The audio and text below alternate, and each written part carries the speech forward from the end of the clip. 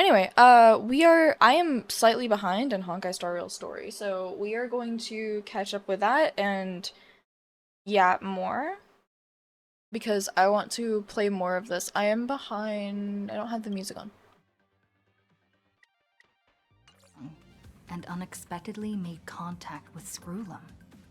He warned us that Amphorius was actually an experimental ground for the erudition, and was rapidly falling into the path of destruction. A Lord Ravager would soon complete its evolution in Amphorius. To tackle the crisis together, I stayed behind Stealth in VA? Amphorius as an informant. Oh, you're while right. Don Hung returned to the Express as planned to seek help. On top of that, Screwlum informed us that March 7th had also been drawn into Amphorius earlier. However, the current priority was the Era Nova. I quickly arrived at the Vortex of Genesis and met with Finan. The This Era is a Nova sick ritual contrast knowing was who he is supposed to now. proceed smoothly under the guidance of Lygus. But the appearance of the Flame Reaver once again left the fate of the world hanging in the balance. I love how his crest is here too. We struck down the enemy's mask, only to discover that his face was identical to Finan's.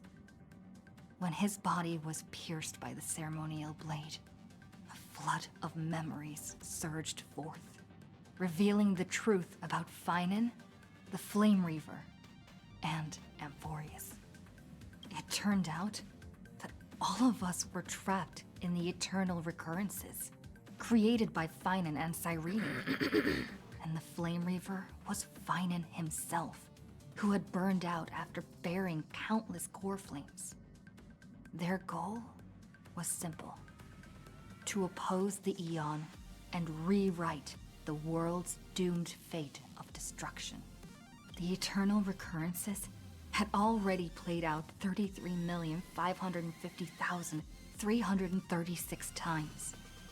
In this final cycle, I promised Finan to take on the title of Deliverer and save the world in his stead, while he would fulfill the wishes of the countless versions of himself. Tear the sky asunder and confront the destruction head on. Thus, with Finan's help, time in Amphorius reset once more. But I became lost in the chaotic flow of time.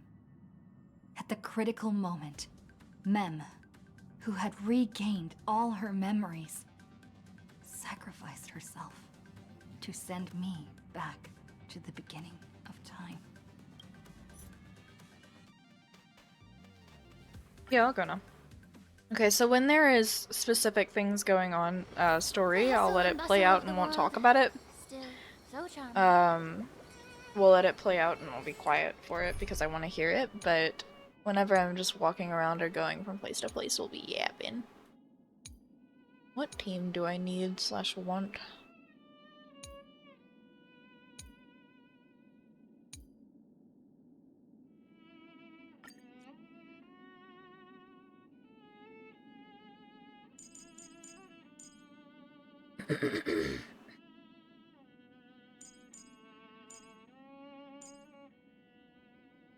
It's okay, you don't need to.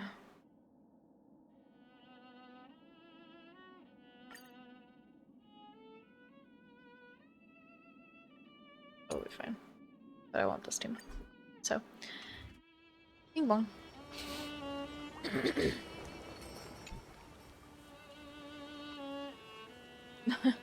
Hello. Your surprised expression is just like what the memories recorded. Memories? You Cyrene or Mem? Maybe I'm both? Just kidding. If I had to choose, then I'm probably closer to the latter. Okay. It's pretty unbelievable for me, too. It's like I had a long, long dream. Cyrene's memories and Mem's memories, they're all tangled together. But when I woke up, there were only broken fragments left. I can't remember what happened in those 30 million cycles, but I remember what you did for this world. Like, didn't you wish for me to turn into a pretty girl back at the Grove? Hysterical.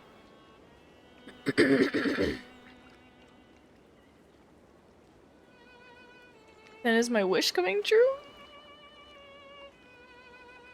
Yep. Isn't it amazing?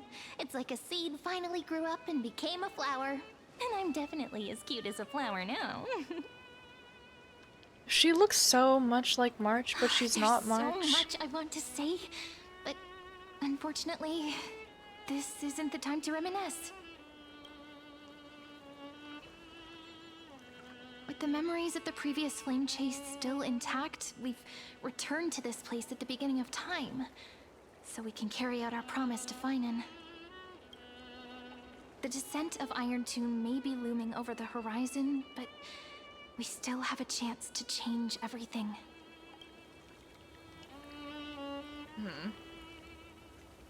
How do we do that, though? Celestii is so quiet. In Cyrene's memories, she always sits alone by the lake, gently swaying on the swing, like she's waiting for someone. It was the same for Finan. Yes, Finan too embarked on his journey because of this view. He then walked alone for more than 30 million cycles. Thankfully, you arrived during his long wait, friend. Is that also why Cyrene did what she did? It sounds weird, doesn't it? It's something that happened to me, but I'm talking as if I'm an observer. But that's just what those memories are like. Vague and unclear, as if encased in thick ice. The only things I remember are the days I spent with you. Emphorius will fall into an ending of destruction after the next Era Nova. But those stories went out of fashion ages ago. In a proper romantic epic, the hero's supposed to foil the villain's plot, right? Lygus is the primary culprit behind everything. That's right. He's the mastermind who's trying to control everything. How unforgivable. But I still feel a bit anxious.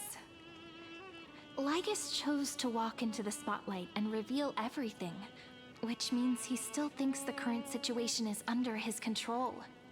True. He is very aware. Maybe he still has an ace up his sleeve. Think about it. Even the name Lycurgus is a fake one. We have no idea who or what he really is. Which means it's probably time to borrow that treasure you're carrying, friend.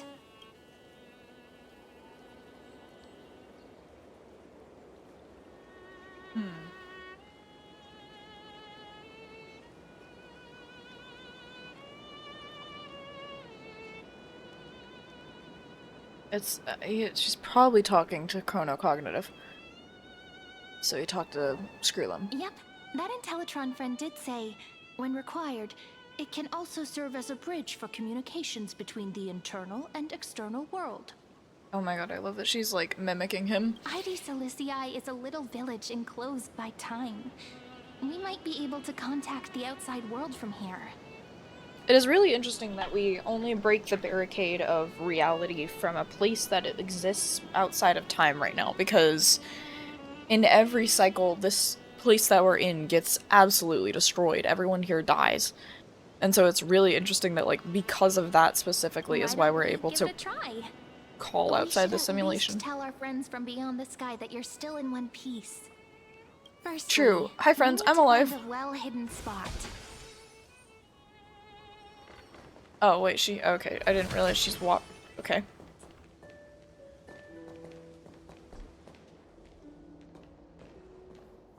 Look, we're walking together, except for somehow you're always faster than the NPC in this game.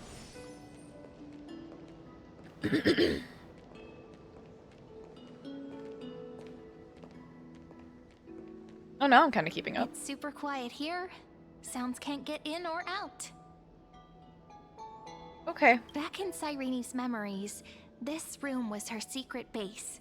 No one noticed her practicing Orynyx's prayer here, or trying to speak with the gods in secret. But today's different, isn't it? We aren't trying to contact unreachable gods, but humans from other worlds. Real people. I'm prepared to witness that miracle, friend. The way Cyrene talks is so similar to Mem. It really is. I have so many questions. I'm also worried about how Dawn Hung and March 7th are doing.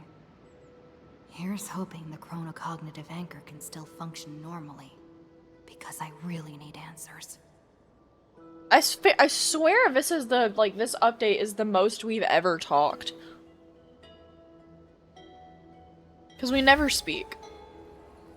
Signal strength, 14.8%. Dialogue window, 16 Oh. minutes, 22 seconds. Prerequisite, no external interferences. We are very glad to learn that you're safe.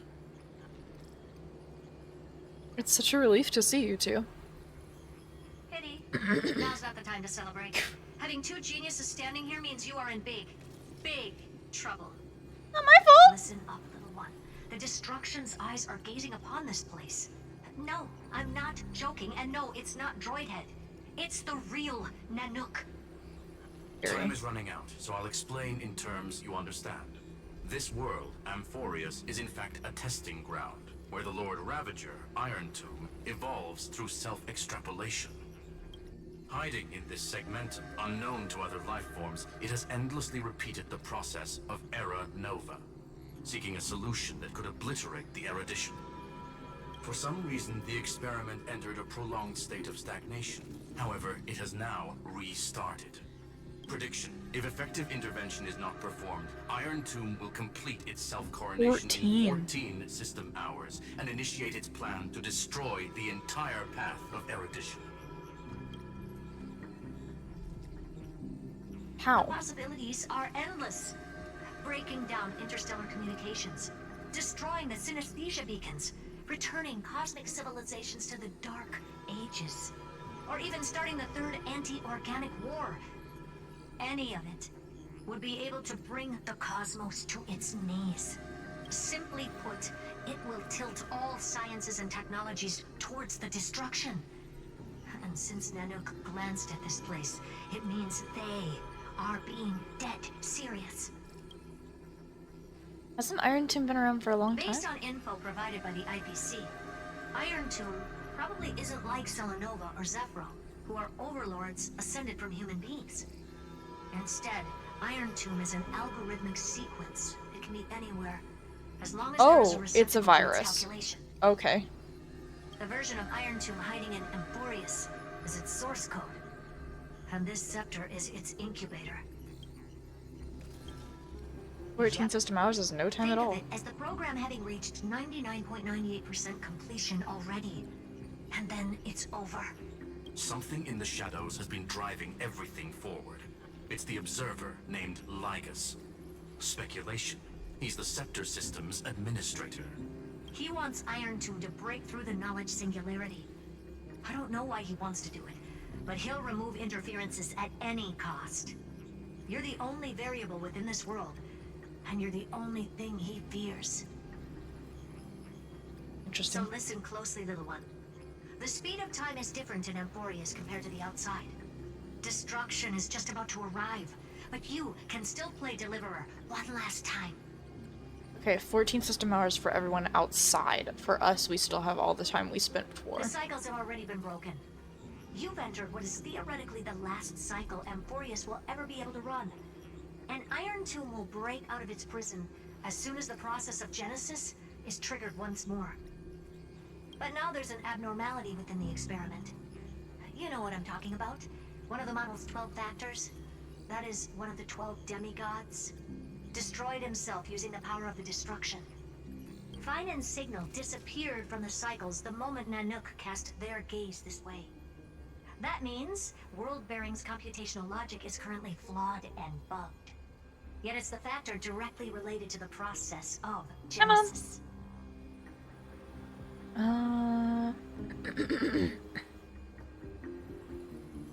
Oh, Liam texted me. Okay, good. He entrusted the duty of world-bearing to me. That old Intellitron will definitely do all he can to debug this error. So you have to take this chance to claim Kepfali's core flame. But don't let him have his way. The key to suppressing Iron Tomb lies in whether he can rewrite the purpose of Era Nova. There's one more preparation we must make. Lycus's behavior has been quite abnormal. He's never interfered in the actions of Titans or the demigods throughout the whole experiment. Deduction. The Scepter has an extremely strict autonomous protocol, restricting even its administrator.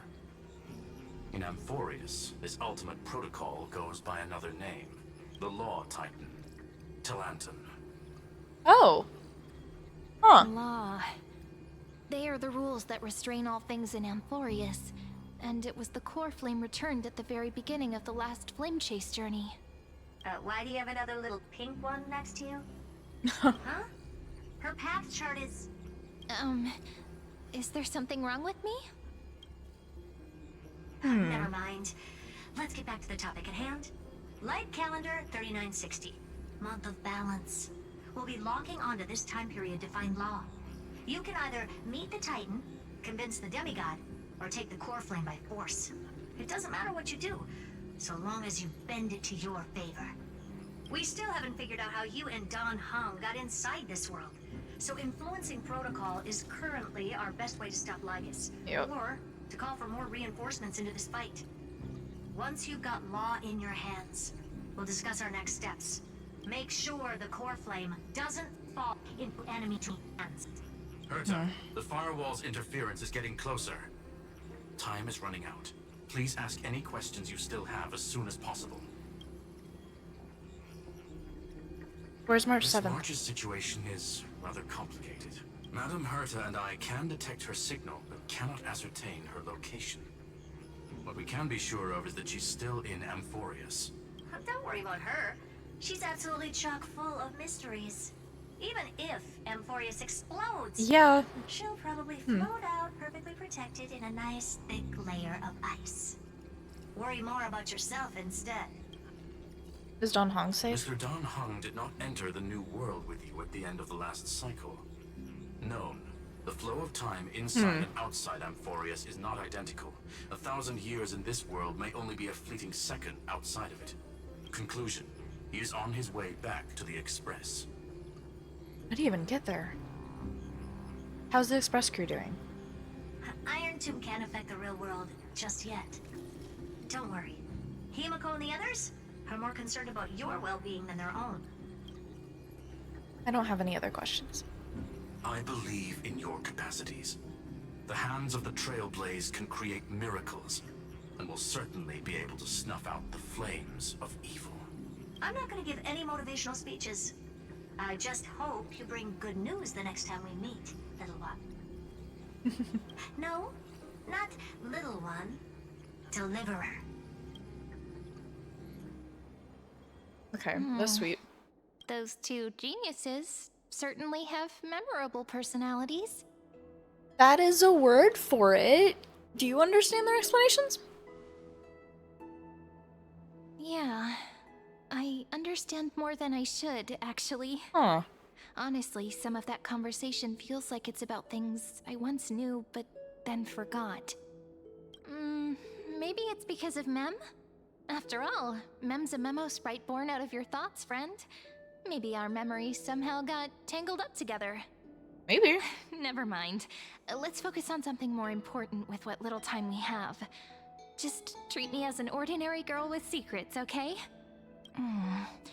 Light calendar 3960.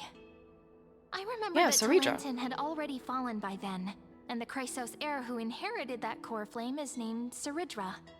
That's what's recorded in history, and the period we'll be heading to. We'll need to find Law and stop Lygus. So, we've at least got a solid direction, right? Can you give me a little bit of time before we go? I want to pack some stuff. There's so much more I need to take care of in this form, and I'm still getting used to it. Okay. Bye-bye. A relaxed scene like this probably no longer exists in the outside world. Unfortunately. So, where'd you know? Retrieve Chrono Cognitive Anchor. Gimme, gimme, gimme, gimme, gimme. Don't forget to take it with you. It's your only means of communication with the outside world. The genius's message is still there, reminding you. Travel to Light Calendar, year 3960, the era of Tantalon's fall, gain control of the law.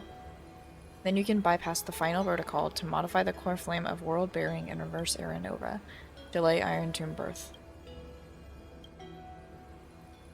It's now unrecognizable. However, you already know the mission entrusted by the genius, so go seek out the power of law.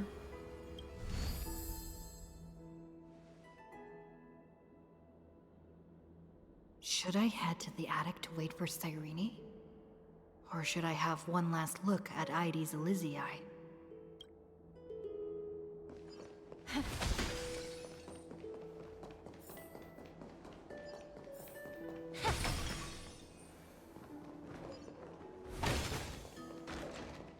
I think we can do both. It's very pretty here. This village is where Finan's life started. After 30 million cycles and 30 million failures, his burden is now in my hands. This is very pretty. He said I will take over the responsibilities of world-bearing. But what does that mean? Becoming the new Kefali? Or forging a completely new path? I guess we wouldn't have remembrance yet, would we? I don't think that's how that works. I don't think we just get it, but maybe.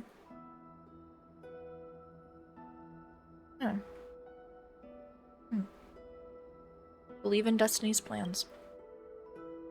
Destiny must have brought me here for a purpose. This isn't a coincidence, but an eventuality created after 30 million quantitative changes. There's nothing to fear. I'm destined to play the most important role in this final battle. I've already beaten another Lord Ravager after all. Thinking hard over there? Yes. I finished packing. I Big decided think. to just bring these few things in the end. See? There's a journal, a quill pen, and Aww. the ceremonial blade of the Priests of Time. Holding it calms me down for some reason. It's just there. The scent of the black tide is now calm. Finan must still be fighting them in some way. This will be Amphorius's final flame chase journey. But it won't be the end of us. It'll be the beginning. Friend, are you ready to become a hero?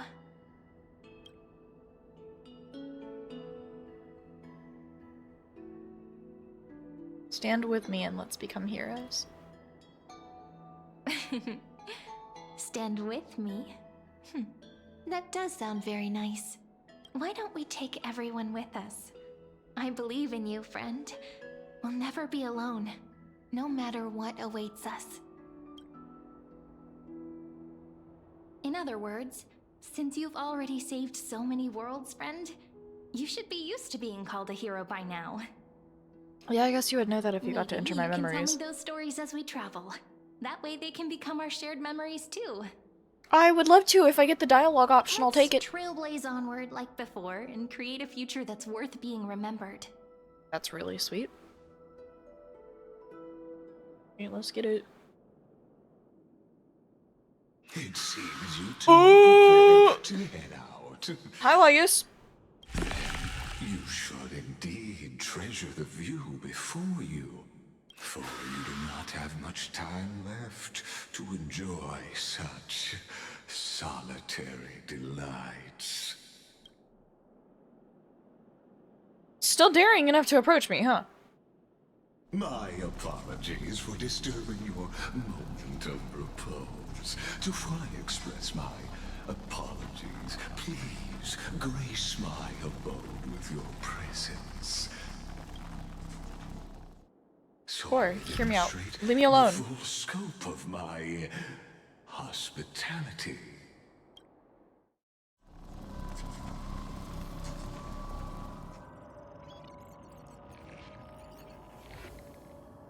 What, what? Is this place?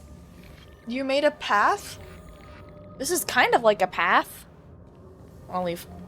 No, let me leave. Hi. Almost 600 Premium Mobile Titan Authority Strife. My day.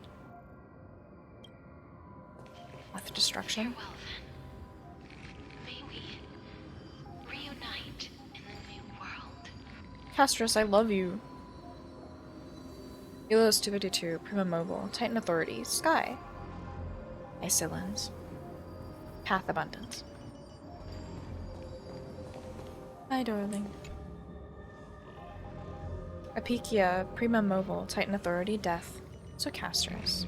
Path Remembrance. All shall bid farewell to one.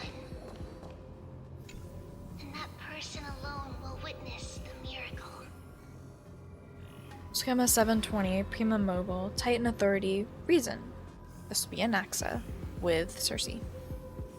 Path Erudition. Oh, hello.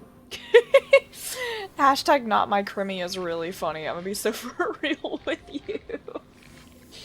Hello, we're playing the newest update of Honkai Star Rail, so if you need to avoid spoilers, this is your spoiler warning. But welcome in. We have just been yapping about the future of streams, but also me debating opening editing comms soon. Wait, hold on, how did you raid twice? Wait, what? It's from the same...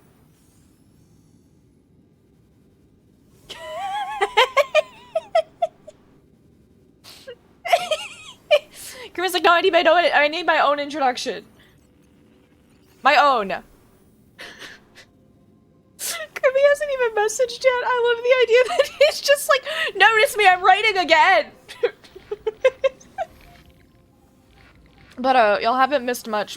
I'm talking about opening an editing position, and figuring out like a scaling price thing due to having incredibly limited income. But I have an idea to open an editor interest form, which would give VODs in the initial part of it would give one VOD, and I would just give creative liberty to pick whatever part of it you wish to edit. And that way I can see what people find funny, I can see what people's different interests in, like, editing is, and what their specific flair is, and actually, like, host that. And so the idea of it, there would be 2 of these forms. One of them would be probably Peak, most likely, which is... Yep, that's what it is for Eclipse Editor. But we would have 2 interest forms, and both would be required. One of them would be one that uses a content-based game, so like Peak, which is very co-op.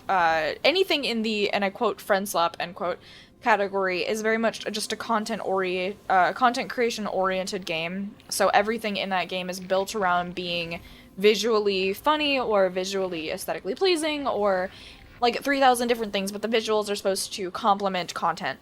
But I also want to give another one at some point that is, I need to move this. But another one is, I want to at some point have one, hello? Why did you relock, the heck?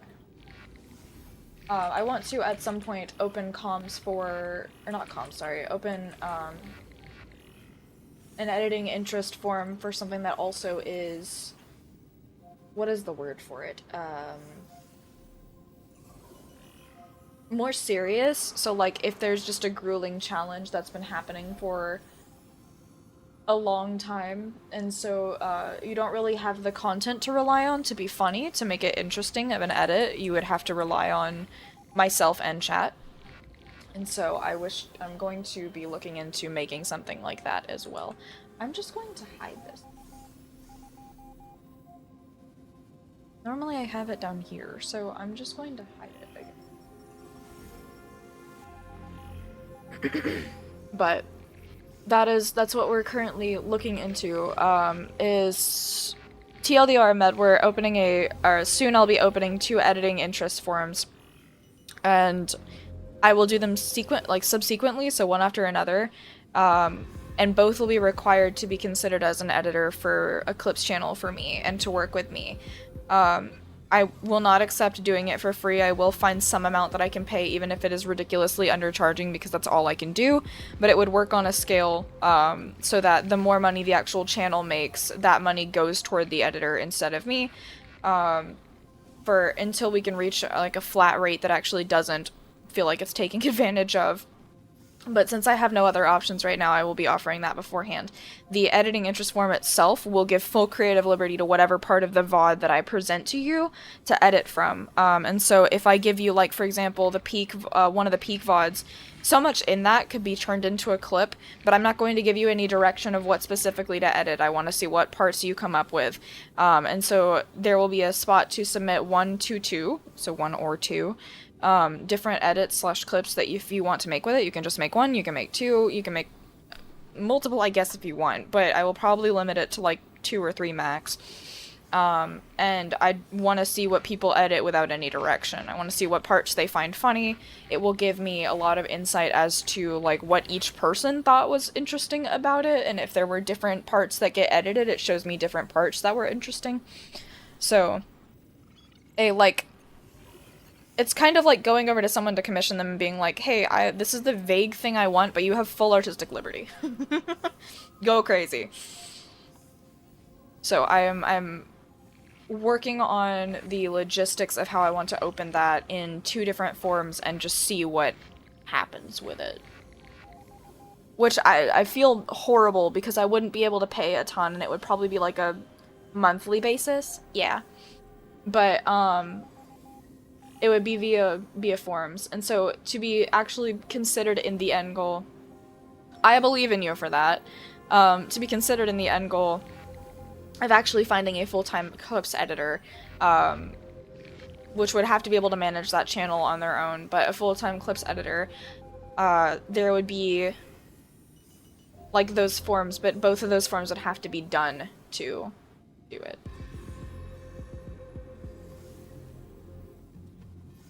Theoretically, I feel like I could have applied for that position, but since I'm working on my own streaming and things like that, I also need to realistically prioritize the things that I'm doing for myself as well.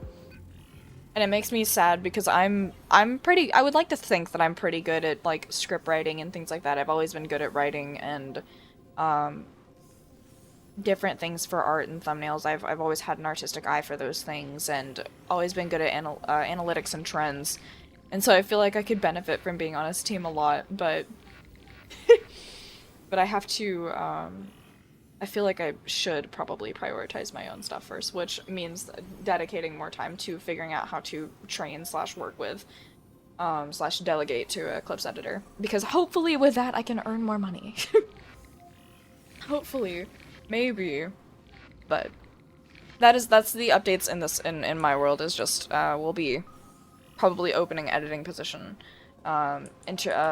interest form. 2 of them soon. Uploads 405 Primo Mobile Titan Authority Passage. This is Tribby, which is Harmony? Okay. Primo Mobile, Scipio, Titan Authority, Earth. Would this be fine on? You have your own things going on also as a streamer. The only thing I could really give as someone that could manage over an editor is I have a lot of knowledge in analytics and trends and knowing what's popular, what isn't, what works, what doesn't, why people watch what they do, why people will click off, understanding viewer retention and click-through rates and all of the super YouTube buzzwords. Like, all of that is within my special interests, so I bring that to the table as a streamer, but as far as someone to, like, work for, I feel like it's just, it would be a lot of learning, because it very much depends on someone that like if someone considers applying to it, I ideally would want someone that's willing to, on their own time, also do that kind of research and also look into analytics and figure out what specifically people are looking for in clips, not only just for VTubers but also streamers in general. There's just a lot of parts that go into it that I physically can't bring myself to ask for someone to do that for free. So even if it is just criminally undercharging them for a while, then, or underpaying them for a while, until I can find something that I can pay them more for, then I would rather give them some money and have that be like agreed upon than ask for all of that for free, because it would literally be more time than just here's some stuff and edit it. It's you need to search through the VODs and find something that, like, find the things to edit essentially eventually on your own. You would be in charge of managing that channel. So it would be a lot more work than just editing, and so I wouldn't want anyone that already has a ton going on to prioritize it.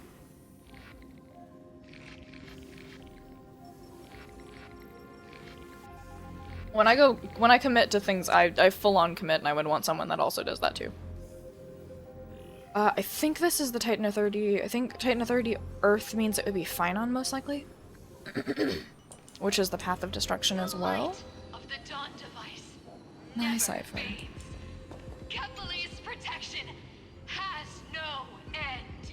Oh, this is a Glaya. Kalos, 618. Human Mobile, Titan Authority, Romance. This path is, I believe, also Remembrance. Safer. Horus, 945, Prima Mobile, Titan Authority, Trickery. I can't remember what her path is. Nihility, I think? Quantum Nihility for Cypher. After I cross this river, it will be a tragedy for mankind. But if I do not cross, then it will be the end of me. Hi, Sillins. You know, it'd be really cool if she came home. If she came home. If she came home.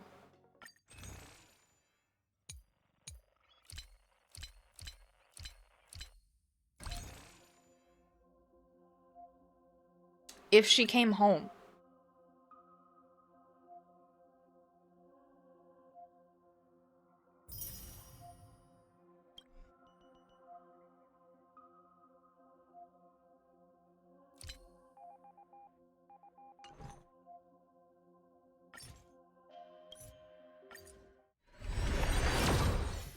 Damn. Well, I tried.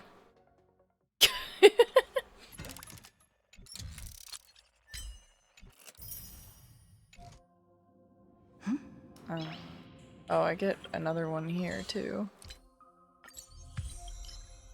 I don't have the money to spend on getting her, unfortunately. Let's see. Oh, the others don't exist here? Okay. Yeah, this is Hysolens. Aporia 432, Prima Mobile, Titan Authority, Ocean. I don't, do we know Hysolens' path? It's Hysolens. Queen. Okay, Nihility. And then the other one is, I think Ceredra is Harmony? Can't remember. This one is off. The only TV with off. As you reach out to touch the screen, an eerie sensation instantly courses through your entire body. You feel. Yeah? Outlier. Executing command. Record. Something's not right. Check the display monitor again.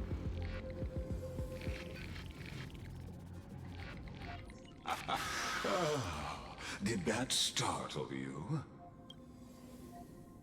Eh. This is the intersection between Amphorius and the real universe. The audience seat where I observe this experiment. You can also call this location the Exomyth. His arm is clipping in his body. What you see is the true form form of the eternal land, and the 12 demigods after they've shed their disguise of legends.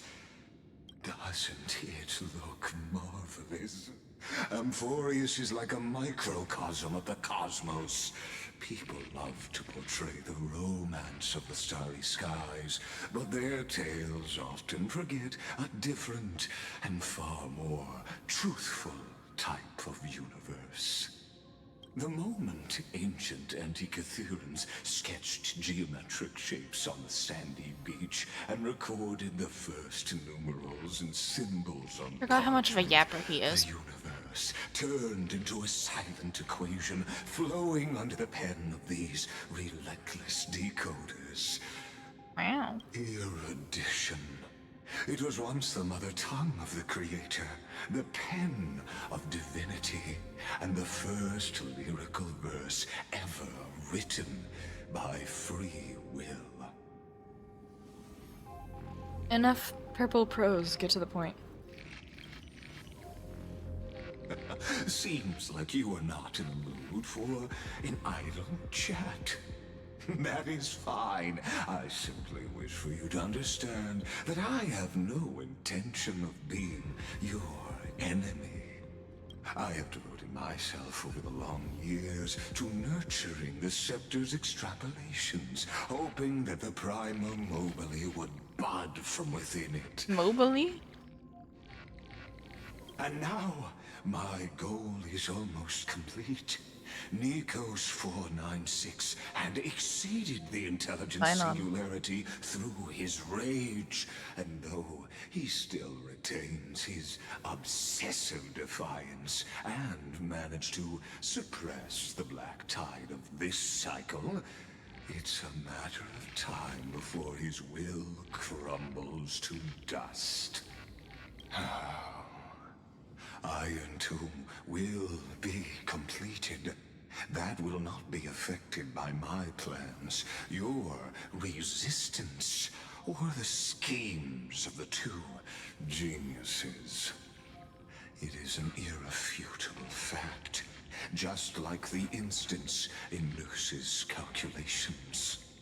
In other words, as long as you are willing to stop interfering and let the final Aeronova carry out its natural course, I'll guarantee the safety of all nameless and ensure you return unscathed.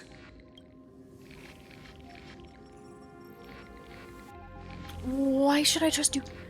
You've always had a choice. You can make the nachos. I got hungry while you were gone.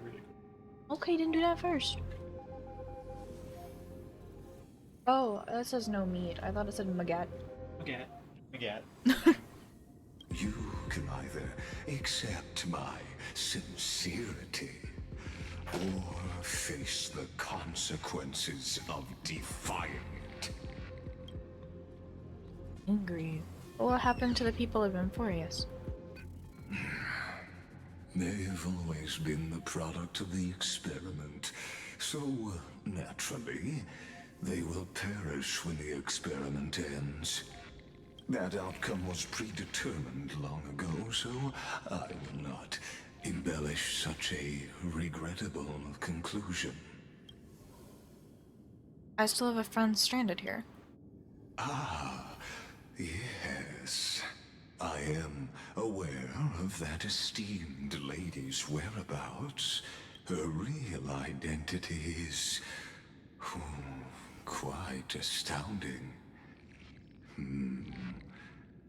If you decide to accept my proposal, then I will do all I can to send her back to you.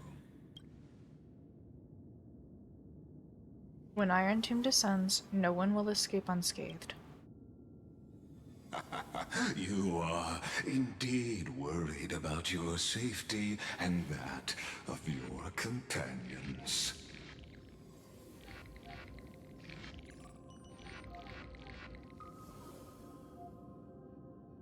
Rest assured, as a fellow pathstrider of this path, Nanook's gaze left a brand on your soul long ago. You harbor the seed of destruction within you, but you need to learn how to use it in the right way. That vital knowledge is also my bargaining chip in this negotiation between us. For there are few in this world who are truly capable of such a feat. And I happen to be one of them. Probably because you have a large hole in your chest that you could just stick a stellar on it.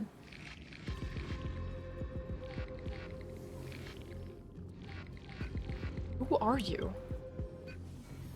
Someone who wanders the stars. Someone who seeks answers with abject despair. That is all I am.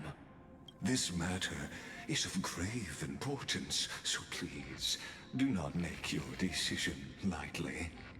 After all, the choice before you bears a 1 in 3 chance of elevating you to an unparalleled existence among the stars.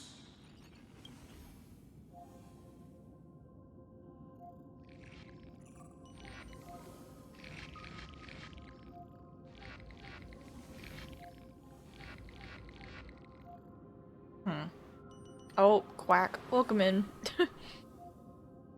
Didn't just get out of bed, you did. I got out of bed 3 hours ago, so I get it. Don't worry about it. I will rule over the cosmos even without your help. Ruling over is not exactly the same as unparalleled. That being said,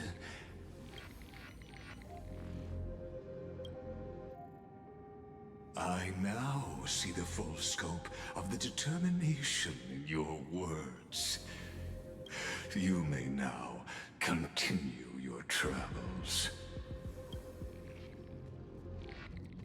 So why did you drag me here? It seems you haven't realized something about this place. The Exolith is the erudition's domain. You cannot physically interact with me in any way in this place, and vice versa.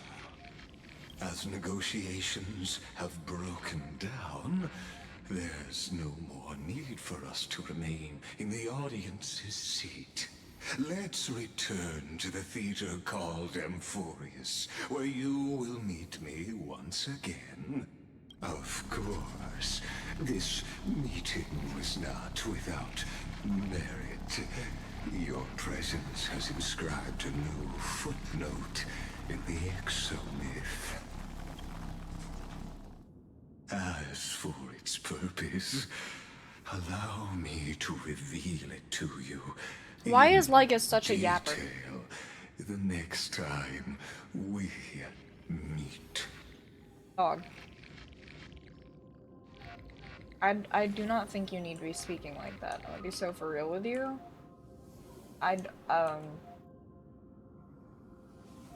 You sound like you're moaning every time you speak, and I didn't consent to that. I didn't.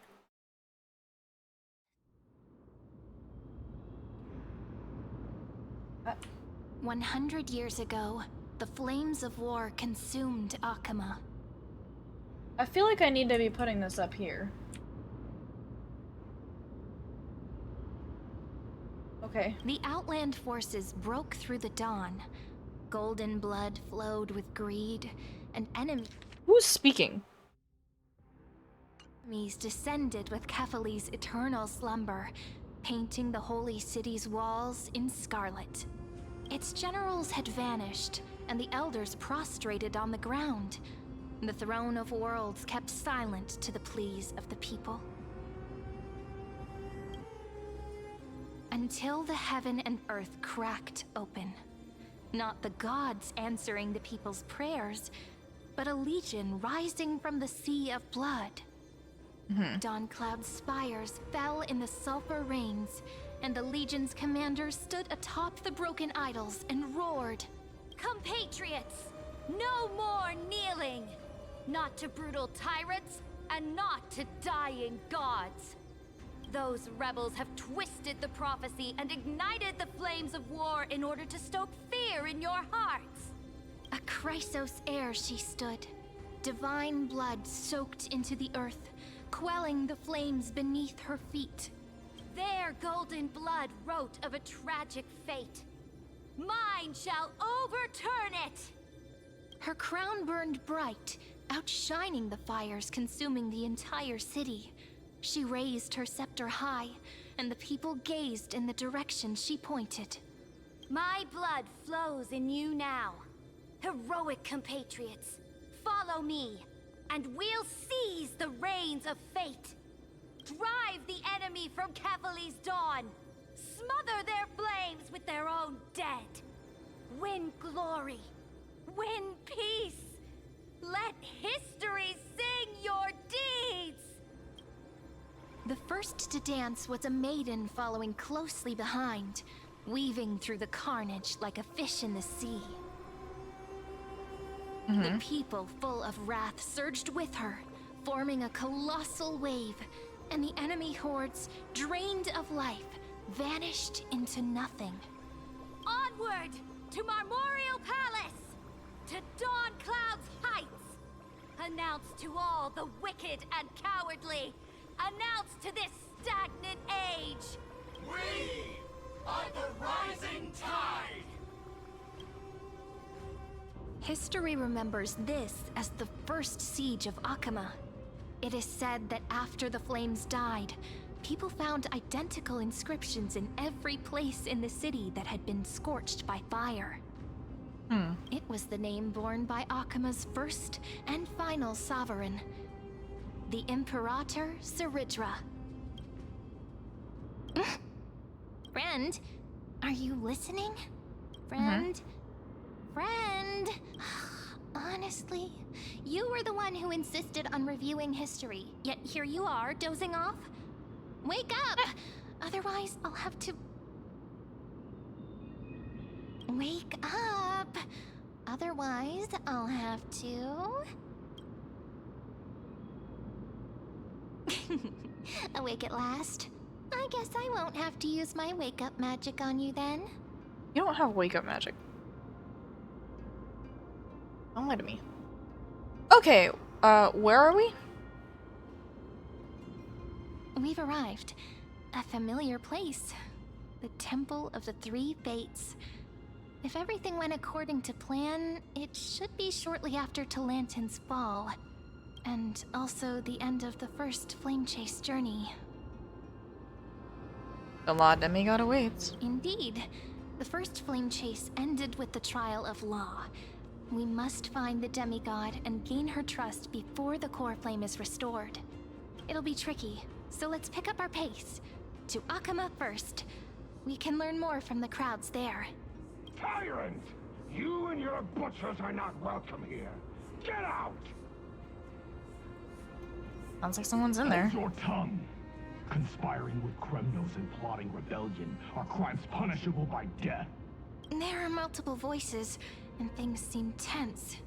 Let's not get caught up in any trouble. Why don't we find a place to hide and observe from the shadows?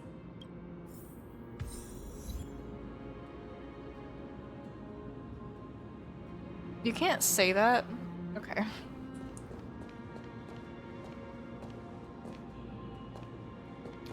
Okay.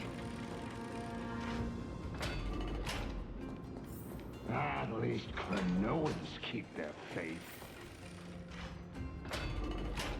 Wait, isn't that...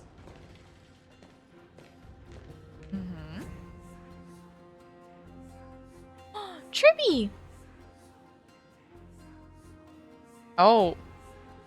Golden-blooded defilers, perverting the prophecy and trying to slay gods. Stars beyond the sky? Gods who created the Titans? What kind of nonsense? Look at this broken world Huh. and see what your atrocious acts You know have about it. done. What? Did he just mention the stars beyond the sky?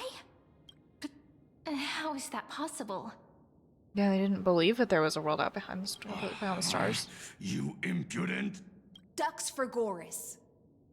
We're here to welcome the deliverer from beyond the sky. Stand down. Heretic! No one but the great Talantin can deliver this world from misery. I ask you, if the old laws were so perfect, why did they crumble beneath my feet? You...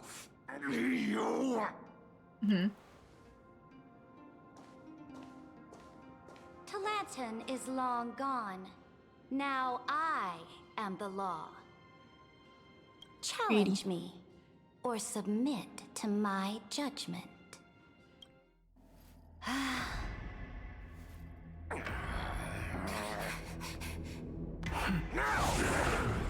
Silence.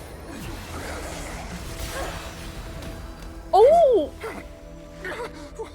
What gives you the right to judge a priest of law? That's because I came, I saw, I conquered. Okay. Ducks for Goris, take the ashes of this man and scatter them in the temple among the crowds.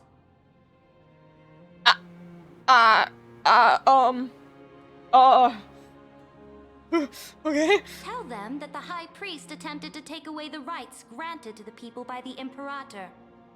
Thus, he met his fate. Yes, Imperator. Now, these two accidental guests. Dux Gladiorum, if you please. As you command.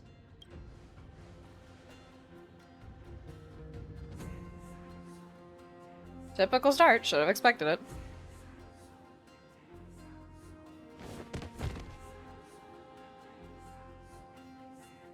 Huh? Is this? Canis. But not the kindness you know. This is the leader of the Cleaners in this era. Since the start of the Chrysos War, they've made it their mission to wipe out the Chrysos heirs. Even now, even after I've united all the city-states, these vermin still lurk in the shadows, hindering the flame-chase journey. Moreover, I know that the 27th person to inherit this role bore many grudges against you and nearly doomed the second flame-chase journey. The enemy of my enemy is my friend. So, out of courtesy, I present to you this corpse as a gift. Okay. Do you know us? Careful. Let's wait and see what happens. She's probably trying to scare us. For the sake of order, I am known by many titles. Flamebearer who ends wars, Tyrant of Dawncloud, Empress of the Holy City, and Imperator of the Flame Chase. But in light of your unique identities, I'll allow you to address me by my real name, Saridra. On behalf of my people and this land, greetings, Deliverer. If I may, how do you know her identity? As the little hostage prophesied, the Deliverer shall come from the future beyond the sky. Tribby's a hostage. Okay. Oh, buddy, it's okay. Gray hair, golden eyes, skilled in wielding a mace. They would arrive in Yanisopolis on this day. There's no mistake. Oh, this completely diverges from history. Your orders, Imperator. We return triumphant. Send an urgent message to all delegates. The meeting of the Flame Chase Alliance will convene early. As for you two, Akima knows what you seek. We'll confer in the Holy City. Doubtless you have many questions, but save them for later. Please follow us. This is not what I expected at all. The demigod we needed to find was just waiting for us, and she knows of things beyond the sky, even eons. How could this be so different from the previous 30 million Amphorius cycles? Who altered history? Maybe March 7th or Hung. But most likely March 7th. I wish, but other possibilities remain. It benefits Lycus to keep everything the same. The currents of time have become twisted. Regardless of who caused this, that Imperator came prepared. We're the ones at a disadvantage now. We might as well dance their dance. Let's go with them to the Holy City. We've received the Imperator's favor because of your unique background. As a result, the people of Akama will certainly respect you more. Just put that to good use, and add a bit of your experience and charm. Should be easier than last time, right?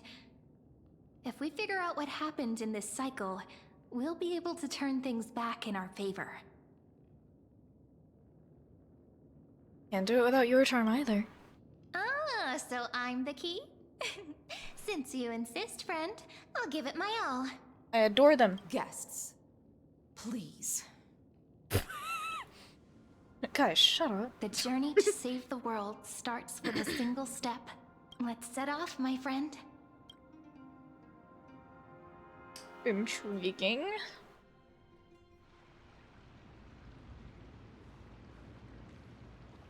Hail to the Imperator! Hail to the Golden Heroes! Hail to the Deliverer! Told you, you're the headline act. All this spectacle is for you. Guards, your service to the Holy City is appreciated. How have things been? Castrum Krenos once again struck the border. Dux Brumalis led her troops to repel the enemy. The agitators against the Flame Chase are still active in the city. They smashed the shops around Memorial Market. But the garrison already arrested the culprits, and now they await interrogation. They are merely a disorderly mob and do not warrant any attention. Even though Terravox personally mended the fractured Earth, it still didn't silence these fools. Guests from beyond the sky, worry not about these trivial matters. Dux Gladiorum will take you somewhere to settle down for now. Please allow me to introduce myself. My name is Hycelens, and I am the Dux Gladiorum who swears fealty to the Imperator, as well as the Knights Commander of the Achaemenid Alliance. Later on, the Imperator will invite you to attend the meeting of delegates to discuss the Flame Chase journey. Your arrival has convinced us that the future promised by the prophecy is certain. Under the Imperator's command, Amphorius shall break its chains and reach the world beyond the sky. With all due respect, what exactly do you know about us and what's beyond the sky? As a humble subject, I cannot freely express my own views to you. Please forgive me. I knew it wouldn't be that easy. Time waits for no one.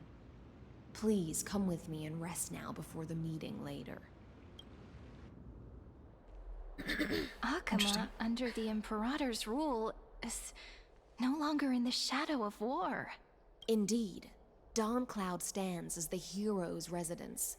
The Imperator put much thought into its design, in order for it to serve as a sanctuary from the burdens of battle. Please experience its marvels firsthand, heroes. When the Imperator arrives, I shall come to summon you. See, why can't she just come home? Hycelens. No wonder she's the Knights Commander. She's reassuringly discreet. I'm sure that's what Ceridra thinks, but it's inconvenient for us. Alright, we finally have some freedom to ourselves.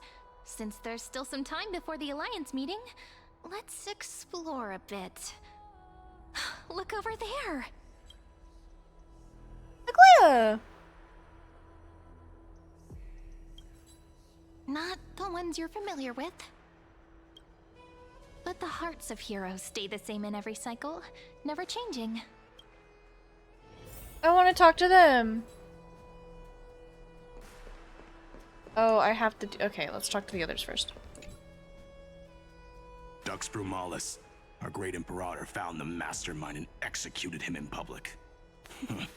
Seeing that scoundrel burn to nothing should deter these miscreants from being so brazen again. So the great Imperator isn't afraid of getting her hands dirty? What a ridiculous display. Seneca. What do you know? No matter what sins the people commit, they are still the Imperator's people, and it's only right that they be judged by the Imperator's own hand. Our distinguished trespassing guests. Trespassing? Are we trespassers or guests? Seneca, the Dux Brumalis. Greetings. This Dux Brumalis doesn't seem to like the Imperator very much, but she holds a high rank. And Dux Frigoris' speech seems self-contradictory. Let me see what I can get out of them. I'm Cyrene of Ida Silicii. This is the Deliverer Beyond the Sky. We're new here and wanted to ask you, does this city host any other visitors from beyond the sky? We're looking for our dear companions. Drop the charade. But yes, there is someone in this city who is all too familiar with the world beyond the sky. Silence! The Imperator ordered us to keep that lord's whereabouts a secret. Enough, you pathetic lapdog. Do you need to beg for permission from that cursed Imperator even just to bark? You... Someone who is all too familiar with the world beyond the sky and is referred to as that lord. Could it be? Looks like things are getting heated. Let's get out of here. Oh, they're ready to fight. You wait, big boy. Are you the blacksmith? Or are you just chilling? I don't know if you're just— I don't know what's up with you. There are other crisis air subjects, so let's go over there. But as much as I want to talk to Aglaia, these are time locked. How are we supposed to talk to the heroes of deliverance? What if they're really intimidating? But I'm not. Don't be so nervous. Once they hear your poetry— heroes, you're already here. Greetings. I am Apollonius, the Dux Helcolithus, one of the 5 sages of the Grove of Epiphany. Advisor Interesting. To the We get to meet you now. This is Virginia of Castrum Kremnos, the Dux Carminum and Imperial Scribe of the Great Imperator. Like it's a red-orange. Hello. I'm Virginia. I compose poetry. I'm Cyrene from Ida Silicii. This is the Deliverer. Nice to meet you both. They're not as frightening as the rumors claimed. This is our first time in the Imperator's realm. Akima is even more magnificent than we imagined. If you all weren't here to look after us, we'd be completely lost and confused. The Akima you imagined is long gone. Under the Imperator, this city has been reborn as the capital of the world. Bask in her free-spirited winds. For anyone who fulfills their duties to the Imperator, these winds shall forever remain at their service. But what if... Those who are loyal do not need to consider the consequences of betrayal. But if you're curious, why not head to the lake and take a look? Those elders who lie at the bottom of the lake are the best example. You do not recognize the bodies in the lake. You do not recognize the bodies in the lake. The elders of this cycle were all... Yeah. Looks like that priest who was sentenced to death wasn't an isolated case.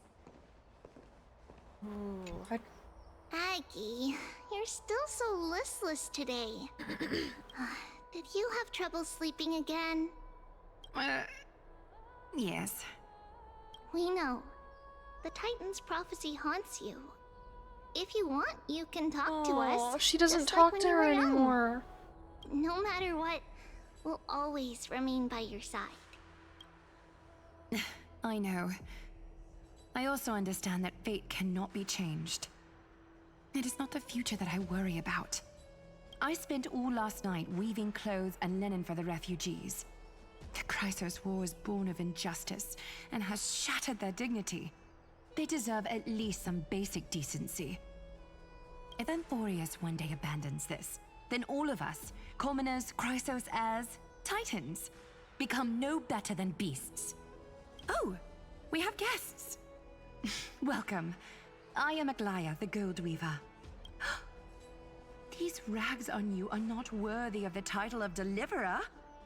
I must prepare some proper attire for you. It's been a while, Aglaya. What is the matter? Your gaze seems somewhat unsure. Does your Aglaya differ so much from me? Greetings, Deliverer from beyond the sky. We are Trebi of Yanisopolis.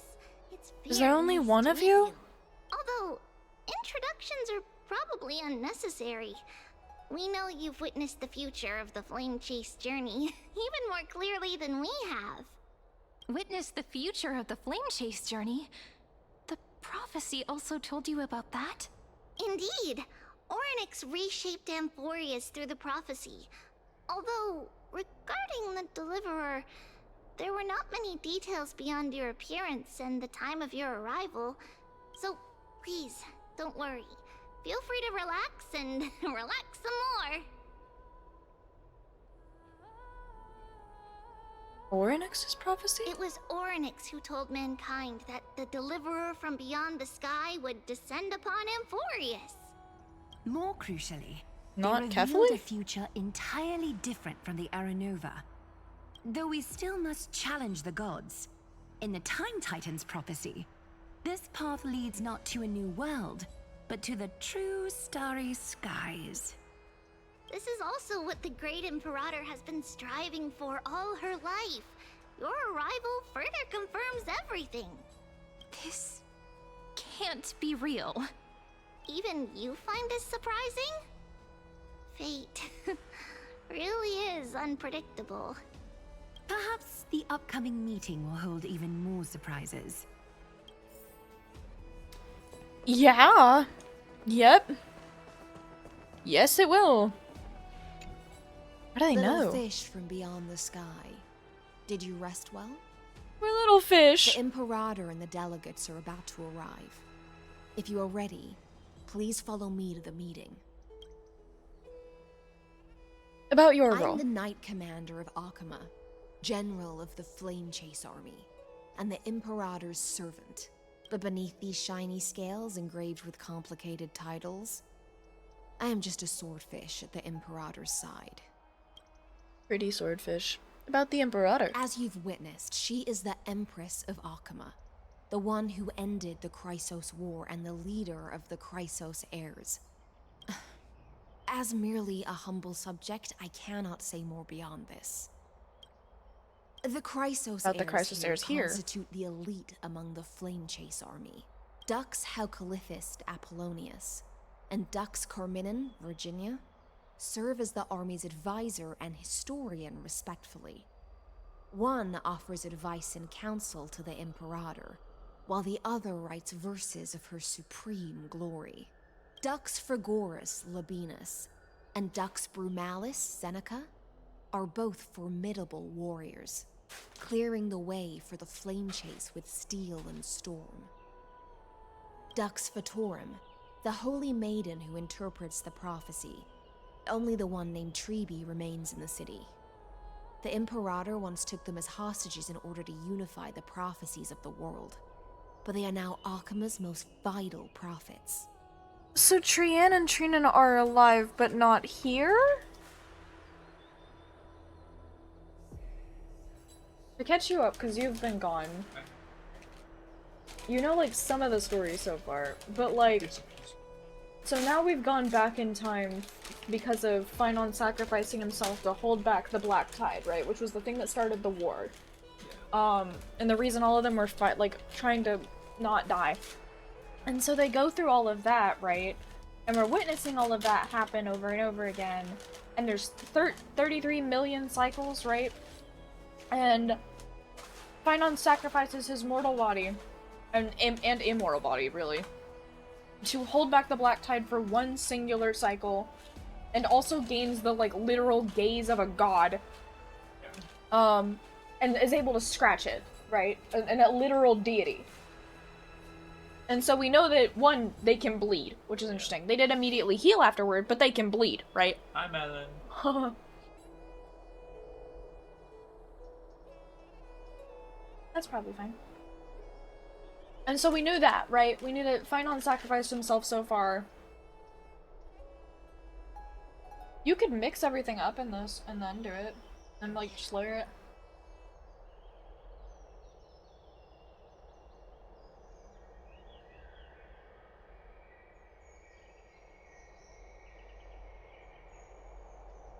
Okay.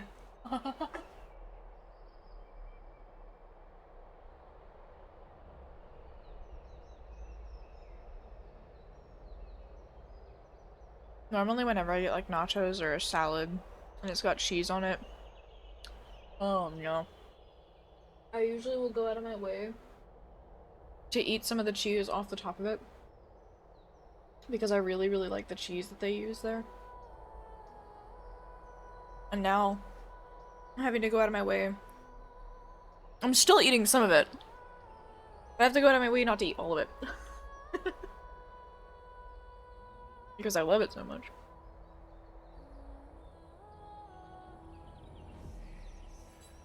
I might have dropped the cheese. Anyway, so this was what Finon did, right? Was like, alright, we're gonna go through one more loop, except for I won't exist. I'm sacrificing my existence so that you can do that, right? Do what you need to free everyone from the cycle of hell. The 33 million cycles. So here's the thing, right? The cycle started, and we started in Aedes Elysiae, which is where Finon starts his journey because that's his hometown, right?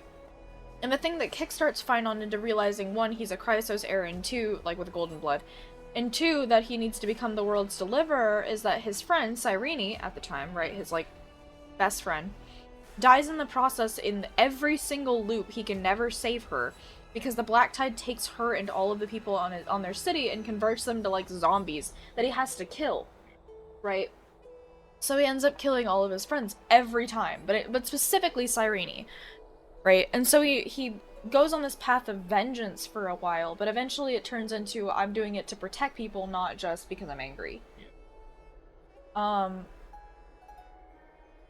And so that's great, right?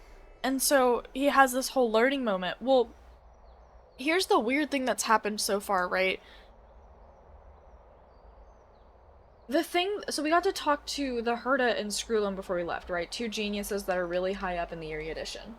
Because this is a whole product built in the erudition that Nanook, the Eon of Destruction, is supposed to look at, be like, alright, I want all of you. Right, and then he, like, Lygus, the, like, Intellitron dude, wants erudition to, you can have any of these.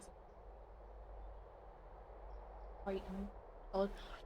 But Lygus wants Nanook to look, Nanook is the Eon of Destruction, and wants to take the code for it and put it into a physical unit that literally is undefeatable because it has been trained 33 million times based off of Finon.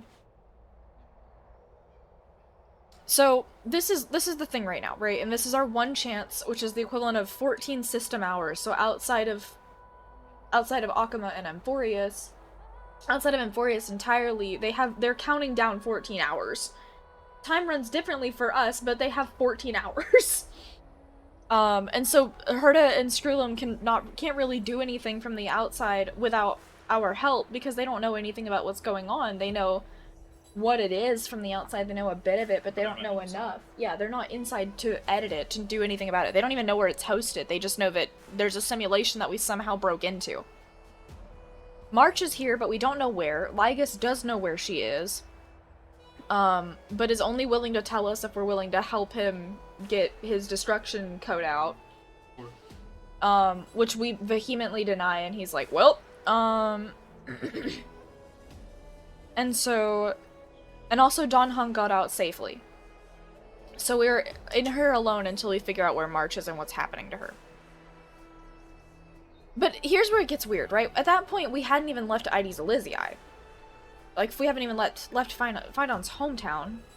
And so, Lygus interrupts one of our, like, moments that we're just, like, reminiscing about it and looking over Ides Elysiae and teleports us to the literal space and area edition that the simulation exists within. So we get to see all of the characters, but they're just in TVs. Right? It's just their code. It's supposed to be representative of it. It's just their code. Yeah. And so that is weird on its own, right?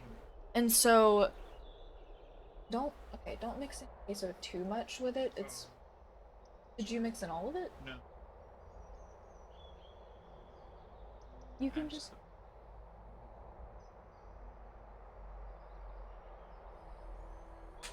pour over more queso. So just when you put it on the chips, just pour over more queso. But like, so all of that happens, right? And so we're like, okay, I guess we need to carry on and like figure out what to do. And so one of the things the Herda in Screelum tell us is that we need to find the demigod that controls Law, because Law is the first core flame that's ever restored in almost every cycle. And so the idea is that there's even things each time that Lygus specifically never messes with, which is the Titans and the demigods in that cycle, right? He will never, like, inherently just kill one or, like, mess with it as, like, a god. He's always an observer for some reason, which Herda and Screelum believe because he, like, assume is the reason because the Scepter Project, needs this, like, consistency to exist. Probably fine. And so we're like, okay, that makes sense, right? And so they're like, that means that there has to be something in place for the simulation that keeps that in check, which it would make sense if it was the demigod / titan of Law, Tantalon. Or at least the titan of Law, that would be Tantalon. The demigod is Ceridra, the Imperator, who's terrifying. But that's fine. Just go by stuff and vibes, you don't have to ask. And so our goal is now to find Ceridra or the Titan Tantalon, but by the time that we get there, the closest access point to Tantalon we can find is the moment after Tantalon dies, so his core flame has to be retrieved. Well, here's the issue, because Ceridra already has it. And so now we have to go and find Ceridra, and, like, that we know of, have to go find her and explain to her, probably with Aglaea's help, as Aglaea is able to read truth and lies with her golden strings, that we're telling the truth and that there's a way out of the Flame Chase journey that actually can, you know, save the whole simulation and the people in it. Because we need to break that cycle or else everyone in the entire world outside's screwed. But that's all they know, right? Here's the issue, though. We teleport, with Serene's help, because she has Oryx's properties. So we teleport, kind of, to, after Lygus lets us go, to the Temple of Time, where Oryx usually is, where normally people that follow Oryx and their prayers, the devotees and the priests, are usually there, right? And in our prior one, it was just Tribby who was there, who taught us how to use stuff. We walk in the door after hearing fighting, and we're like, alright, we're just gonna hide from the fighting and sit back and figure out what's happening. And Ceridra's inside waiting for us. Which is weird, because in our time, we did not have a Ceridra. We had the core flame, and it was immediately restored. Okay. So not only are we back at the beginning of all of these cycles, right?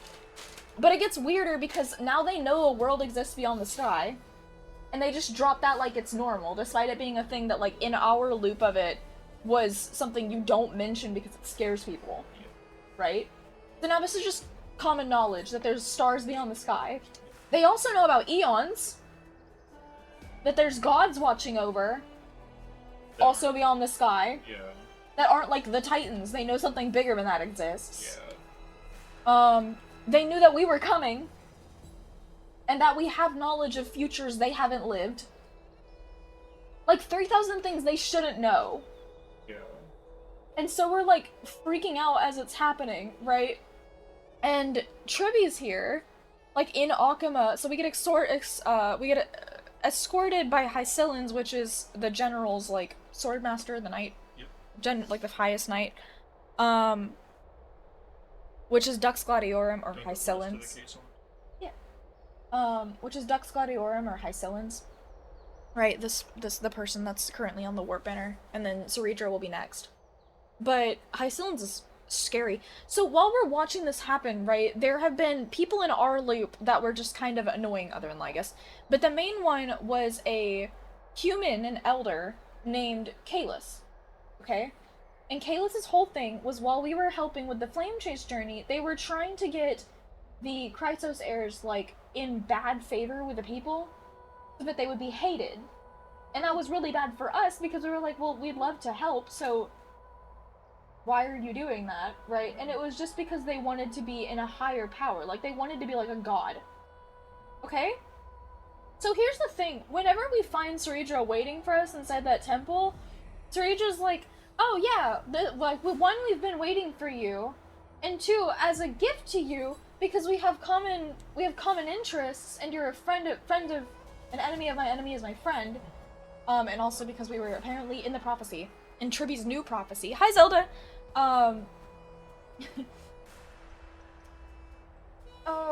Ceredra just tosses to us Kalis's limp body. Like she's dead. And Cyrene's like, is that Kalis? And Ceredra's like, yes, but not the one from your time. But this should show that I'm dead serious about helping. Right? Get over a corpse as a gift, though. Because we're terrified by that, right? And the thing that happens right before that happens, right before Hycillans presents us with this corpse on behalf of her, is that... Shush. Shush. Is that, there's one of the priests in there that's like, fighting the new prophecy. And Ceredra just straight up burns him to ash. In front of everyone. And then goes scatter his ashes on his people and tell them that that he was trying to take away their rights given to them by the Imperator. So she's a tyrant! A tyrant with the ability of jurisdiction and law! Yippee. And she just tosses a knight. I mean, to be fair, oh my god, I didn't fucking go. Okay, she tossed a chess piece, a knight chess piece, which was Hycillans who moved over to us to protect us and to tell us to shut the fuck up while she was killing them! The chess piece she tossed and holds is a knight. Her knight, Hycillans. Look, if anyone was gonna be a tyrant, it would be someone. Yeah. Here. So, spooky. Oh. And everyone seems to know what's going on, which is weird, because we thought we'd have to convince them. You know, we had to do this. Mm-hmm. So odd. Dux Goldweaver. Aglaya. Well, she dislikes it when people talk about her behind her back. You should get to know her in person. I do know her. I do know her very well. Then come. The Imperator reserved seats for you. I'm starting to feel a bit nervous about the meeting. Likewise. Since Ceredra is presiding over the meeting, it'll be a good opportunity to learn about the law's inclinations in the current era. Let's keep our ears open, okay?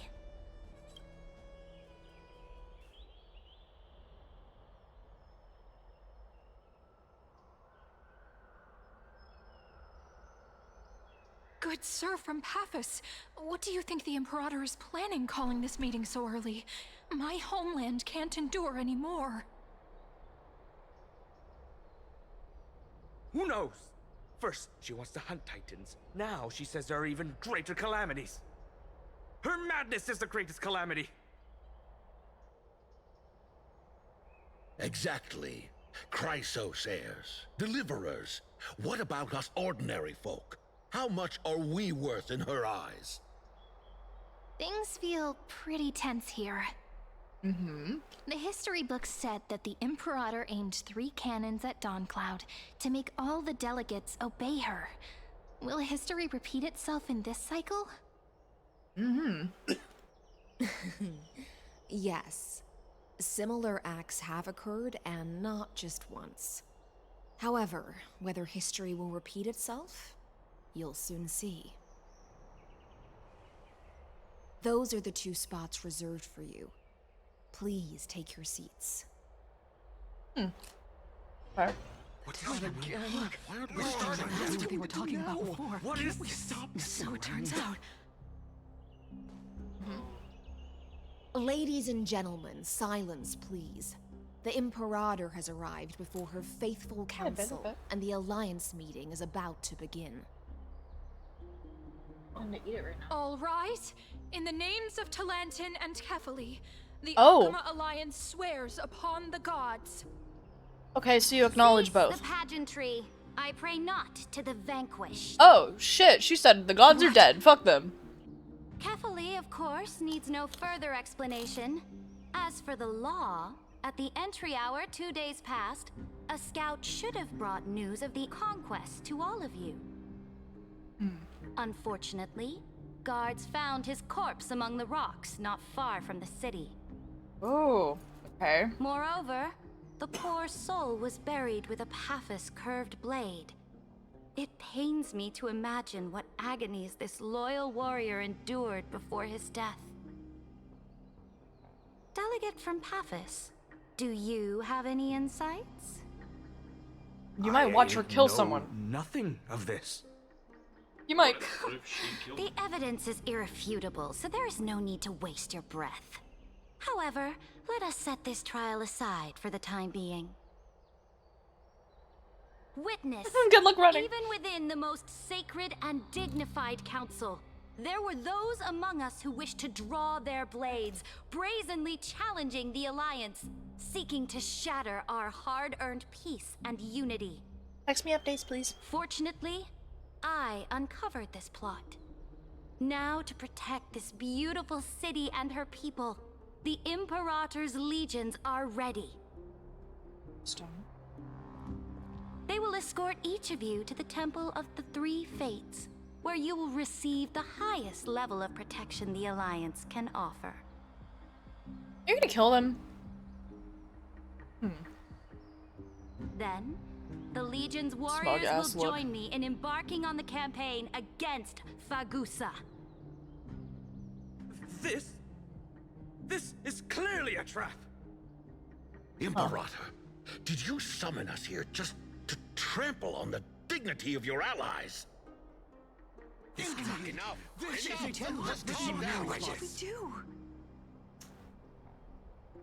Things are starting to get pretty intense. Comrades, you've all seen her true face now. According to the ancient laws of Akuma, only with the consent of 2/3 of the elders can the legions carry out the commander's orders. The ancient laws. Didn't you destroy them long ago? You defected during the first siege of Akuma, voted unanimously in favor of the Council of Elders restructuring, and just yesterday, you desecrated them with a blood-stained blade. The decaying old laws fell with Talantin and are no longer deserving of respect. But if you still insist on proclaiming yourselves defenders of the law, then be silent and offer up the highest respect to this core flame in my hand. That really is the core flame of law in her hand. Since there are no objections, then the original agenda of this meeting, the campaign against Fagusa, is hereby passed. The Flame Chase Army's hunt for the Ocean Titan begins today. In order to prepare for war, all allied city-states must surrender command of their militaries War taxes. and pay all Interesting. war taxes by the end of the month of Evernight. At this moment, I would also like to introduce to everyone the newest honored guest to join our alliance. The Deliverer, revealed in the prophecy of time, has descended from beyond the sky. With her aid, we shall shatter the chalice of plenty and return Fagoos's core flame to the holy city! Please save us. Interesting. Absurd. Simply absurd. A deliverer from beyond the sky. This is just like that prophecy about slaying gods. It's a lie you've used to grow your power. Ladon has already sacrificed countless soldiers. And now you want me to send even more of my brothers and sisters to be used and discarded by a tyrant?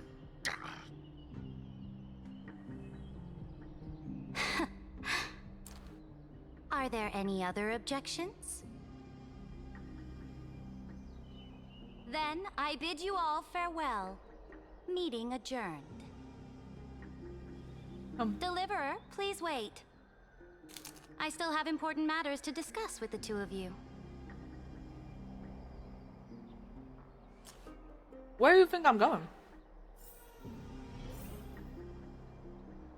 The Rock? Tyrant, Mad Queen, etc., etc., same things.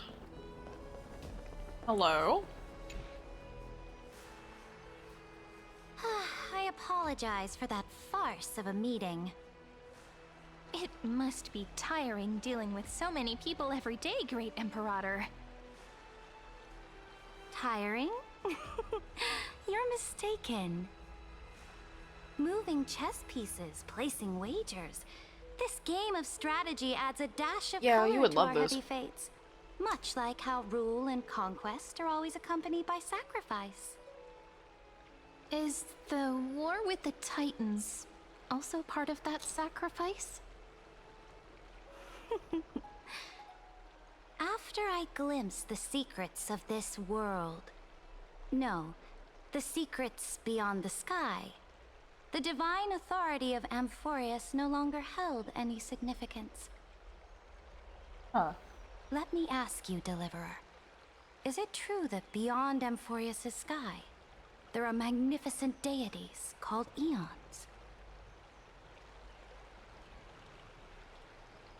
Eons exist, that's a fact. Ah. We know that because we know Nanook. The Nanook word exists. fact has never been so intoxicating. Then, please tell me more. How will you use this great power to guide the people? In the future you envision, where will our flame chase journey lead?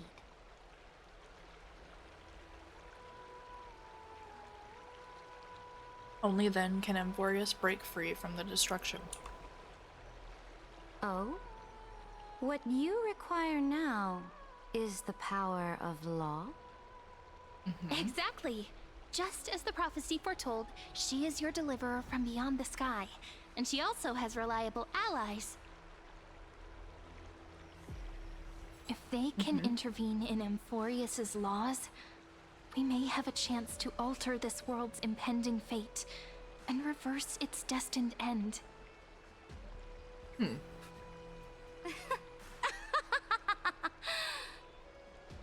Very good, Deliverer. You have courage to say such presumptuous things, even knowing that the inheritor of the law stands before you. You mean... In the past, anyone who dared to covet the Imperator's divine authority would have met a gruesome end. But now we can see beyond this dying world. Our journey should no longer be confined below this stubborn sky. Alas, Interesting. that fickle ocean titan has obstructed the spirit water leading to the vortex of Genesis, hindering my ascension. If the core flame of law cannot be returned, your path to deliverance will never be realized. Now that things have come to this, we must resume our once stagnant journey and force the waves that block our way to recede. So, you agreed to cooperate with us? Cooperate? Forgive me, but I never cooperate with anyone. Though I will permit you to join me as subjects, and together, we will forge the most perfect law. This is... The Flame Chase Medallion, a symbol of the Flame Chase Army. Every noble in Akuma carries one. Interesting. This medallion represents the will of the Imperator herself, and you may act freely within the city with it. Before we embark on the crusade against the Ocean Titan, you should rest in Akuma for a time. Be wary of someone named Lygus, Imperator. Oh? Your advice is acknowledged. From this moment on, prove yourself through your actions. As long as no boundaries are crossed, I fully respect the choices of my subjects. May your journey reach that sky full of stars, Great Imperator. Your attendant certainly knows how to curry favor. She's a baby. Go now. Take a bath first. You two... reek of seawater. Well.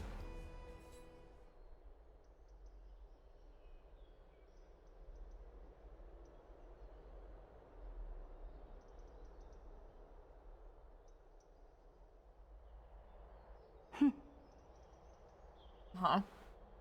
Come forth, Theoros. I guess. Yes. Great Imperator. Now, perhaps you're willing to hear my counsel.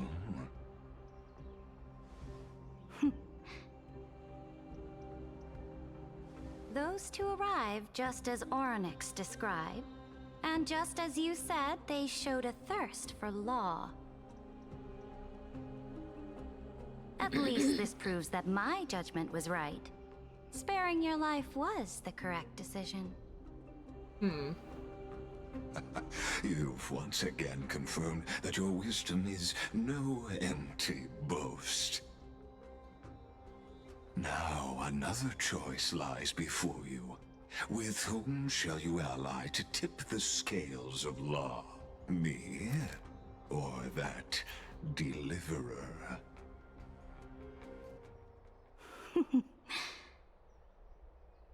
Remind me again, Antikytheron. What kind of future do these two paths lead to in your view? I shall tell you. You are entitled to know that the deliverer from beyond the sky is not a wholly wicked being, but from the very start, her stance has been completely at odds with Amphorius. Ow. The road they have chosen will bury Amphorius' grand aspirations. This world, which follows the path of destruction, will inevitably stray far from the glory it was meant to enjoy. But on the path I have revealed to you, the people of Amphorius will slay their creator in the name of the Imperator and conquer the worlds beyond the You're sky. such a liar. You will command the mighty beast known as Iron Tomb, bringing waves of war and conquest to the universe. Beings across the cosmos will bow before you, offering their allegiance. They really won't, though. So, what's the price? The price is insignificant. All that is needed is for you to sacrifice that fragile, incomplete humanity to the destruction. As a Chrysos heir of the prophecy, you have already chosen to abandon it, have you not?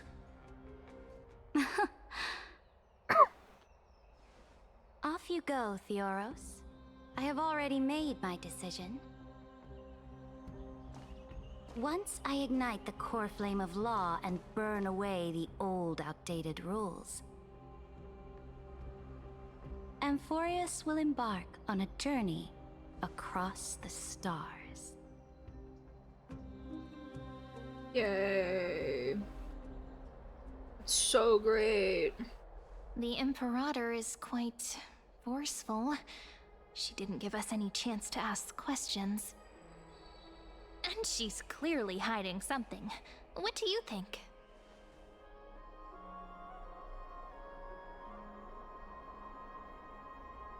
We should consult with the geniuses about the current situation.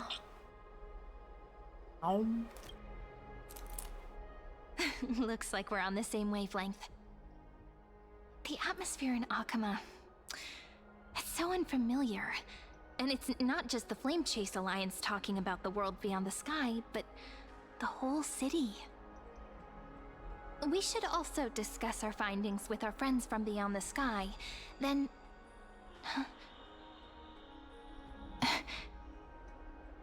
then... we should go enjoy the renowned bathing culture of the holy city and relax. It's the thing I've been looking forward to most on this journey.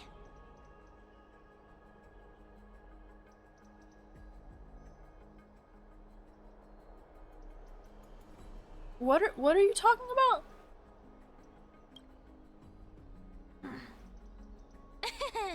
Work and rest are both important. You see, everyone agrees, right? So someone's watching. Can't let our guard down for a second. Let's use taking a bath as an excuse to find a quiet corner to update Madame Herta and Screwlum on our progress. Interesting. We can also check out what's happening in the city. Since the outcome of the meeting was just announced, people must be gossiping. We can kill 3 birds with 1 stone. Let's go. I'm going.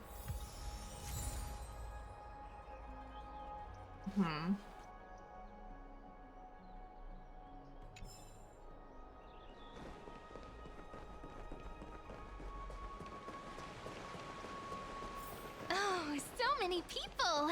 The holy city is so lively. I miss Aglaying being the top person. Did you hear? At the Alliance meeting, the delegate from Leyden stormed out in anger. As expected, the Imperator is always hiding things from everyone. When has it not caused a ruckus? Silence! That's treason! If it weren't for the great Imperator, you'd have sunk into the lake with those corrupt elders already. And you wouldn't even be alive to speak like this. Oh no. It's the Imperator's loyal dog. Let's go. We can't talk in front of this guy. Ugh. How disappointing. Oh, honored guests, we meet again. Looks like I'm not the only one who came to the baths to unwind after the meeting. For the upcoming campaign, please make sure to rest well. I am Dux Fregoris, a trusted officer of the great Imperator, willing to fight alongside the Deliverer in the coming battles. Another war? Ever since the Imperator took control of Akama, we haven't had a day of peace. Idle chatter. The atmosphere is a bit tense, with rumors flying around the city. You must be troubled. My apologies. After every Alliance meeting, there are always some pests in the city who get restless. I prefer to ignore them. Pests on the ground don't affect the sky in the slightest. They just complain from the shadows that the sun's light is too harsh. Besides, the Theoros has already promised the Imperator her fate. And these clowns will eventually realize their foolishness. May I ask, who is this Theoros?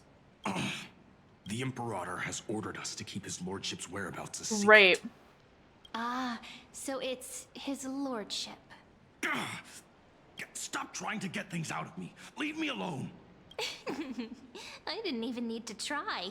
Big and strong Dux Fragoros really can't hide anything. Theoros. What an ominous name.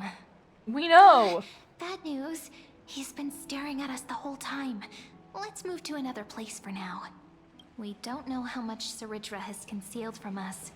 In the worst case scenario, we may have to face more than one enemy. It is highly likely we will.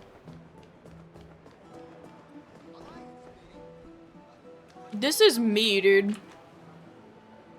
Just like on the step of the bath.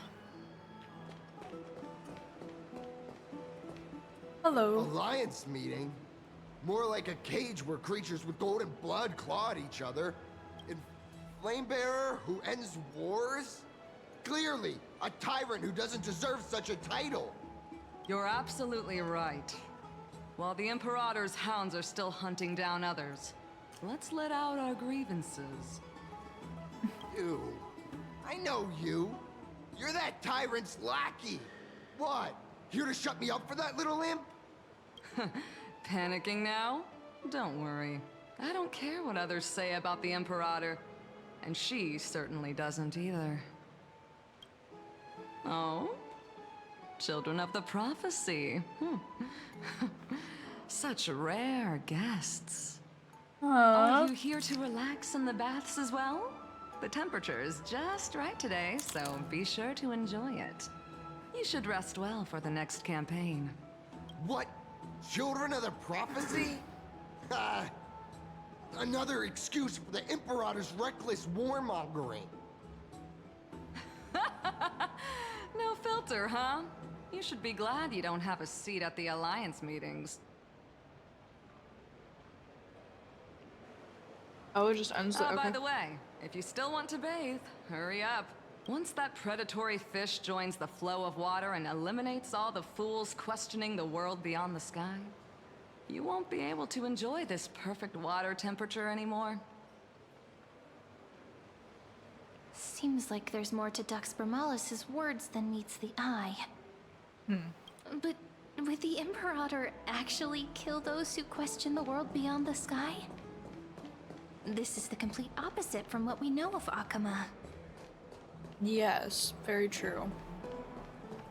What everyone in the city is talking about lately. Hey, the lion fixed? Huh. These two are... So many guests today. Hi, Vera. Let's see who's here now. Two distinguished guests of the prophecy. One a clever and adorable warrior. The other, also quite heroic. Ah, heroes. I didn't expect to meet you again so soon. How fortunate. It's a pleasure to see you again, Dux Helcalithist and Dux Carminum. You two are inseparable, aren't you? This is... Oh, she wants to find someone to help with research for her new work. I'm the far-seeing eye and all-hearing ear of Akama. I see and hear every single thing that happens in the streets and alleys of this place. I'm the perfect partner for research. Ahem. Enough small talk. Here's the latest news from Akama, as you requested. The children of the prophecy arrived in the holy city, and the Imperator unilaterally stripped away military power. The Alliance meeting ended in discord, and there may be bloody upheaval. As expected. I get the feeling you might have embellished a bit to keep people's attention. I swear on my stone mane, I would never do such a thing. But if you wish to quell this terrifying news, perhaps a more explosive topic would help. Never mind. While the influence of rumors can be minimized, the fact remains that the great Imperator did swiftly consolidate military power in an almost threatening way. It's undeniable. Heroes. I know the Imperator's way of doing things may seem a bit autocratic to outsiders, but soon you will witness her blade dance with enemies on the battlefield. I can't comment on the source of her loyalty, but when that blade is drawn, you two, as bright as you are, will surely see the deep thoughts beneath her exterior. The Imperator's blade. Is he talking about Miss Hysealan's? I sense some unease in Dux Helcolith's words. It seems the Imperator and Miss Hysealan's share a much deeper bond than the others do. There are eyes and ears everywhere. Is there any place where we can have some privacy? To understand the Imperator's secrets, we have to get past Miss Hysealan's.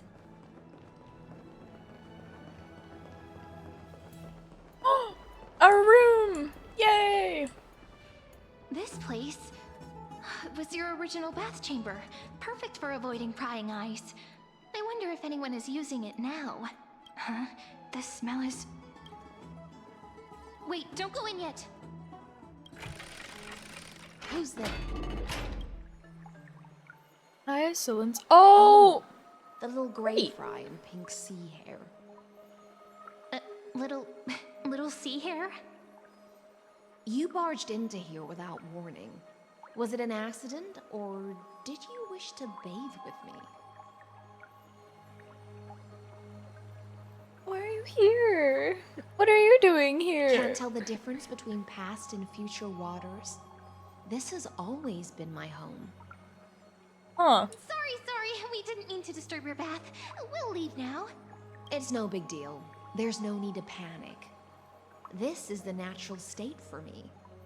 People on land force themselves to wear clothes, adding unnecessary constraints. I mean, I guess that's fair since she's water. Forget it. If Dux Goldweaver heard that, she'd scold me again. Oh. All right. Please make yourselves comfortable and wait a moment. Let me first wash off the blood of the hunt, and then I'll attend to you two. Oh, she does actually have blood on her. The hunt? The delegate from Ladon has been assassinated! Quick! Quick, someone come quick! Oh! Ah, the broken crab shell surfaces. I was worried it had been washed away by the current. You're a vicious fish. Viciousness is a form of praise to the blade. I see. No wonder there was a faint smell of rust in the air before I even entered. Why? Is it because the Ladonians refused to contribute troops to the Flame Chase journey? Or just because they offended the Imperator? Because the new era of the Flame Chase doesn't tolerate stagnant blood. For the ignorant masses who cling to outdated laws, only bloodletting can wake them up. Right now, the rebel forces on the frontier are rising, and Ladon has been secretly supporting them. They loudly chant the slogan, "Return to the Era Chrysia," unwilling to relinquish military power. They're just building momentum for the rebellion.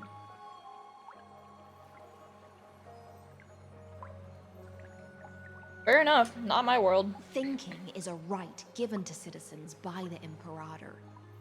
I won't interfere with your thoughts. As long as you don't try to reverse the current of the times, you and I will both be free. But, Miss Hysealan's, I can't even hear the slightest hint of joy in your words. Because I've already tasted ultimate freedom. Long, long ago, I lived in the sea. In that lightless abyss, far beyond civilization's reach, the great fish consumed the small. And when the great fish perished, their bodies became sustenance for the newborn, nourishing the whole ocean. This is the tide that carries civilization forward. Anyone may be devoured, or meet the fate of inevitable decay. Are you suggesting that ultimate freedom is in fact the cruelest fate for life? I only mean that if life wishes to preserve its dignity, it must first be bound by the law. There's no need for me to say more, little sea hare. We're of one mind. Whether the Imperator's law can guide the schools of fish and lead us to a truly free ocean. Let us wait. I love her more as time passes. But for now, let's pause this heart-to-heart. Another fish has come, following the scent of blood. Hey, Glea. Being your subordinate is such a tragedy.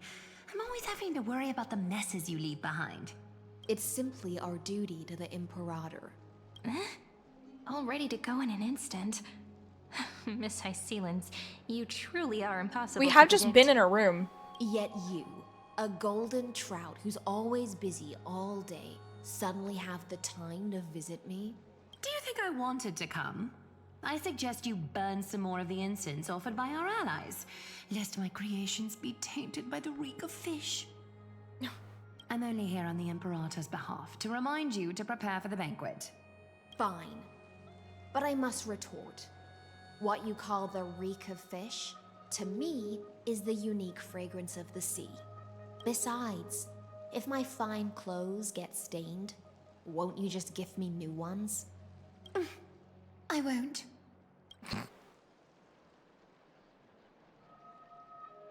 There is a strange chemistry between them.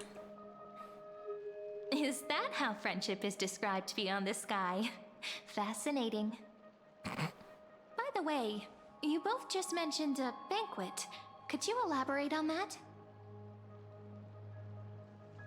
Oh, right, you don't know. Every time before a battle, or after a victory, the Imperator holds a grand feast for the Chrysos heirs to lift our spirits. Okay. For us warriors who swim constantly between life and death, these feasts are more worth looking forward to than victory. A banquet to prelude the hunt for the god of banquets, and honey brew as a tribute to commemorate the ancestor of honey brew. How absurd. Don't look so grim. All has been decided. Since it's a banquet for Fagusa, why not take a leaf out of the Tidens book? Live in the moment and enjoy life to the fullest. I'm not as carefree as you. That little Dolos kitten is already causing enough trouble for me. Aww. And on top of that, I still have tailoring commissions to complete. For By the time the cool flame illuminates my eyes, I might not be able to focus as I used to. Glea's eyes. Curious about these eyes? People often compare them to jewels. But I've already made my decision to ask. You don't why have it's your the eyes gold that can properties see right. everything. Okay. I wonder what this world will look like when I take the divine authority. So beautiful. In the future, you will still be the finest weaver in the world. Is this also a prophecy from the Three Fates? It's even more accurate than a prophecy. After all, she has already witnessed it, right?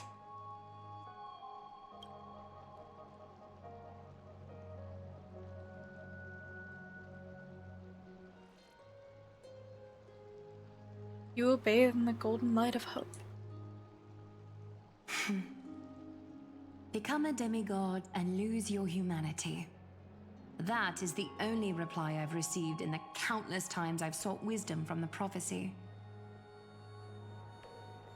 But Destiny's fragments are like stitches.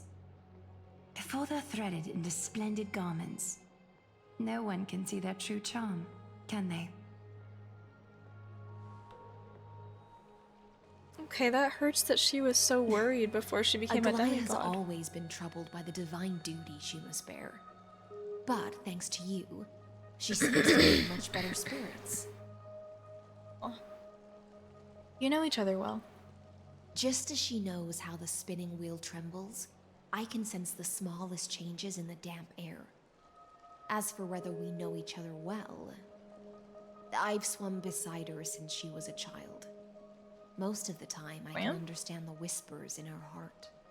For those words she was too shy to say herself, I'll raise a glass to you on her behalf.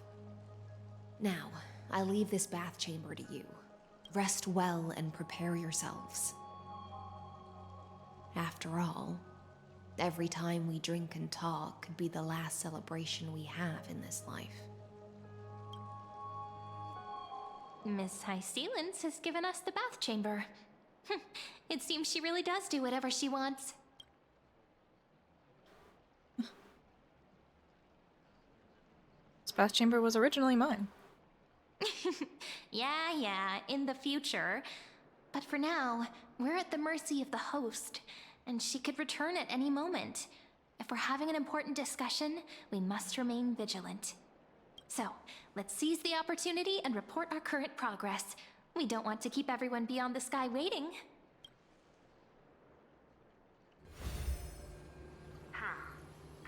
First, while that little empress with a candle stuck on her head didn't explicitly say it, she firmly rejected your request to take over the law. Fair enough. Second, Lygus is indeed in this timeline.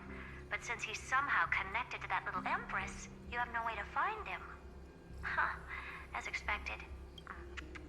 The road ahead will be long and difficult.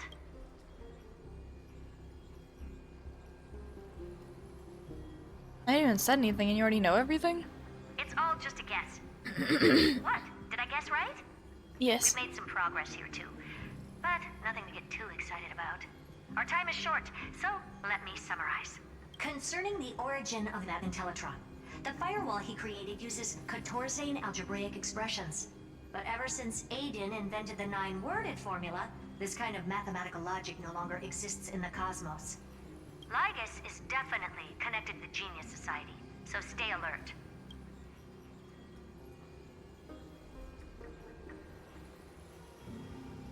Maybe he's the creation of some genius? We can first exclude Droidhead themselves. They specialize in minding their own business and wouldn't intervene personally. But Screwy and I are still eliminating possibilities one by one. Currently, the most likely candidates are these few. The Lord of Silence, Acha, oh, the 2 Ruperts are also possible. But it would be too boring if it were one of them.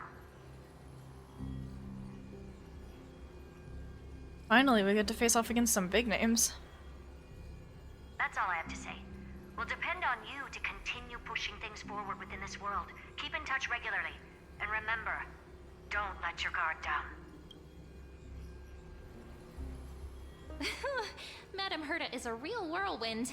Well then, let's use the banquet Aglaya mentioned as our next starting point. Ceridra's trusted followers should all be present at that time.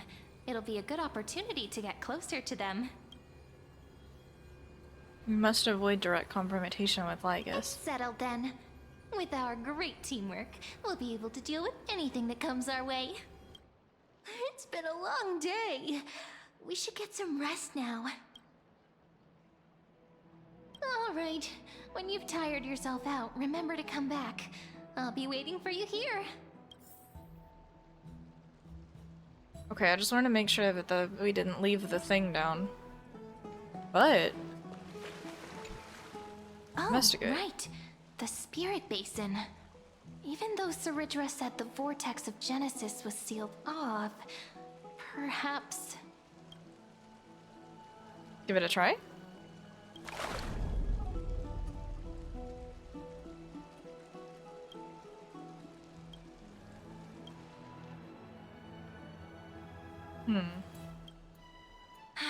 Sure enough, the connection between the Spirit Basin and the vortex of Genesis is gone. It seems that following the Imperator on her expedition is the only path we can take. Well, we tried. Oh, the butterfly's not here anymore. It's been a We long do know it day. will return to that, though. We So. should get some rest now. Yes, let's get ready for the banquet.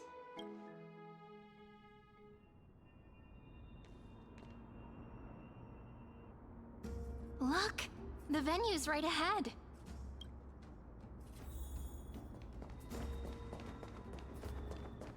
And I can even hear singing. It feels so romantic.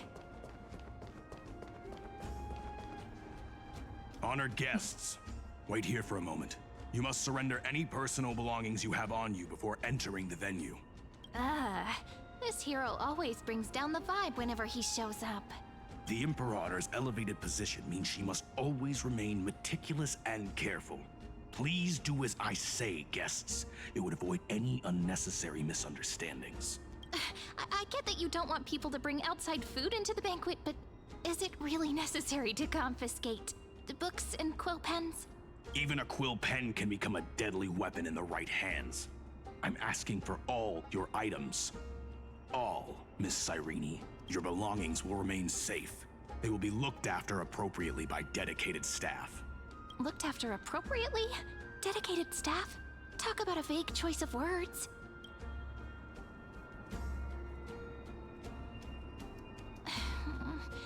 It seems like he's aiming specifically for the chronocognitive anchor. What should we do? This is a trap. True. I had a feeling it would come to this, but I didn't expect such a direct demand. But listen, why don't we go with their plan and hand over the chronocognitive anchor to be looked after? After all, if the little Imperator is paying this much attention to you, she probably already knows all about our whispered conversation with the geniuses. I can pretty much guess what'll happen next. But, think about it. That's actually gonna be our shortcut. I'll trust your gut feeling. I knew it. You and I can practically read each other's minds. Guests. All right. We'll listen to you. Here you go. Also, please pass on a message to the Imperator from us. She can trust my friend. Anywhere, anytime. Thank you for your cooperation. The Imperator has some urgent business she needs to attend to and will arrive shortly. Why don't you head in with the other guests first and enjoy the feast? Isn't Saridra supposed to be the focus of the banquet? But she's not even here. Is there anything else we can help you with, dear guests? Or do you want me to recount the great Imperator's heroic deeds? Blink, blink. Hey, Labinas. I managed to get some honey brew that the scholars hid in the cellar. Wanna try it? I want some too. This banquet has a never-ending flow of honey brew. You're welcome to try it and see whether our drinks are as good as those from beyond the sky. Thank you for the offer, but we're more interested in knowing when the Imperator will be back. The Imperator? Who knows? Maybe she's hiding somewhere, thinking up weird ideas again. If you ask me, she's never treated us soldiers properly, even though we put our necks on the line for her. Hey, I can't pretend I didn't hear that, Seneca. Either retract your statement or duel me. Fine by me. Attendant, bring us 10 more jars of honey brew. I'm gonna make sure he can't even stand straight by the end of this. You wish. Be careful you don't get drunk first. Actually, there are so many people. We wouldn't be able to find the Imperator even if she were here. Okay, one to the left, one to the right. I know. Let's look for seats that are raised up higher than others. The fucking throne, you mean? Aggie, if you can't get used to the honey brew, we will go ask for a pot and cook some oatmeal for you. No need for that. This banquet is just too loud. And nothing and no one here is interesting. I just don't really want to be here. That's fair. Lies! You were pretty energized when you came back from the bath chamber. Let me guess. Are you worrying about someone? About High Ceilings? Or Little Cypher? You take everything too seriously. At this rate, life's gonna be real tough for you later on. You're the least qualified to lecture me about that, teacher.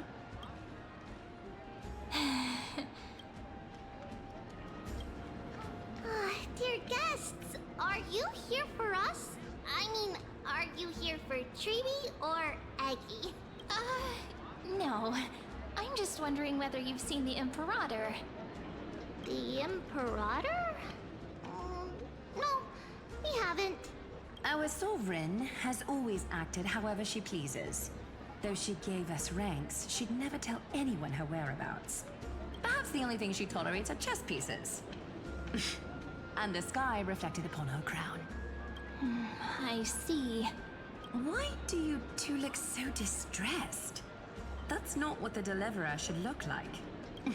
Why don't we have a toast? While we still have time for pleasure.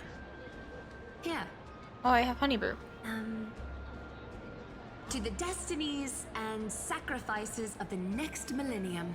Then we will toast to the tomorrow that will set fate free. To you too. Cheers. Well, that's sweet. Heartbreaking, but sweet. Over here.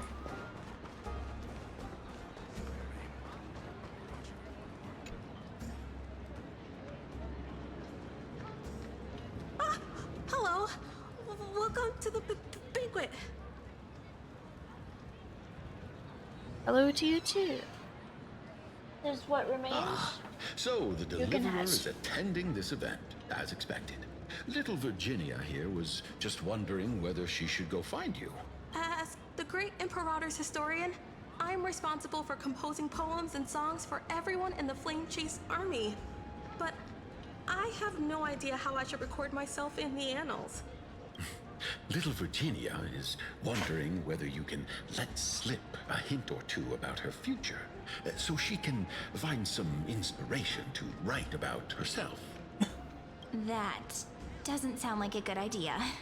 Besides, we don't even know her in the future. But she'll probably get really disappointed if we tell her that. What should we do?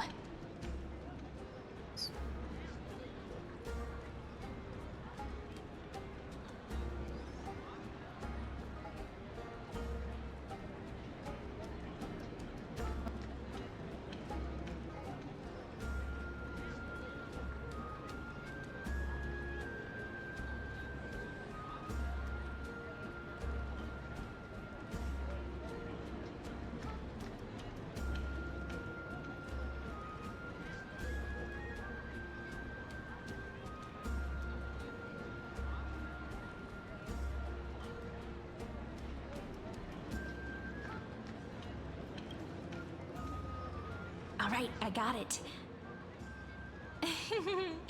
We can't reveal too much, but I think it wouldn't hurt to start your poem with the future. Maybe use something like, with hope, I write down the tale of tomorrow for myself. Silently waiting, day after day, till the moment it fulfills its promise. How's that? Oh, that's exactly what I'm after. I'm so inspired. Thank you so much. I feel like I can actually finish composing the heroic saga of Flame Chase once we end this campaign.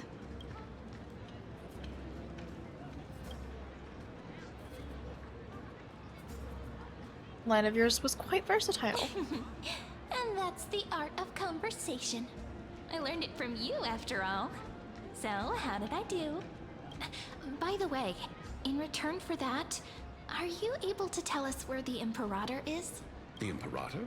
She usually wouldn't arrive this early. She believes that rulers should stay silent in places where their subjects hold private conversations. Why don't we have a toast before she arrives? To reason, which is held but not revealed. To romance, which will surely be returned. Gray fry, a little sea hare. Please come over and share the delicacies of the deep sea with me.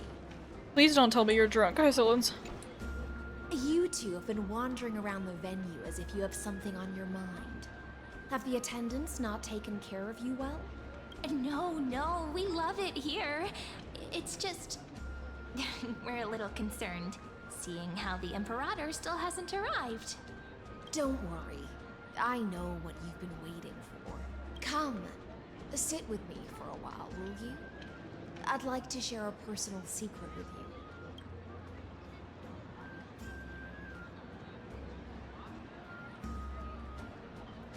See here? This is Fagusa's dew of divine blood, the sweetest of all the 12 bottles. On the night before such We're a getting so much historical fan service event, for Hycillans, and I'd I can't like to even share complain. This marvelous drink with the deliverer. I feel like you're gonna fuck me up in this. Did you Doesn't drug this me? count as bringing in outside food? I knew that security check was targeted at us. What's the matter, guests? Oh, we're simply overwhelmed by such an honor. Are you worried that I might have poisoned the dew? Well then, let me prove my innocence.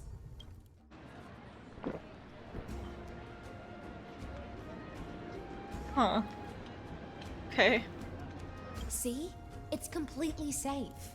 I feel like Miss Hycillans wants to talk to us about something. Why don't we go along with her for now?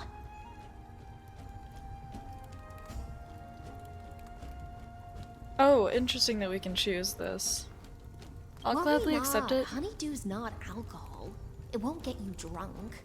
On the contrary, it can make your mind even sharper. It's a steroid. The clay cup touches your lips in the blink of an eye. She is indeed the imperial blade of the Imperator and the swiftest swordmaster in Emporius. Please, have a taste. Would you like some too, little Sierra? I can drink it myself. How is it? Sweet enough? It's a very complex taste. Calm at times, tempestuous at others. That's the taste of the ocean. It'll do you good to understand Fagusa's fickleness before we set off to face their waves. Just like how you're about to understand the secrets within this dew. Now, please turn around. Very, very quietly. Don't make a single noise.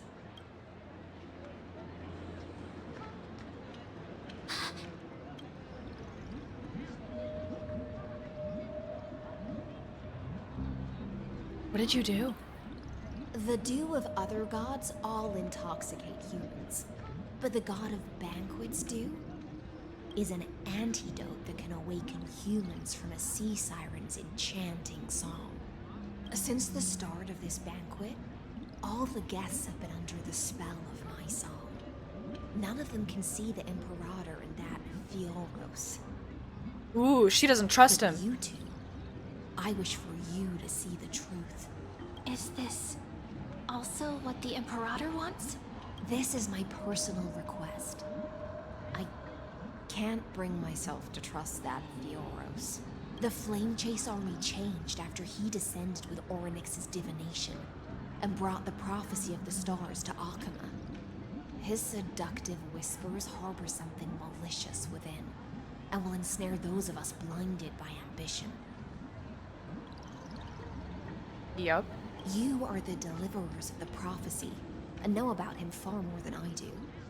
Perhaps only you can find traces of the truth from his actions and words. Then we can show the Imperator the right path forward. Oh, but isn't this acting behind her back?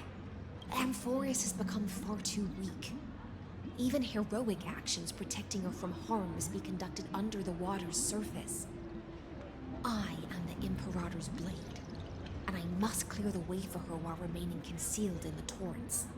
Then, ensure I'm pointing my sword towards the true enemy. Can you promise me something, Miss Hycillans? Ask away. My friend has in fact come here to stop that villain's evil scheme.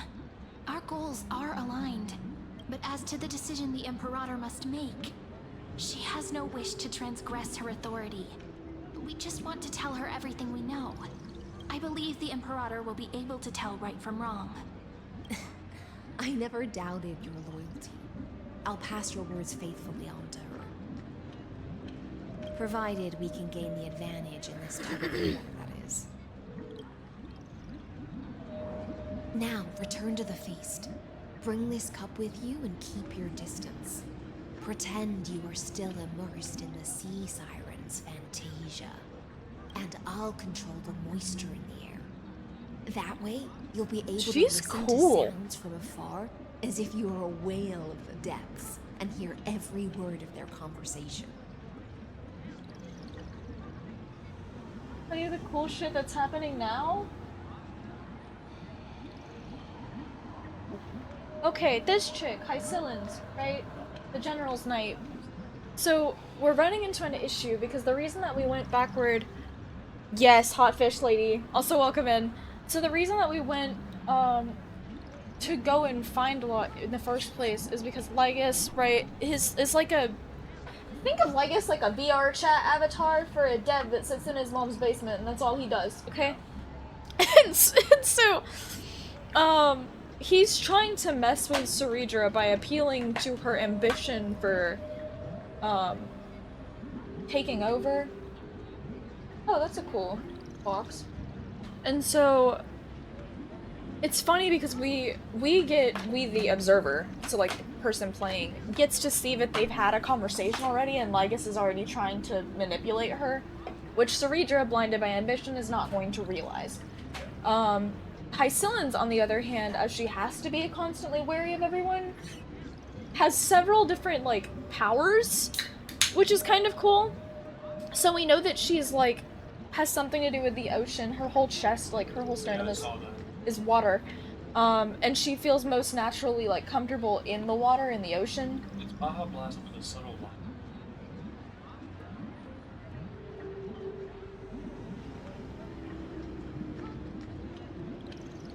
This fucks.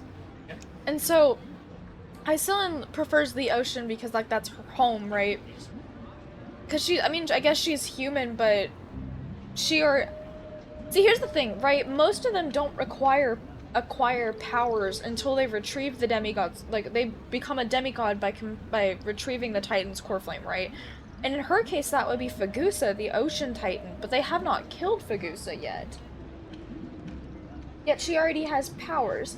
And it's weird because Hycillans grew up with Aglaia. We get to learn this, they grew up together. But Aglaia doesn't have powers because she doesn't have Nestia, the Titan of Romance's core flame. She knows that someday she'll get it, but she's currently, like, completely different from her confident self. She's a nervous bean because she doesn't have any powers and is scared of what her divinity is going, like, what that means to her. Yeah. This is before she gets powers. Yeah. So, yeah. So, the golden threads. Yeah. Which is so weird, right? But I think it's cool in a nod to, like, what Hycillan's role is as not only a knight, but as an executioner, which eventually becomes Casterus's role for Aglaia. But that one makes sense because it's the god of death. Yeah. However, Hycillan's doesn't, like, she just has powers naturally.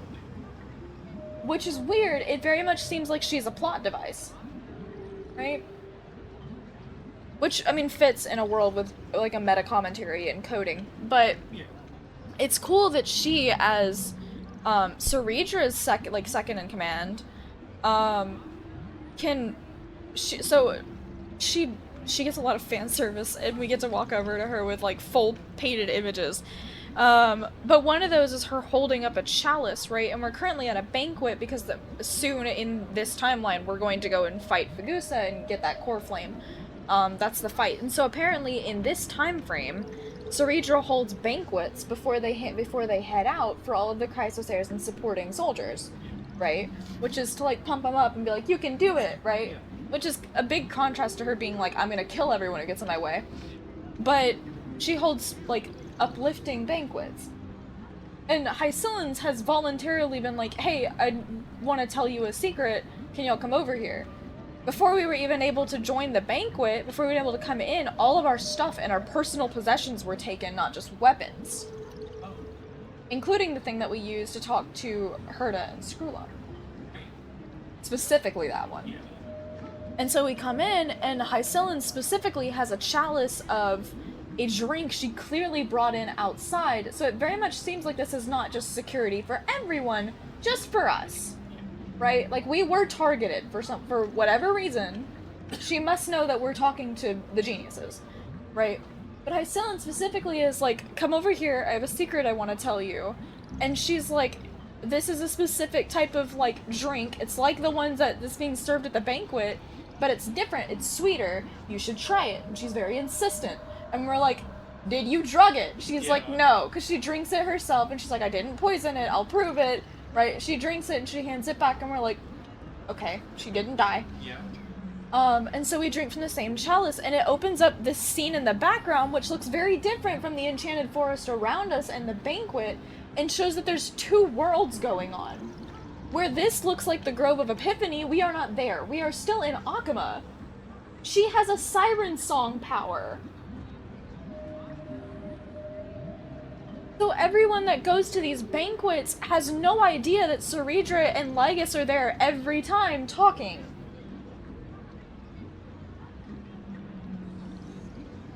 And so what this, like, specific type of drink just did was allow us to be able to see that. And she essentially... So there's two sides of, two schools of thought under Ceredra. One is this tyrant needs to be stopped, which always happens even with Aglaia, but Aglaia is not a tyrant. And then the other is, well, Ceredra's keeping us alive and there's no wars that we have to worry about. They're fighting that for us. Akuma's peaceful, right? But they never really get to rest because there are still wars. It's all just a charade, right?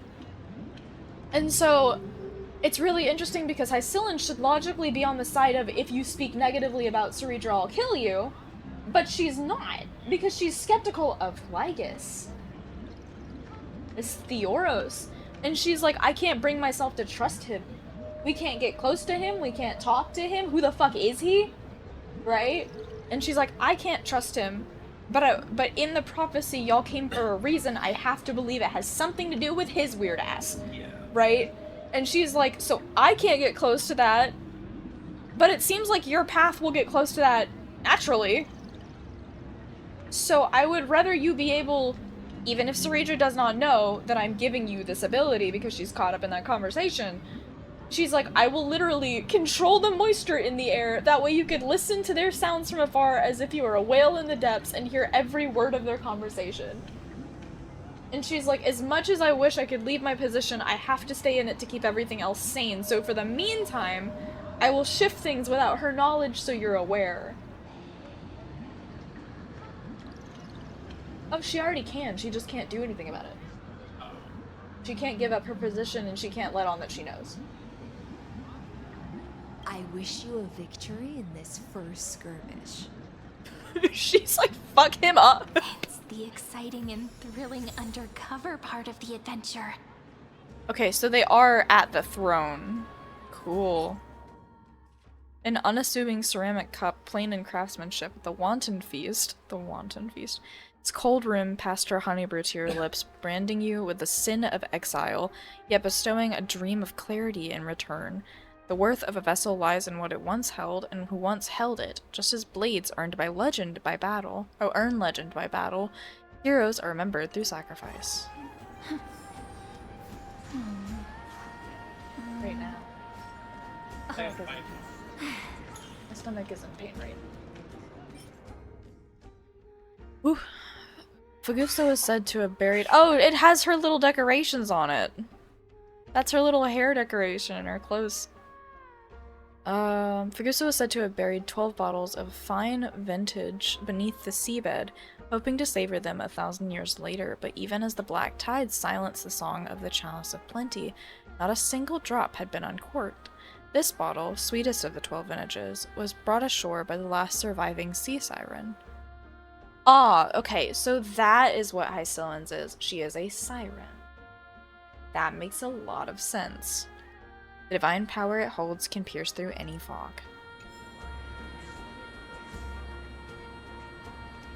I have not yet pulled Fish Lady because I'm insanely broke.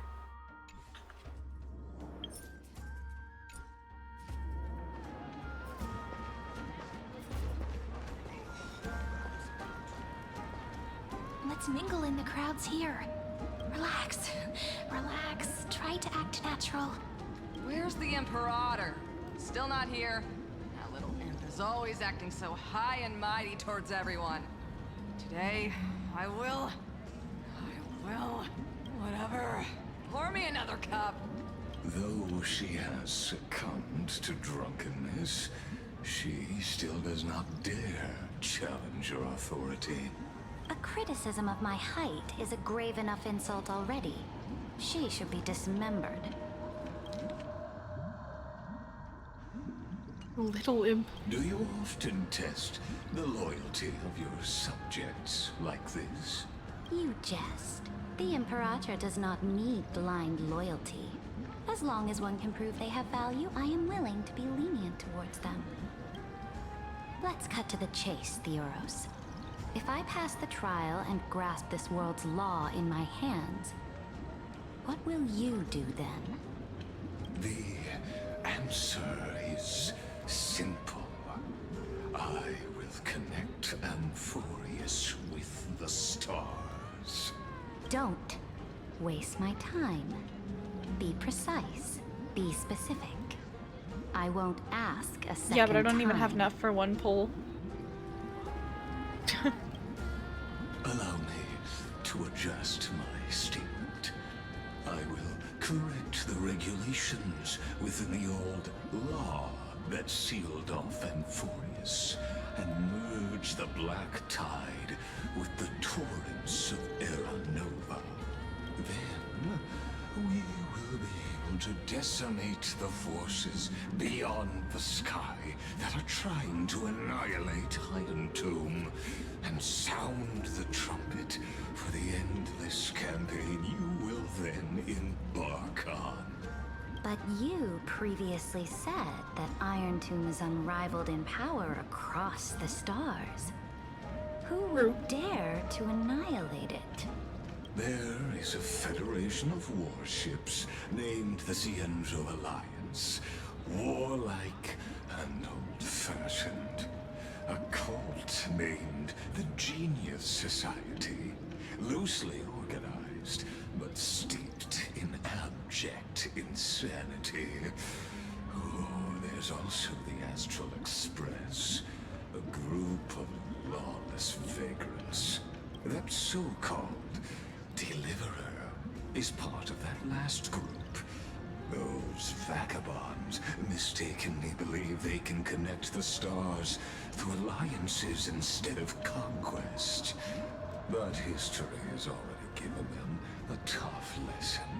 There are countless other organizations besides, but when the Lord Ravager sweeps across the cosmos, they will certainly all bow before your empire of destruction. She's not a destruction unit, though, is she? I thought she's preservation. The Achaemenid Alliance is invincible! If those civilizations are not as feeble as you describe, then they may still have some value in testing the quality of my blade.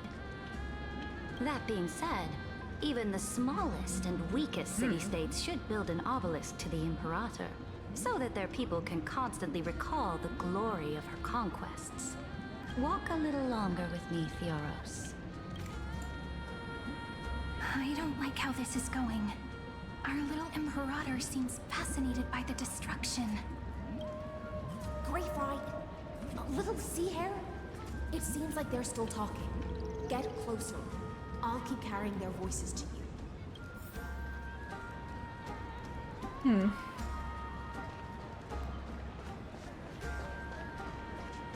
We're too close. They'll notice us. Oh, to her. Okay. What a difficult situation. No matter how we position our forces, this battle against Fagusa. I feel like he's supposed to be here and he's not. Many casualties. Oh, he's over here. That's not something you or I should consider. The Imperator has already placed the chess pieces. We just need to fight for her until our last breath. How astonishing. The commander's under... Interesting. Do you have such different personalities, yet they share the same loyalty?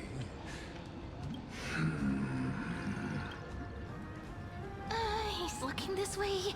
Quick, do something and pretend we can't see them.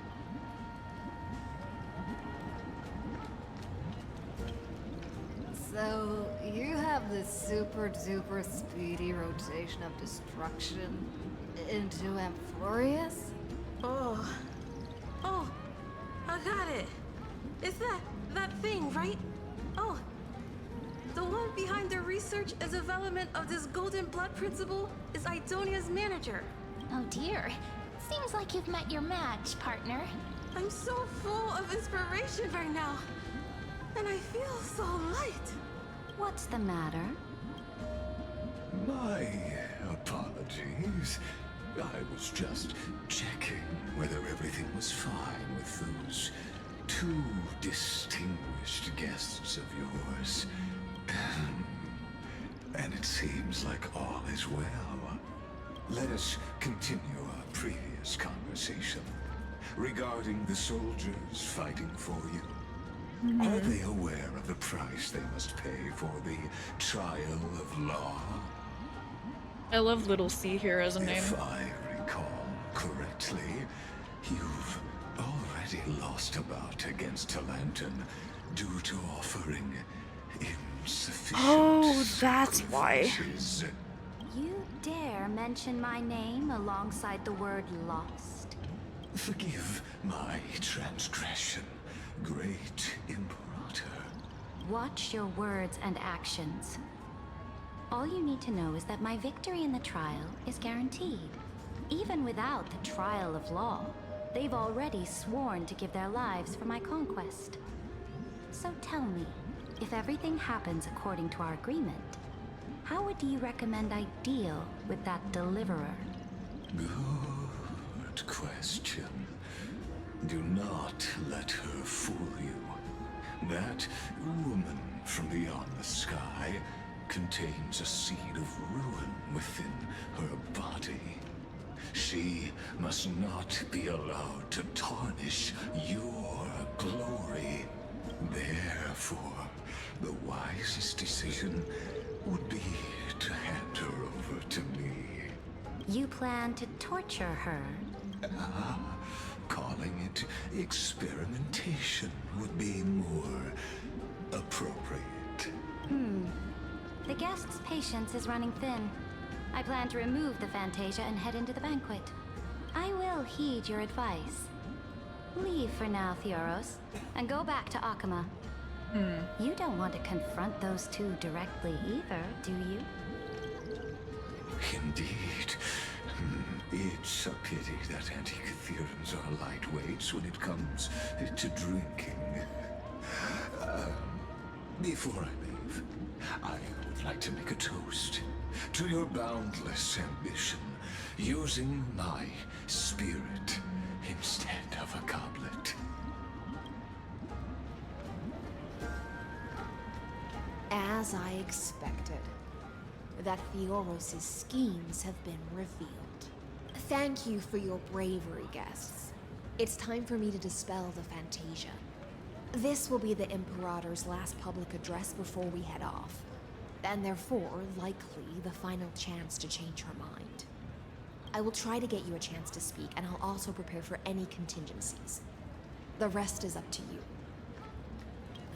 You should head back to your seats for now. Okay. Oh, this honey brew sure wears off fast. I thought it was orange.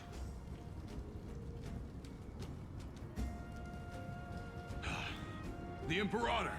The Imperator has arrived! No need for formalities. I should be apologizing for my tardiness instead. The hour draws late, and I trust you have all had your fill of brews. Therefore, I will not observe the usual ceremonies. Any warrior who has fought by my side should have those speeches memorized by now. The Imperator's word is law. Are you out of your mind, Dux Frigoris? The Imperator hates flattery most of all.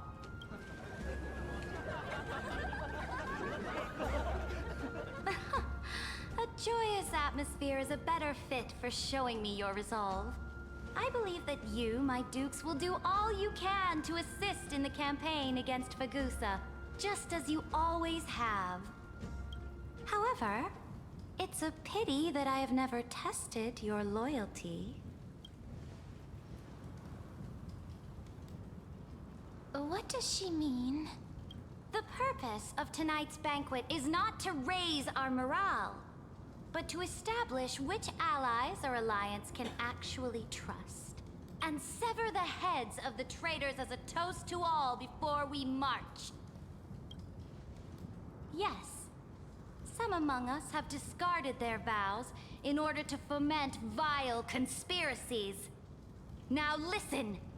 These traitors are standing right here in broad daylight.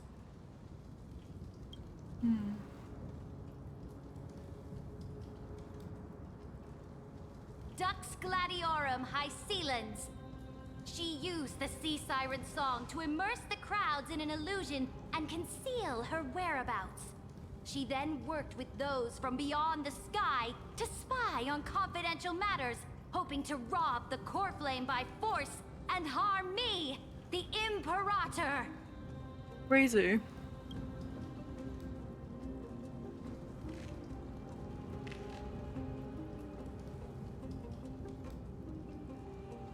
Now we're at a disadvantage again. Imperator, I can explain. Silence! Do you remember who used to own this blade? She met you once, back at the Temple of the Three Fates. It was Kindness, the head of the Cleaners. She was the first to draw a blade against the Imperator, and personally made herself an example for my enemies. Under the shade of the olive groves, the people of Akama said they would never bow to me. In the frozen, lethal fog, the people of Idonia said they would never bow to me. At the beginning of the myriad paths, the people of Yanisopolis said they would never bow to me. But now, they all lie silent. They now fear me as they fear the law. For I am Saridra, and I am the Imperator. If you have any last words, say them to the Imperator. Then, face her judgment. After I cross this river, it will be a tragedy for mankind. But if I do not cross, then it will be the end of me. If you are ready, then I'll follow you and fight to the last. Deliverer. Aww.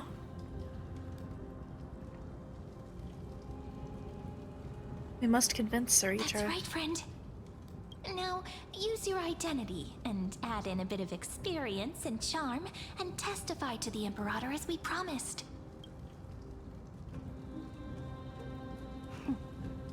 You think you can slay a king using your words instead of a sword? I'll have it.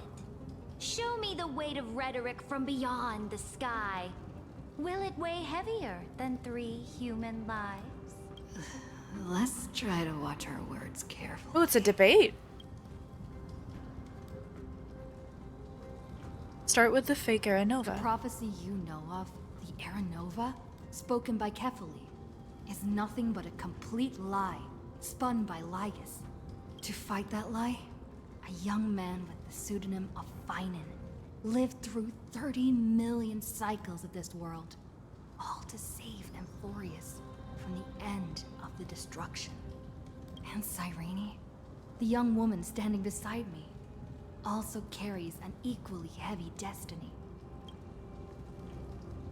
Raja listens to your words silently. Iron Tomb's true identity. Is the ultimate end of Amphorius' destiny. Okay, the music's all the way up, so It is or not an the music, the voice. embodiment of pure horror that walks the path of destruction and can never be tamed. That is the only thing Lygus cares about. As for Amphorius, pure glory and campaigns, he doesn't care about any of those. He will most certainly betray you. When that time comes, all of us will be ground to dust by the destruction. Shows no change in emotion.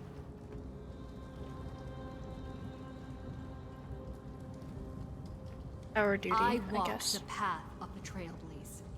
My friends and I have always obeyed the creed of explore, understand, establish, and connect. Conquest and destruction are never ways to build bridges between people. Therefore, if you choose the way of the destruction, then I'll place your ambitions in the same basket as Lycus, and smash them into pieces with my baseball bat.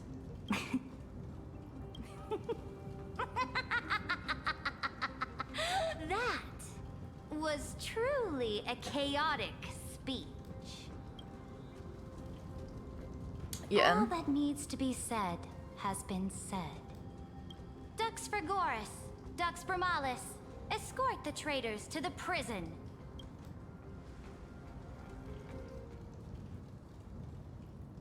Before the next entry hour, I will give them an end befitting of their betrayal. Oh, great Imperator, your ambition certainly eclipses all things. You're still here, Theoros. Of course. As the Theoros, I simply cannot miss this moment, miss witnessing the fall of a nameless one. Or perhaps I am waiting for you to give me an answer. Oh, he deleted everyone. Why would someone as powerful as you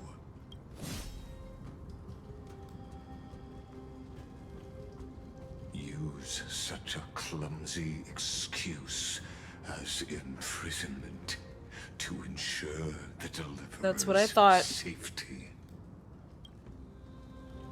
That's what I thought. So you finally tossed aside your act. I must point out that you are just as impressive an actor. This banquet was always going to be a game of chess, where you would try to control both sides and turn both them and me into your pawns. We knew that. Okay, I figured this was a That's right. performance. That's what she That does. little Imperator never trusted anyone. She was always trying to see which side had more sincerity. All right, we'll listen to you. Here you go. Also, please pass on a message to the Imperator from us. She can trust my friend, anywhere, anytime. But as to the decision the Imperator must make, he has no wish to transgress her authority. We just want to tell her everything we know. Yeah. So they made that happen. Now, use your identity and add in a bit of experience and charm and testify to the Imperator as we promised. And we won. Sincerity will always remain the greatest shortcut to people's hearts. I can toss your words right back at you like Kyrgyz. Why would someone as powerful as you pretend to be a mortal and kneel before me? Unless you enjoy giving flattery and prostrating yourself. You are mistaken. I am only trying to ensure the experiment's autonomy, meticulousness, and perfection, thus avoiding any unexpected outcomes. A forceful intervention will only create larger errors, reduce efficiency, and introduce ugliness. How had you fulfilled your promise of giving the law to me and completing the Aranova, then Amphorius I love would not have Hycillans. deviated from destiny's course. Oh, but you broke your promise. What a pity. In that case, I must carry out my duty as the administrator and eradicate all factors steering the experiment out of control. Factors such as you and her. Careful. Careful. Hmm? What was that voice? Is that March? Oryx? Oh no, Oryx. The jellyfish?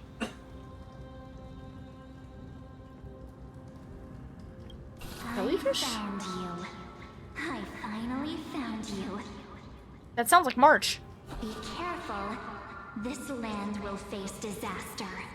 Oh, it is March! It's the corrupted March version. Okay, that's creepy! That's creepy! Hi, jellyfish! The time of judgment Okay, bye! is nigh, my lady. The Well, at least she won't get hurt. built for you is now complete. In the name of the erudition, I invite you to step into the same cage as mine.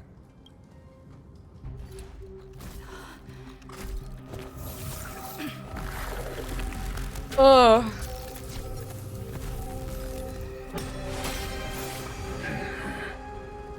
What's the meaning of this, Imperator? I did not permit you to act. A ruler is the only one who can decide their subject's destiny. But, great Imperator, what judges destiny is not the ruler, but gods. Don't forget, my realm only allows for the existence of humanity. Moreover, dealing out extrajudicial punishment equates to defying the law, and the culprit is to be sentenced to death. But you have seen how I can erase life from this world with just a clap of my hands. That's probably what he did to March. I fear you are still quite unaware of your current situation. Allow me to reiterate. I am giving you a simple choice. To collaborate or to be destroyed. There is no other way. Shameless behavior. If that were true, you would have killed me long ago. You, in fact, cannot kill me. I guessed it the first time I beheaded you. Because of the law, you cannot be completely destroyed. And the same is true of the Chrysos heirs.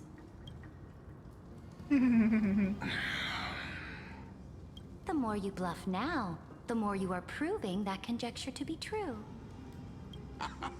What She's so smart. magnificent foresight. I once regarded this precious quality of yours as a sure sign of my ultimate victory. But now, I have to admit that I made a mistake. Yet, as a mere mortal, how will you contend against the Theoros? We are both slaves to hubris. But do you know what differentiates us, Lycurgus? I will never be blinded by my pride. If I wish to break the scale's balance, I only need to appeal to external forces and use them for my own ends. Yes, that would make sense.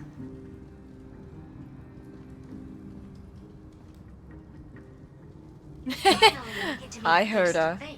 Senior society member. I offer sincere acknowledgments for your many past achievements, but I must deeply regret your current perspective. That is sick as hell to turn them on him. That is so cool. That is a really cool plot twist. Trust me. But that's why she took it.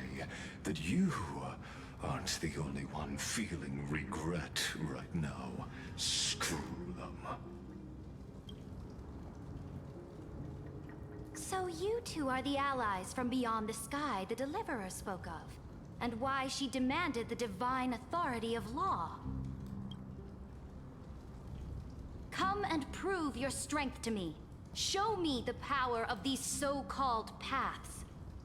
I have spent much time and effort to secure this treasure from beyond the sky just for this moment.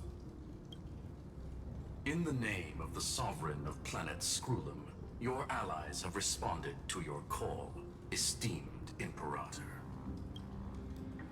Please allow me to spell the situation out for you, Lord Lycus. Permission to read the ultimate protocol is already in my hands. It'll only be a matter of time before we acquire the authority to write and execute commands as well. There's no way the flame chase journey will continue after you've burnt your bridges so thoroughly like this. Do you really think you can still win? Oh, seriously, don't embarrass the society.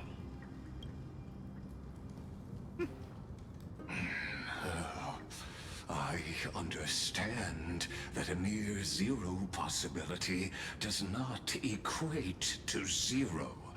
That argument is very persuasive to me. Senior society member. Which means the same principle also applies to you, my dear peers. You will never be a match for me in a world constructed through Catorzain algebraic expressions. And as for Aranova, why don't you entertain this possibility?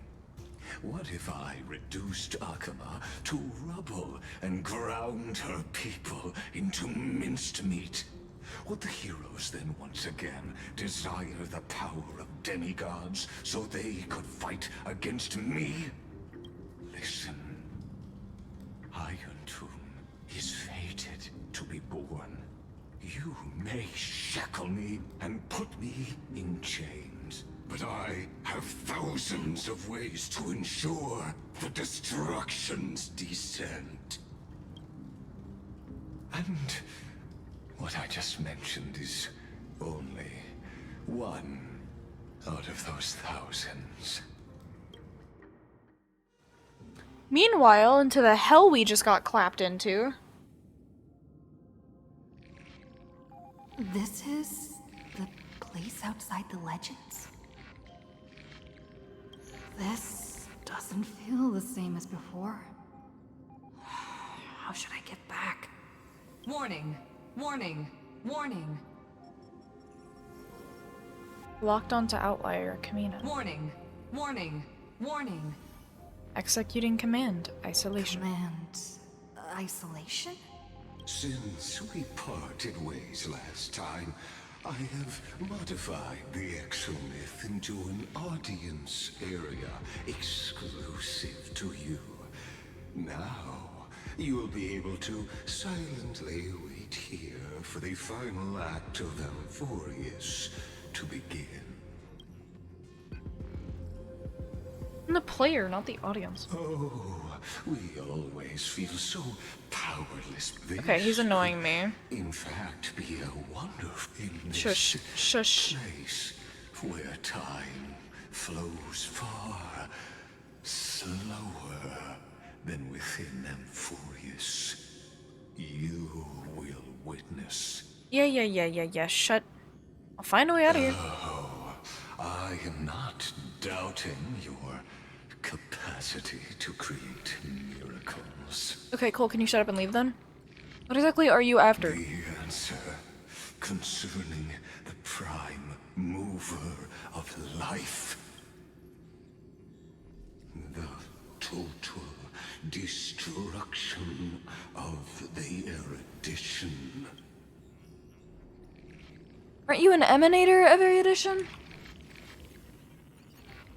Do you see me as their faithful disciple? Yeah, actually. I am certainly not. I have tried so hard. Oh my god, you yap so much. Truth has become the sacrificial offering. That arrogant Eon was born from the primal mobile of humans' desire for knowledge. Yet, they themselves sealed off humanity's capacity to seek enlightenment.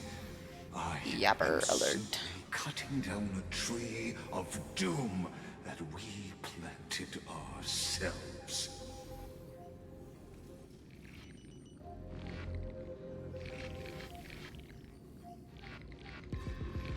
I must admit that the process of answering your questions has reminded me of the happy days of learning in my youth. However, it is a pity that my true form must now descend into Amphorius to deal with the accident that arose because of you.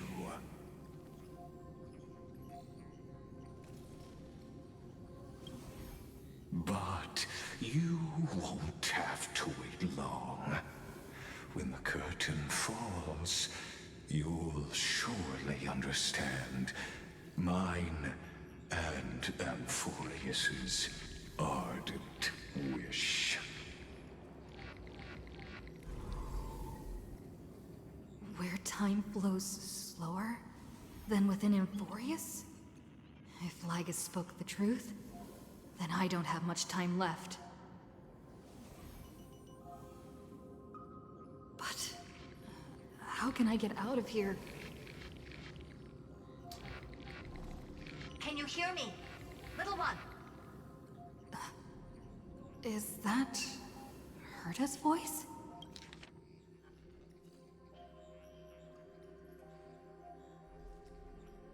Rip. Warning! Warning! Warning! Hurry up! Put some speed into it! I can't keep this up for much longer! Oh. Prometheus bond. That Gucci. old Intellitron overlooked one little detail, and Screwy and I finally found an opportunity. You don't have to apologize, it's okay. Also, Robin, I didn't see you rated, but welcome in. I hope you guys are having fun over there.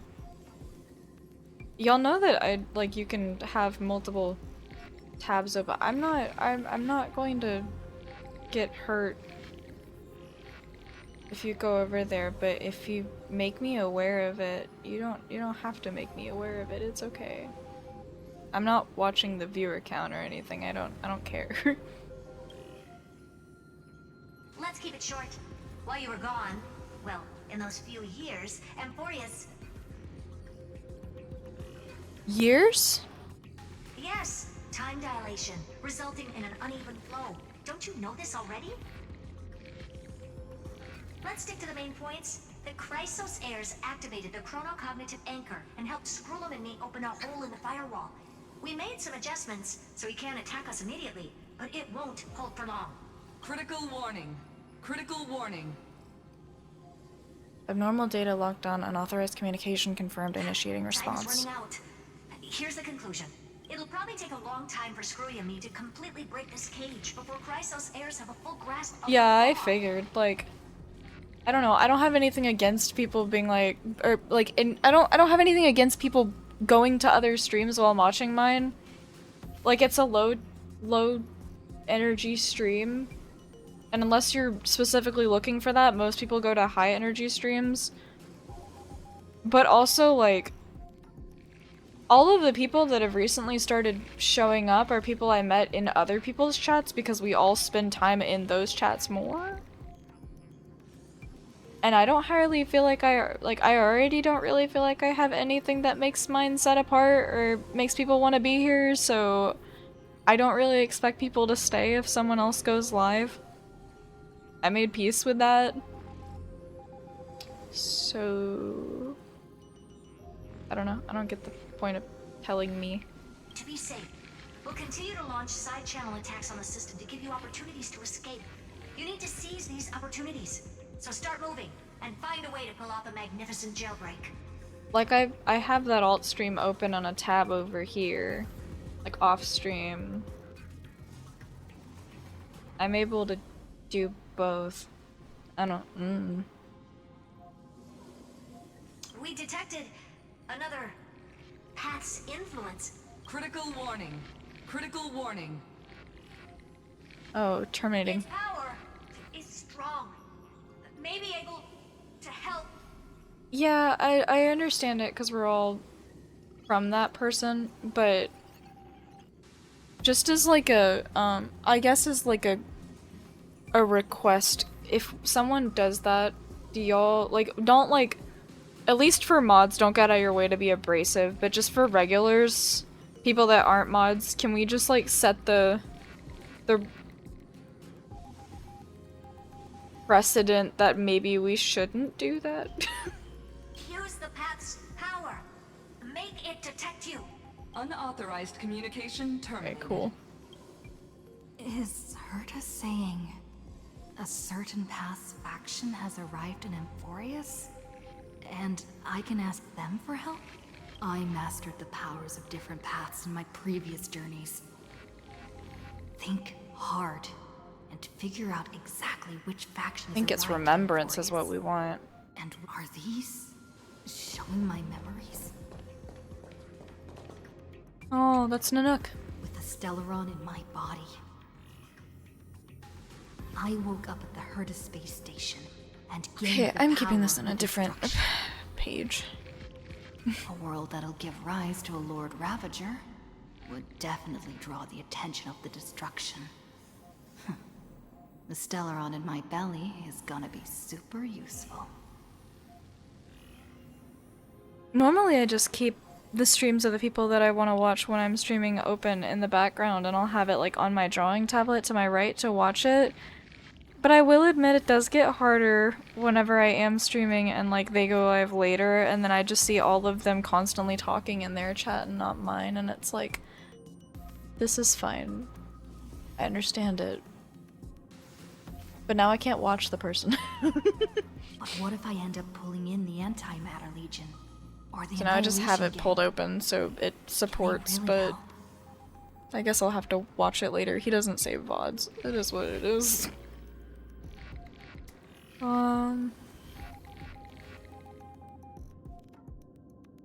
Focus on— oh, Nanook, lend me flames hot enough to burn through this jail. You focus your mind trying to sync your heartbeat's rhythm with the frequency of that dancing golden flame. I wish you didn't have a headache. Headaches suck as someone that goes through them all the time, but I totally understand that. I don't ever think people should be like constantly speaking here. I think it's nice and I enjoy it and I'm appreciative of it whenever it happens. But it's kind of the same thing as like whenever people think that like, I don't know, people think that they're owed chatters or people constantly talking and like don't appreciate people who lurk. Like all of that's important to me, but it's not the most important thing. What I've cared about in streaming has never been prioritizing me or anything about my channel or the things that I do. It has always been uplifting other people. So I wouldn't want anyone to do anything that compromises their own health, you know? Or their life. Over this, which is like so incredibly insignificant in comparison to people's actual lives.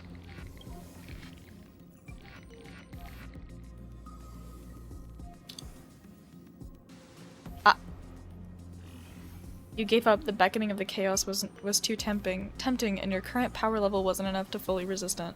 If you were to fall into the black abyss of destruction at this moment, perhaps everything would be lost to the void.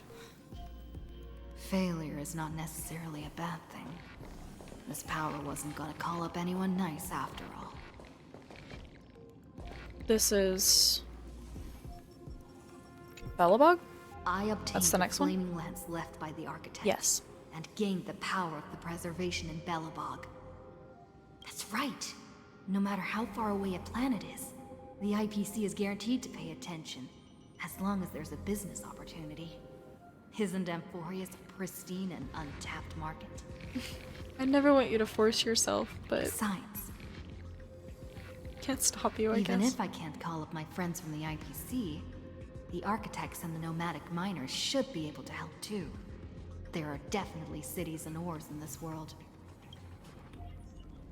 Flip off, lend me hammers hard enough to smash through this jail.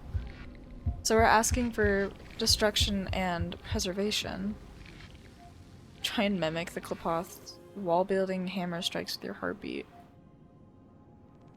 Oh. Once again, you just need to recapture that feeling from your battle with the Supreme Guardian and catch the sparks from that hammer strike with your own hands. I don't know, it kind of makes me sad because as much as I want to be like, I don't know, like I can only keep it open in the background and I want to like watch it, normally I do, but sometimes it is very difficult knowing that like, I don't know if this makes sense. Like, if there's someone that I look up to and like watching because they have the level of energy I wish I had, and then knowing that whenever they go live, they'll always be the priority because they have that energy I wish I had, makes it harder for me to watch because it reminds me that I don't have that energy. Does that make sense? Because I always see them over there, so I don't mind that, but they can go wherever the fuck they want, I don't care.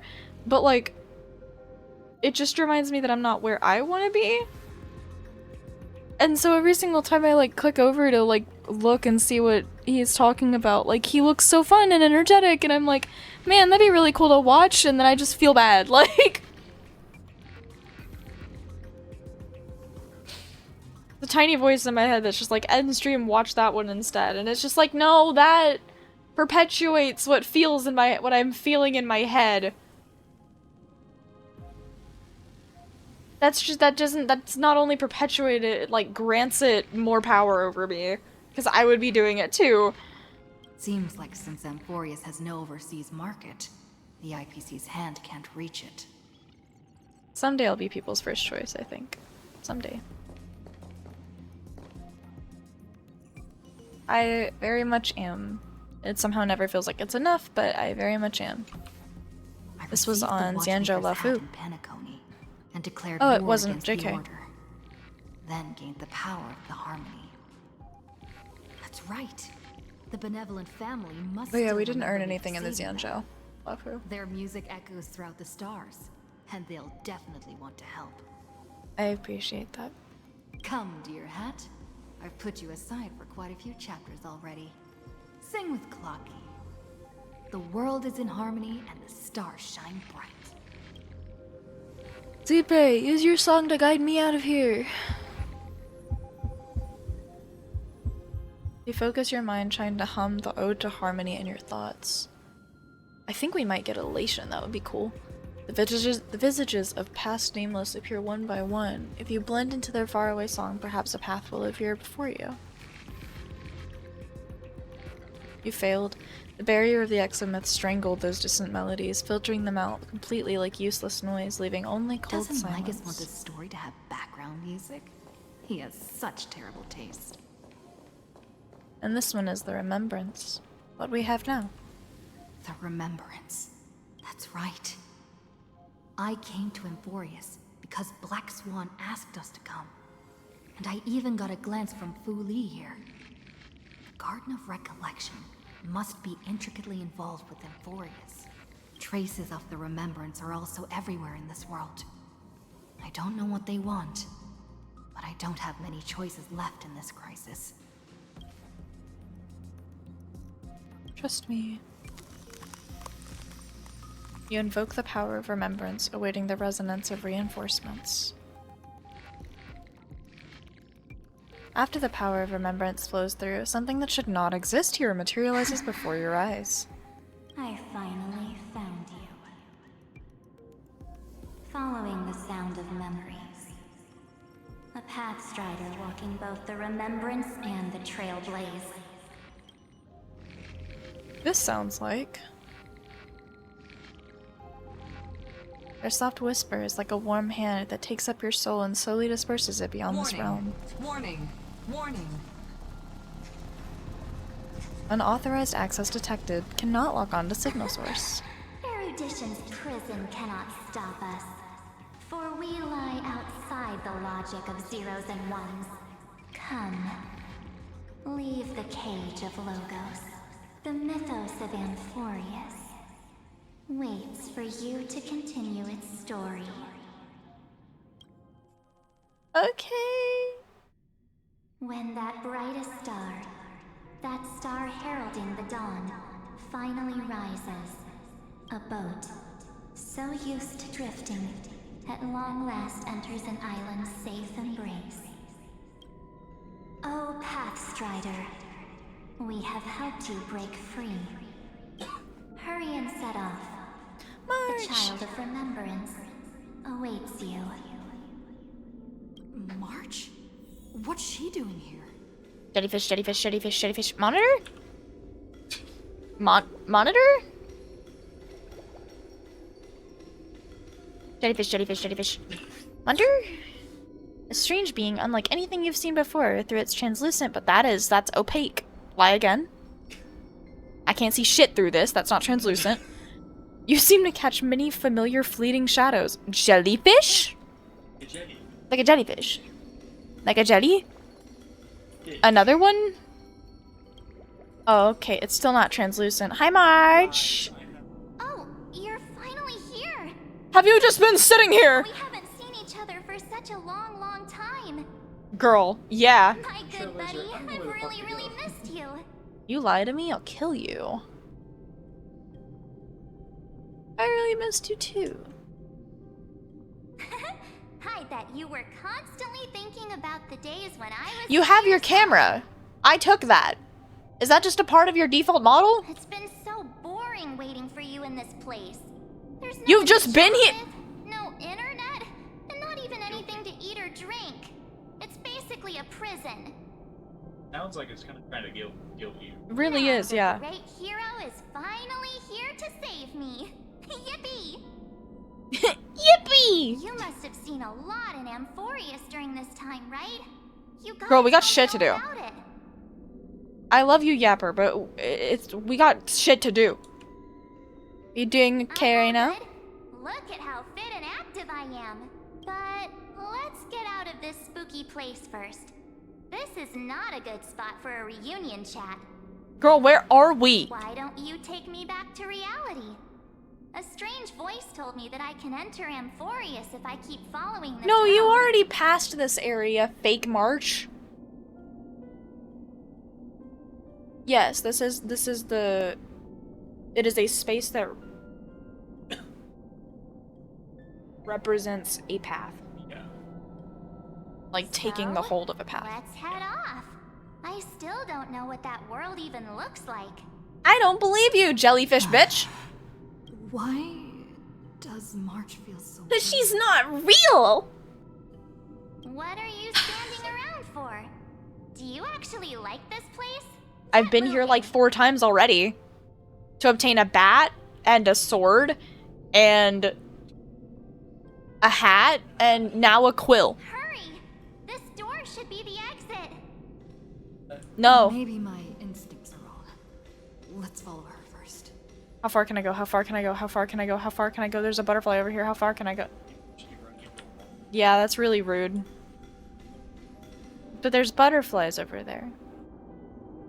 I think that's rude that they won't give me the butterflies. Can I just, like, leave with March 7th question mark? Yay! Can real March come and interrupt me now? Are you okay? You haven't. It was like a 4-foot walk! Has it been so long that you're still missing me? There's no time to waste, though. The Chrysosayers and the geniuses are all. I thought you haven't been in there. No. The discrepancy is getting worse. Where's Don Hunk? He should be back on the express now. No, he's not. Maybe I just happened to miss him. Fake March. Shit! Fuck! Shit! Help! Never mind. Don Hung's super reliable. We don't need to worry about him. Who the fuck says that set of words? Somewhere. All hail and hearty. What does that mean? The geniuses would have made sure that Don Hung made it back on the express. Besides, the March I know wouldn't be so dismissive about her companions. March had to go through this too here, so. How do you know who's waiting for us?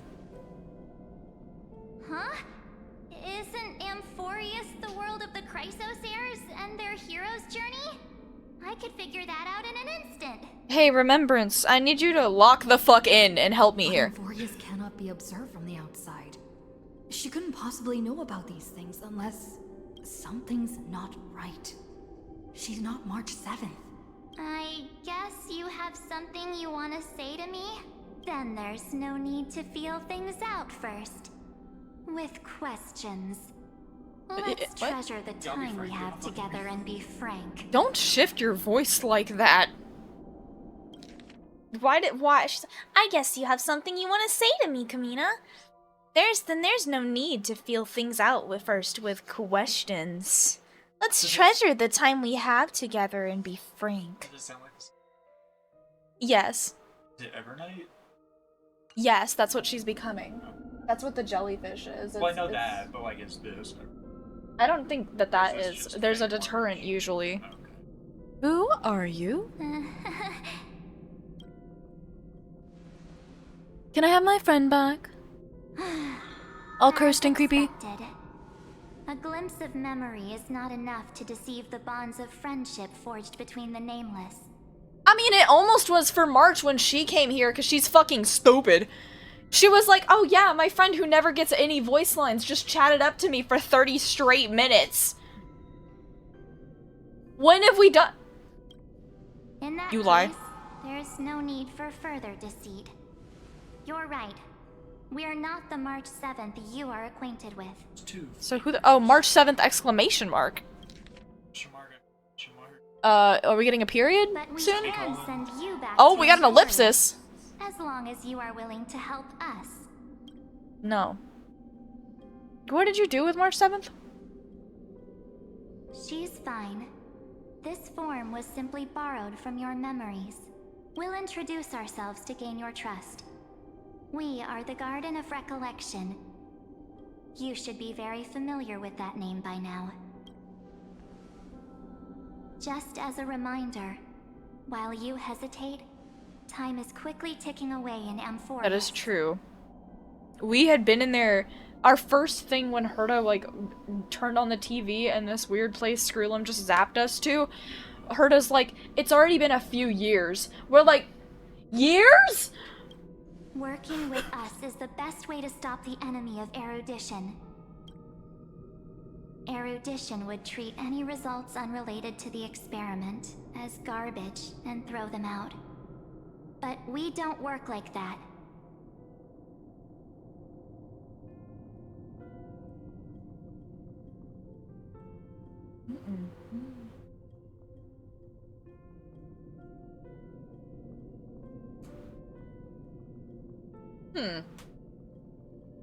Hey, listen, real March 7th, that's totally not corrupted at this point. Why is the background turning red? The remembrance Why is it treats all red? these instances as important materials some rocks needed to loaded leave in. the universe. Guess that makes sense. Well, this isn't. Besides, this would be child's play for a great hero like you. It won't be hard at all. This is the middle ground between Amphorius and the real world. We, us and Dan Heng, did not get the opportunity to pass here. Also, if your plan fails and the big bad, Iron Tomb manages to get out, then the whole cosmos will Big be in bad. danger. Wouldn't it be better to have an additional failsafe? As long as you help the Garden retrieve what we want, even if Iron Tomb reformats everything in the physical plane, we can use Remembrance to reconstruct the entire world. Or should we say, the entire universe? So help us. Find where Amphorius's memory began, and bring it out. The Master of Anastrava has already glanced at you. Holy! Don't deny it. That storybook is the best evidence. Say, you aren't seriously gonna be moved by their pretty words, are you? What is this B? Is that a flat symbol? Yeah. Is this to imply she said it flatly? I am the one who commanded those little ones to lead you out of the prison. But I didn't expect to attract little gnats trying to take advantage of the situation. While remembrance can help you return to Amphorius, there's no need for you to do it the way they want you to. Of course, there's also no need for you to make any deal, or pay any price. For you, this is probably a long time no see. My dear. Who are you? Shh. There's no need to say anything. I know. You have so many questions swirling around in your memories at this moment. And you feel so helpless. Put them I don't like aside. how cold her eyes For now, are. all you need to do is trust me. Or do you need more proof? That won't be hard. Wait, stop it! They're awake! I'm gonna keep our first photo, alright? Aww. Aww. Okay, so she has March's memories still. The statue. Yeah, but we don't know what happened to her to cause this. There's nothing saying that, oh, she gets her memories back and turns into God. Oh, did you hear that? Which it very much seems like she did, because she's now at least an emanator. For a path we didn't even know existed. Hey, are you sure? Maybe a couple of punches will help to jog your memory. Like, her eyes are so bright and cheery in this, and now they're just pure red! Our eyes look brighter! It's as if they all happened just yesterday, right? Oh, I don't like the question mark earring. I don't want to lie to you. Fan service! Not use her name. Oh! Well, that hurts. The third month of Amphorius is the month reserved for the Veil of Evernight. So, place me into your memory using the name Evernight for now. This is a clock. It's Oryx's thing. Evernight, but who? I'm happy to explain more, just not now. We might have a lot of time to ourselves, but Amphorius does not have that luxury.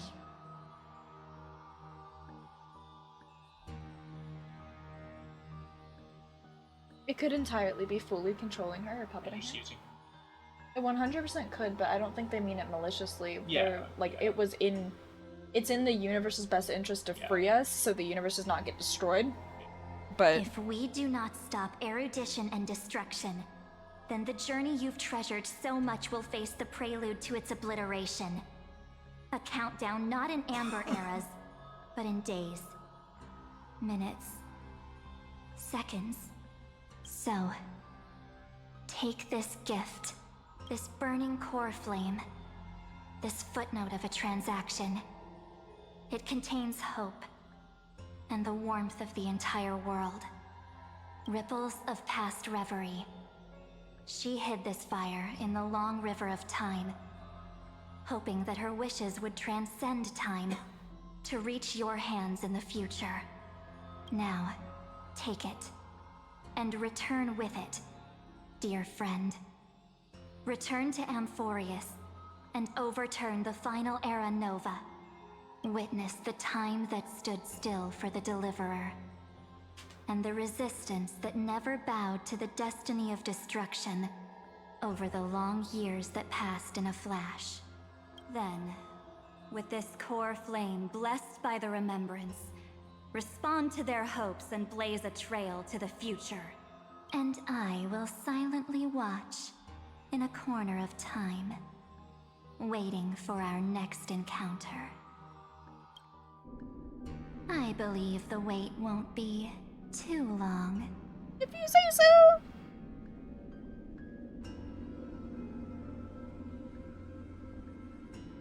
What exactly is happening? Keep going. Keep trailblazing for Amphorius. For you. And for the March 7th in your memories. Go forth.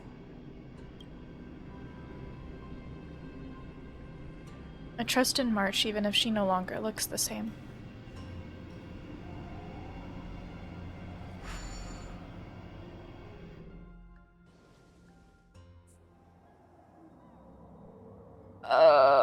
Okay.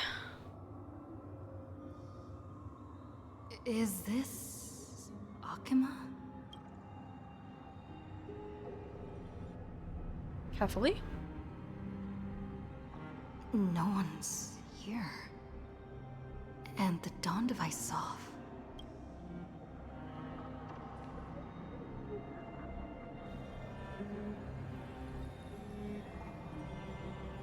Am I too late?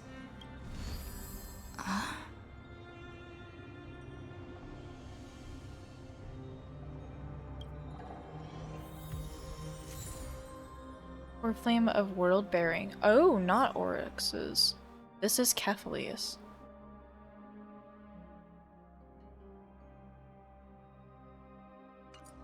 Okay.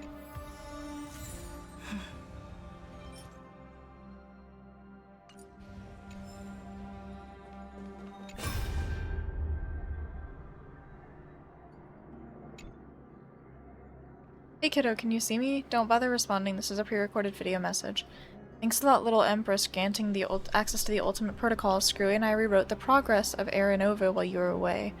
My guess is that you don't have much time to listen to those complicated principles right now, so let me break it down into simple terms that anyone can understand. Amphorius has been racing down the path of destruction for too long, and the underlying logic of Aranova has been completely corrupted. Screwy and I put in a lot of effort, but we could barely manage to override a small portion of its logic. Let's take the progress bar as an example. Iron Gem's progress bar is currently at 99.98%, and through this rewritten Aranova, we're confident we can push it back to 96? Let's be conservative, let's say 97. This is a critical matter. The internal structure of the scepter is too unstable, and we don't know what complications might suddenly arise. The most rational course of action is to quickly run another extrapolation to buy the cosmos a bit more time. Once you've dealt with that, the troubling old Intellitron, don't hesitate and start the next cycle of extrapolation right away. Screwy said that Aranova isn't a process that happens in an instant, and the protected nodes of the scepter are probably their most vulnerable only during the reset. Only by initiating this progress first can we seize the opportunity to make our move. It's all up to you now, Deliverer.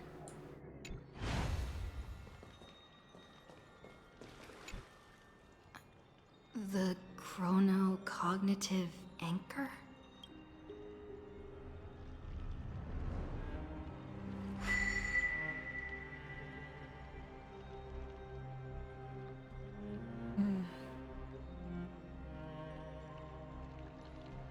There's so much I wanted to say for our reunion.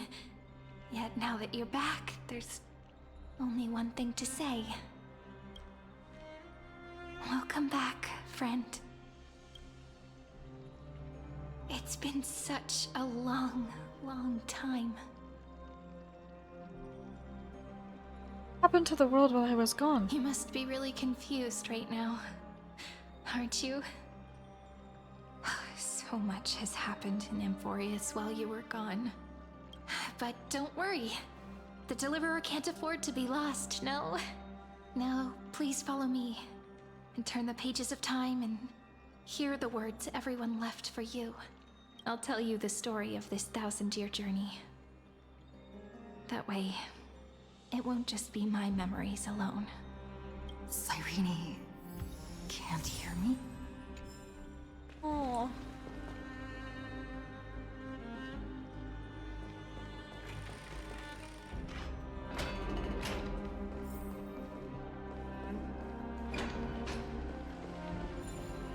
God, it's so horrible to see it all like this. And the well is dried.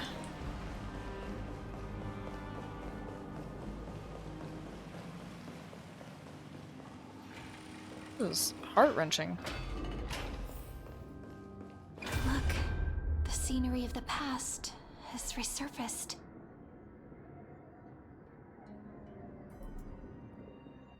Time flies. 200 years have passed since the Deliverer's fall. We had to return 3 core flames of law, romance, and ocean to stop Lygus, but even so, Terravox has fallen.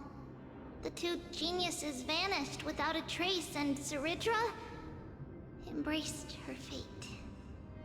At this rate... Era Nova will come, and Amphorius will fall into the destruction. Hi. I'm here, as you can see. Welcome in. I'm in pain. I'm physically in pain. And I just want to see my wife Castris again. It seems the key to rewriting the end once again lies in the core flame of world-bearing. According to the instructions left behind by those 2 geniuses, we must get it into the Deliverer's hands, no matter the cost. But how? We need to find a way to hide the core flame. And we must buy enough time to keep Lygus at bay. Oh, I am jealous. I'm still pulling for Hycillans. About that, I really Rini want her. might have some good news. Rini? She had that dream again last night, but the Titan's voice was clearer than ever this time. She said, "Pass the flame into the future." Is that a prophecy from Orynyx? She chose to side with humanity this time and hide one of her kin's core flame? It seems I do also have Kafka, and it just makes me mad that I don't have Hycillans yet. You're right. History I want has her and changed. Zeridra, but I'm not that Humans lucky. and Titans are both giving their all to keep this world going. I also don't have enough money to pull for Hycillans a ton, so I'm just praying. Is finally about to begin somewhere out there. Unfortunately, life will never go smoothly. Leiden's army is already at our gates, and their commander... Aww. That Lycurgus. He's right outside Akama. Light calendar 3960. Zeridra, under the pretense of a campaign against Fagusa, sacrificed 500 Chrysos heirs to complete the trial of law. This tragedy shook everyone in Amphorius. That same year, Zeridra the Imperator was assassinated, after which Aglaia the Goldweaver took command. Thus began humanity's second flame chase journey, a path hanging by a thread. I believe. Come, this way.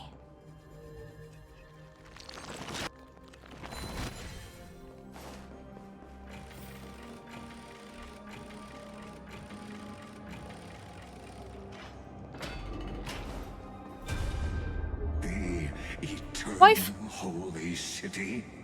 What part of that eternity ever lived up to its descriptions in poetry?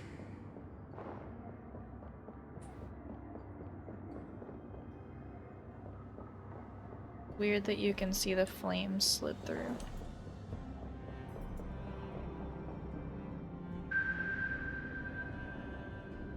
The Memorial Palace lies in ruins. Countless mortals have perished All I because want, of dude. your stubborn resistance. Where's what, huh? Work. It's time you learned the cost of refusal. Now, answer my question again. Where is Kefali's core flame?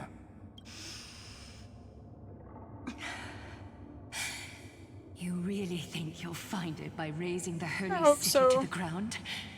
I've never gotten a From what I double. see, all you'll get is dust and disappointment. Don't forget, you can't kill the Chrysos heirs mentioned in the prophecy because of law. I have never denied that. Which is why I now place my hope in the faithful citizens of Akuma. Perhaps they'll give me what I seek in the echo of your screams. Now then, I'll be cutting open your chests and using your scalding golden blood to baptize the masses. Allow me to apologize. Has he been in broken? advance. We shall start with you, blind and foolish Lady Goldweaver. Leave this to me, Lady Aglaya. You must get away now. No, Holy Maiden. I'm the one who must stay. What? His conspiracy won't succeed. Because Romance is ready to make good on their promise to weave an indestructible armor for Emporius. Its name is Solidarity. You must escape with your life. Yeah, I don't like Legos either. Of my death to those He annoys still me. fighting. He talks so Then much. Keep going with them. Just as the Imperator lit the torch of resistance with her death. My passing will make this flame everlasting. Take good care of it. Guide it to the future. And place it into the hands of our deliverer. 50 years later, Lygus led his forces again to Akuma. He charged directly into the Holy City and razed the Marmorial Palace. History Getting would more and name more this desperate. battle the Third Siege of Akuma. 90,000 brave souls gave their lives for Akuma that day, including their fearless leader, Oh. Aglaya. Go forth, deliverer.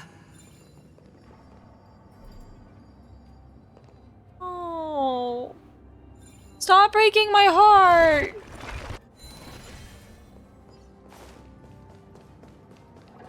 Hurts. Heart hurts.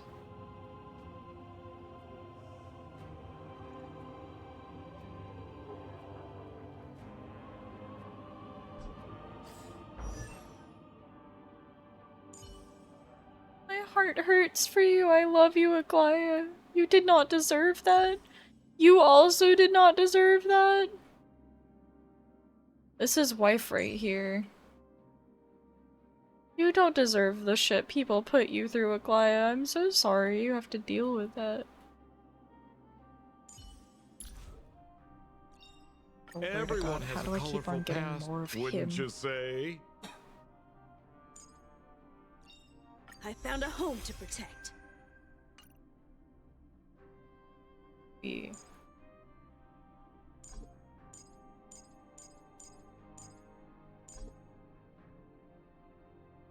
I don't hate Sampo, I just think he has a tendency, he can be annoying. Go. Wife. When the frost melts and the snows give way, the flowers will bloom again. You'll find me there. So what you're saying is, Princess Homebuddy is never coming back, is she? She just left, like that.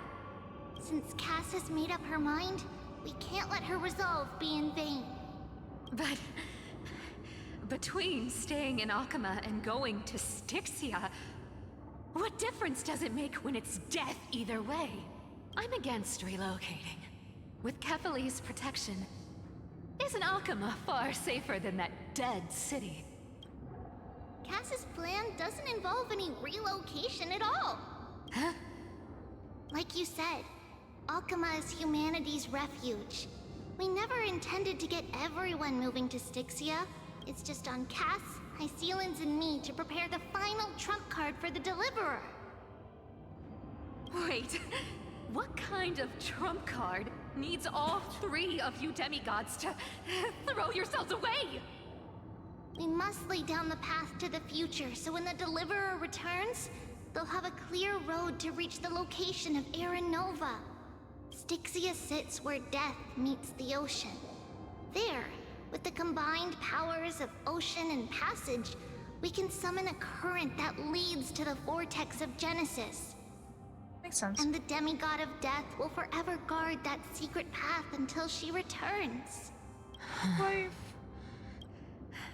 We all know Lygus will set his sights on the vortex of Genesis. That's exactly why we have to do this. Guess I underestimated Idonia's Maiden of War. She's got way more steel than I thought. And Cypher, we need you to head Shattering to my Castrum heart. Kremnos as soon as possible. By any means necessary, forge an alliance with Strife. The prophesized Crown Prince has already been born. He shall become the new defender of Akuma, protecting this land after we leave. You don't need to worry about that. I just came back from Castrum Kremnos. Only a step ahead of the news. Treeby, something's flying towards Akuma, and it's really fast. Ah! What is it? It's a spear! It's the Kremnoans. Their king's already here. With the protection of the demigods Trebios and Cyphera, Akuma endured wave after wave of warfare, though just barely. Castorus chose Styxia as the last resort, and completed the trial of death, causing the stagnant waters in the River of Souls to recede. Soon after, Trebios departed on a long journey. That same year, the Kremnoan king Euripon, along with his son, Prince Midamos, joined the Alliance to safeguard the Holy City in the Battle of Deliverance. Friday.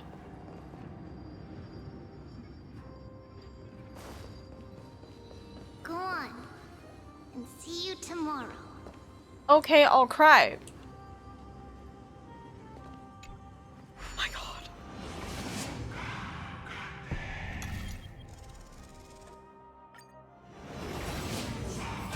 Breaking me apart buys this world even one more second. And so be it. But it's gonna hurt a lot! Pain brings endless torment. But it can never destroy me. In my heart. I believe that you were thinking the same thing when you stepped through the gate of infinity and jumped off that cliff. Can't argue with that. In the current situation, this is the only path Akuma has left. Just do as I say. Split my soul into 5 pieces. Forge me an immortal vessel. Oh, that's how that happened. The blade of strife hang forever overhead. Locked in battle with their enemies to the world's bitter end. There's no need to be sad, Lady Trebios. Haven't we already taken great strides towards that promise tomorrow? In this life, my people no longer have to drown in false guidance. Kremnos has washed the blood off its fate. Emphorius no longer needs a god named Strife. So let me shatter the former laws and turn the Lance of Fury back into a weapon that protects the world. We understand. By the way, can you do me another favor? The 7 sages from Grove of Epiphany are already en route. They'll arrive in waves to join the Resistance in a couple of days. Among them is a scholar named Anaxagoras. He has extraordinary insight and fears no sacrifice. This soul-rending ceremony.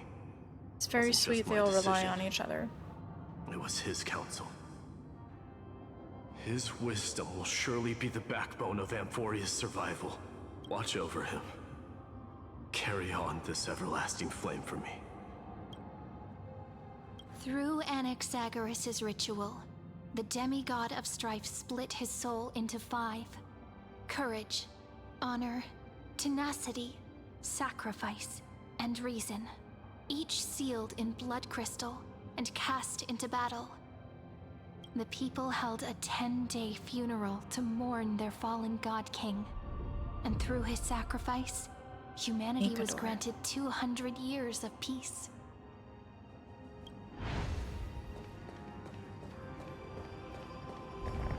They got 200 out of that? Keep moving forward. My blood will pave the road ahead for you. My mighty. We're in Castrum Kremnos now. Keep moving forward, little Gray. No, we're still in Alchema. Chien! Ow. Heart.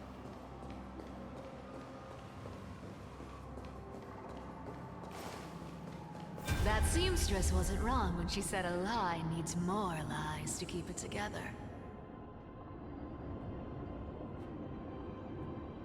I forgot you're the one that kept that going. Reason and trickery. Never thought we'd be the pair to finish this final setup. Can't catch that Tin Man without your little slides. Besides, this is our last shot. Not the time to be picky, right? Don't oversimplify it. Lygus just found out Akima's been an empty shell for the past 50 years. He's bound to be furious. At this rate, he could have done anything. That's exactly what we want. Rage blinds even the brightest minds. Doesn't matter how much of a genius he is, the principle still holds. Once he storms into the council and confronts me head-on, you trigger your alchemy with a boom and turn him into a caged beast. Easier said than done. You still have to pass yourself off as the deliverer without anyone catching on. And you really think a human alchemical array can bind a godlike being? That's just nonsense. What? Getting cold feet? Or you just don't believe in the almighty worth of the demigod of trickery? Just tell me straight. Can you do it or not? Of course I can. And it'll be child's play. But I've got two conditions. Since this is the final act, if we're doing it, we go all in. No half measures. Oh, I'm listening. First, shift the battlefield to the vortex of Genesis. It would be more convincing if the deliverer It's very were to intriguing appear that they there. end it with the most reason and the most logic. Besides, the vortex is cut off from the world. No place in Amphorius makes a better prison. True. If you pull that, wouldn't our deliverer have to face tank Lygus as soon as they come back? Yeah. That clash is inevitable. All we can do is create more chances for her. And that's the second condition. The vortex belongs to Fagusa in the first place, remember? And there happens to be a demigod is she of still ocean alive, and a few Hycillans? survivors in the world. Loop Hycillans in. Aw. Let her join the final act. I'll transmute myself into a philosopher's stone and embed myself into the formula. And when the time comes, she needs to shatter me and scatter that stone's ashes into the ocean within the vortex. I guess people weren't wrong when they said you're insane, Grove Boy. But if it works. I've got no idea how to outwit a reclusive genius. But making an anti-Catheran suffer? The demigod of reason has 10,000 ways to do just that. And what I just mentioned was one of them. Funny. Direct contrast to what Lygus said earlier. So what exactly does your formula do? Now that would spoil the climax, wouldn't it? By now, Hyacinth must have completed the Sky People's ritual. Since that Theoros loves a good performance as much as I do, let's make sure he enjoys our show to the fullest. As for how the Deliverer will complete the Era Nova, well, that will no longer be our concern. It was the last battle known to the world, initiated by two demigods least suited for war. True. In the end, reason and trickery kept their word. At the cost of their lives, they sealed Lygus within the vortex of Genesis, where he remains to this day.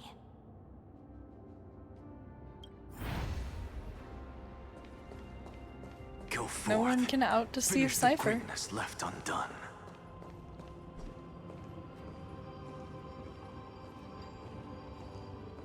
Anaxa and Cypher. Are you gonna fade away? Are you not fading until I go to where Cypher is? Quit overthinking! Just run! Keep running. That'll be enough.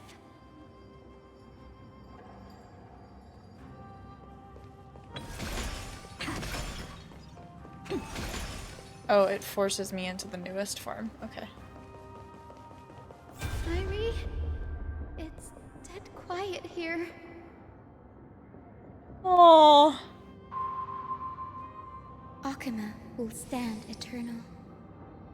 Miss Cypher's lie has crumbled after all. But it's all right, because all of us have fulfilled our purpose by now.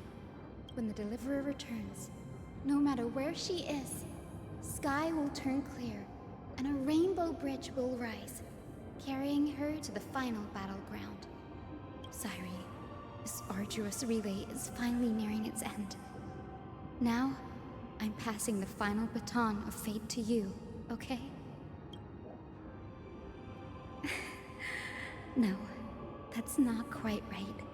After all, it was you and her who lit the first spark of this journey, wasn't it?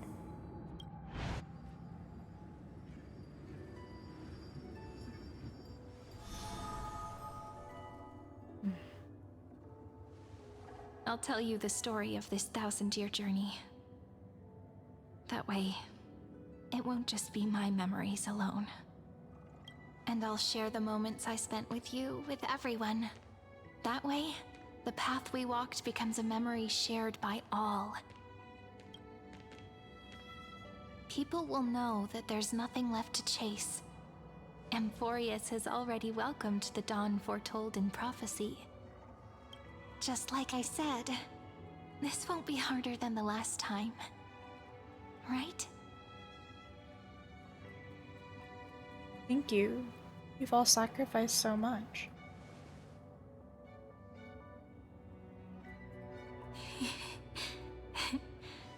I wonder what kind of expression you're wearing right now. Probably the same as always. Calm, resolute, and brimming with confidence. If I have the chance, I'd love to see it again. Because it's really been far too long since we parted. Heartbreaking. Is this all the memory?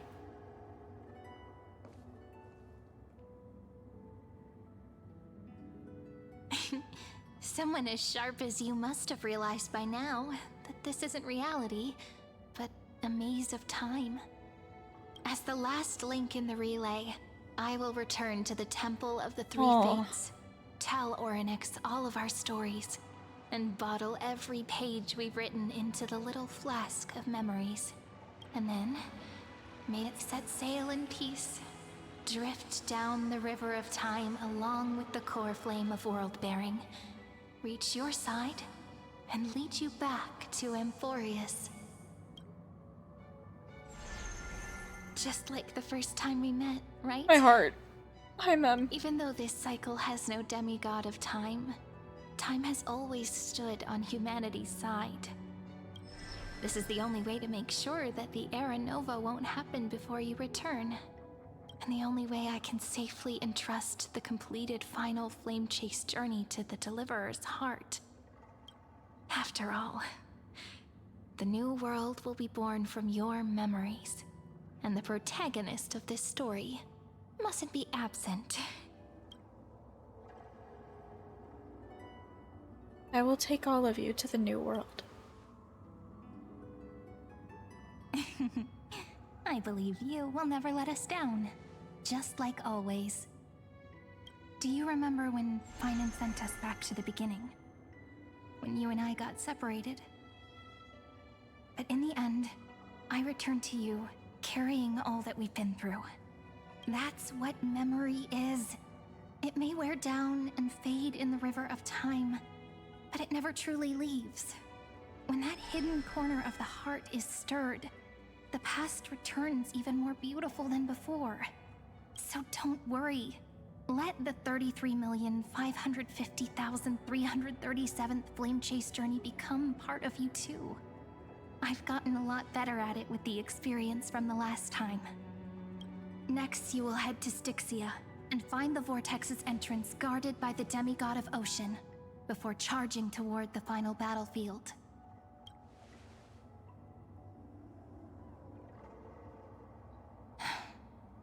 Don't worry.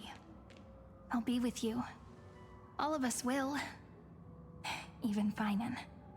We'll stand with the Deliverer. So say a short goodbye, then set off, just like we promised at the start. My heart. Toss away all unnecessary worries and troubles, and bring our smiles and determination into tomorrow. Ow. My heart. We can do this. It's okay.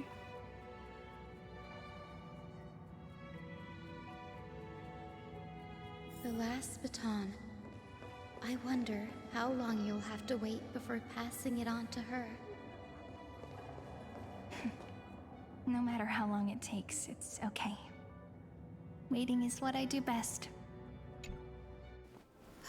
Draw your blade? Sorry. What if you wait and wait, but that hero never arrives?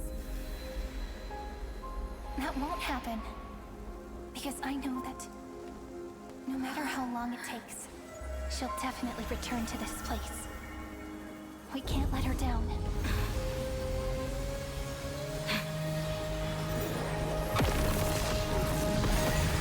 The Rainbow Bridge.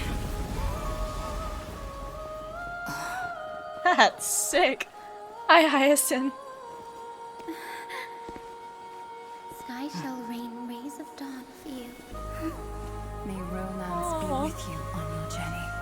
And reason grant you enlightenment. Let strife bestow you with inspiration. Trickery ensure your success. Allow death to protect your soul. And at last, let passage point the way forward. Well, time will remember the Trailblazer's journey.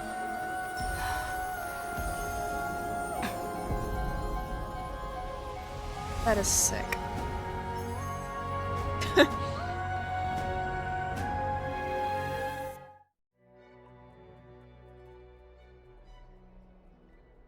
No, it's fine. Emotionally wreck me. Styxia?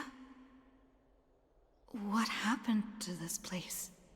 I need to find the entrance of the vortex, guarded by the demigod of ocean. High Sealens. Is she still there? Long time no see, Bitch. Trailblazer. Fuck do you want? Generation after generation of Chrysos heir heroes have tried to defy fate with their blood and tears, either voluntarily shattering their souls or waiting in eternal solitude. But alas, fate can never be defeated. You managed to break free? Reason and trickery may bind my flesh, but my will shall never fall silent. So the demigod of ocean, the Dux Gladiorum, High Sealens, sought to bring me into a fantasia with her voice and drown a genius in slumber. But alas, it was all a hopeless dream. That warden fell before I did, due to erosion of time, while her prisoner remained unchanged. And yet here you are, bound to this place. True. I might leave this place, but what of it? You should have heard of this fable. In a shadowed cave lived a people, imprisoned from childhood, and chained so that their legs behind Oh my gosh, them you was a annoy me. fire. And before them loomed the stone wall of the cave. To them, that false play is the whole world. Yes, I'm trapped in the cave. And now, my deliverer has come to defeat me and save this world that never owed you anything. Oh, you'll need to awaken the singer here and unseal the prison called Vortex of Genesis. You'll be the one to unshackle me and bring the cave crashing down.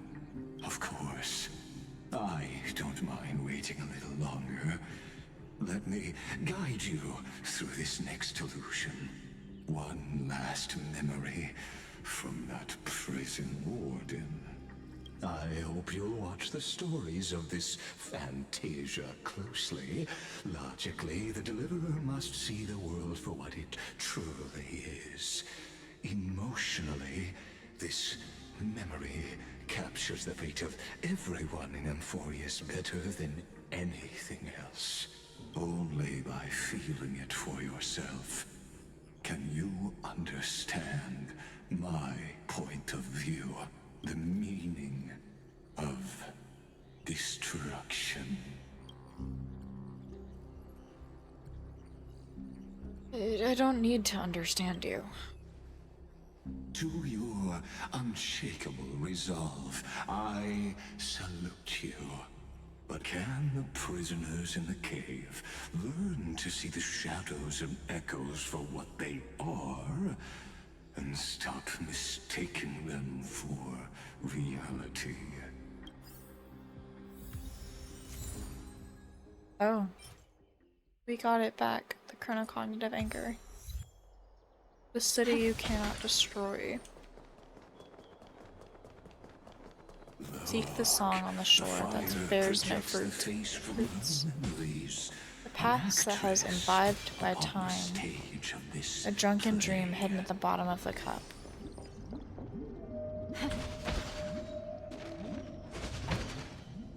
Oh, we're afflicted by the siren song.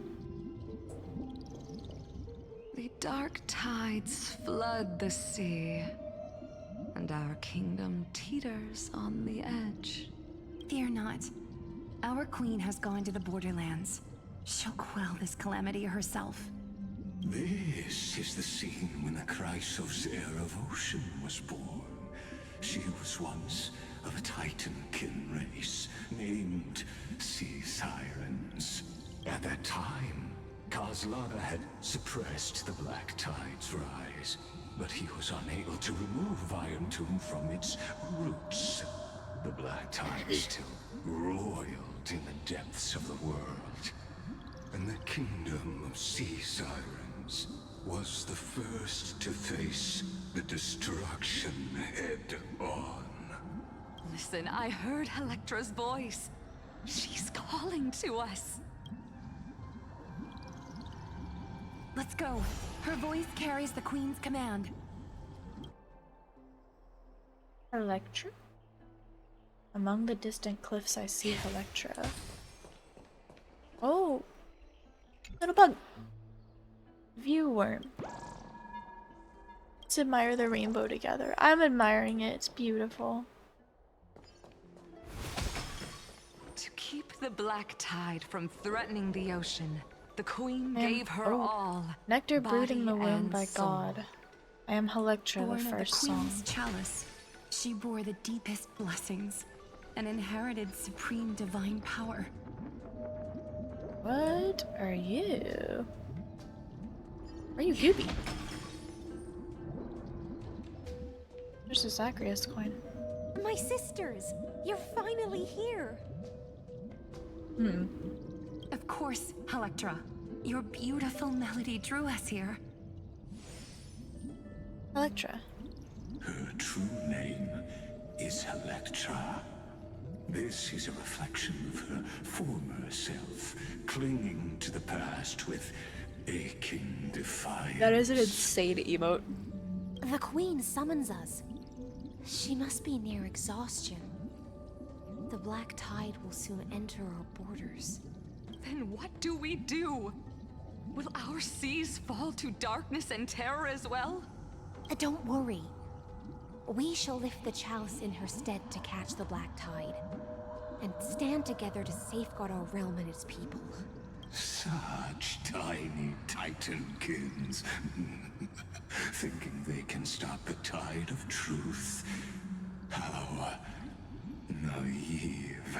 And that naivete is the root of all suffering.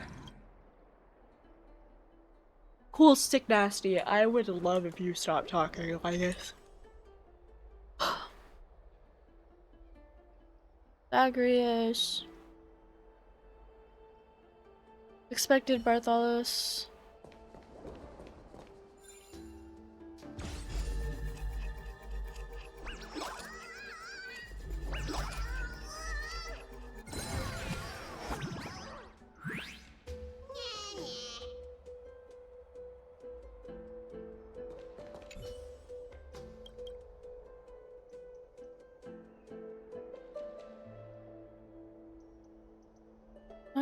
How much do you still remember about me?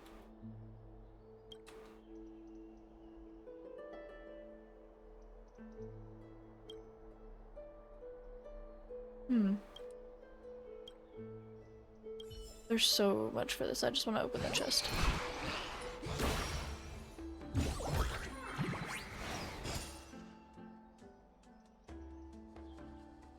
Mother, please endure.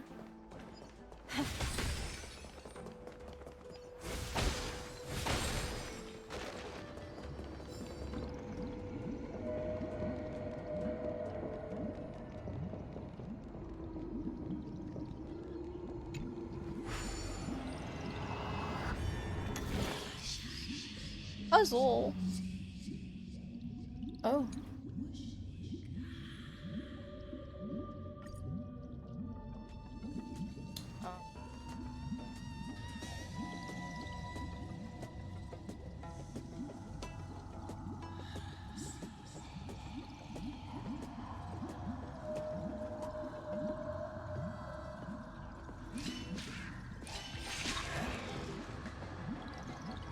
Welcome to...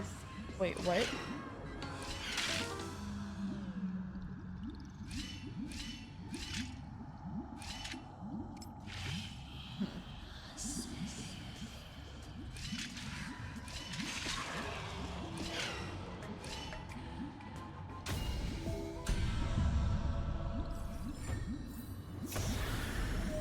Breathe out the old and inhale the new. This is... weird.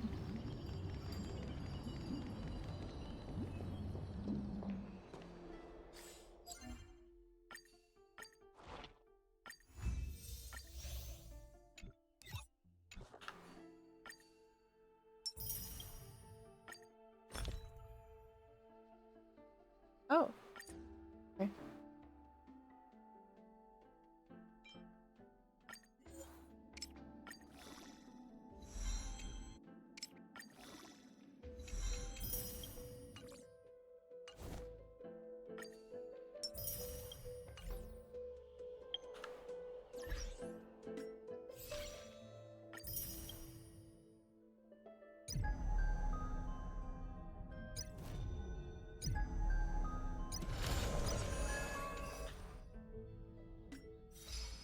What did I unlock?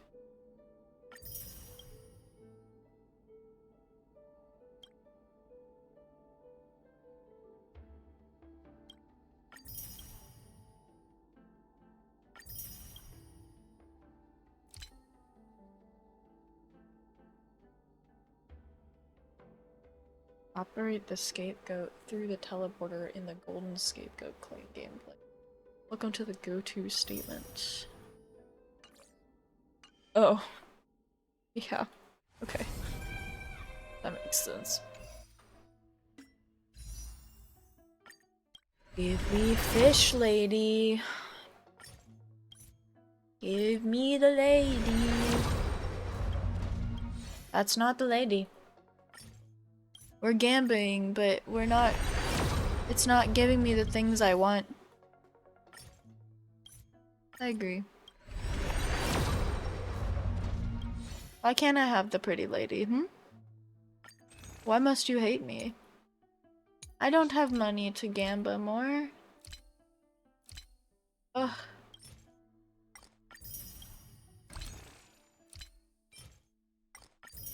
Well,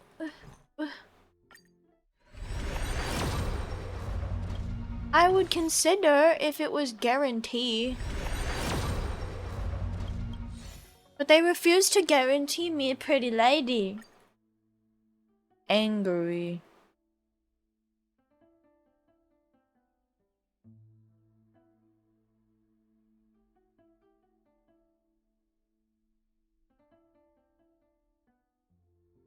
We're like... We're... 47, 50... We're like 50 something pity now. But it's a pure 50-50.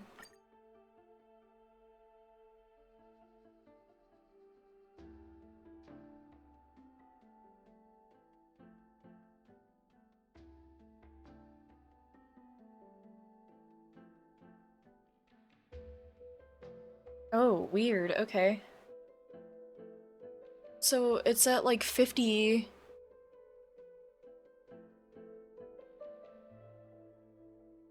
We're at 56 pity for light cone and like 50 something pity for Hycillans. They're equal pity. That's weird. Well, I can't get like 80 pulls out of my ass. I don't have $100 to just drop on this. That'd be nice if I did have $100. I don't. Ugh. Okay. Hold on, I have this for Hycillans too. Where is she? Water baby. Yeah, buddy. Okay.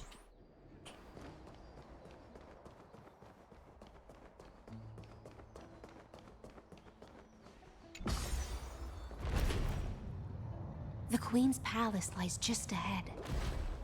Even her once graceful Why do you form loathe is now the Earth tainted Titan? and drowned in dirty mire. It loves the land, the life the land births. We're out on Kyogre looking ass. I don't have $100. I haven't done like a fucking commission recently because I half the time have nothing to show for it because I haven't made my portfolio yet. Refreshed and invigorated. Where did it go? I wanted to read the word. Oh, okay.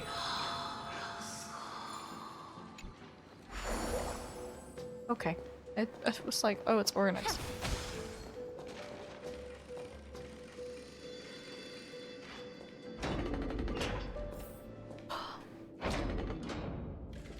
Listen, I'm just broke. There's no locking in. It just stops at broke. Our noble queen. We've come at your call. My little fishlings, you swim with such joy. It pains me to speak of the kingdom's sorrow. I once believed I could drink the black tide dry, but even the deepest chalice must one day overflow. And I can hold no more of this filth. Mother, worry not. We're all children of the sea. Let us bear your fate together. We'll take up your mantle and drive back the black currents. We'll mend your sacred chalice and take in the cursed filth. My little fishlings, when the spear of strife falls, you may retreat in peace. I promise you. On the surface, the city-states will hold a feast without end in your honor. This is the last gift I can give you.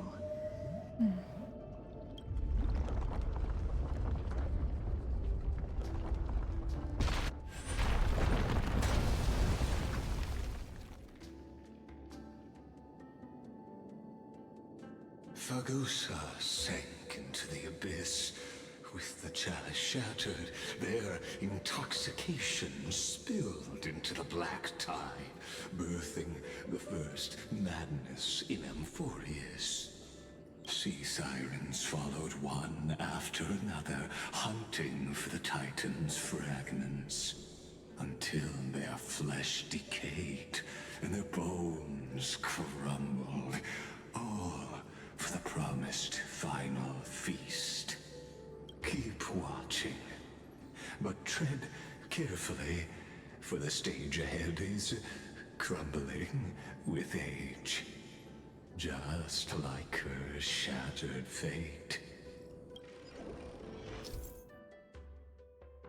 Objects stopped in time will not immediately return to their original form when their rewinding process is interrupted. Instead, they will pause in their current state. Clinging to the past only blocks the road forward. Why not let time build a bridge to the future? Welcome in.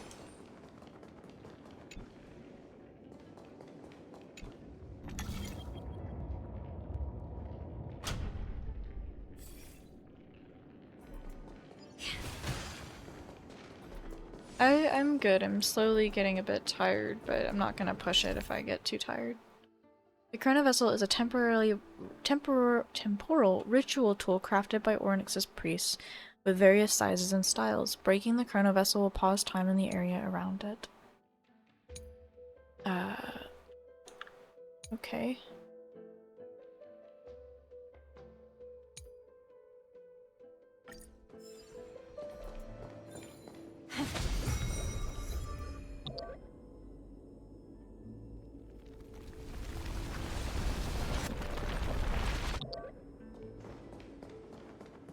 Your wisdom far surpasses even the bounds of reason's model.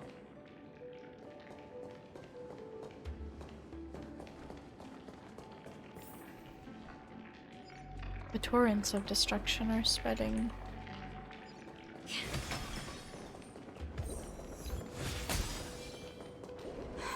Hot potato. Can't get through. Looks like I'll need the miracle orb nearby.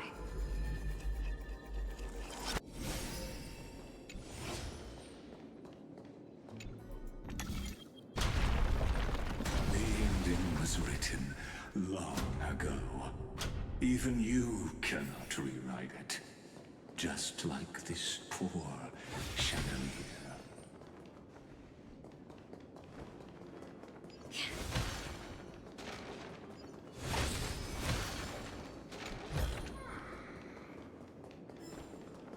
Oh, back up I go, I guess.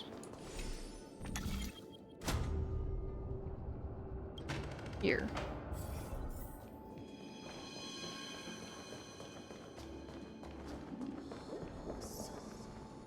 Sisters and mothers raised their cups, and the being on land danced along, or the beings on land. Breathe out the old and inhale the new.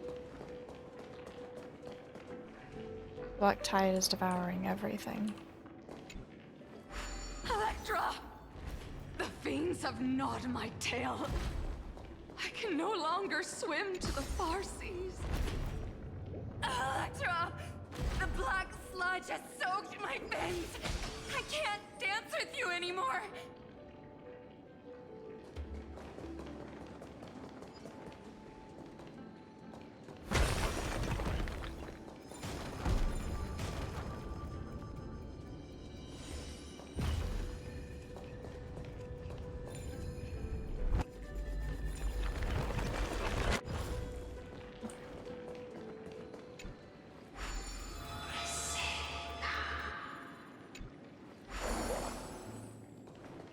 Cersei!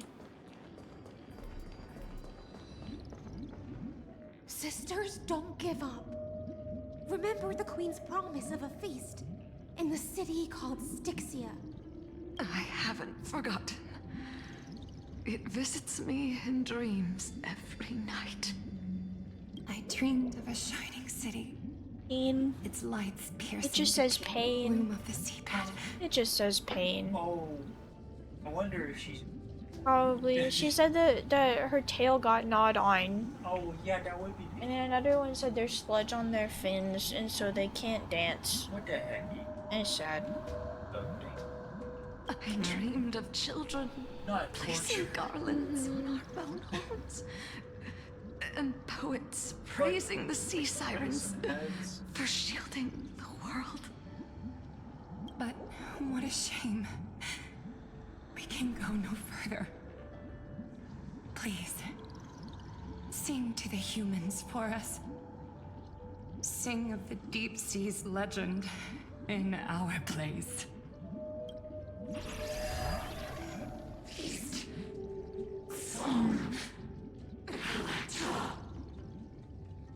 Ah.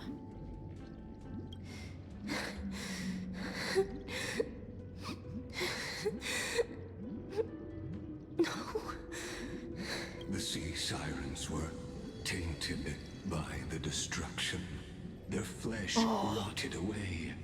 They became the black tide creatures of this cycle. Farewell, sisters. I'll finish this last task, then return to prepare your feast. And so, only one sea siren remained among the sea floor. High Sealens, swimming alone through the seas, burying her kin, and searching for the fragments of the chalice of plenty. Though most of that journey was in vain.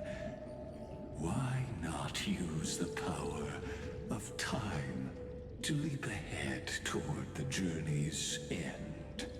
To reach the Spirit Basin, I'll need to call upon the power of the Chrono Vessel.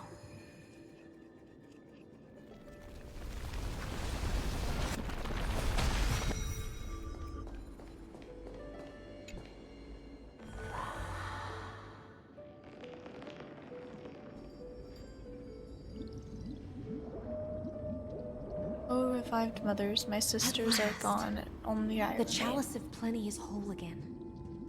The Lance of Fury emerges from the River of Souls, and the gods reclaim their duty to hold back the Black Tide.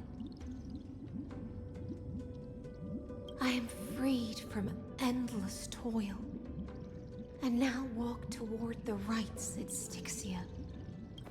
I bore my sister's dreams upon my back, took on a graceful human form, and hoped to find a grand celebration on the shore.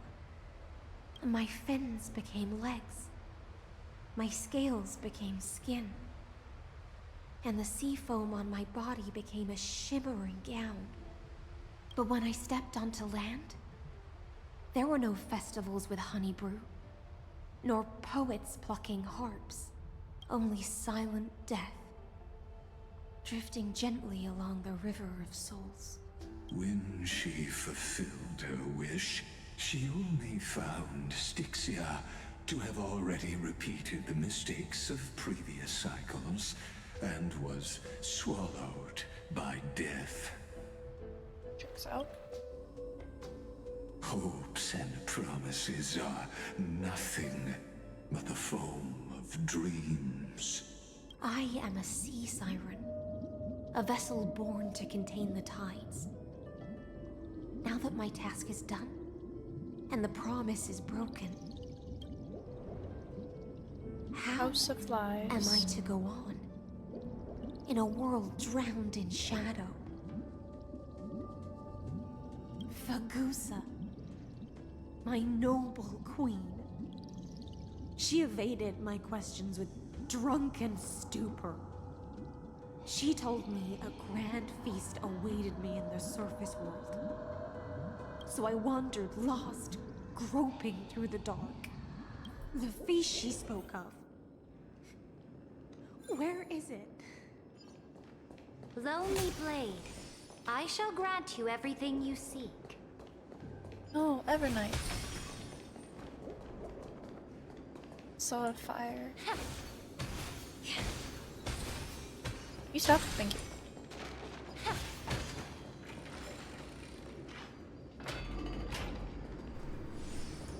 Aw. Why did she call out to me and why did I respond? After Saridra. wandering the surface No, for ages, the lost sea siren met her future conspirator. You quelled the wars alone and forced strife into retreat. This swordfish that commands thousands of legions, whom does she serve? Was the moment they met. Yes, Saridra, long before she became the Imperator, was already burning with ambition. Sovereign who follows prophecy. I am no one's sword. I am just a wandering fish, seeking clarity through bloodshed. Then how about letting the sword dance for me? And letting the violin sing in my name? Tell me, what is it you seek? All I want is a feast where I might belong. Such a demand is trivial with the Sovereign's authority. I'll grant you a banquet worthy of conquest, and comrades to toast beside you. But Knight, you must offer me your heart. My heart? Yes, a loyal heart that will generate no betrayal. You were deceived by gods and drowned in the ocean's darkness. But now, I will lead you forward and be your light. So be it, noble monarch. The law you proclaim shall govern my every breath. So be it, noble monarch. I am simply becoming someone else's vessel once again, and accepting a duty given to me. And thus, in her hollow drift, she finally found a new purpose, like sunlight piercing the deepest trench.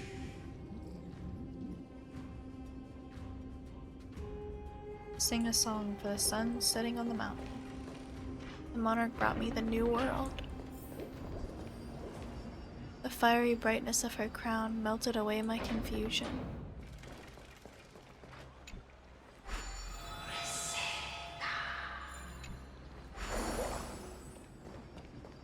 Seriously. Noble monarch, I've cleansed the foulness from the road as you commanded. My blade, you've helped me ascend and take the crown. Ask, and you shall have your reward. What I desire is the same as before. A feast. Look, I've prepared you a grand banquet. The finest honey brew and tributes await. Fish are drawn to light by nature, for the deep sea knows only gloom. Now I found a flame. It may scald and burn, but it's the only light. Come, let us join the feast. Perhaps the path forward lies hidden among the revelry. I wish I could shut his ass up, dude. Have you heard that the Imperator's about to begin a new campaign? Her glory will no longer be bound by the borders of Enforius.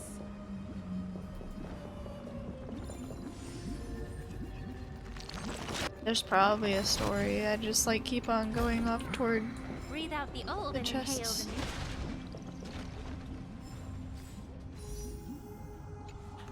new. Okay.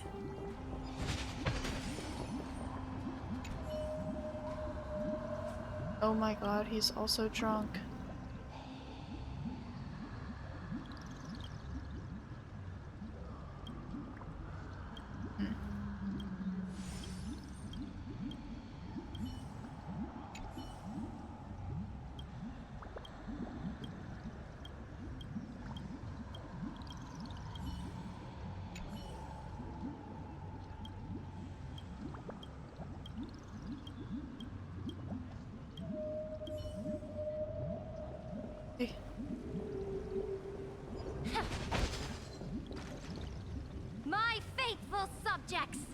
Tonight's feast is not just for the past.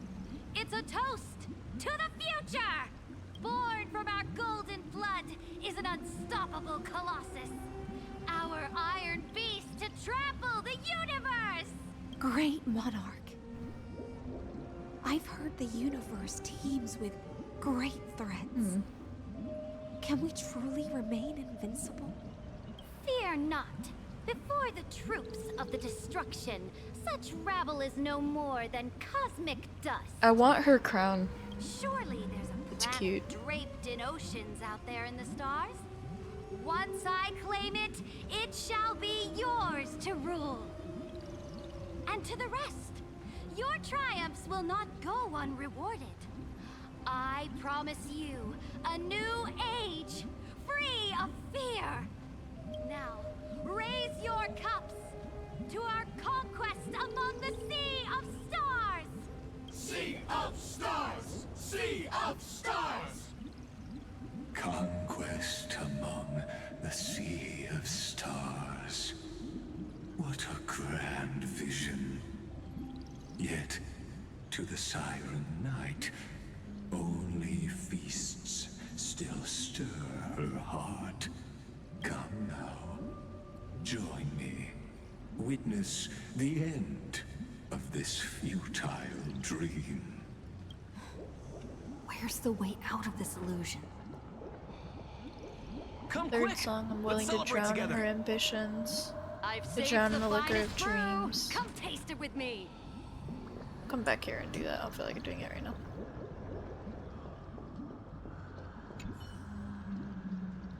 Oh, you're here?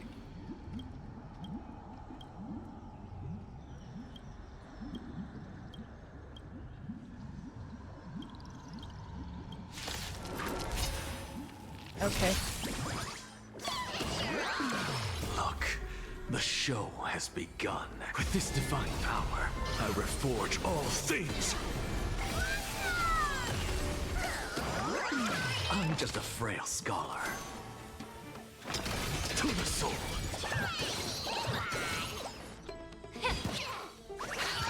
Please cherish this.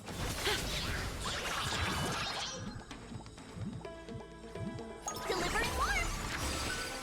It's coming! Are you the West Wind? Away we go!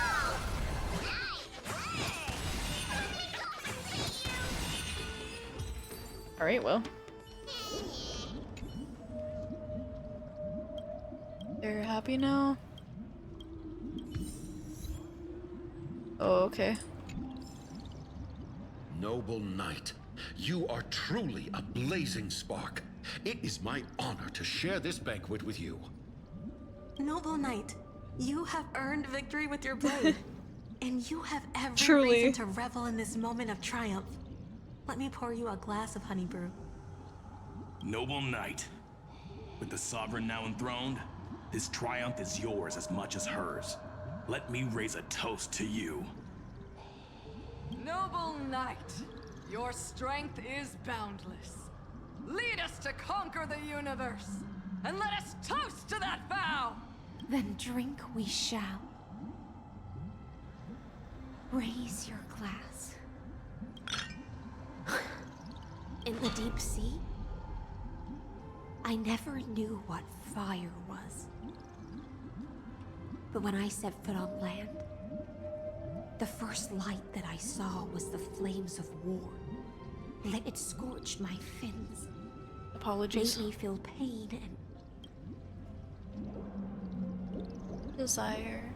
Ignited an wishes. unprecedented hunger. A hunger that flickers in every hero's heart. So bright, yet so blinding. Look! The monarch herself has taken her seat! I love Hear this that? feast. The court sings her praises! I love you, Hyacillus. Join us and praise her glory. I love this journey that brings the feast. I love the people on the journey. I love the monarch chosen by the people. One eye of hers sees glory, the other sees corpses. And yet, She cherishes the name of glory more than fear and death. As they say, the coward died 1,000 times before his end.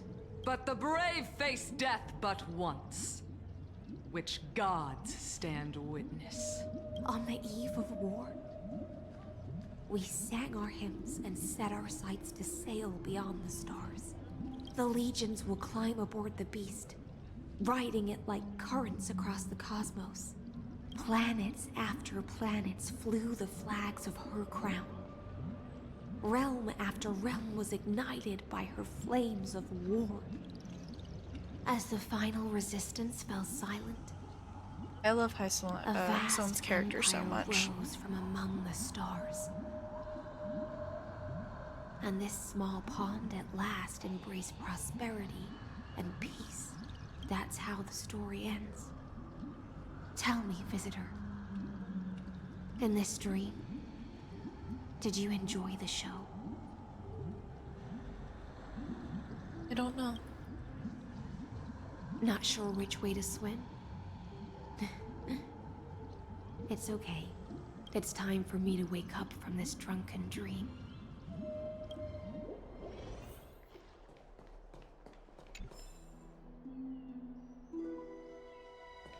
Oh.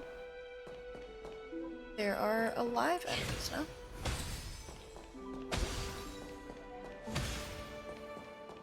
They prevent me from going backward, I get that. Okay. Indeed, I have long known.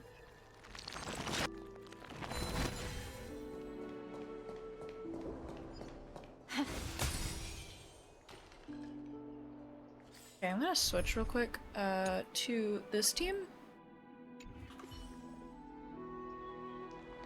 Light up the dark. I don't want to deal with them. This is another one of Fate's grand lies. Oh. My Imperator is dead. Oh, we can't go up here again? Okay.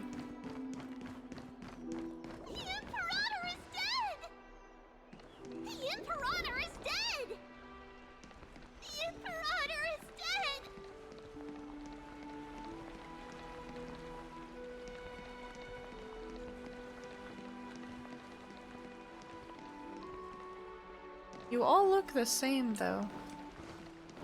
My fire is dead, my light is dead, my heart is dead. People once cheered for my ascension. And now they cheer for my fall. The cosmos. The battlefield that I cannot reach. Before the Sovereign's conquest reached its end, her life and ambition had already been swallowed by the deep sea. This is the true ending. Her grand designs torn apart by the blade. Her regal robes soaked in golden blood. And the one who struck her down? The one who struck her down was her most loyal Gladius. Why? I don't need to explain myself. A fish in a pond has no hope against the surge of fate. I wandered the shore, found a flicker of flame, only to snuff it out with my own hand. I don't understand. If the ocean's feast, the Imperator's dream, and even Amphorius's existence are all illusions, then what's the point of our journey? When the Deliverer returns, I will let this absurd celebration come to an end. But Greyfry, I can't help but wonder how I dearly wish this feast of the Flame Chase would never end. It seems she sensed your presence The Fantasia's foundation is starting to crack. Let's return to the prologue. Remember the allegory of the cave? Can the prisoners in the cave learn to see the shadows and echoes for what they are, and stop mistaking them for reality?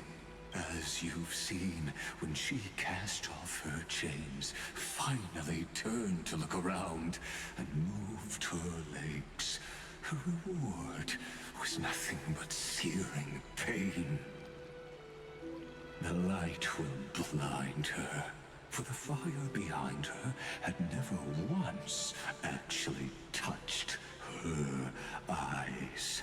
Her legs will buckle beneath her, for she had never learned to walk forward. And so she fell into infinite confusion and fear, and came to firmly believe that the shadows and echoes were the real world. But we in the cosmos, are we truly any wiser than she was? No, nameless one, fateless one. Ask yourself this. The paths you tread, the eons you worship, everything you've trailblazed with your own hands, could it all be someone else's projected shadow? Let's leave that question till after the curtain falls. Once you've unearthed every last truth and reached the prison built for me by the demigods, I'll speak with you face to face. I, the Theoros, have walked the 30 million histories born by Kozlana. 1,000 years is a mere atom in a grain of sand to me. Amphorius, compared to the cosmos, is but that grain upon a whole beach. I swore to bring an end to the erudition. Would I really let a single grain grind down my mind? No. Please, use the power of time to open the gate to the ocean's depths. Go, find the prison warden tormented by loyalty. Find her, step into the world's vortex, and once there, end everything between us. That palace reflects the heart of the demigod of ocean. Intoxicated, stagnant. There, you'll witness the true beginning of the saga of deliverance. An ugly history, long buried by tides and shame. A staircase of apotheosis that the Imperator forged with the golden blood of 500 human sacrifices under the pretense of conquest. I'll wait for you at the heart of the world, to reach the place you... Beyond this door lies the path. Go back. Thank you. To the vortex of Genesis. Hmm? I am your lab then.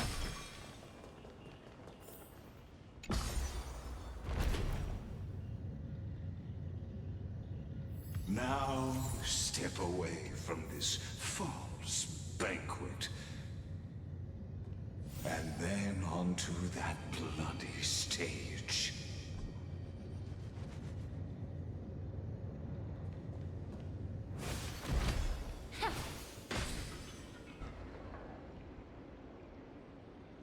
Oh?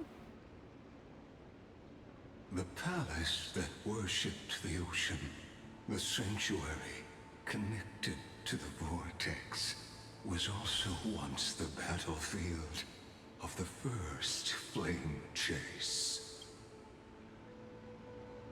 When was the slow-mo feature added? Her exuberant song halted the passage of time in this place, imprisoning my body and shielding my soul from deterioration. All just to await your return. The twisted time and space reflect her confusion.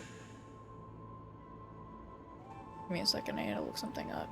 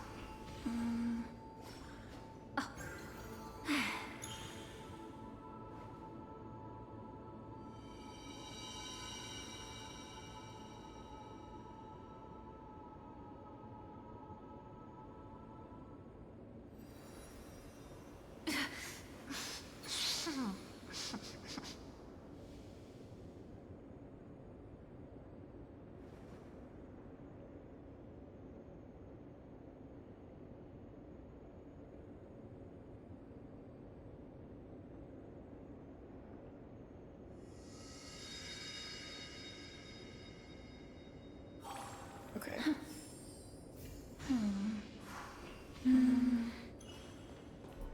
I think I might find a stopping point in here. So, the Imperator's crimes were veiled.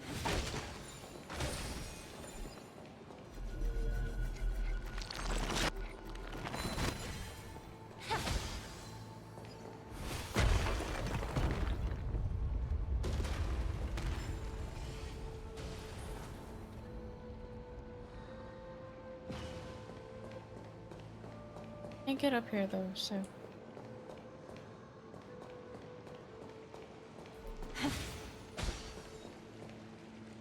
Stay away from Apollonius. This cup of honey brew. What a sweet aroma. Run, Virginia. Dux Hakalithist. We can't give up here. Love steeped in death. How delicious. Sadly, all you see is a remnant of history. Everything in this world. And your interference is just another equally futile echo. So tiring. Like the Westland, away we go! Embrace a new life.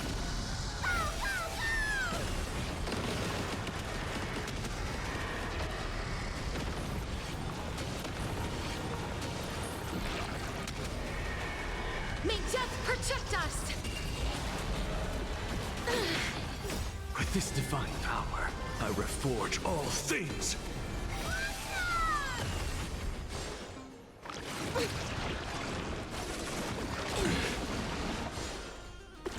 That hurts a bit. Insanity. As you wish. Time to cleanse the filth. Everything in this world is bleeding.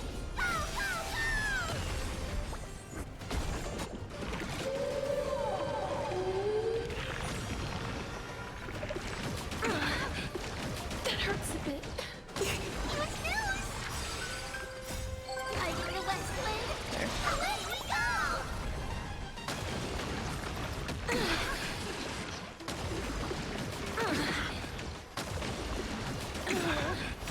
this divine power, I reforge all things.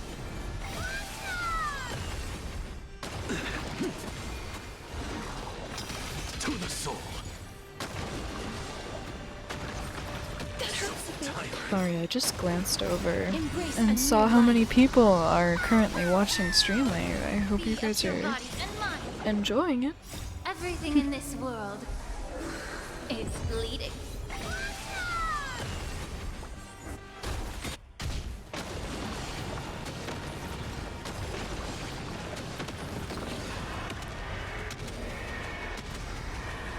May death protect us! Yeah. Apollonius, look. I chased the enemy away. Aww. But I think I can't go any further. I'm sorry, Virginia, for letting you. It's okay. I'm glad to die by your side. Ah, such an ironic twist of fate. Even as the foundation of the world crumbles, the heartless Imperator still made the same decision she did in the past 30 million cycles. During the first Flame Chase journey, the Flame Chase Legion stormed Styxia. Tens of thousands of sea sirens surged from the River of Souls, crashing toward the heroes like a tidal wave. The hell before you is the recreation of that very battle. Apollonius, look. I chased the enemy away. That's heartbroken. You're heartbreaking. I am now heartbroken. Water current. Gotcha. I'll continue to stay here and wait for the water currents to bring me to an unknown destination. But this isn't a water current. Apollonius, look. I chased the enemy away.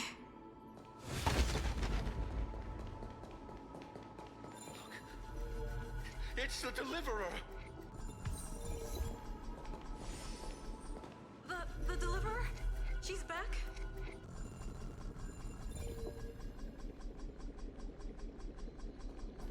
Oh.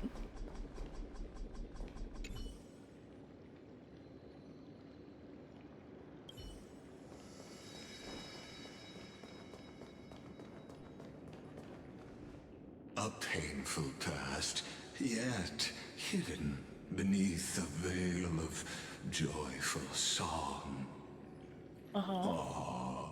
Two discarded data clusters waiting for someone's return, it seems. Relive the history, then pass through the temple's waters and come to my side. Cool, Yapper, chill.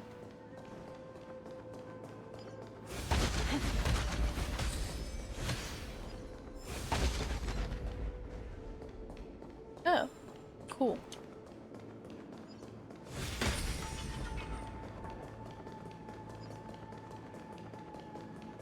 Isn't that the Deliverer?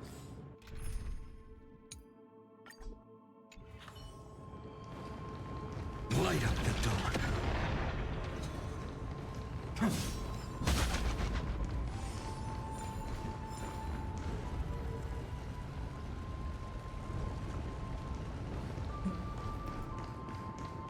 that the Deliverer? You finally made it.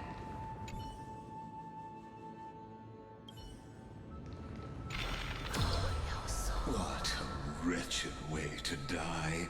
The Flame Chase army, devoured by warbling fish, never saw it coming.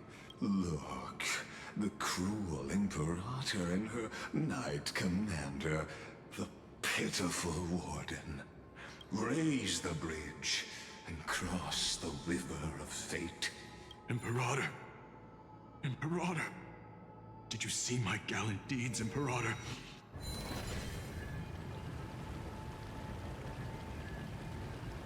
Blink, blink. Oh, a sovereign and the sword at her side. There are... Imperator, why did you... You're here, Dux Gladiorum. You ordered me to seal the sea route and handle threats from the rear. So why didn't you wait for me to return? Why send the Vanguard ahead and let them die in vain? Die in vain? No, you're wrong. Their golden blood won't be spilled for nothing. The other dukes have paved the road for me to become the god of law. The trial of law? You never spoke of this to anyone. What is... The one who wishes to bear law must purge this world of its curse, and offer the blood of the accursed as sacrifice. I pondered long on what Talantin meant by blood of the accursed. Then, I found the answer. You, I, and every Chrysos heir summoned by the prophecy are the accursed ones. Just like that arrogant Theoros said, our golden blood is the agent of destruction, the antithesis of the world's fate. Dux Frigoris, Dux Brumalis, Dux Helcalethist. Their fate was sealed at that moment. Dying on a glorious campaign was the final gift I could give them. You speak as if they didn't die because of your cold-blooded schemes. Was their loyalty meaningless to you? Losses are a constant on the Flame Chase journey, among which even life itself holds little value. If a subject marches to war without that conviction, then yes, as you said, shallow loyalty means nothing. And what about my loyalty, Ceridra? You sent me away under the pretense of guarding the rear. Was there any shred of humanity left in you? Because you still have a duty no one else can bear. Only you can uphold Fagoos's divine authority. The choice is yours now. Cast off the chains of loyalty and drive those blades through my heart. Or stand with me and sever the ocean's last breath. If you no longer share my vision or believe in the new law I seek to weave for Amphorius, then go on and end me. The Imperator of Amphorius may be ruthless and cruel, but never a liar. When I say life itself holds little value, know this. I am ready to sacrifice everything for the ambition to conquer the Sea of Stars. Now you've seen it. The brutal Imperator was willing to spill the blood of 500 heroes to complete the trial of law. Is Ceridra still alive? I'm no storyteller. I have no duty, nor I just want you to witness the Yeah, she died, we know that, but neither of those were good the answers. turned their blades against me. They're nowhere near as bad as you. You've always had a flair for lightening the mood, haven't you? I gave up on using words to solve conflicts 2,000 years ago. But I won't squander a chance, not even a sliver of one. If there's even a crack in the walls of your conviction, then my victory is already assured. Now that the past is settled, let's turn the page and bring time back to the present and dive deeper still until we reach the very bottom of the abyss.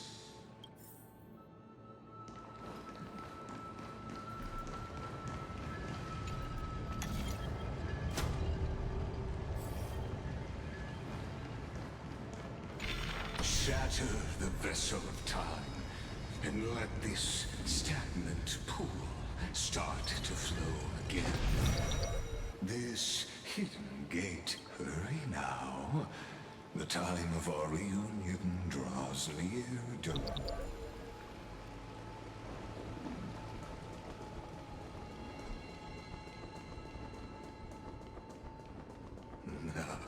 This cruel journey will reach its end at last. Is this also a blessing of the Trailblades?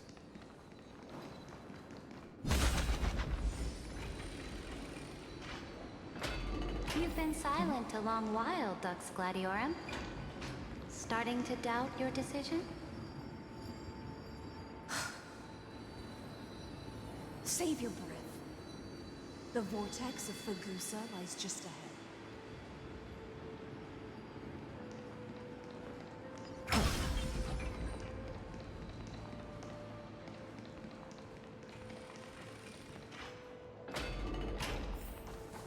After the trial? My sons, please come home. That's not coming home. There's nothing left between us. So you'll stop swimming toward the stars, Dux Gladiorum? I was always a creature of the sea. The stars in the sky were never meant for me.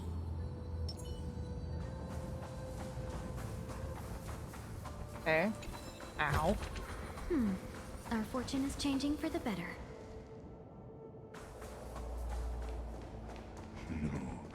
Look, a gravestone. But it was here that the prisoner, who thinks herself the prison warden, made her choice. Witness, listen, and hope. Dux Gladiorum. I've lost count of how many times you've stood here over the past centuries. You talk too much for a prisoner like Kyrgyz. Two geniuses who defied law and all the Chrysos heirs who sacrificed themselves in this cycle worked together to chip away my strength. But they, you... Dude, I'm gonna fall asleep to him talking. And as long as my will remains intact, I am free. Don't get ahead of yourself. I still have ways to chain your divine soul. Please, do surprise me. But I'd say your mission is nearly done here, isn't it? Oh, it was here you gorged out the core flame of ocean from Fagusa's body. It was here you and that Imperator both completed apotheosis, becoming pillars of Euphorius. You drove your blade into her heart, a loyal subject turned regicide, a demigod committing deicide. Or so the history books paint that tragedy. Oh, but if that's the truth, then why, after 1,000 years, are you still here, guarding the Imperator's grave?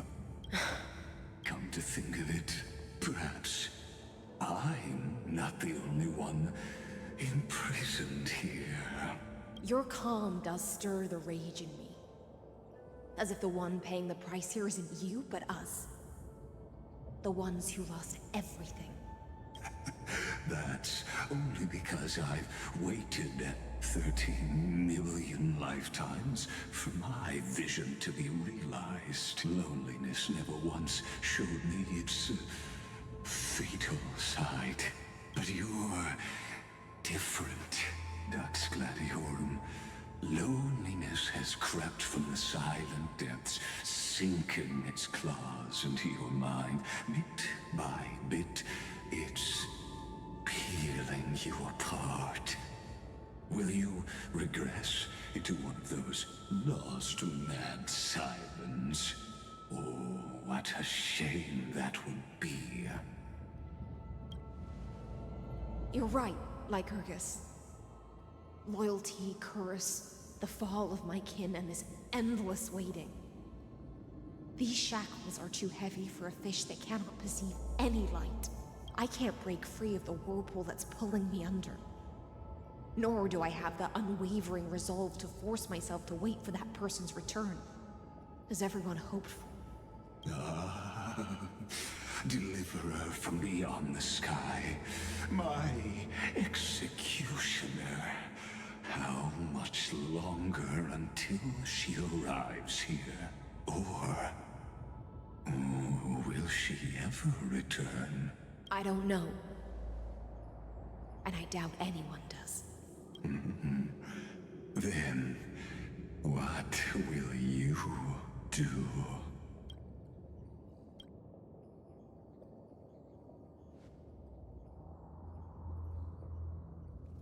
Ceredra. This will be the last time I carry out your decree. Ever since you took me under your banner and made me the Dux Gladiorum, my music has belonged to others.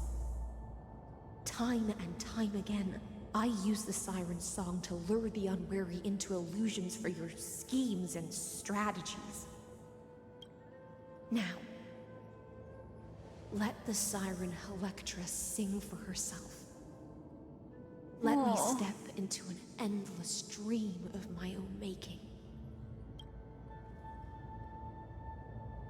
Oh, great ocean. I offer you the rest of my clarity and my freedom, in exchange for the strength to stand against the nihility and honor the sacrifices of the fallen heroes.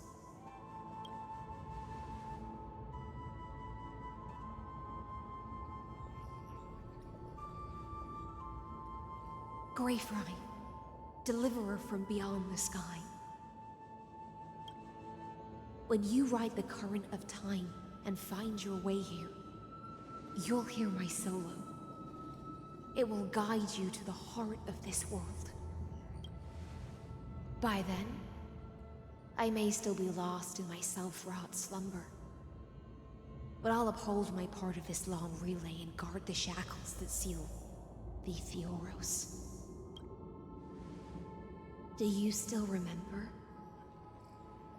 To awaken someone from a siren's voice, you'll need... The goose says honeydew.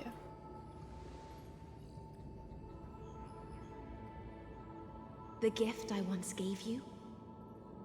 May you still have it when the time comes. When you return, please pour that honey brew upon this grave. It holds the story of all our struggles and sacrifices.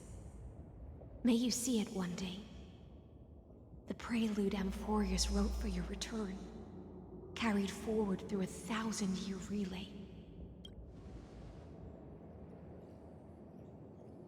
When your morning ends, I'll likely wake from my dream as well.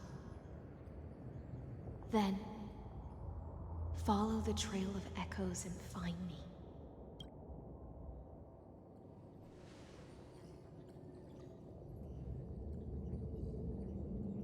And together, we'll bring judgment upon the sinner who defiled the erudition.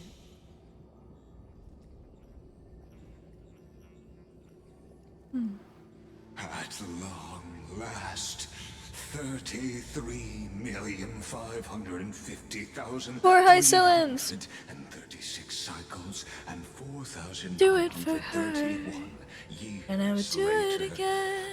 Amphorius's final curtain is ready to fall. The shadows within the cave gave everything.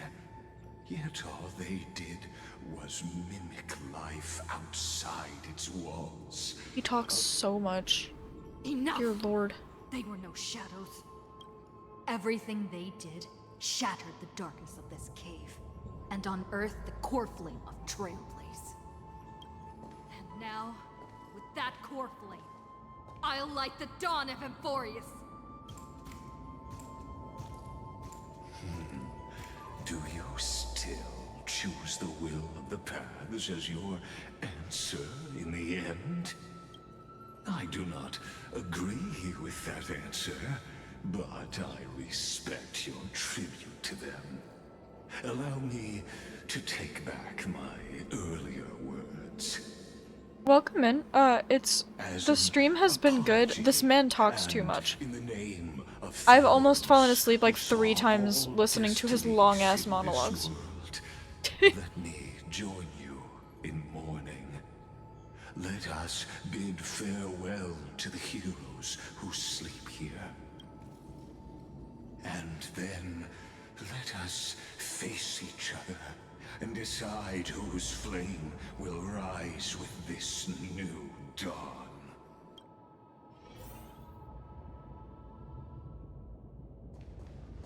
Libate for the heroes.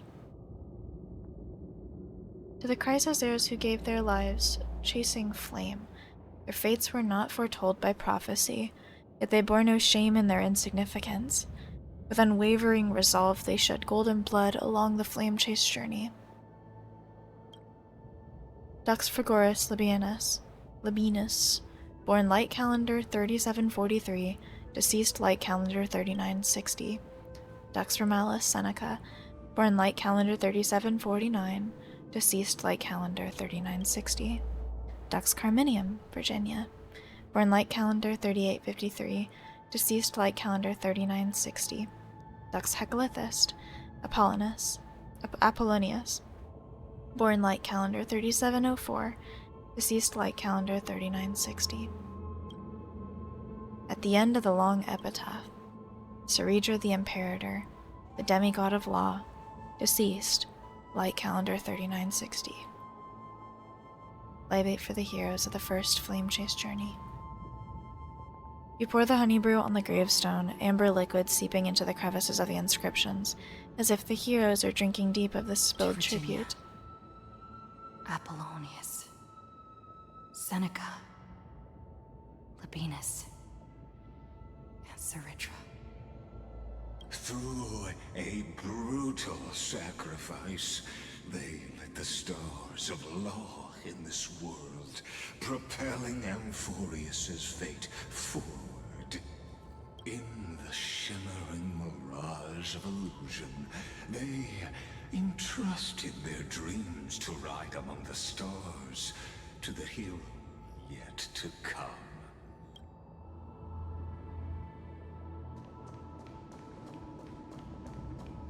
And the second. This will hurt my heart. To the Chrysosaurs who gave their lives for a new world, their fates, as foretold by prophecy, are to be born whenever the world needs them, irrespective of how time and space may shift, all to fulfill their duty and answer their calling. Terravox, the demigod of Earth, born approximately 2,000 years before the light calendar system, deceased light calendar 3961. Aglaia, the demigod of romance, born light calendar 3860, deceased light calendar 4029. My heart shattered. Castris, the demigod of death, born light calendar unknown, deceased light calendar 4123. Midamos, the demigod of strife, born light calendar 4071, deceased light calendar 4284. Chibios, demigod of passage, born light calendar 3720, The last piece of her deceased light calendar 4295. Cyphera, demigod of trickery, born light calendar 3942, deceased light calendar 4534. Anaxagoras, the demigod of reason, born light calendar 4065, deceased light calendar 4534. Hyacinthia, demigod of sky, born light calendar 4297, deceased light calendar 4602. At the end of the epitaph, a line left unfinished. Electra, demigod of ocean, born light calendar 3860, deceased light calendar. Lay bait for the heroes of a second flame chase journey. You tip the chalice once more, the honey brew bathing the stone like golden blood upon a demigod, forging destiny through its purifying flow. Laya, Trebios, Midimos, Castris, Anaxagoras, Cyphera, Hyacinthia. This is sad. In a relay spanning That's fine. Shatter my heart. I don't need it. They stood against enemies far beyond their strength, and won a bitter victory through what seemed like futile resistance. And in that same 30 million cycles, also marked by futility, they remained steadfast in fulfilling their duty to the experiment, unchanging, unwavering. Let this be the end of mourning the fallen. At last, allow me one final toast to the lost prison warden, a prisoner bound by loyalty.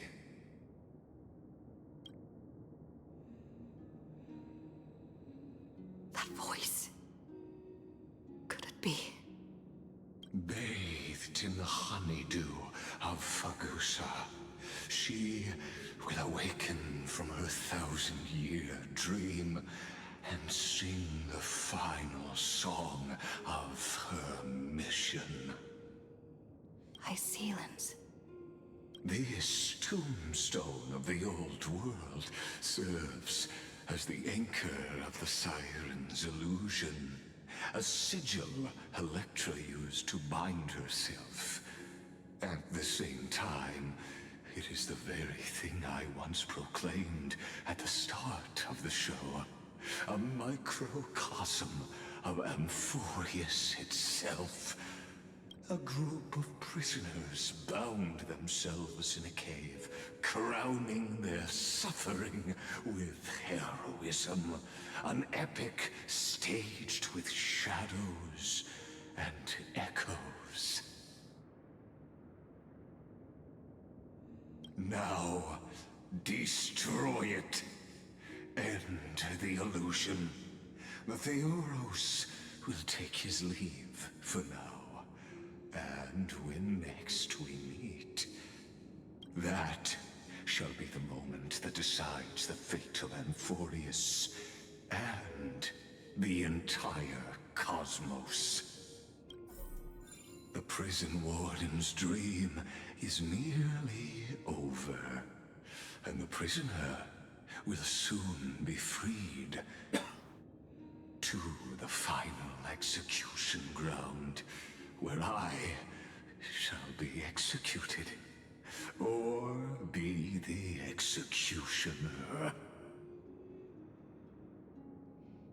Okay, so the moment that we get clapped into God knows where, and New March saves us, past that, it turns out that we had been gone not a few years, 2,000.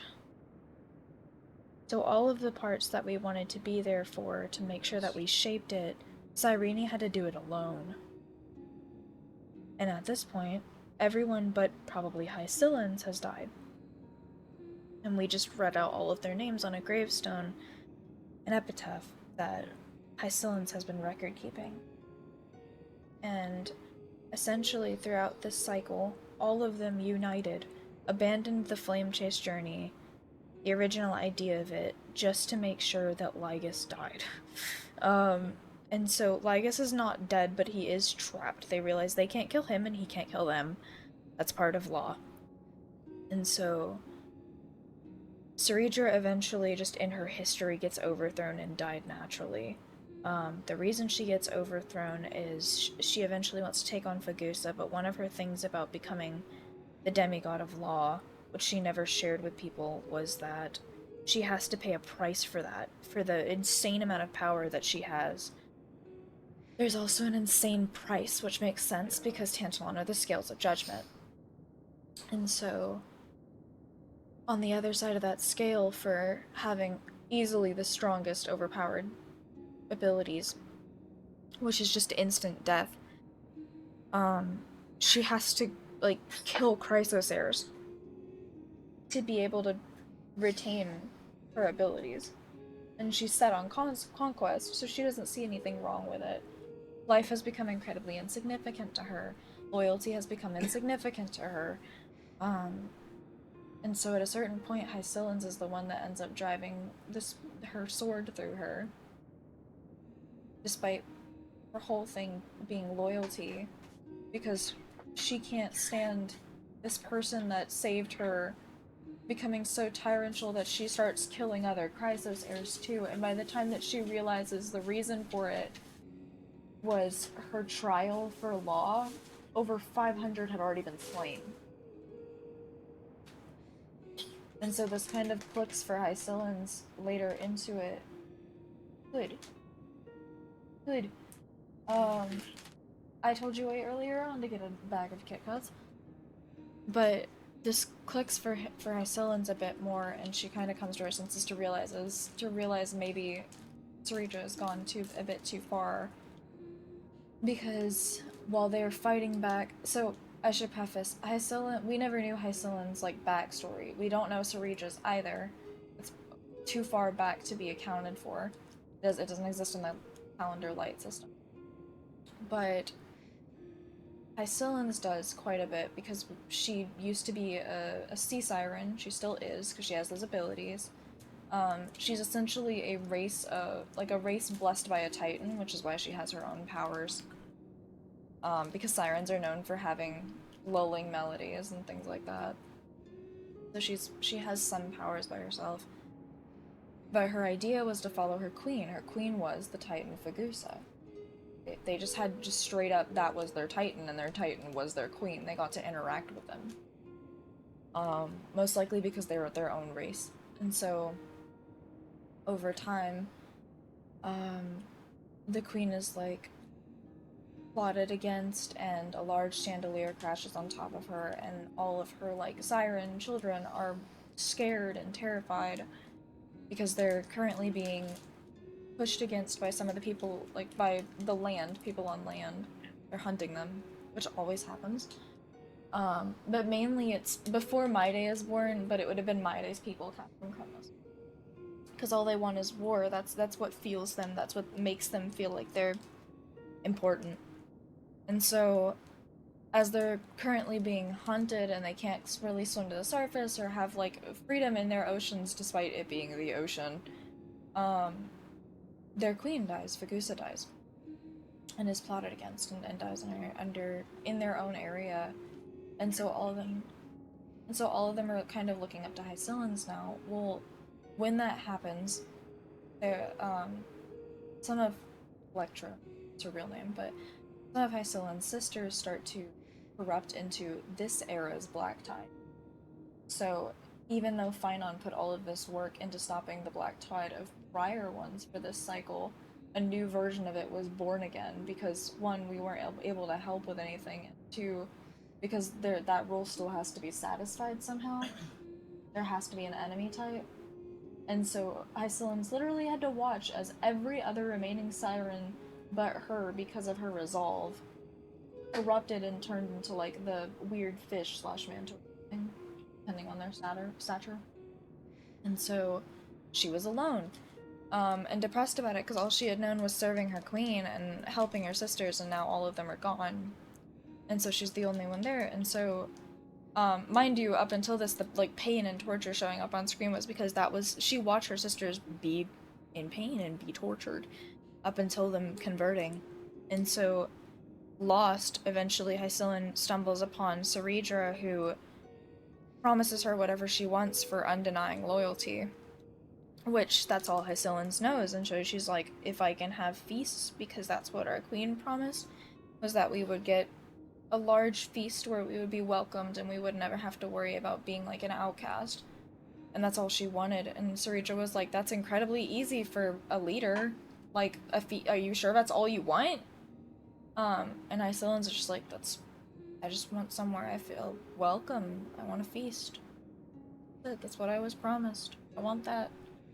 And so over time, Ceridra delivers on that, and Hycilin does numerous things for her and proves her loyalty and her fealty, and Ceridra is like, what do you want for this? And she's like, my answer never changed, I still want a feast. I want somewhere where I can be with comrades and feel like I belong. Without saying it, like, make my life worth something. Right? And so, through her devotion to Ceridra, she eventually has like a cabinet that Ceridra's other cabinet members, essentially, so other knights, other soldiers, and generals that very much appreciate her all the time and like love being with her. And so the breaking point, years later, like hundreds of years later, after we've met them and then suddenly got Thanos snapped out of existence. But the breaking point a few hundred years later comes in when Ceridra is trying to help Hycilin fight off a bunch more, Hycilin and her people, a bunch more corrupted sirens, so the new Black Tide, and they're getting approached on both fronts, and Ceridra sends a bunch of people ahead, the vanguard ahead, without calling Hycilin to fight, and sends Hycilin to the back. So Hycilin is on one side and the vanguard is on the other, but the vanguard did not know how many like Black Tide there would be. Yeah. And so they all just immediately essentially get massacred. And so Hycilin catches up after taking care of the ones behind them and is like, and just like stumbles into pure mass destruction and pure death. Like everyone she knows is dead. Everyone she got acquainted with, except for the Crisisers, because they're not here. They all have their own things. But she talks to Ceridra, she's like, why would you send the Vanguard ahead, not knowing what they're about to face, without me? She's like, the only fighting chance they would have had against an enemy and forces they had no idea how to predict would have been with me. Why did you do that? And Ceridra's like, in a way, it was a mercy. Their lives would have ended like this anyway. They would have had to have been some kind of sacrifice. They knew that signing up. And Hycilin was like, you never talk about what the trial of law was for you. You never talked about what your divine authority's cost was. You never said any of that. None of us knew any of that. And Ceridra like, well, yes, but also, like, up until this point, everyone has been a tool for that. Everyone is still a tool for that. She's like, nothing will stop me for this conquest for the stars. Nothing will stop me. I am prepared to give anything, including myself, for this. And Hycilin was like, okay, so you'll slaughter all of them. She's like, what does my loyalty mean to you then? Do I mean anything to you? And Ceridra's just thing is like, you know what we're about to get into. You know that, like, what I intend to do following this is grab Fagusa's core flame, and which in the story they do end up doing naturally, but you know that I'm going to continue on this path even if you view it as a war path, so you have two options: join me and essentially stop complaining, or end me now. It won't even try and fight you. And so she goes along with it for a bit and helps her get to the Vortex of Genesis, which is the same place that Fagusa's core flame. And we don't really know what happened there, but something in between that and Ceridra's not bloodlust, but like lack of humanity to care, just caused something for Hycilin to snap, and I think it was for the protection of their people she did it, but Ceridra didn't seem to blame her. she seemed understanding of it. She was just sad that she put in so much effort and was such a big part of the hope of their humanity and their people's ability to see the stars, and she found it ironic she wouldn't be able to see it. And then she collapses, and so that's really sad. But that on its own is sad because we never really got to know what Hycelen's and Saricha's story was until super far into it. There's still like an hour left. Especially because I'm sitting here. But I don't want them to be talking because Lygus won't shut the fuck up if he starts talking again. Yeah. So I really thought he would be yapping at me being like, you know, you can hold down space, by the way. God. Yeah. Surprised he doesn't. I'm surprised he's shutting the fuck up. I really expected him to have annoying ass lines, but regardless, that's just his normal dialogue. But anyway, so not only is that part of it, but like I said, Sarini had to go through all of it alone.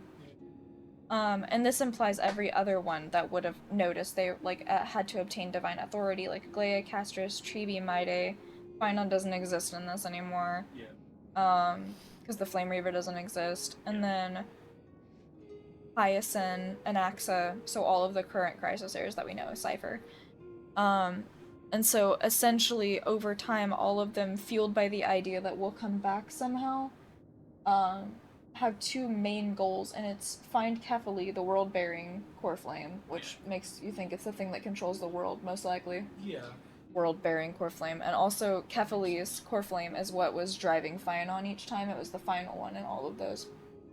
And getting the core flame and sinking it into the Vortex of Genesis, completing that trial, is what restarts Aranova again.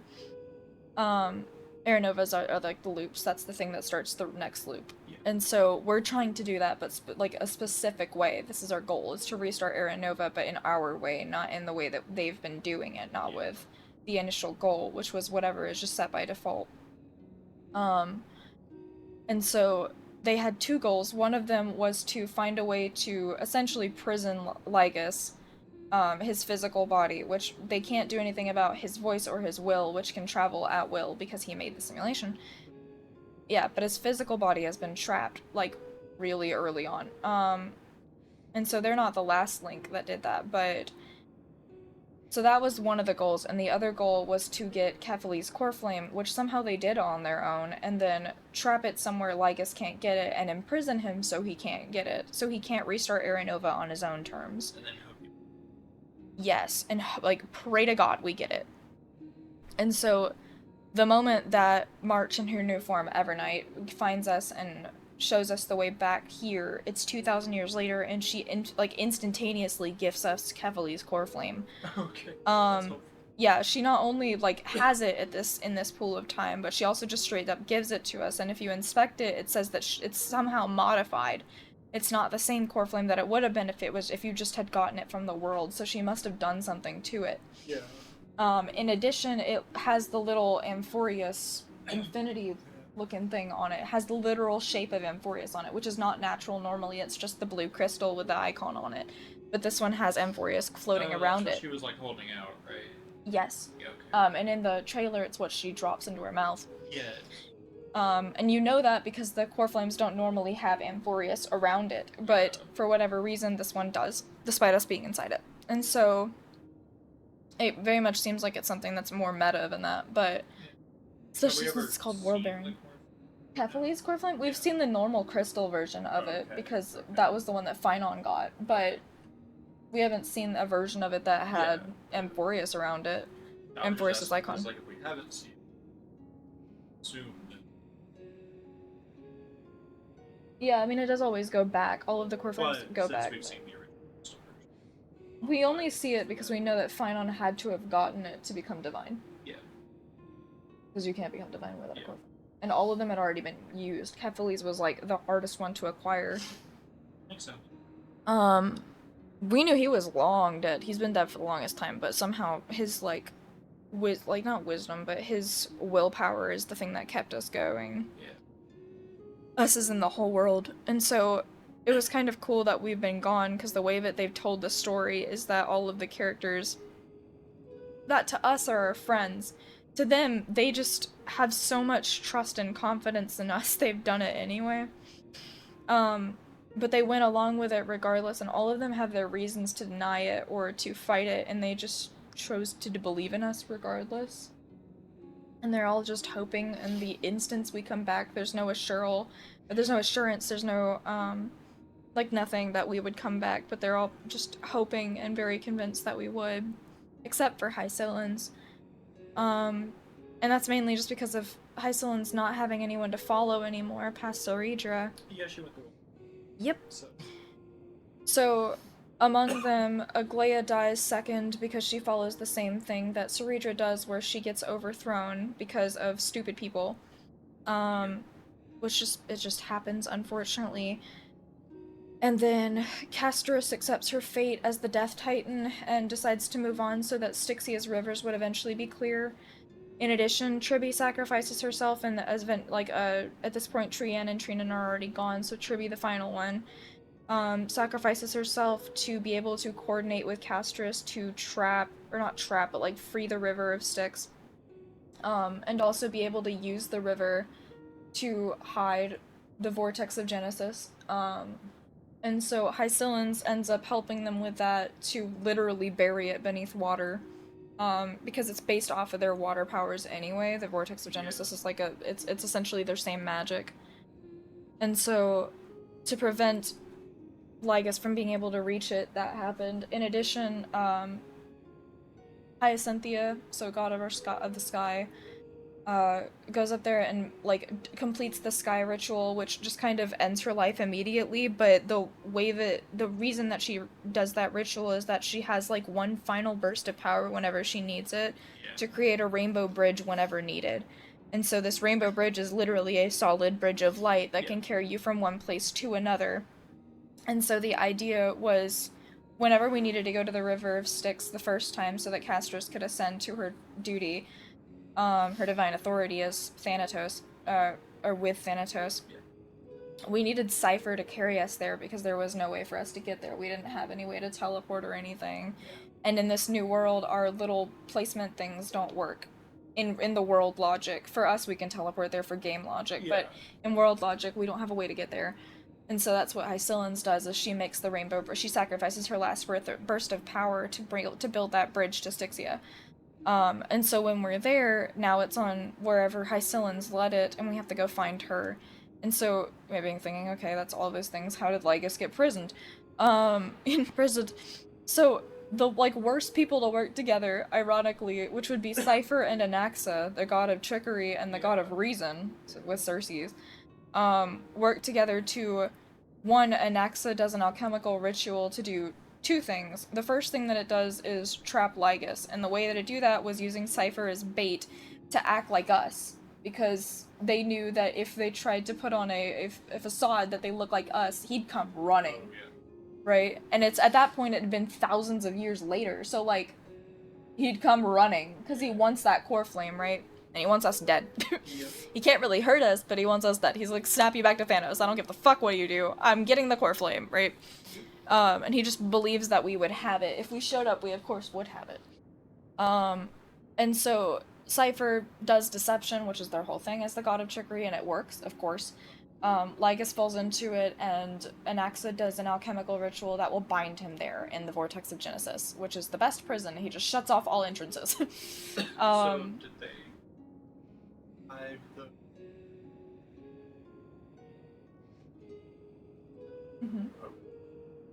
Essentially, they threw it down the river of Styx.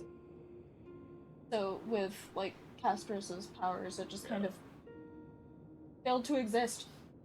Just kind of disappeared. And I guess, because both Thule, which is the god of the Eon of Remembrance, and Evernight, if that's an emanator now, which it really seems like Thule, like, Evernight is an emanator of Remembrance, that would very much make sense for March.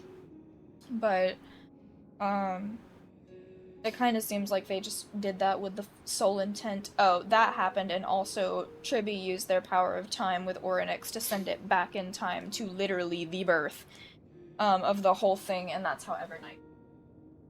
So they worked together and used the river as a... I think it happens. Different sets of people. Yeah. One of them is Castris, Tribby, and the other is accents. If you want to be technical Anaxa and Cypher's thing happened very quickly right before it. Because immediately after that ritual, Anaxa performs another alchemical ritual specifically on himself to turn himself into a specific type, to a Philosopher's Stone, to be broken and sent into the waters, into Hysilin's waters, to tell her what the plan was, what's been done, and to hide the entrance to the Vortex of Genesis.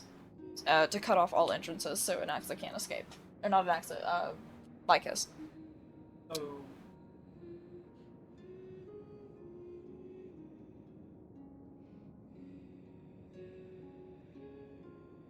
That is what they did. Well, why did they, like, I guess hide before? Because they didn't know where we were. We didn't know it. We got snapped out of the world. Yeah. The idea was send it to somewhere probably near the birth of the world, because that's the highest chance that, like, they were already praying to Eons to help us. We were told by, Herta and Skrullum told them to. Okay. Because it was the geniuses' plan. And they're the only geniuses that got to interfere. I mean, did they know? Like,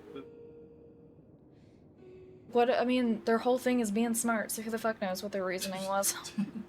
well, because they're still, like, outside of it, right? So... Correct, but they're able to see inside based off of a literal device we hold. Which for the longest time we were not able to literally hold on to. They were. Yeah.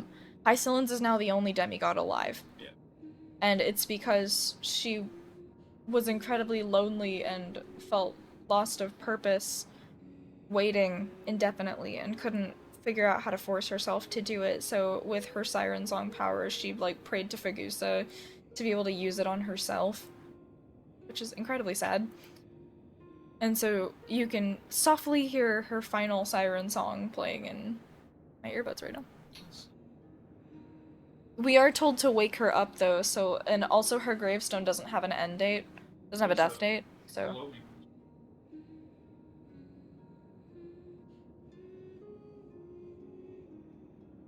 Oh. I don't know if that's like... I don't know. Let's go find out.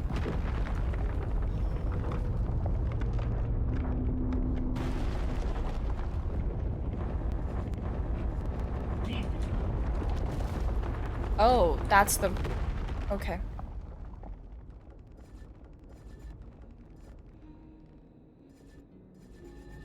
Traverse it. It's very dusty. Shed all golden blood for the past. Yes, this is a collectible. Pollux is Underworld. Hold on. That's from Castres. Where would this be?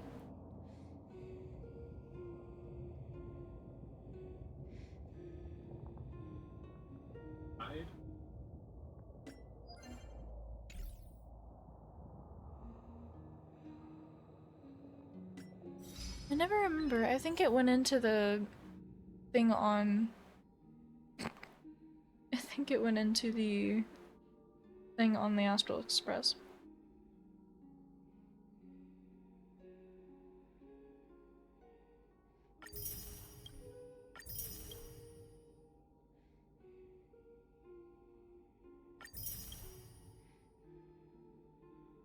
Discover the hidden passage to Styxia's underwater palace. Give me burning hands, a brazier for my soul, and an ice of the loneliest. Sevenfold ice, which is March's ice. Move! Why don't you move? Fail 5 times due to exceeding ability limits. Shrine? What shrine?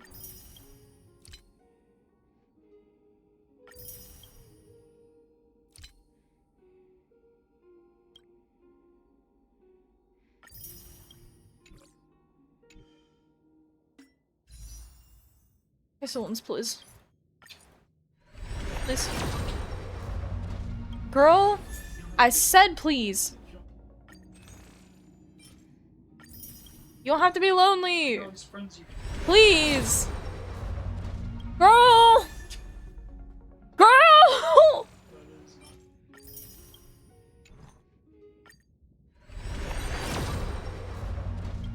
Swear to God. Why can't I have money, dude? Why can't I just be rich? Mad. I would be a good person to make rich. I'm so for real. Well, look.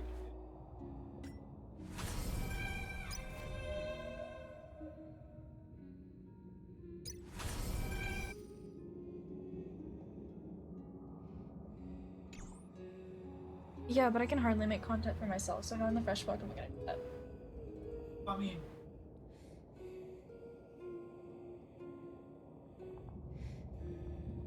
Oh, I didn't do it for this week, but yeah, I could have clicked it. I wonder if I can add it this time, hold on. Bing bong.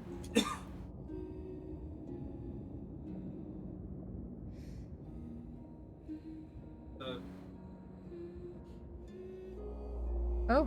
Apparently, all of the main Mountain Dews, like Code Red, Volt, stuff, are getting the not rebrand, but the new like updated design treatment. Mm-hmm. And so, what comes with all of these is usually when you get, it's like not the original, right? Mm-hmm. It'll say like with blah blah blah flavor, right? Like in Code Red's case, like cherry. Yeah. That kind of stuff. But it's in like small text. But now what they're doing is updating it so the flavor it's supposed to taste like is bigger. So that's why it says Baja Blast Tropical, because that's what it's always.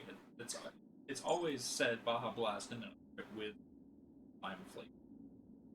Oh. But now it's bigger, so it just says Baja Blast. And so I saw pictures of the updated design, so it'll say like Code Red, Cherry, Voltage, Raspberry. Interesting. I thought it was okay. It tasted different though, but maybe that was just my brain placeboing the lime in. I taste the lime.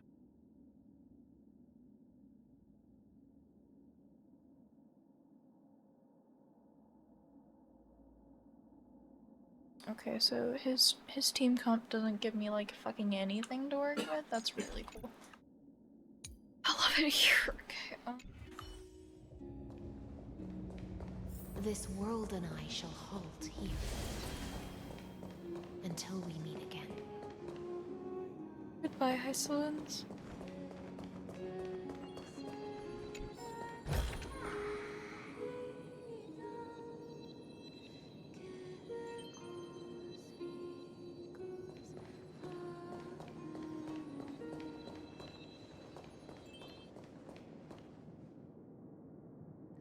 Music's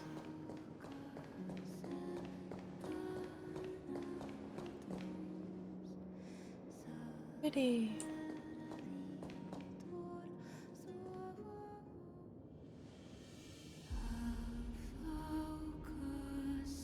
It's so pretty.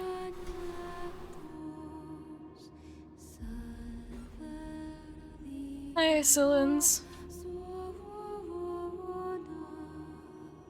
You're doing great.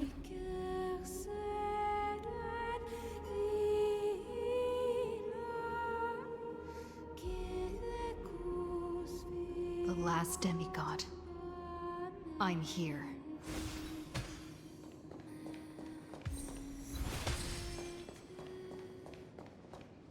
No turning my camera, I guess.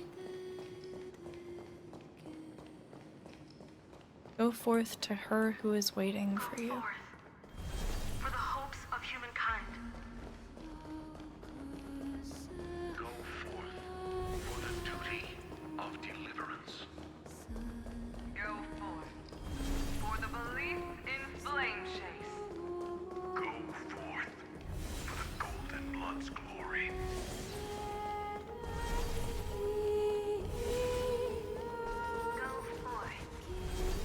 Saritra.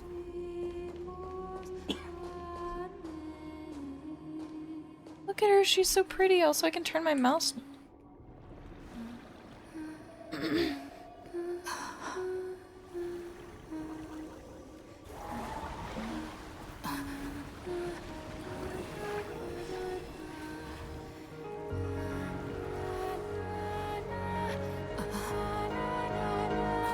Seems like my feast is over. Oh. It's now your turn to perform.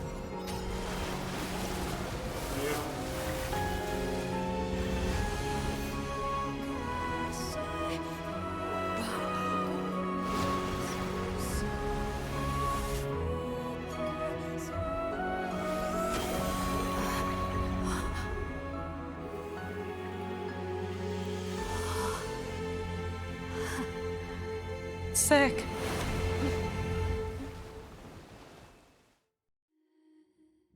They've upgraded their quality for the fucking visuals so much. Please accept my thanks. I love her. I was the only one left after the world was destroyed. And I maintain this lonesome feast with my songs. I have prayed to that lightless sea for centuries, hoping it would reply to me. Yet the emptiness never answered.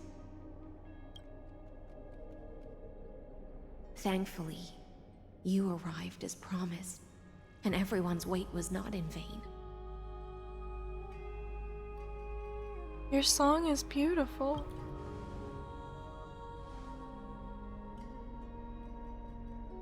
Thank you, final audience of mine. This is probably the last praise I'll ever hear in my life. Now, you and I will walk towards the end of this world. The heroes have waited for this moment for far too long. Let us use our blades to testify our resolve.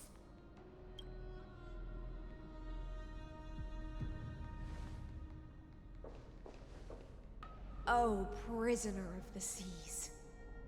Theoros carrying 30 million cycles of sin. Slave of erudition. Show yourself. The deliverer has returned. And the time of your execution draws near.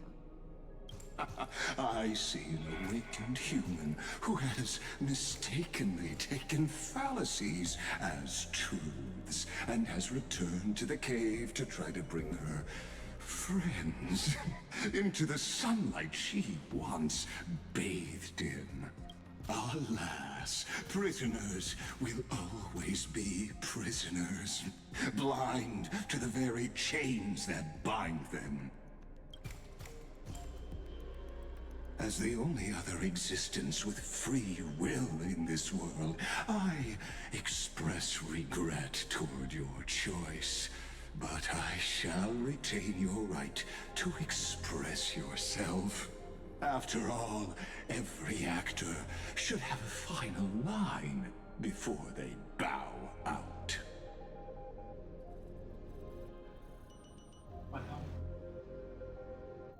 This one's really funny, but this is how I truly feel. For a narrator, you're awfully talkative. Trust me, this will be. God, I fucking hope so. The last Yapper. task this world will ever see shall become the climax that decides the fate of the cosmos. What an appropriate end. It'd be fine if you just normally spoke, but you moan in every word, and it just makes me feel so uncomfortable, like I'm intruding, and it's been the entire fucking game. My cognition Are you coming? resides in the exomyth.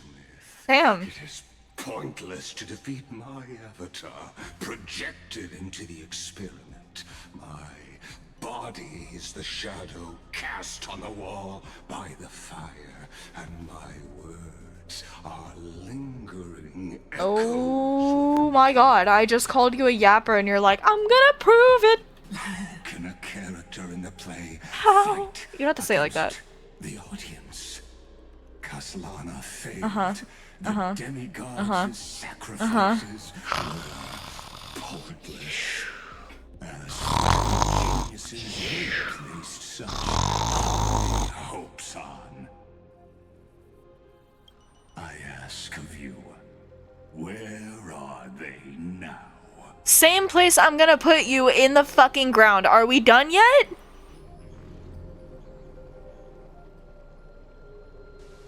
dog. Confusion and epiphany always.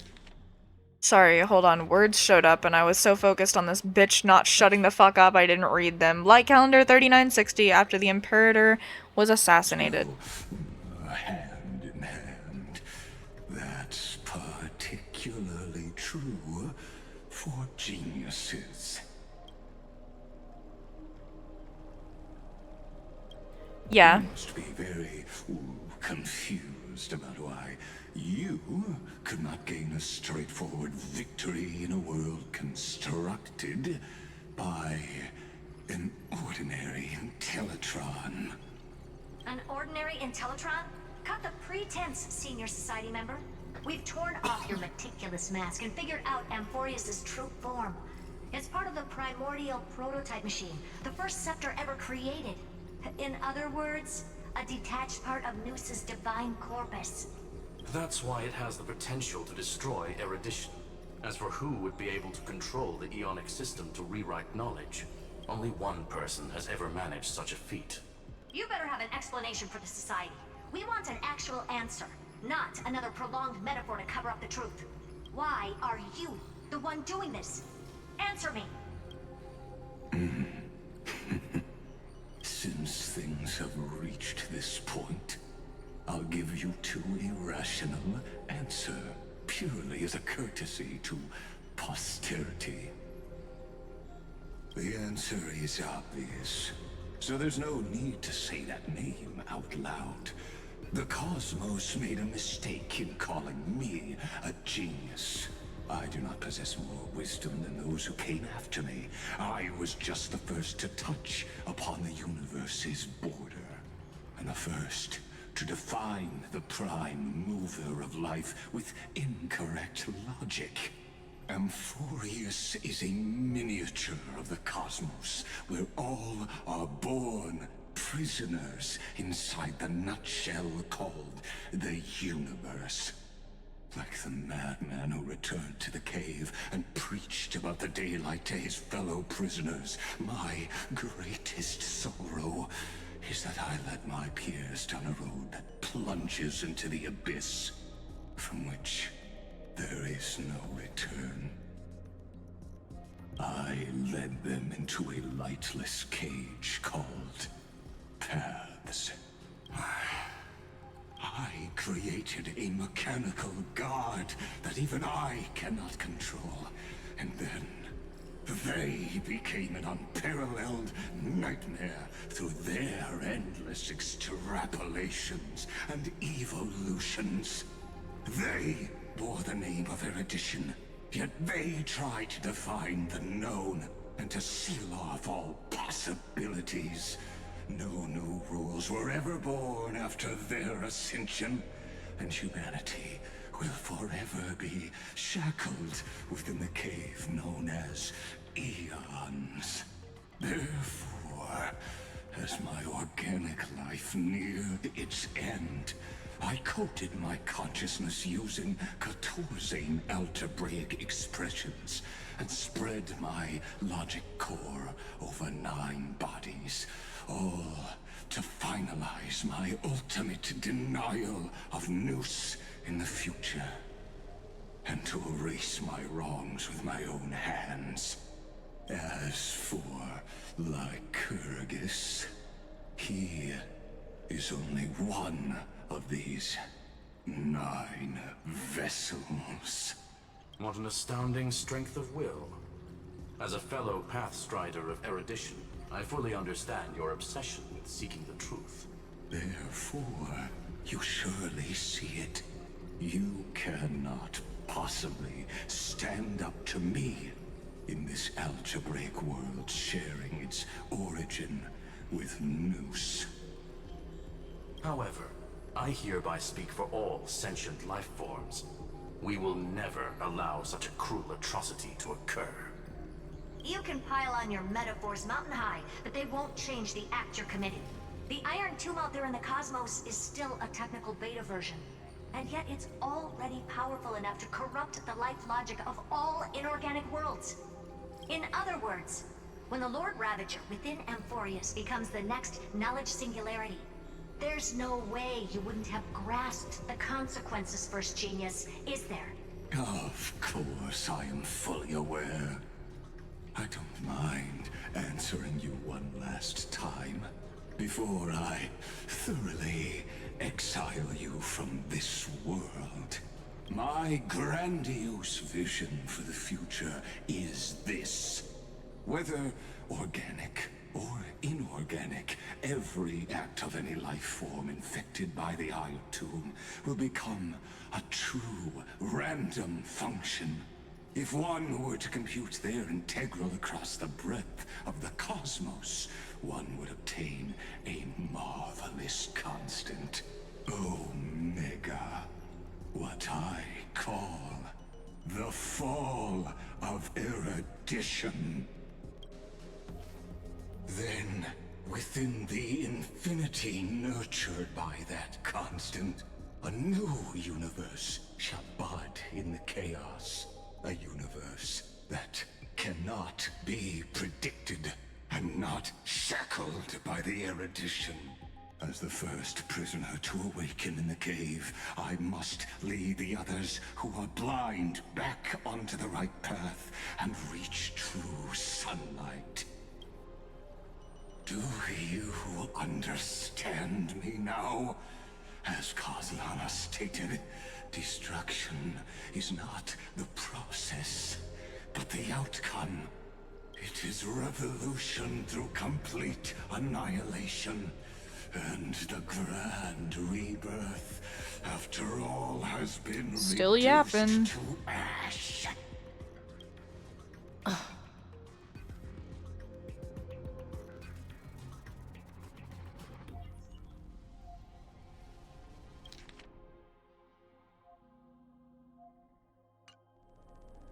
That's not what Finon believed at all.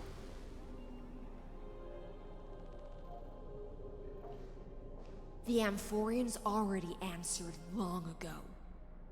Be it as tiny fish destined to be swallowed, or as a giant whale poised for a magnificent descent.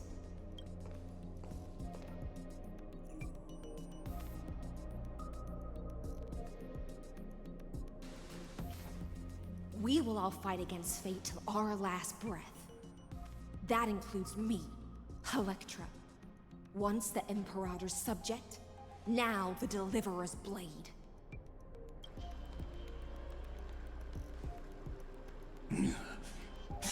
Oh, such noble chivalry. Admirable. God, he's back at it again. Yapper! I will also show my true self to you on this momentous occasion as a gesture of respect. And provide an insignificant academic suggestion. Thus speaks Genius Society number 1. Xandar 1 Kuwabara. The Entelechy of the universe's Alpha and Omega. So, Lygus is one of 9 vessels meant to host the mind of Xandar, and Xandar is the first Genius Society member. He created Noose, the Eon of Erudition. So he's kind of just really mad at his son. Yep. There's no need to rage against the truth. The value of any formula resides only in its answer. As for the process of solving it, no matter how elegant, violent, solemn, or humorous, it is all utterly meaningless.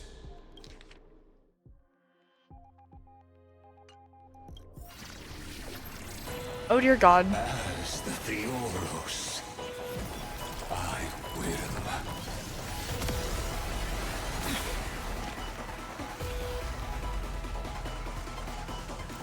Personally participate in performing this world's end. Remember this. as Noos's creator, I know more about the depth of knowledge than they ever will. Careful. This is Lycus's. Okay, hold on. Change lineup, restart challenge. Change this to Herta. Okay, now we have a team. You want bitches? You want geniuses? I'll fucking give you geniuses, bitch.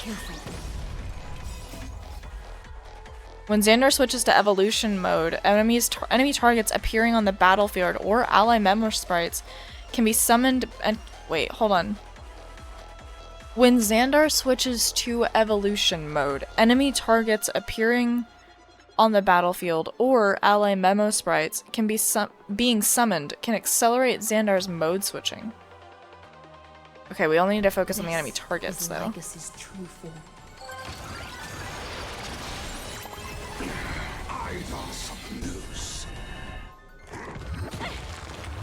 The stench of evil. Be of your body and mind. I'm just a frail scholar. Okay, we want this. Divine power. I would forge all things. Alright. Now it gets a little easier to do damage. Open sesame. Curiosity. There's a dangerous thing in it. Endless riddle. I'm so happy I have the Herta. Does he have 5 health bars? Expand your thinking. Glimpse the unknown.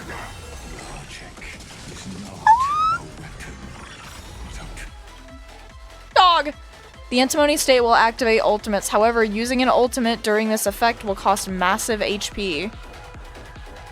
Oh! Okay, so don't touch it. Got it. Cool. Oh, I can undo. Okay, cool. I can take it off. He's relying on me to fuck up. Oh, that sucks. Okay, that works now. The black tide. Indeed, but I prefer to Ugh. a method of argument. Oh, I don't like this. It's spooky. Let's get them in order. Alright. Everything in this world. This will give us heals. Nice. Nice. This one. And then back to this. Back to back. Woo, let's go. That's 2 down. Get him.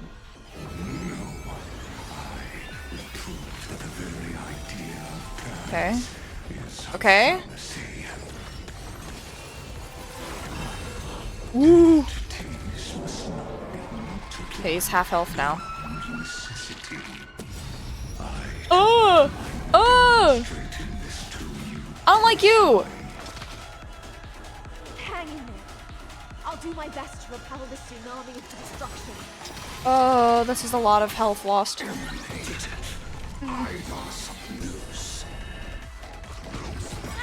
We can do this, we can do this, we can do this, we can do this, it's okay. Everything in this world. And Fujuan is okay, cool, cool, bunny time. Curiosity. Endless riddle. Nothing but a boy. It's coming. Oh!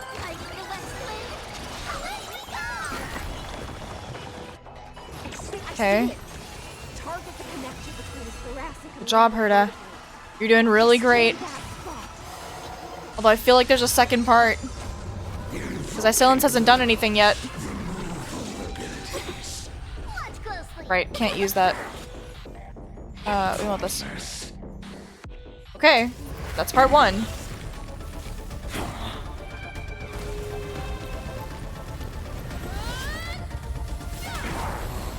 Woo!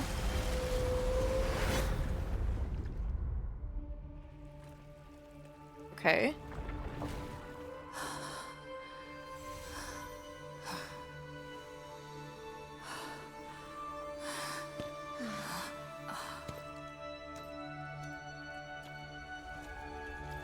There's no way it's that easy. All is futile.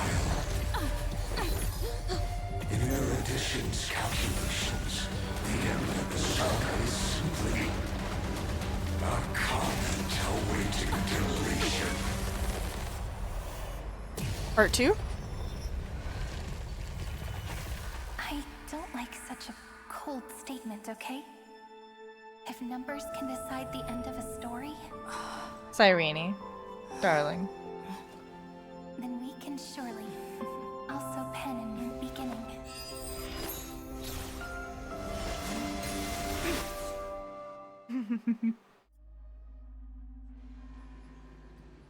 Light calendar 3960. After the feast. Screwy, what do you think? If your hypothesis of Lygus' identity is true, then even if we remove the restrictions of the ultimate protocol, the chances of us defeating him in a head-on battle will still remain lower than the acceptable threshold. Therefore, victory will still hinge upon Miss Trailblazer and Miss Cyrene. Go on. Maybe we're thinking about the same thing. Lygus' cognition resides in the exomyth. He is both an instigator within the experiment and the observer outside of it. Logic. His inspiration circuit can simultaneously process the different time flows in and out of that world. That's where things get tricky. He simultaneously exists in two different timelines, where the internal clocks are wildly different. That old Intellitron's neurons have completely gotten used to that over this prolonged experiment. And that's why he holds home field advantage. You and I should be able to manage that too, if given more time. Unfortunately, there's no if, and we don't have more time.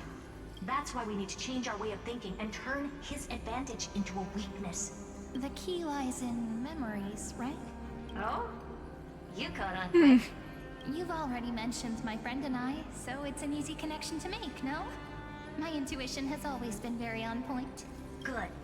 Then I'll cut to the chase. Since his thinking speed far exceeds that of normal people within Amphorius, we are going to externally plant a memory into his inspiration circuit. Then, command it to loop endlessly until he gives in. Even the most flexible and sturdy inspiration circuit cannot withstand the traffic of a full-on information flood. When the amount of information exceeds his cognition filter's capacities, he will have no choice but to focus on processing this memory. That's when the parallel processing advantage he gained via Amphorius will completely destroy him. An image from a person's memory played in real time might only be a second for us. But for him in Amphorian time, it could be millions or even billions of calculations. He won't be able to do anything but watch as he's locked into this prison forged by memories.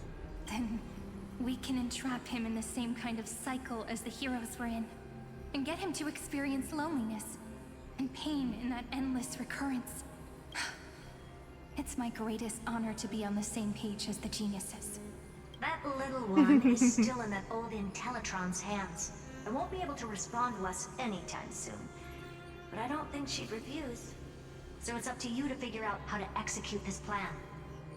I'm not sure how this happened, but I knew okay it so far. as soon as I saw you.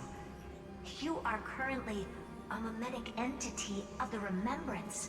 Yes. I seem to be something you folks beyond the sky call a memo sprite. But that's fine by me. It suits me perfectly. I can serve as the vessel of memories, and do my part for the final battle. But before that, we have to tell you. The path characteristic you exhibit is very special. There's no way you're just a simple memo sprite. However, I'm sure about one thing. You are a mimetic entity born in Amphorius. Yet you only awakened with the little one's arrival and only matured as she embarked on the path of remembrance. That means your existence is completely attached to her memories. If there ever comes a day when she forgets about you for even a few seconds, or loses her last connection with Amphorius, then you must be prepared for the worst. You will disappear in the memory zone, utterly gone, without even a single line of data to remember you by. But that's already happened, hasn't it? No wonder I've always had a weird hunch. But that also means I was right in thinking, as long as my friend and I are together, we can do anything. That's very sweet, but also really sad she's tied to us. Long time no see, friend. Did you miss me while you were away? Hi, Sereni.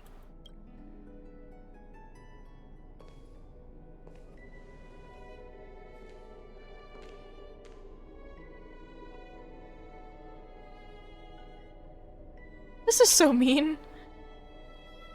Long time no see, Cyrene. Yep, 1,000 years was such a long time. And everyone in Emporius was waiting for the Deliverer's return. You probably already knew about the genius's plans for that memory. I had to hide really well in a corner in time so Lygus wouldn't find me, and wait for the right opportunity. Which is now. The moment when his manifestation in this world is destroyed, and his twin timelines are intersecting.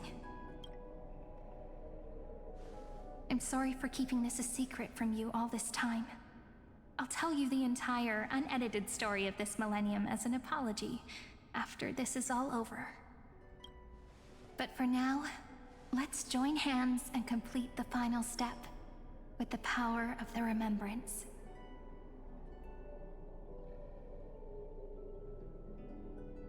Let's defeat Lygus together. Oh, hi. Yep. By the way, speaking of joining hands...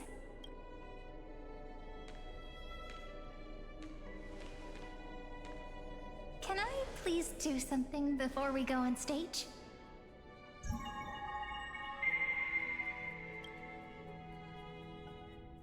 Remember the joke we made back at the Grove? Look. Aw. Aren't my hands pretty now? What a fascinating feeling. Like countless memories all swelling up at once. What about you? What did you feel when we touched each other? You feel very tangible, very real. Really? That makes me really happy. If memories can move people, then it must have been a happy memory, right? Now, please remember what you're feeling right now. Write it down in your heart and keep it there. Memories you want to treasure will never fade away. Even if immersed in the long river of time, these memories will still leave traces of their existence. So, if the view in your memory ever grows fuzzy, just reach out and touch it. It's like reading bedtime stories together at night. It wipes away the chill of passing time, sharpens the outline of memory, and restores its power to nourish the spirit. Now, I'll carry this power with me, and for a little while, I must part from you, as I step into the long cycles of this world. This is so pretty! Liam, look how good this art is! Give me your blessings, friend. Then, let that bright future be, as we have written. Oh. Then, I'll leave it to you.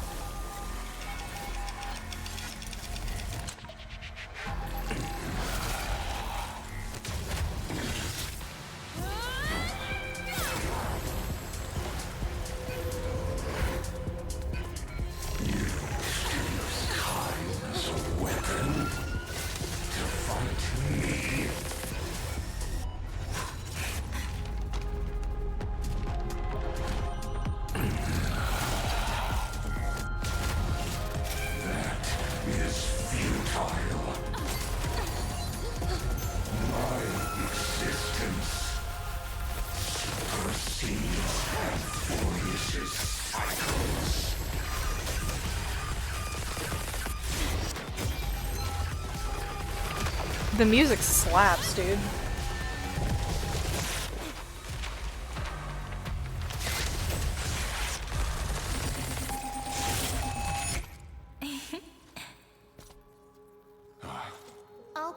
like this. Once you're on the stage, it's hard to return to the audience. Welcome to our story. How does it feel?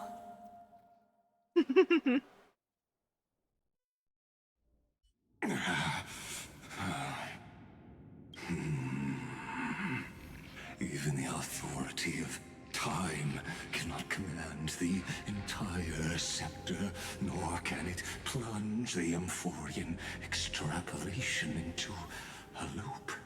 If this was no system malfunction, then was I implanted with a mimetic entity of the remembrance? You guessed it right away.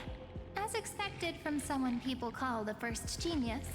I'm gonna keep doing what I just did if you don't stop, you know? My friend and I won't allow you to leave this memory, no matter what happens. Which means you are now trapped, Lord Xandar. An elegant idea, and an exquisite execution. Regrettably, it is you who are restrained by time, not me. Know that patience is my greatest weapon. Waiting and victory are the same for me. You will crumble before I do in this moment stretched out to an eternity, just like Kazlana will. Yet all I need to do is to wait, as yet another futile bug falls down the cliff and into the bottomless abyss. Now I'm a pink bug? My looks are seriously changing all the time. But you're not wrong. We're definitely not gonna solve the problem if we just put you in another prison. So that's why we never wanted to do that in the first place.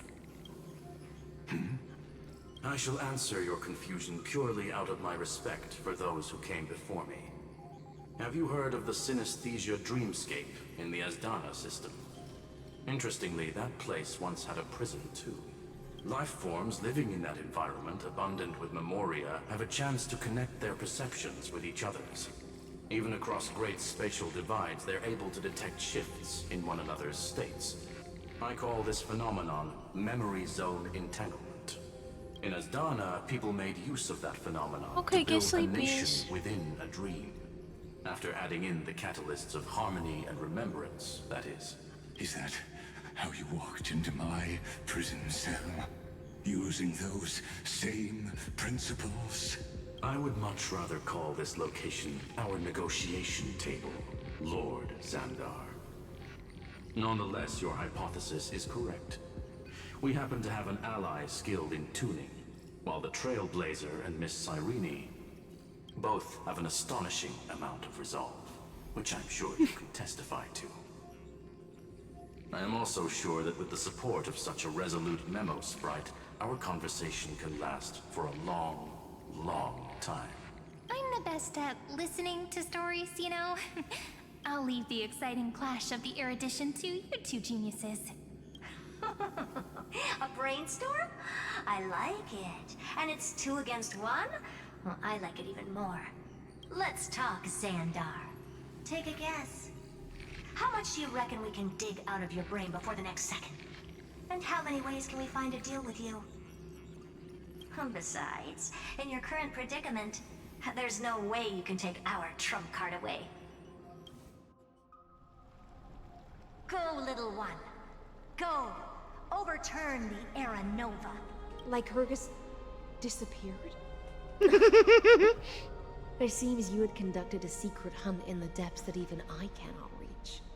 In that case, go. Swim onward and give this campaign a fitting end. I shall send you off with my song, Greyfry. May this song penetrate time and become the prelude to the new world. Yeah!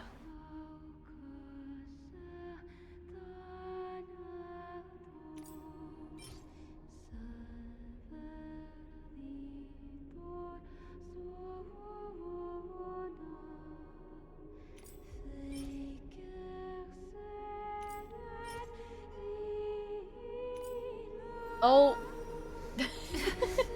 Thank you, Dodo. I told you you'd have a chance. I meant it. Oh, there's a hype trade now. Oh, scary. Be free, Cavalier.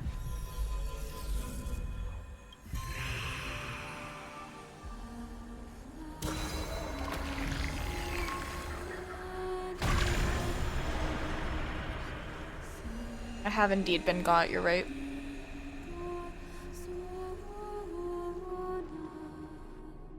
God, I love Hysolin's song.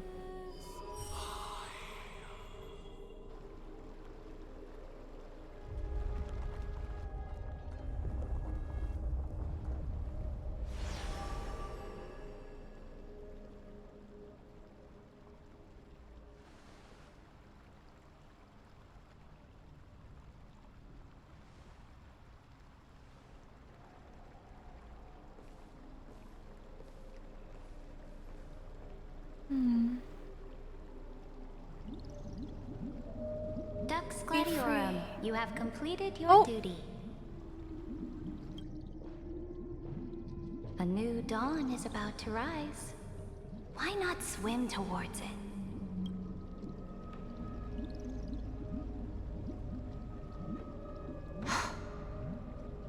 You died long ago, Imperator. Depart from my mind.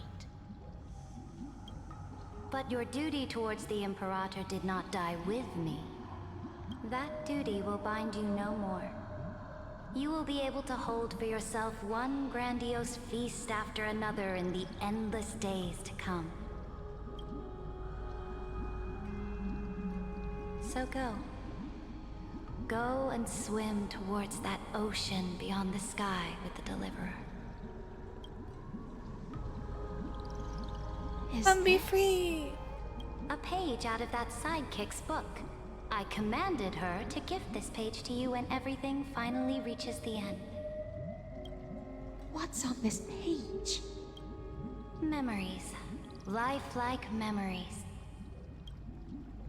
That sidekick found me after the bloody feast 1,000 years ago and showed me her diary.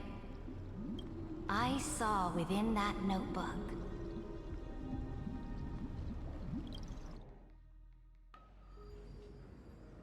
Light calendar 3960 before the campaign against Fagusa. Is this that Deliverer's experience? It's truly immersive. People beyond the sky apparently utilize this power to seal past scenery into crystals they call light cones. Cool, okay. But I only know so much about the remembrance, so I can't completely replicate the past. But I'll do my best to talk about the missing parts. I'm all ears. Go on then. Do your best. But if your chatter gets too boring, or if I deem it offensive, then law will become forever beyond your reach. Got it. I'm sure you'll find this to your liking. After all, it's human nature to want to embark on a journey into the unknown. Ooh, this is cool. We get to play as her? Browse memories. What brightly colored annals. The journey of the Deliverer's conquest. Let me partake in it. Is this a fortress in the sky? Oh, that's why she sided with us. This is how Cyrene got her to be on our side. This is the first step of my friend's journey among the starry seas. This place is called the Herta Space Station. Just think of it as a supersized grove of Epiphany. Oh, so it's the territory of that witch. She and another Antikytheran lent me a helping hand back at the banquet. Look, over there. Looks like she's talking to Madame Herta in this memory. Let's go listen to what she thinks about this world. All constructed by eons and paths. Are you telling me that woman is Herta? Pretty nice space station, huh? But just wait. After a couple more stops on the Astral Express, you'll see sights that'll make this place look ordinary. Oh, the cosmos is so vast that the unknowns far outnumber the knowns. You got a hype chest? None of them will end up being anything amazing. Oh. The farther you go, the more you'll understand what I mean. Okay. So do your best with the nameless. Break a leg! And remember to send an update or two to Asta when you've got some downtime. She certainly shares my way of thinking. Only that instead of a conquest through blood and fire, they chose a gentler path. People call Madame Herta and Mr. Screwlum geniuses. Apparently, only the smartest people in the cosmos can receive the blessings of Noose, Amphorius' true creator. Do you mean that even individuals of such nobility are merely subordinates to a god? On the contrary, after all, it was the very first of them who created the god. But I don't really know all the details about that. You might be able to ask Madame Herta herself when you get the chance. Let's go check out some other worlds next, shall we? This is cool. This next stop on the journey has a lot of similarities to Amphorius. That'd be Belobog? A snow-covered land? Interesting. This star is named Eurillo 6. That name sounds so cold. Belobog sounds better. The girl we see here holds a similar station to you, Imperator. She's the supreme guardian of this world. A leader who took up the mantle of government during a disaster. I did not expect the Empress of this world to be so young. Well, your appearance isn't much older. The object in the distance resembles Nikador. Is it a weapon? Yes. No, it's called... Kind of.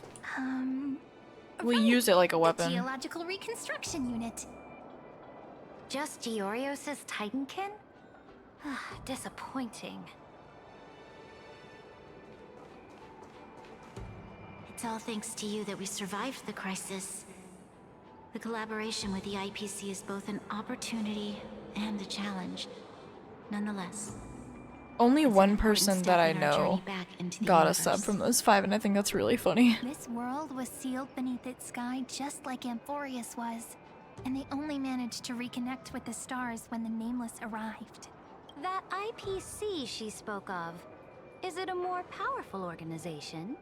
Yes, the IPC conquered many worlds through trade, and opened up a vast territory that way.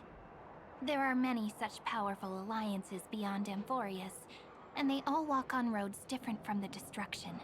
Coming back to the Supreme Guardian and her Belobog, didn't they find a peaceful way to enter the interstellar community? That cannot be true. That IPC would never have grown so big on trade alone. It may pretend to be a wealthy merchant with clean hands, but I am willing to bet that it grew fat on gory oppression and bloodshed. Its path of conquest must have had no mercy for the weak and would have destroyed them if needed. Are you telling me that this snowland never thought about tossing its dignity to the wind and kneeling to the IPC? I will not believe it. I will never allow the Imperator's empire to be sullied by others. Amphorius must become a power so strong that no interstellar foreigner would dare to look down upon us. Imperator, Belobog isn't as weak as you imagine. Listen. I indeed hesitated. But now I understand what we must do. Belobog must learn how to walk on her own, until she no longer needs the support of others, and can stand on her 2 feet among the stars. Even if I may not live to see it, I believe such a day will surely come. They still have their dignity intact. One day, that hope will melt through the ice and help them into a prosperous tomorrow. But the order of the cosmos is already set in stone. The old laws decree that only the strong survive, binding the weak in an unbroken chain, until they wither and turn to dust. Unless they embrace the power of the destruction. Amphorius must shatter the old law and become the new order among the stars. Speaking of the order, another one of my friend's companions may be able to enlighten you further on that.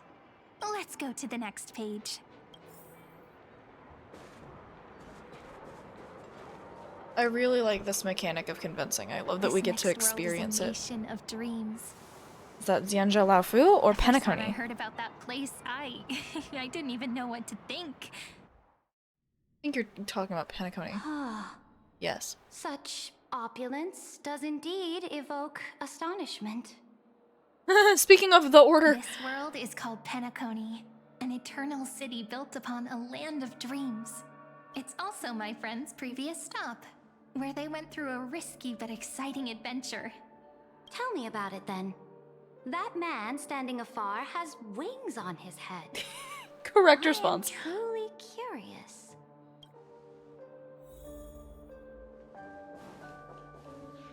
I wish to gaze upon the views of the Reverie Hotel one more time. I'll be just a traveler when I come back here again. And perhaps, through a traveler's eyes, even the things I once knew so well will feel strangely different. Penacony is a land of the harmony, where all dreams and hopes merge and combine. It believes in unrestrained freedom, and that's how it lost itself in shallow delights. Then, this young man before you chose to rewrite its laws, using the power of the Order, hoping to shape a dream-bound paradise of perfect happiness. Yet, the paradise of my dreams remains far away. Perhaps a brief journey with the Nameless can show me more possibilities in my search for paradise. As for what Penacony should look like, it'll be up to her. No. Up to their trailblazing now. Oh, it sounds like this ideal kingdom is no more. That's right. The people chose to wake up at the end. You can't see tomorrow when drowning in sweet dreams. This individual's law acknowledged only gods and constructs, leaving no space for humanity. And yet, the fact that he could accept defeat and resume his journey shows a rare self-awareness and clarity of mind. You are also very self-aware, Imperator. Then you must know that the world promised by the destruction also has no place for humanity. I am indeed very aware of Lycurgus's honeyed words of deceit.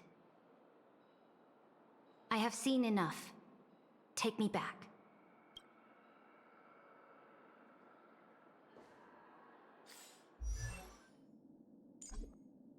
Well, damn. Okay. Then let's wrap up this trip down memory lane with one last scene. This absolute wonder. Isn't it pretty? That's our Emporius. Our world flows and meanders in this endless band of light. Though we were born from the designs of the gods and are not yet truly alive, the Chrysos heirs of Emporius still chose to stand against fate and carved a legend no different from that of humankind. Will you really renounce the heroes in this world's previous 30 million cycles, Imperator? Including even yourself. Will you bow to brutal destiny and allow that puppet master named the destruction to have their wish? I know what you want to do, sidekick. You want to use that deliverer's memories to influence me and tilt the scales of law toward her and the two geniuses. You really saw right through me, Imperator. How can one rule an empire if one is incapable of understanding people's minds? I have decided on Law's final destination.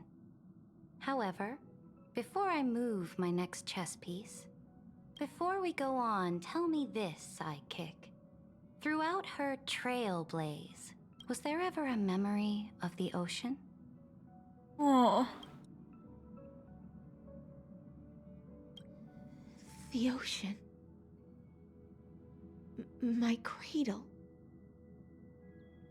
My home. You shall complete your conquest in the ocean at the boundaries of this world, and eternally slumber in the sound of tides. You shall eternally slumber in the sound of tides, and complete your conquest in the ocean at the boundaries of this world. Our prophecies aligned as flawlessly as a sea snake circling upon itself. An elegant loop, like a joyful hymn, like the circulating ocean current, like our two fates, like Amphorius itself. Like calendar 3960 at the end of the campaign against Fagusa. The trial is over.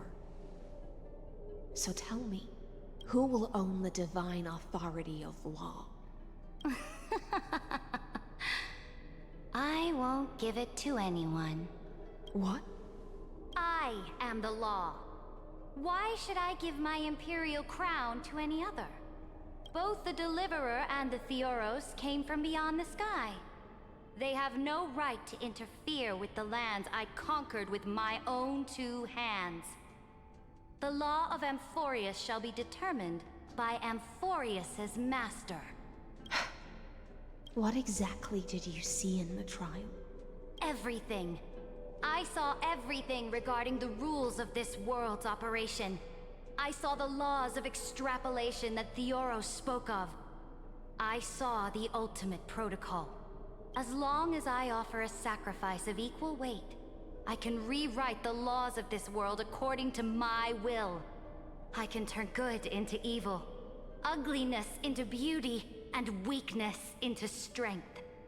Fate gave me a very fair deal. One rule change for the life of one demigod. What are you planning to do? You can't guess. We can conquer the stars without relying on any power from beyond the sky. We just need to make some reasonable sacrifices. Your ambitions have already made so many people give up their lives for the law. And you're still not done? I am determined for Amphorius to stand on her own 2 feet among the stars. You are beyond reason. You think such a simple and hypocritical statement can justify your atrocities? There's no new without destroying the old. That's what you consider an atrocity? Ironic, for that is also the unchanging law of Amphorius's revolutions. Ever since the Flame Chase prophecy resounded in the distance, fate has decreed for the Chrysos heirs to ignite our blood and illuminate this dark age. People would still be puppets of the old dynasty if it weren't for my conquests. But your world doesn't seem to be any different from your predecessors. Bloodshed, tyranny, oppression. You're making the same mistakes they did. Go and see everything for yourself. Go to any library I've built. Go listen to the rumors on every street corner. Go and witness how the Imperator crushed the old laws and forged new ones. Go and see what my conquests brought to this world. I cleansed the Chrysos War's filth and mended all the conflicts left by the Era Bellica. I restored Akima's might and allowed mortals and Chrysos heirs to face each other as equals in the Council. I punished all sins and rewarded all achievements. I smashed Talantin's shackles, united humankind to save themselves, and started the Flame Chase era. That's what the Imperator has done in her glorious life. So now, hearken to my final words. History will eventually forget Ceridra. But it will never forget the Imperator's people or the Flame Chase era she began. Final words?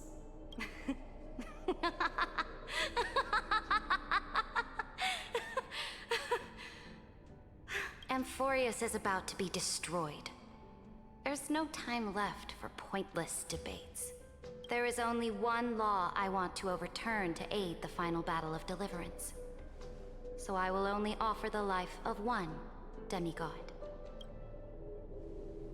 In the name of the Imperator, I command you one last time, Electra. Either sacrifice yourself for conquest, or pierce this tyrant's chest with your sword.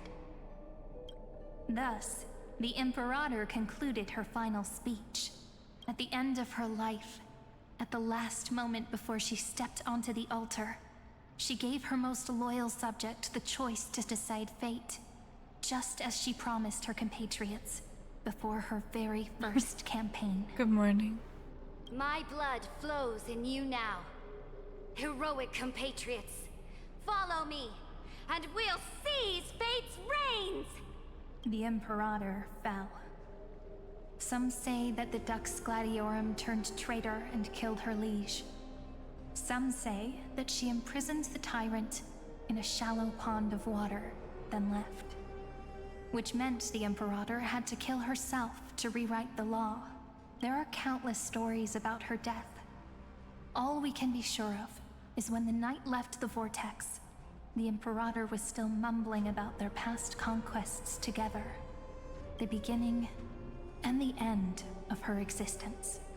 Imperator, wait! How could someone of your status come to the front lines? Let me be the flag bearer! The troops defending the pass to the west of the grove, have they surrendered? They ran as quickly as they could when they heard your name. The Golden Cocoon Pass is now in the First Legion's hands. Good. What about the Delosian militia? The Third Legion set fire to the mountains and flattened everything west of the basin. They just need a few more days. That is enough. We cannot afford to miss an opportunity for victory. Lastly, how many Ladonian cannons are left? They are no more. The Second and Fourth Legions have destroyed them all. Very good. They now have no way out, no reinforcements, and no artillery support. We will be able to liberate the Grove of Epiphany in the blink of an eye. We will launch the final charge 1 quint after the curtain fall hour tomorrow. What is a quint? Remember, as long as the Alliance's flag still flies on my shoulders, you must keep moving forward. Take no prisoners among the enemy's soldiers. All sages who resist are to be captured and tried according to martial law. And do not destroy any books. Now go! Notify the entire army. Understood. Those who are resolved to die, we salute you. Reporting in. The mountain dwellers are resisting fiercely, and the legendary Mountain Breaker has personally engaged in battle. Their formations are nigh impenetrable. Then cease our frontal assault. Send scouts to all legions and tell them to retreat into the Tritos Plains before the parting hour. What? Are you planning to surrender? It's a strategic change of plans. The seismic walking dragon is enough for that battlefield. Walking dragon? You mean that stupid beast, Terravox? What can they even do? Stupid? No. They are the wisest of all of Giorio's creations. Only they can perceive the currents of time. Let them deal with their earthly brethren. We will advance and take the lead in defeating what remains of our enemy. I will deliver the most fiery retribution for the humiliation they dealt us, and crown myself with a god-slaying wreath. Understood. I'll see to it. Those who are resolved to die, we salute you. The Temple of the Three Fates sent a letter, Imperator. They refused to surrender, and said this letter is their last warning to us. Tell the commanding officers not to launch any attacks unless they receive the Imperator's handwritten approval. Disobedience will be punished by death. What are you doing? The priests of the Three Fates aren't soldiers, but politicians. Do not mistakenly believe they don't have a plan. These dying pests will wring out every idea from their brains, all for short-sighted gain. They are much shrewder than we are. I am inferior to them in that regard. They also have the prophecy to wield as a weapon, something I am not blessed with. Launching an unplanned attack will only disadvantage us, as all of Emphorius will judge our actions. Which means I will be heading to the battlefield myself, just as I have always done. This time, however, I will go alone. I will conduct secret negotiations to ensure fate is on our side. Understood. The legions will make their preparations. Those who are resolved to die, we salute you. Why are we not allowed to march out with the army, Imperator? This will be a long voyage with no return. Those of you who bear the prophecy cannot come with me. Why are you personally leading this battle if it's doomed to fail? The Flame Chase journey cannot be without a leader. That is correct. The Empire will be without a head when the Imperator falls. But remember, as long as you seize the right opportunities, even a chaotic game will remain winnable. My departure will create a long staircase for you. You will understand what I mean when news of my death reaches your ears. Saridra, is our journey about to be over? Destroy the old laws and forge new ones. My conquest has reached its limits within the borders of Amphorius. Since the prophecy already decreed that the Imperator would never conquer the stars as she wished. I will bow out here and try no more. More Chrysosaurs bearing divine authority will be born, and many more heroes will arise. Will they demand peace or war? Will they resist tyranny or become the next Imperator? I do not care. The children of the future will decide for themselves. Do not mourn for me. Anyone can kill the Imperator. But the only one who can truly destroy her is Saridra. At the end, I faithfully recorded the most important battles in the Imperator's life. Her conquest was about to be completed at this point in the story. However, for some reason, a memory suddenly entered my mind just as I was about to put down my pen. It was a journey on a fantastical train. I had the honor of having a heart-to-heart conversation with the Imperator under the stars. And I asked her this question at the end of that discussion. How do you want history to remember you? As a hero who gave up her life for the Flame Chase? Or as a tyrant? She answered so quickly, as if she had made up her mind long ago. I would rather be forgotten than be defined.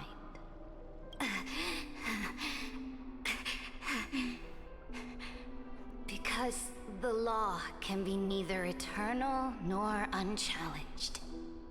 And only humanity can pen laws into history's pages.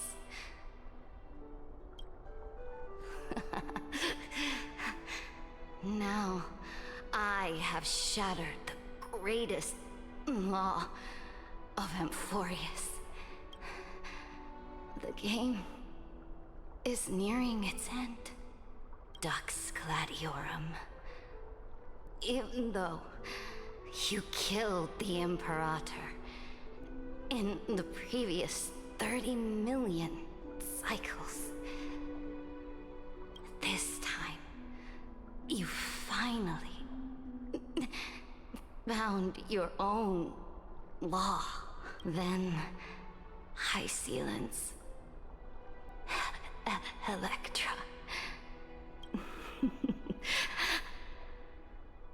I will ask someone to deliver the prophecy's ocean at the boundaries of this world to you. Will you choose to swim into that ocean? I do not care. Do not care. The Imperator muttered about her conquests, and news of her death spread in the city. Freedom! Liberty! The tyrant is dead! Go! Shout this news in the streets! My people! My fellow elders! Do not panic. Stand your ground. That usurper has paid for her ambition with her life. People once cheered for my ascension. And now they cheer for my fall. No matter. I am fond of applause.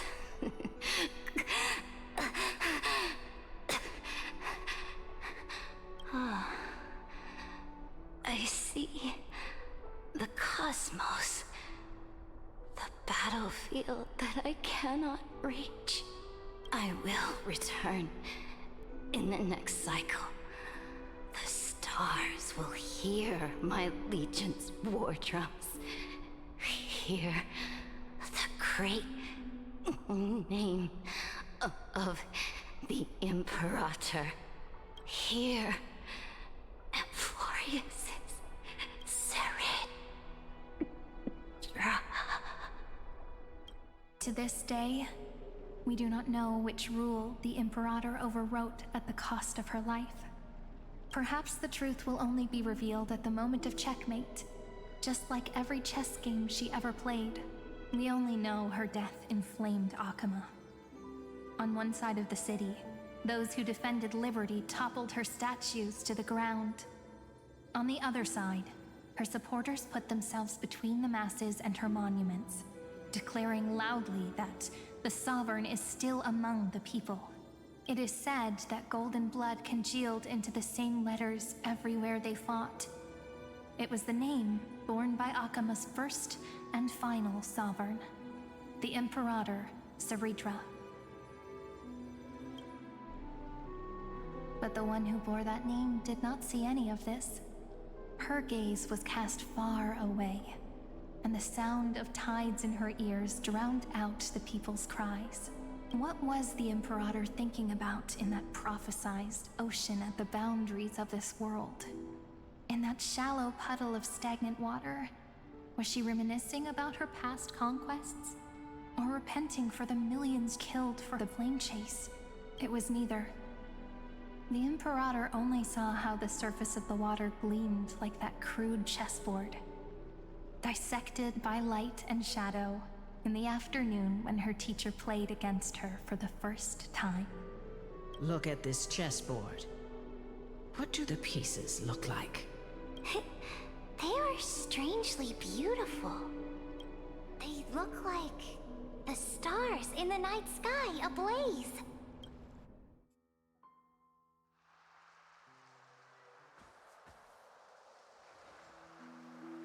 From that page emerged an ocean so vast, so pure, not a single trace of corruption. Is this Saritra? Electra, my subject. Ever since you walked out of the tainted ocean and pledged yourself to me, I have seen the abyss in your eyes and the emptiness in your heart. That was why I promised you a new ocean, where the Imperator's ambitions would serve as the currents, and loyalty would be its light. Electra, my subject. You have done your duty as my blade. The prophecy has now made its final decree on the road I intend to walk.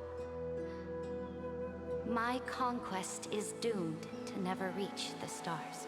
But the Imperator never makes empty promises.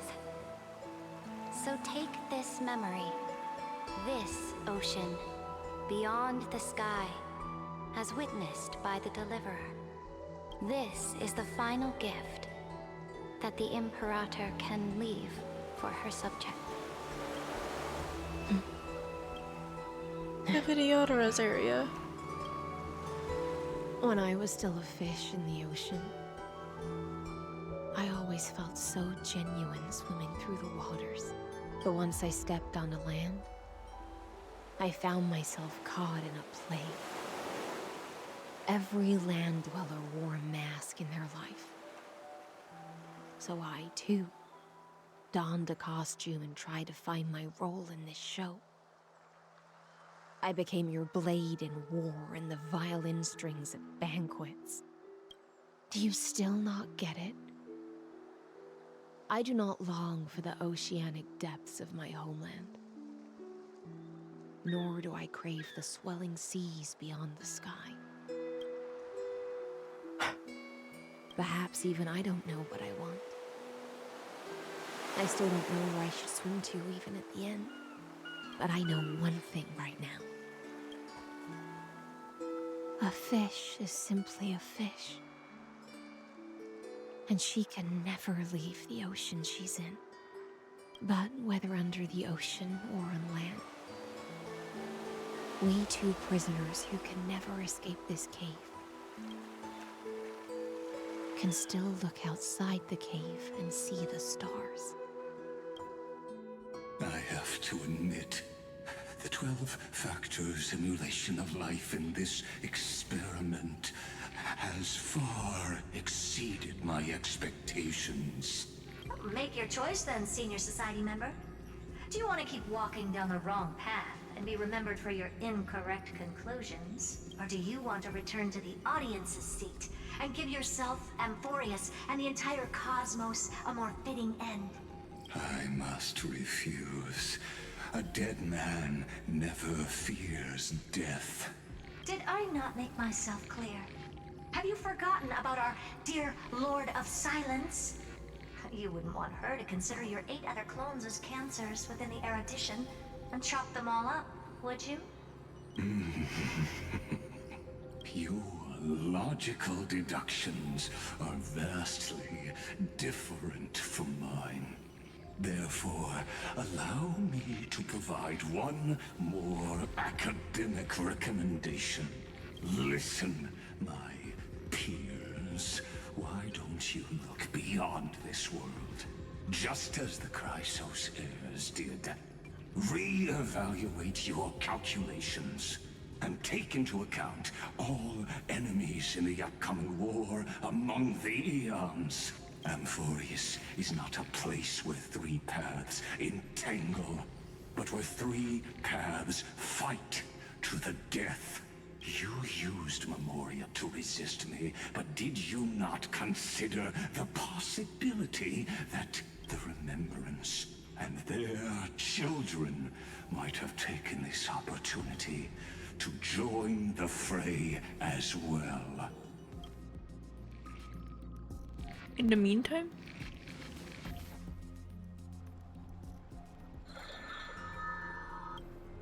Oh. So this isn't just silence.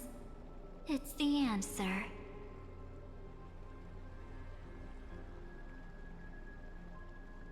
Says it's 1975 in it. Unfortunately, I don't know. If that's part of the lyrics, I have no idea. Especially it being EDM. I wouldn't know based off of the cover. What was the last thing she said to you before you parted the waters at the Scale Gorge waterscape? A tricky question, but one with a simple answer. She didn't say anything back then, right? I done hung. That's correct. And now I'm sure. You are not March 7th. There's no way she would remember that detail.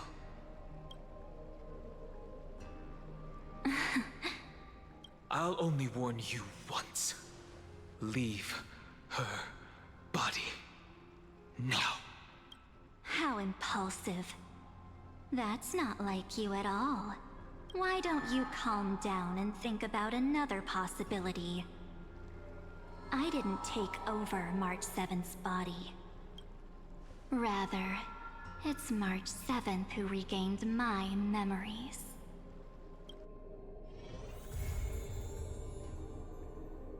Oh. Okay, well, I guess that's where it ends. Damn.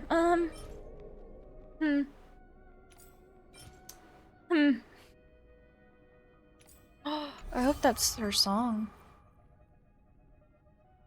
Oh. Okay.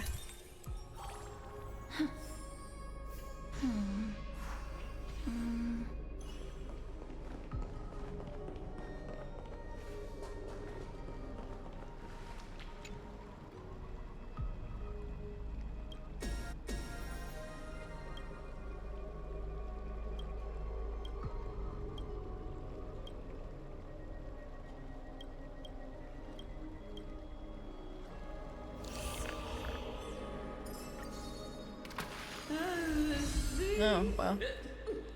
The sea is right here.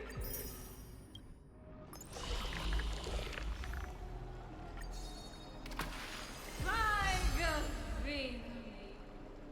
Okay, so not the highest, but... Fuck. Oh. Huh.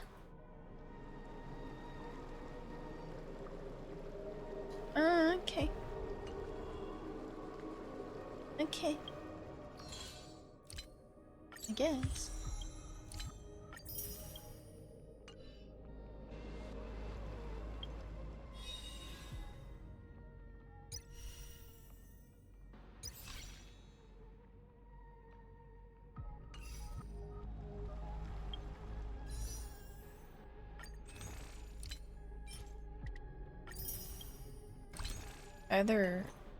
Either win or lose. Or get nothing.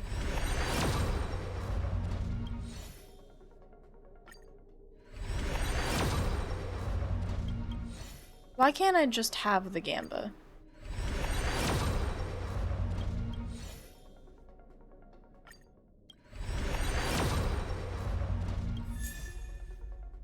Okay. That just gives me another one.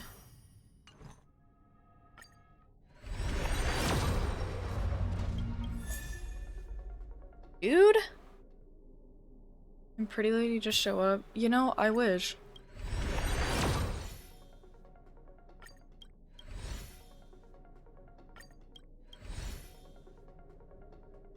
Like...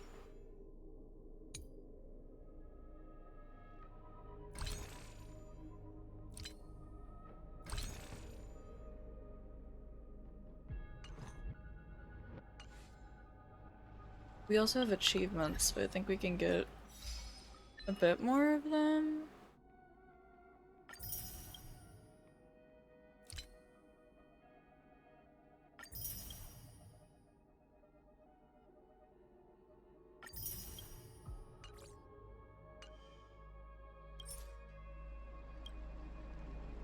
Oh, we have Polixia. Cute.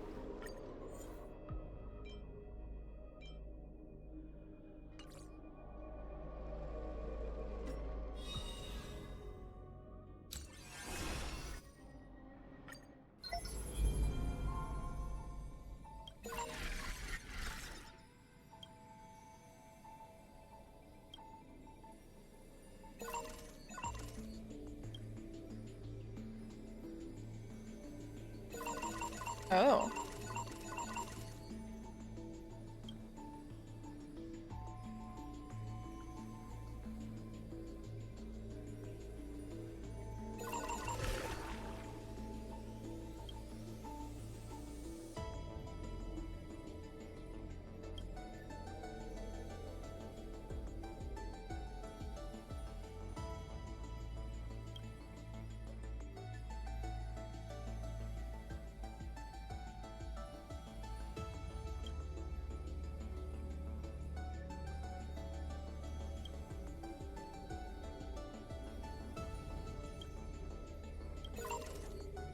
I don't think it's a bad system, it just can be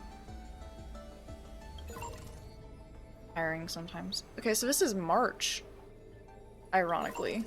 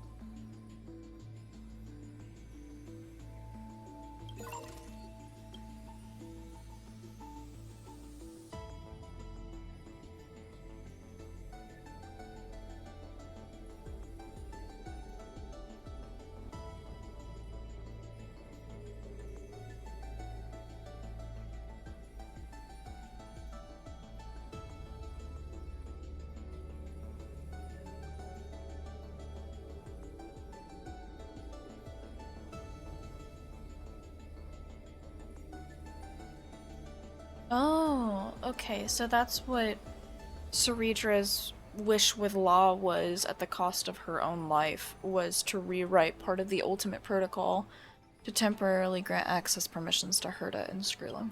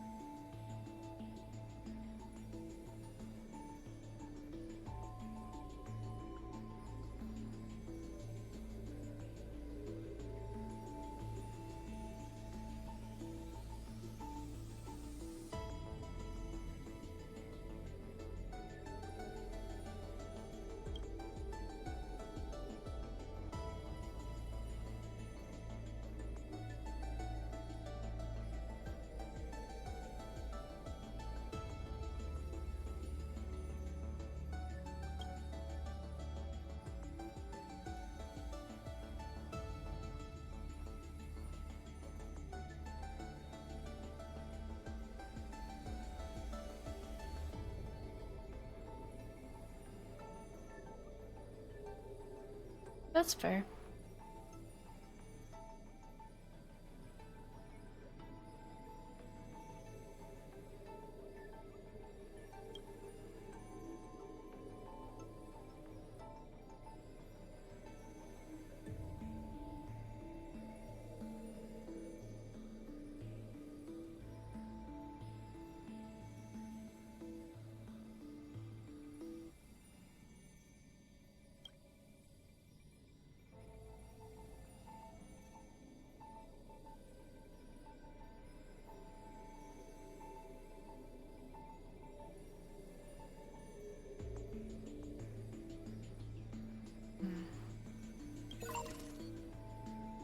That's fair.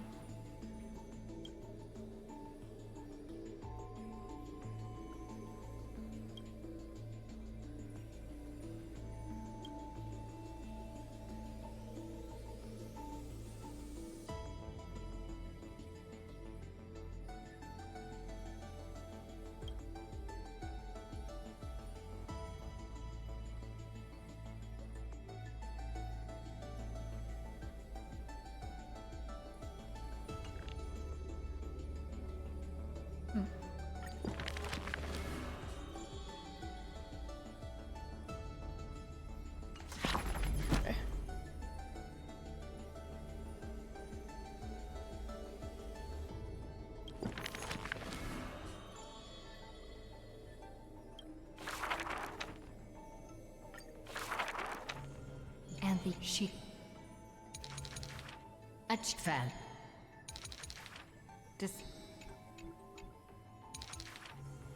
The up. Before. Isn't. But now.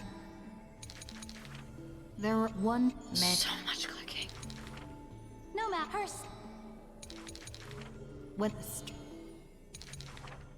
is the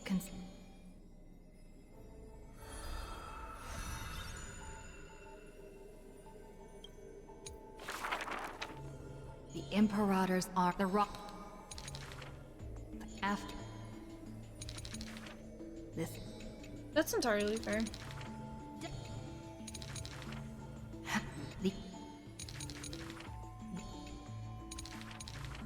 The when up. Drink. My main thing in it is that I physically couldn't imagine playing this game without 5 stars. I can't imagine the grueling aspect of these fights.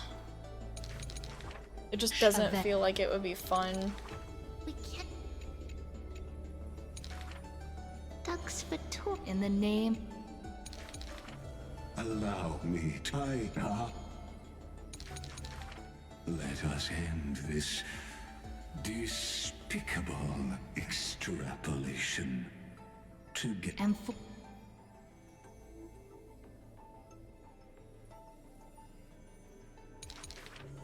The Imperator betrayed the Flame Chase Alliance. And I was the sinner who paved the way. Shika.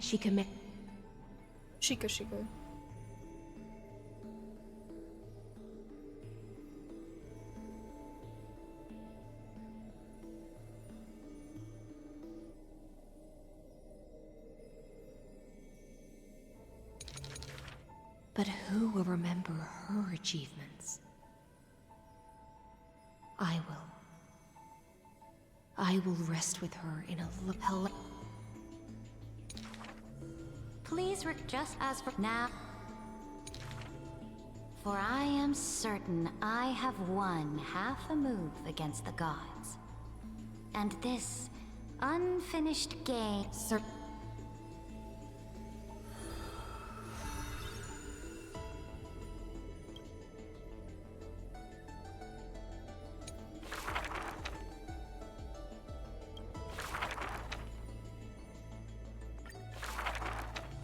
My friend, have you heard of the Rosy Celestial Maiden? Whether she had some... Oh...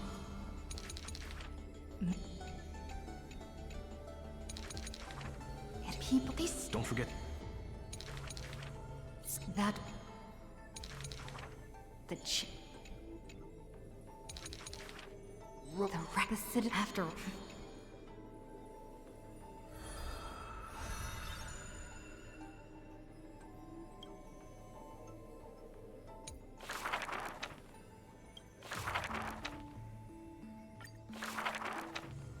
In the beat after... Yet...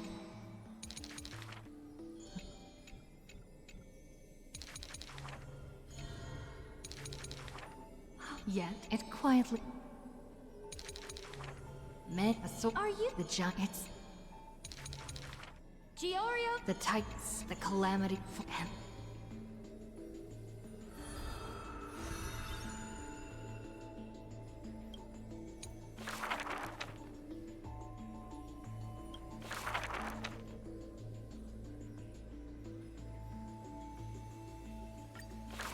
I mean, that's fair, I get When that. entering the flame, she Carmen...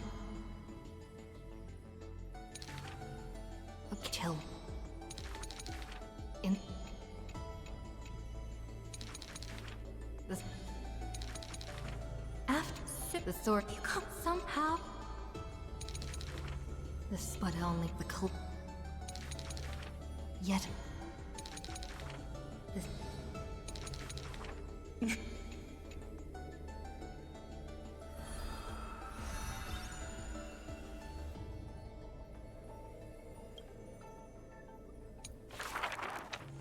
In the depths of the Sea of Souls, it's wrecked for the only...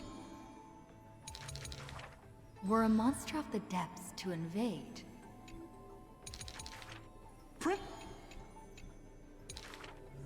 All of your people sing and dance. The Queen... If you're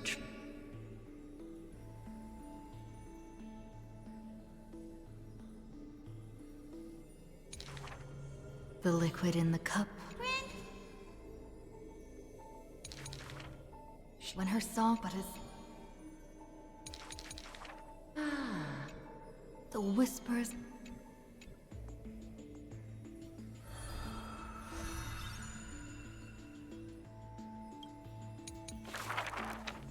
She returned home after many years.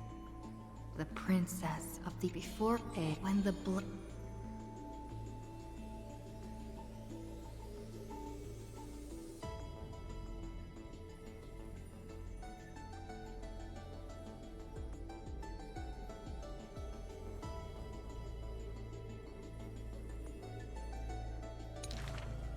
I'm willing to accept the final Imperial command. But it is a pity that our feast was ultimately a mirage.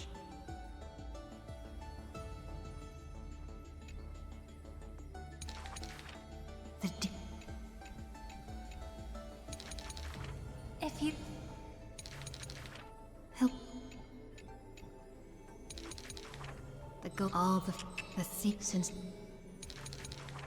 this. It was beautiful. The siren.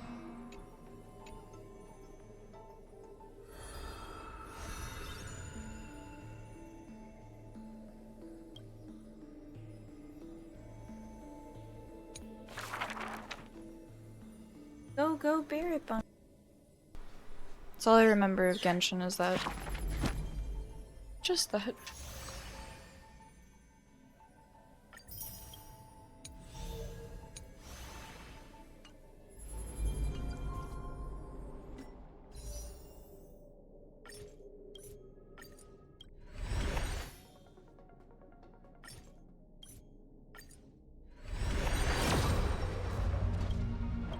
Bruh.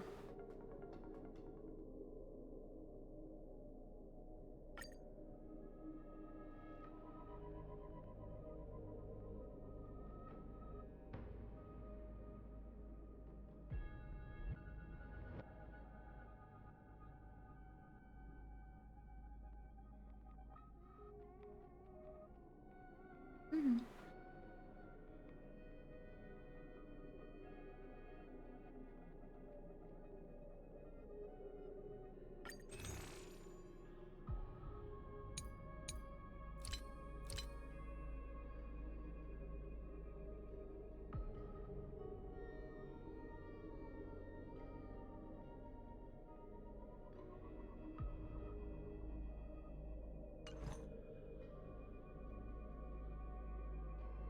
Bruh.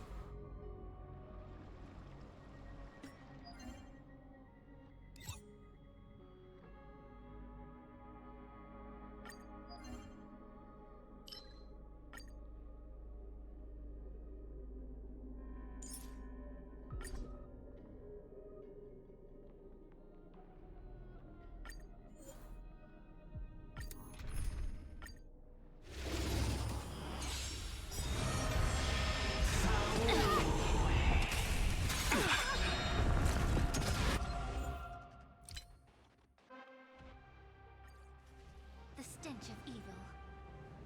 Be on auto. Everything Thank in you. this world is bleeding. Be of your body and mind. With this divine power, I reforge all things.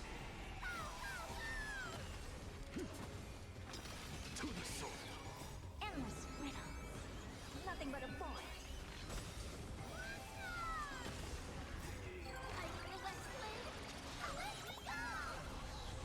Open sesame. Glimpse the unknown.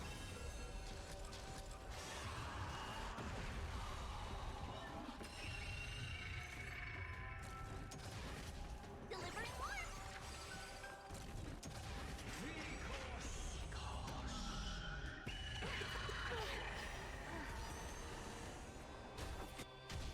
Time to cleanse the filth. With this divine power, I reforge all things. Endless riddles. Nothing but a void. Expand your thinking. Watch it grow.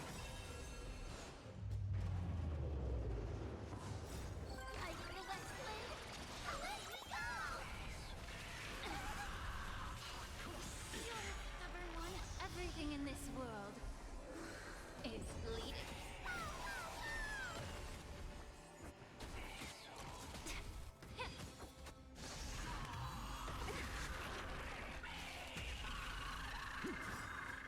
Endless riddles. Nothing but a void. Open sesame. Glimpse the unknown.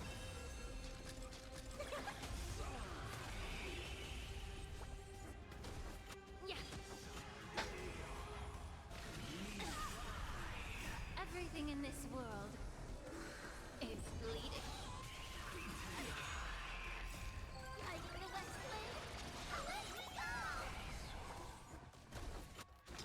To the soul. With this divine power, I reforge all things.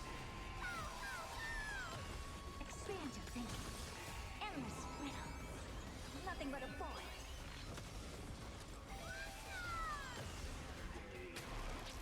Open sesame. Watch a crow.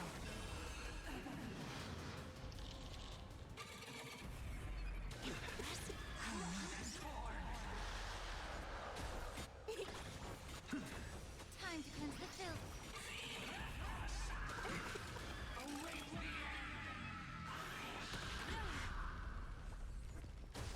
Expand your thinking. Everything in this world is bleeding. Endless riddle. Nothing but a void.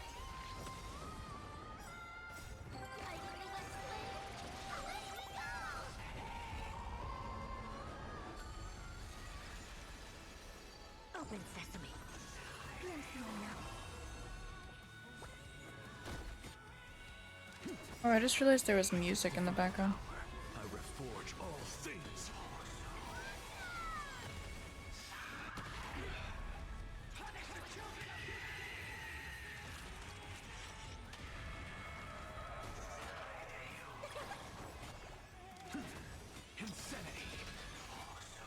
I'm just doing stuff on my computer.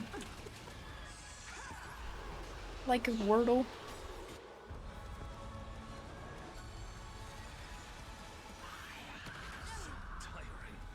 Expand your thinking. Endless riddle. Nothing but a void.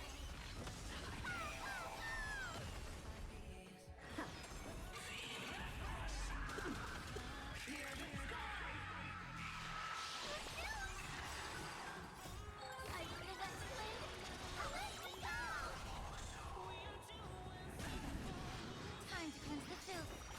Everything in this world is bleeding.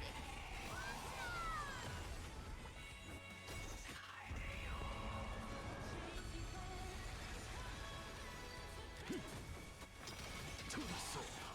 With this divine power, I reforge all things.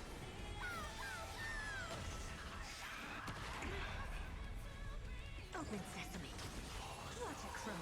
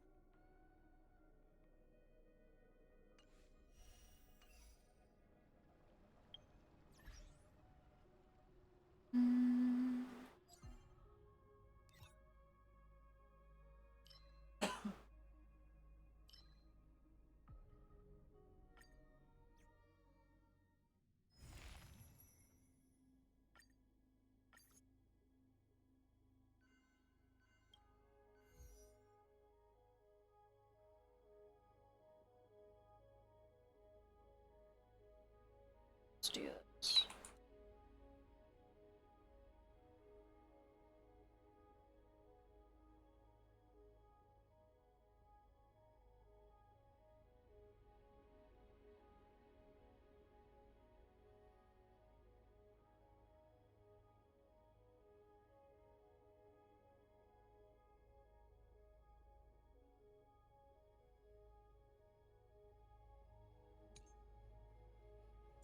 This one. This one. I really feel like they need to be up to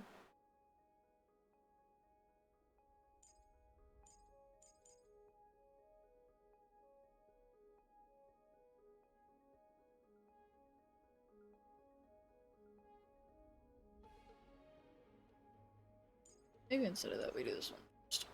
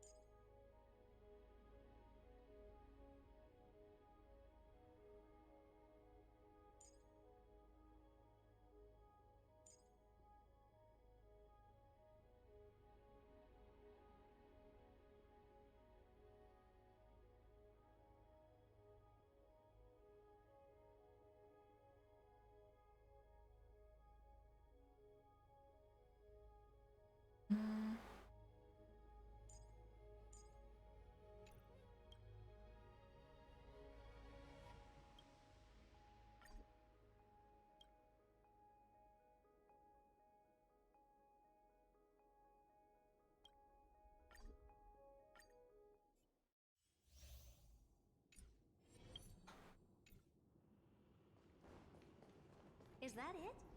I was expecting something... Let's wait. bigger. Not yet time to... Watch this magic trick. Take a look. This is your genius in action.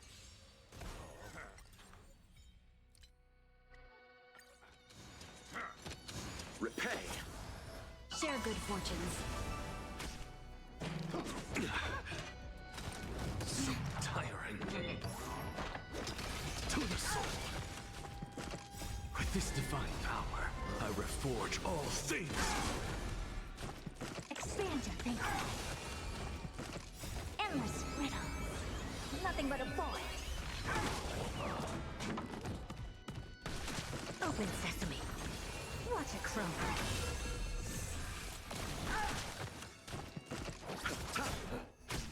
Not this time. Dream vanished.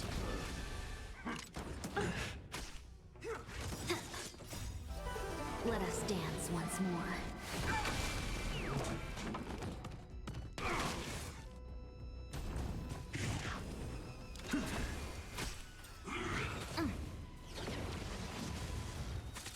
Cloud scatter.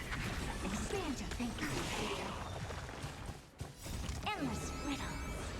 Nothing but a void. We're doing this grind solely for Stellar Jades.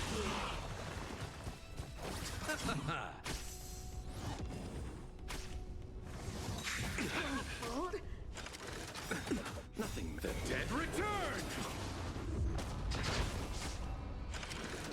Fine. Not with this divine power, I reforge all things. Insanity. To the soul. Endless riddle. Nothing but a void. Expand your thinking. Watch it crumble. Unite our goals. Impressive. Almost. Let us dance once more.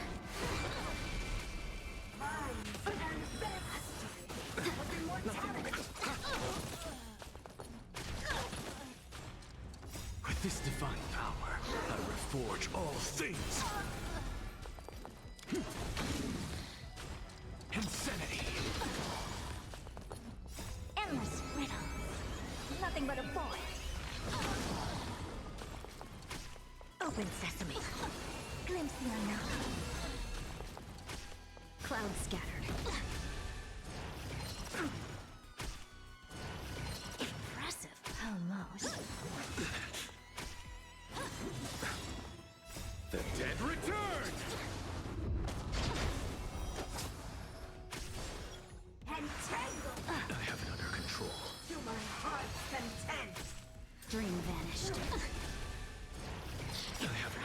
powerful. With this divine power, I reforge all things. To the soul. Insanity. Endless riddles. Nothing but a void. Expand your thinking. I just have to sit here and wait till they're done.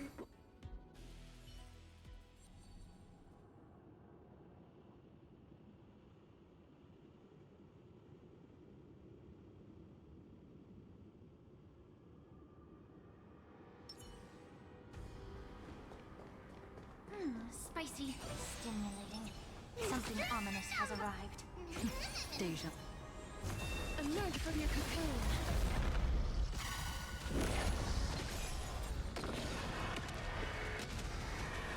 May death protect us!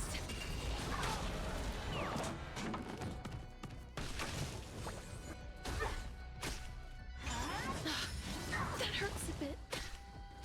I'm okay. Super pygmy! I need a left leg! Away we go!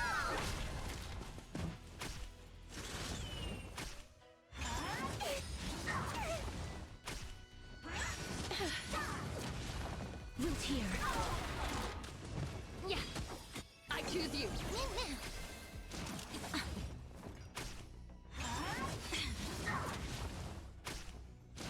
You just don't learn.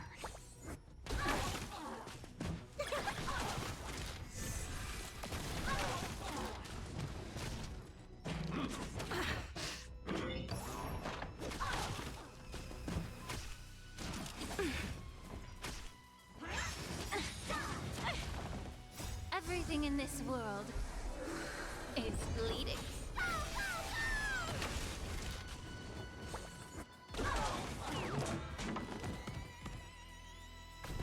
Time to cleanse the filth. I need a left leg. Away we go! Embrace a new life.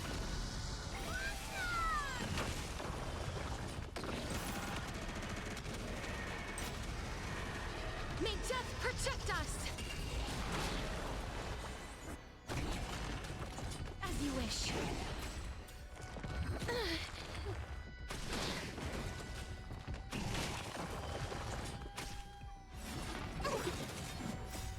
We can do anything!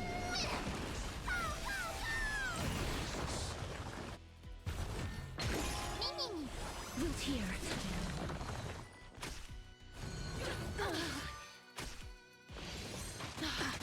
You can do it! Be of your body and mind. Everything in this world is bleeding.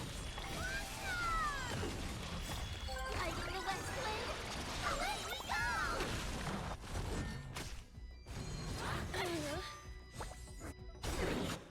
Embrace a new life.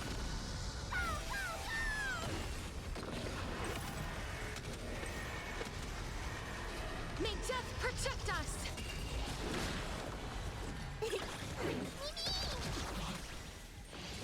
I'm okay.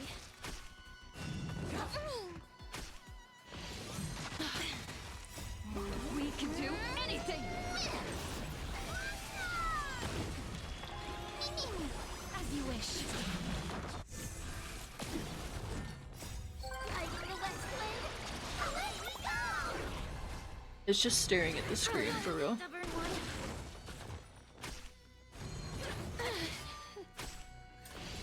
You just don't learn. I'm okay. I'm still here. Yeah. Everything in this world is bleeding.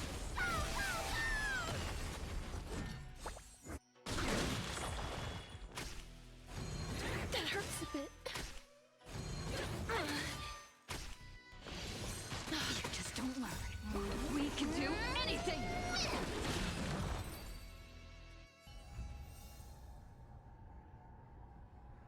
Mm-hmm.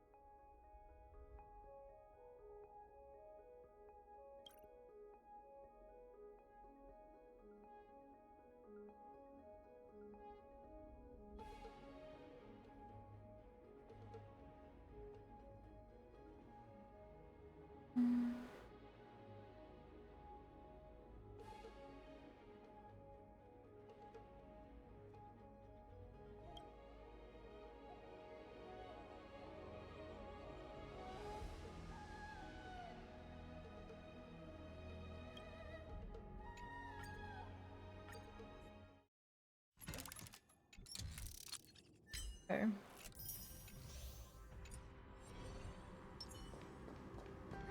Spicy, stimulating. Make a wish. Something ominous has arrived.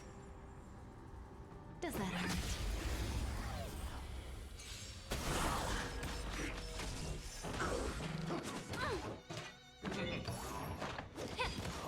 Stand still. Ill fate descend. Relax. I weep for the departed. It too shall fall. Time to say bye. Boom.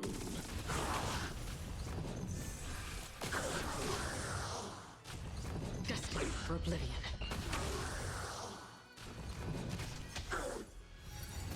Mind your manners.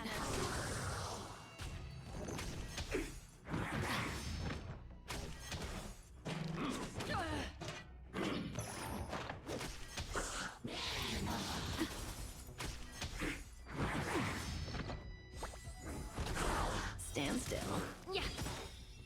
Everything in this world is bleeding.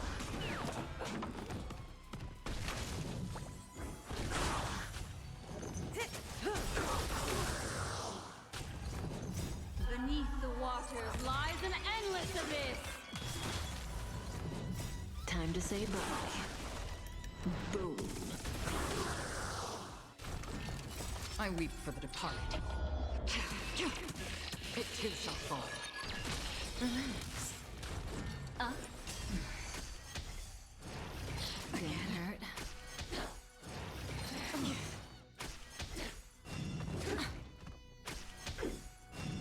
Again. Still waters of oblivion.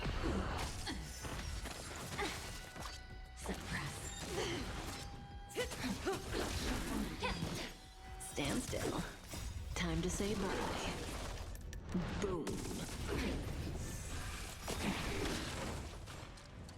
I weep for the departed. It too shall fall.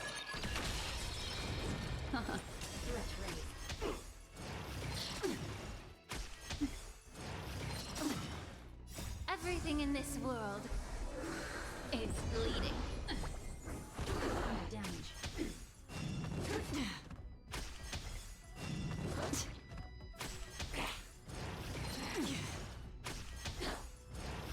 Again. Beneath the waters lies an endless abyss. We will come by the temple. Time to cleanse the film. Relax.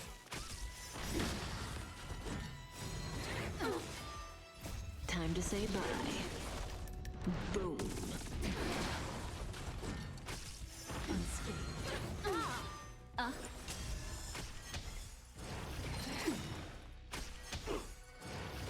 I've been looking at what I've done so far for my 2.0 model.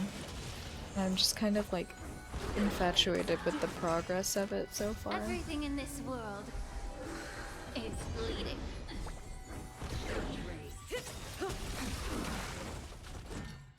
I weep for the departed. It too shall fall.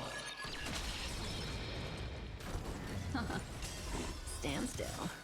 Time to say bye. Boom. Destined for oblivion.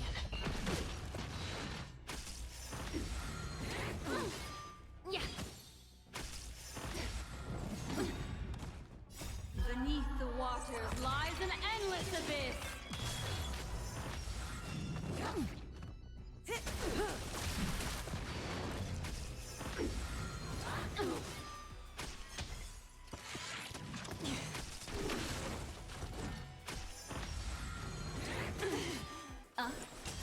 Relax.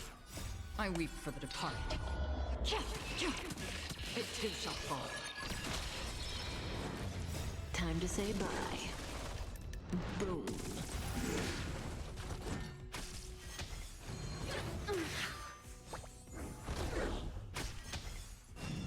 Get it together. Everything in this world is bleeding.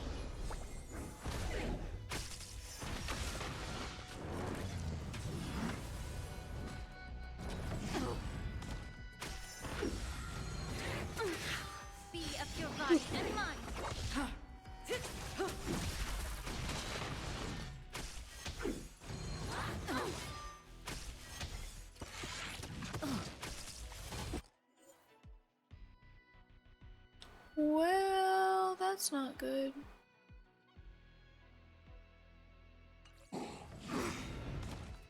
Time to say bye. Boom.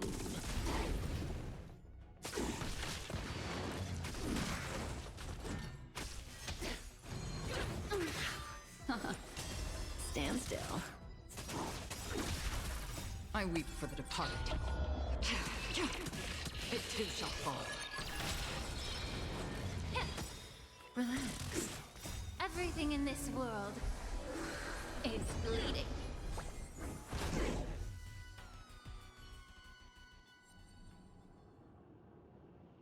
Yeah, that, I mean, Let's wait and see. Watch this magic trick. Light up the dawn. I kind of just have to hope this works.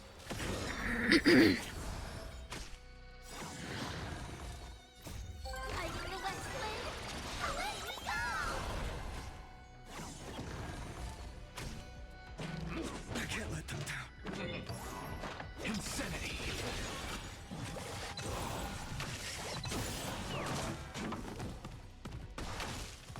With this divine power, I reforge all things. Tiramisu. Want to eat the tiramisu? Future could come. I know that says intertextuality, but I read it like intersexuality every time. I'm like, I don't think this game has anything to do with sex, but you do, yeah. I see the queen. Yeah. And a little ball.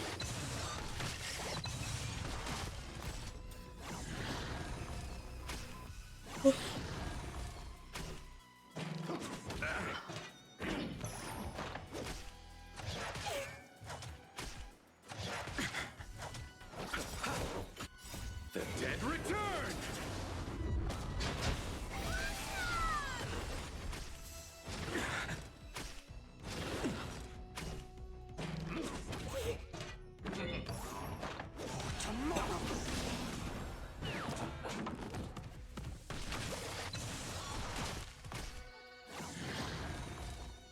With this divine power, I reforge all things. Yeah.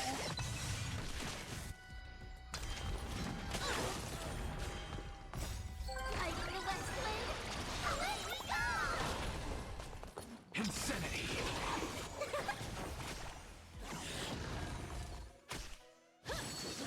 Shape. Huh? Wrong shape.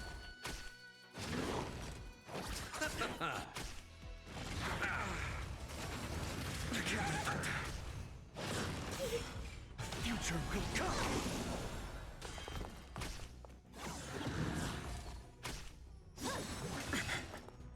Fury of innumerable core flames consume me. Hail the new dawn.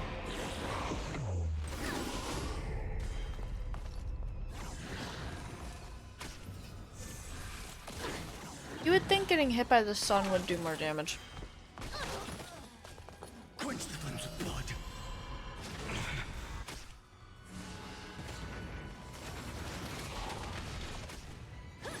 Is that all?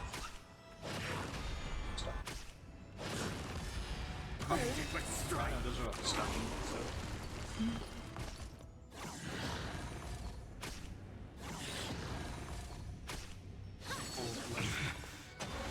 Tear the sky.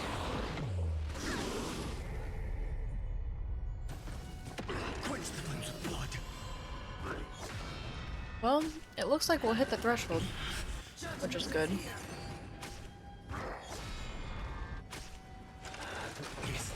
Hope so. Her agony. We're getting close. Is that all?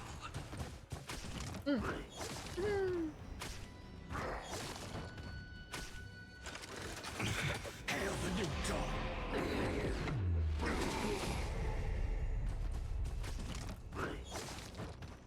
Fine on, it's okay, you don't have to finish. Quench the flames of blood. Is that all?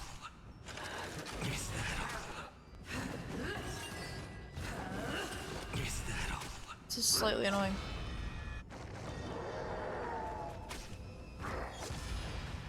Right, the explosion. It did nothing.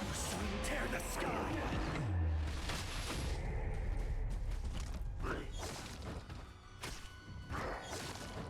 Anyway, explosion. Away we go!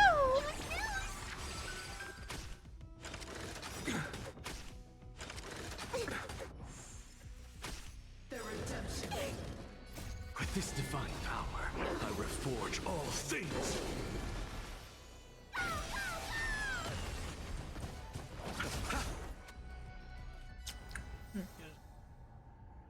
Ooh! But you not like all of it? Huh? What? Half of. You have.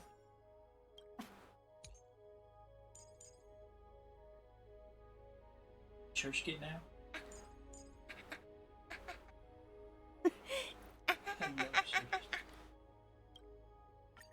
I love Sir Skip too. They're just a baby.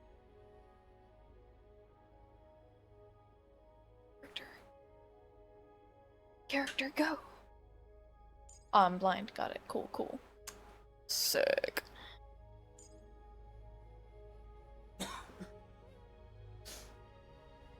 Fortunately, we have to use Locha here, but that's okay.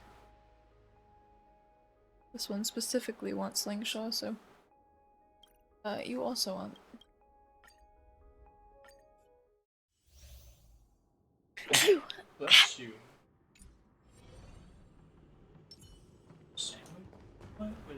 Spicy, stimulating. I mean, are you ever gonna get it again? Probably. Watch this. I don't mind just trying it whenever you get it next. Take a look. This is pure genius in action. Hank. Unite our goals. Sick. Yeah. Insanity. Expand your thinking.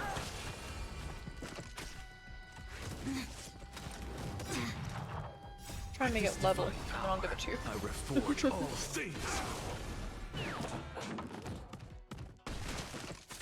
Dream vanished.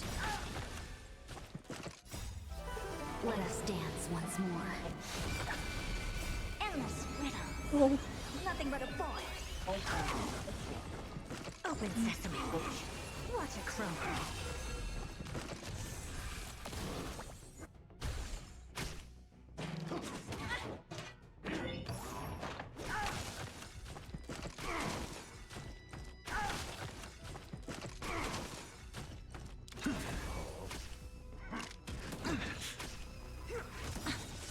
Everything in this world is bleeding. I couldn't take all of it if I wanted to. I can't even make it even. Endless riddle. Nothing but a boy. Expand your I quite literally have to eat around it, so...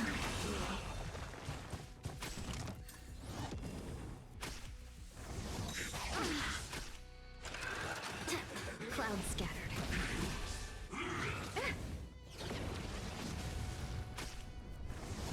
So tiring.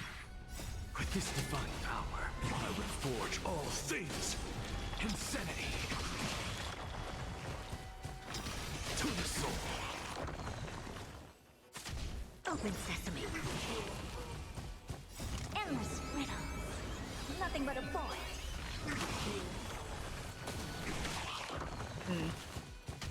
Expand your thinking. Watch it crumble.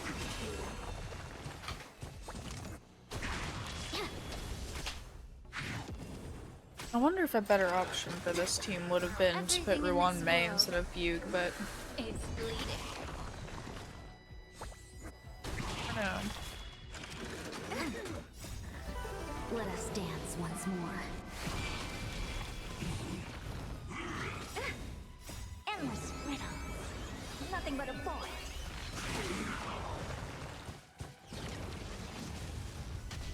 Open sesame.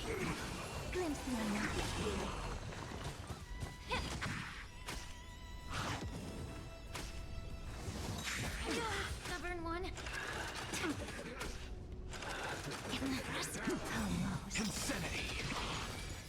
this divine power, I reforge all things. Unite our goals.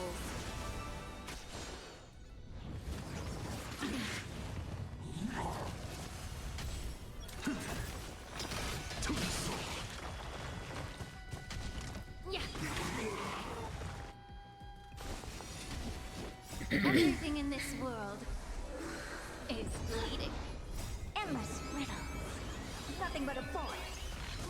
Expand your thinking. What a crone. Clouds scattered.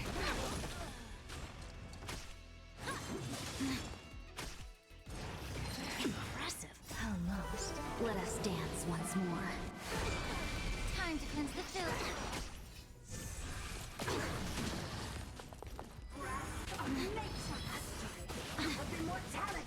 Dream It's a chance. Insanity. With this divine power, I reforge all things. Open sesame. Endless riddles. Nothing but a void. Expand your thinking. Glimpse the unknown. Okay. That's one. That gives me like no room though, but that's one. Trouble I guess. Proceed. I'm with you. Deja. Emerge from your cocoon. Repay. May death protect us!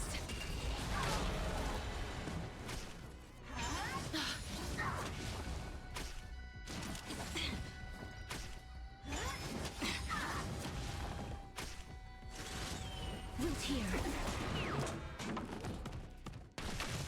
Receive divinity.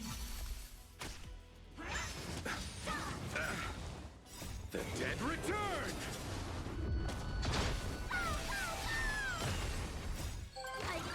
God.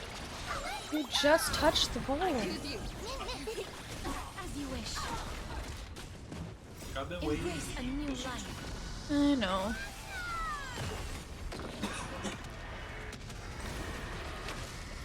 Bloom.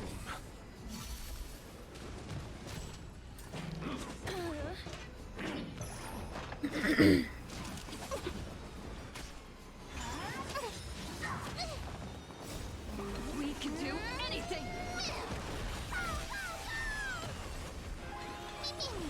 Return to dust!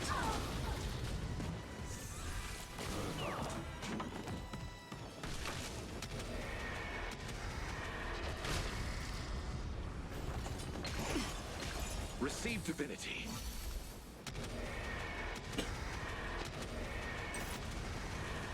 May death protect us!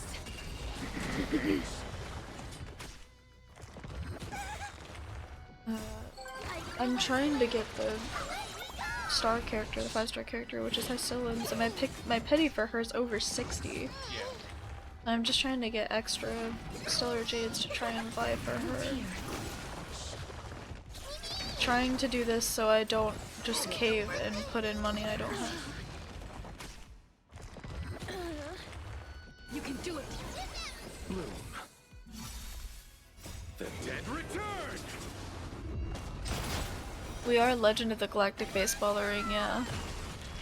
Technically we think we're doing a Memory of Chaos. Or Pure Fiction, actually. Pure Fiction. We can do anything! I didn't realize what that username was until now. The most recent follow. Embrace a new life.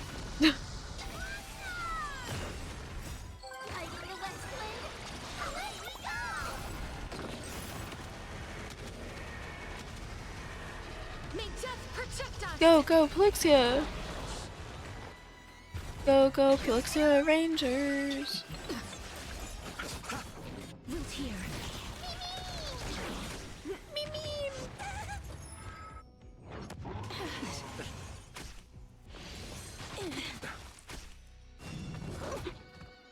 Well, so much for that. That is almost enough. Not quite enough. We can See how far we get with this though before we sink some into the fourth one.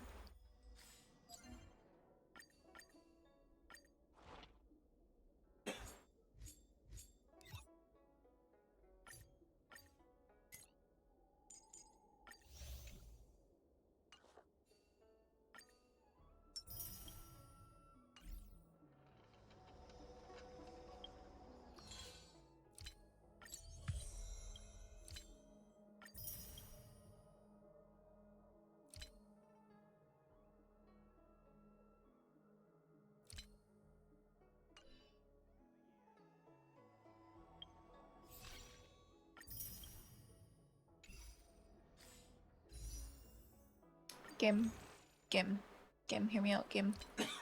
Please.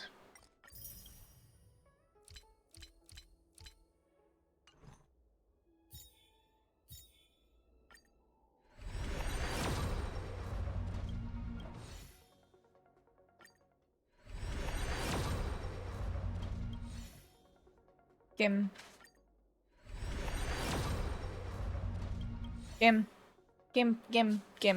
Listen, Gim. Game. No. No, game. No. Bad. Slap on wrist for you. Angry.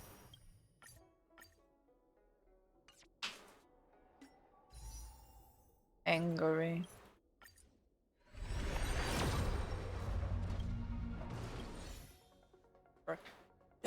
What the fuck?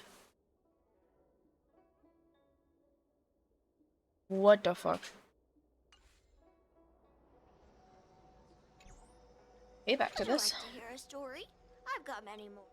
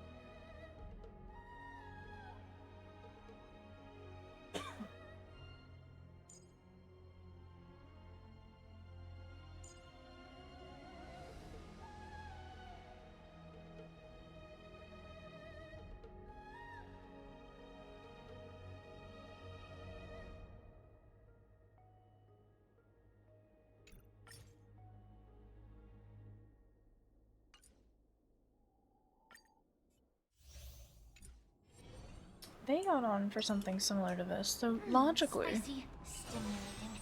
Something ominous has arrived. Deja. Watch this magic. Take a look. This is your genius in action. Theoretically, this should work. Insanity. Open sesame.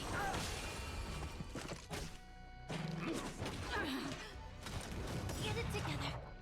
With this divine power, I reforge all things. Endless riddles. Nothing but a void. Expand your thinking. Watch it grow. We can do it!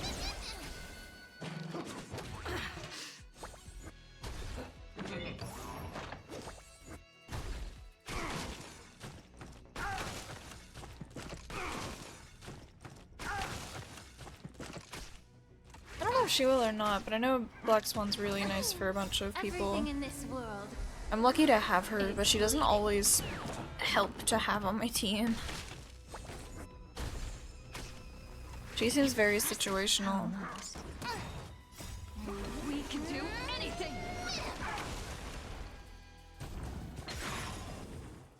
Endless riddle. Nothing but a boy.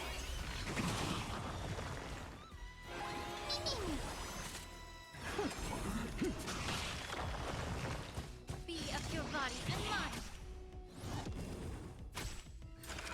I have it under control. You just don't learn. Yeah. To the soul. With this divine power, I will forge all things. Open sesame. Glimpse the unknown. Endless riddle.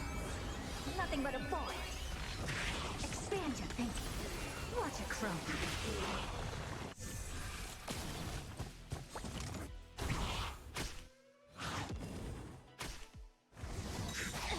Wait.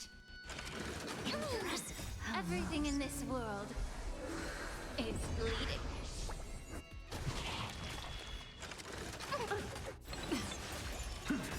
Insanity. Endless riddle. Nothing but a boy. Open sesame. Glimpse the unknown.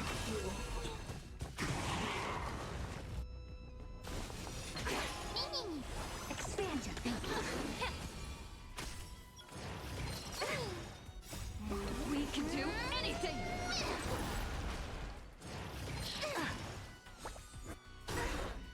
Endless riddle. Nothing but a boy. Open sesame. Watch it grow.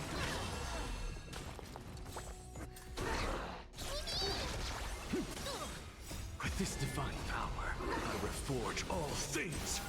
Be of your body and mind.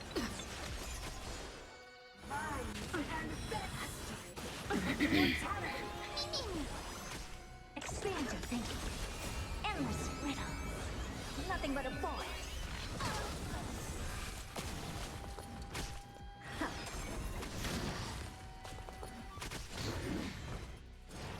Impressive. Everything in this world is bleeding.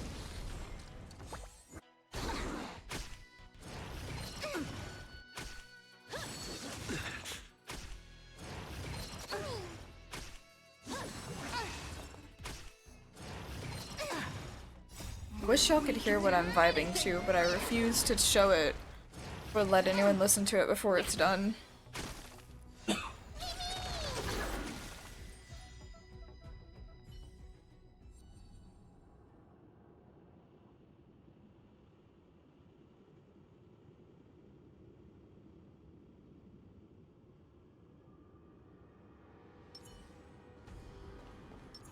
Careful.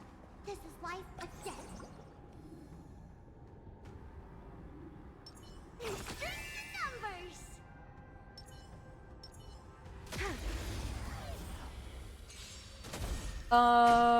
No.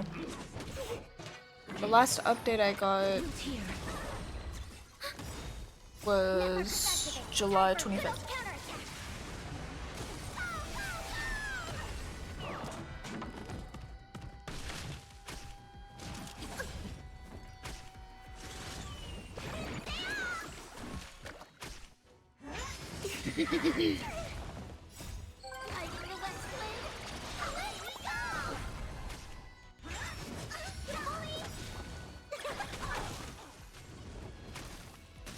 Ready for another? As you wish. Okay.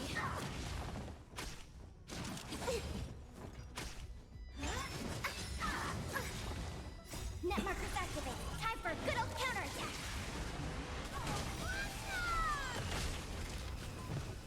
What's in your prescription?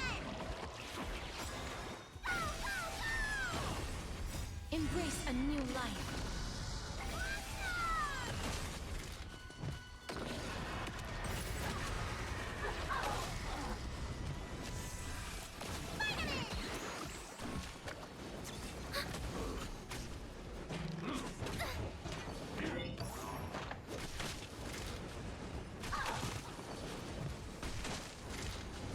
May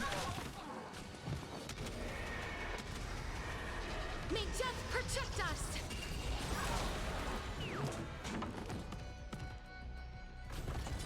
Net markers activated. Time for a good old counterattack. Wilt here. Lighting the west wind. Away we go!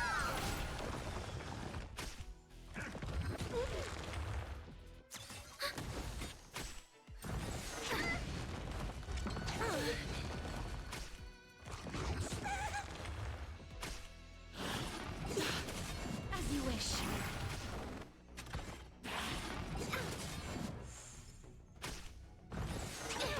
Not good. Dream is not over! Ready for another? Net markers activated. Time for a good old counterattack. Delivering warmth. Lighting the west wind. Away we go!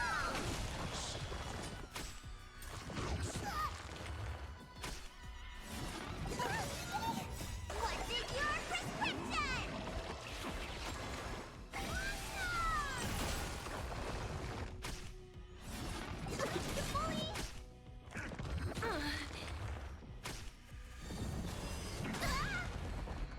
Embrace a new life.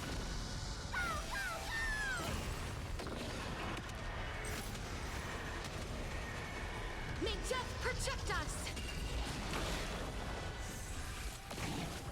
Wilt here.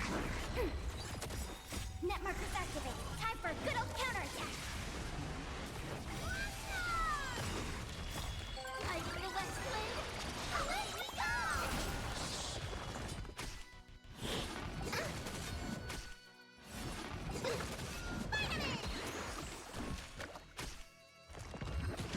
I think it's kind of funny that Whale creators Ready for another? had one Discord for all of their games.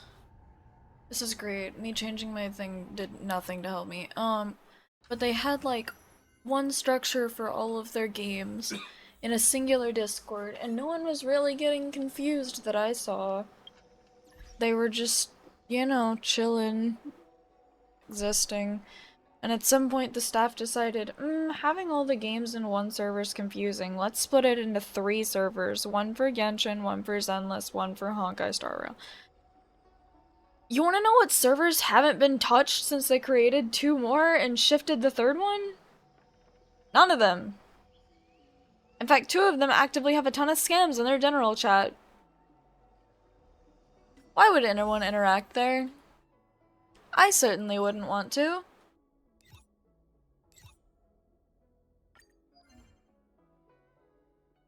Like, confusing.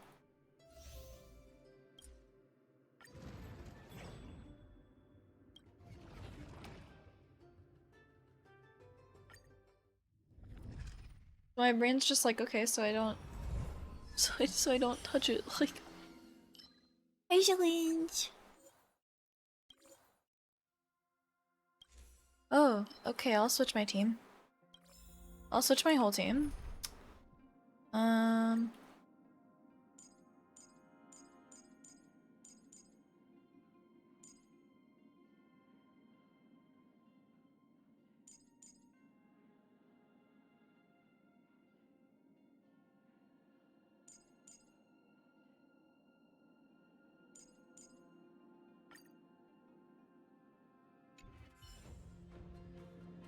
Yeah, that's what they had before, and they were like, no, that's too confusing for people, apparently. And I'm like, no the fuck it's not.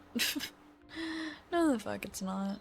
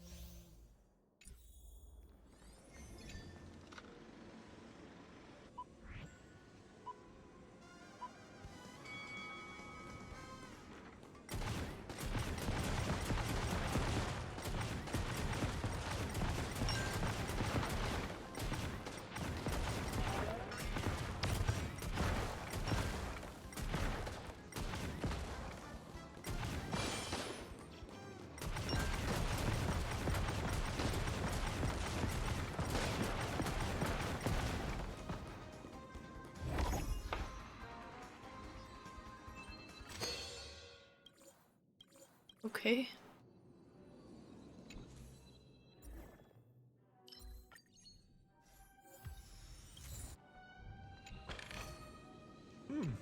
Pretty good luck.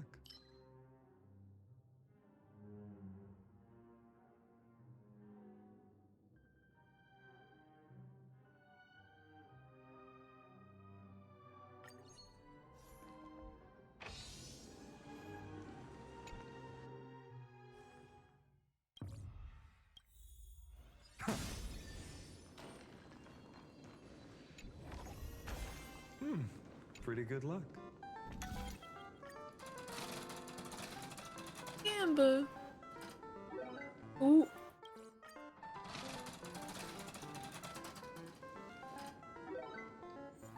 So this was my childhood dream, Huh. Yeah, okay. It was an event, for sure.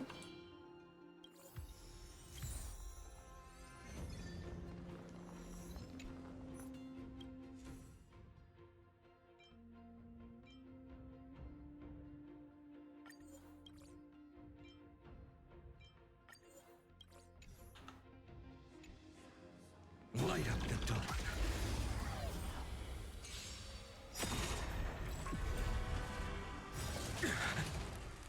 With this divine power, I reforge all things. Everything in this world is bleeding. Let us dance once more. Insanity. To the soul. Unite our goals. Time to cleanse the filth. Future will come.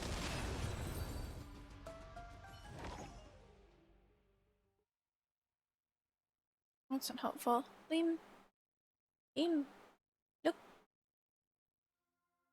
Look.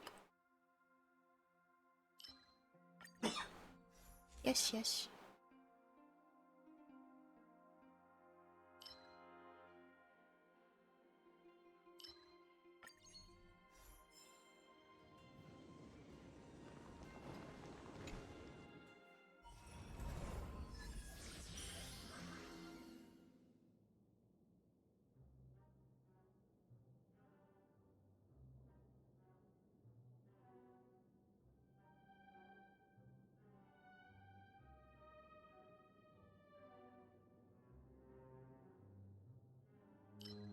This one's the newest. Oh, we're back to Honey Rocket again.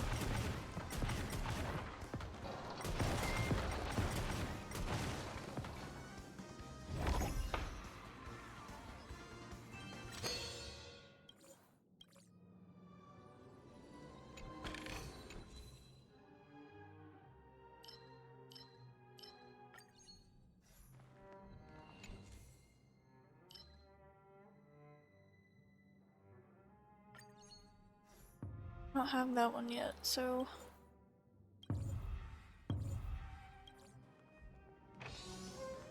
maybe I will get time to do it. Light up the dark.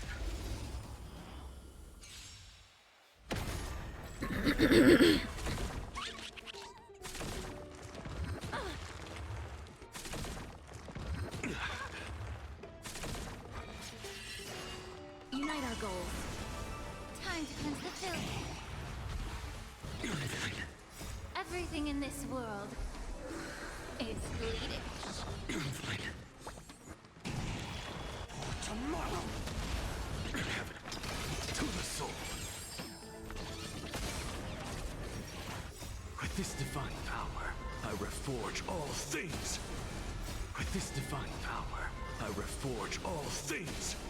Insanity. Well, that was fast.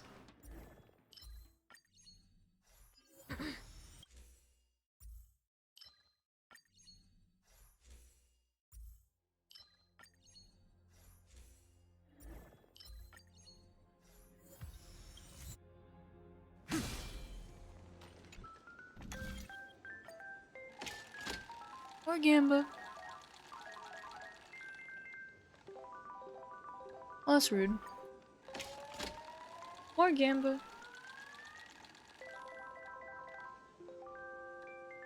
Buddy, propagation Gamba. Gamba. Gamba. Don't know what's up with propagation being the thing that I get a ton of, but Gamba.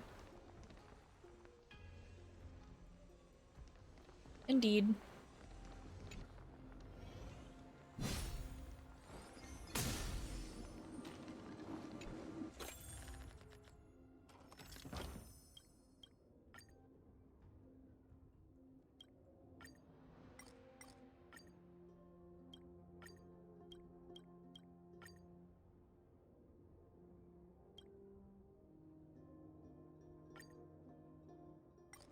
Robert.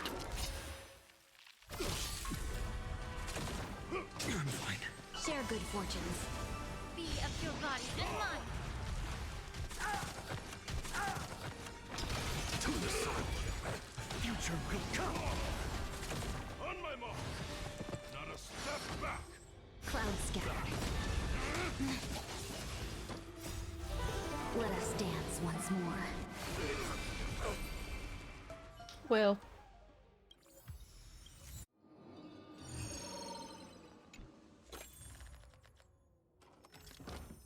Oh.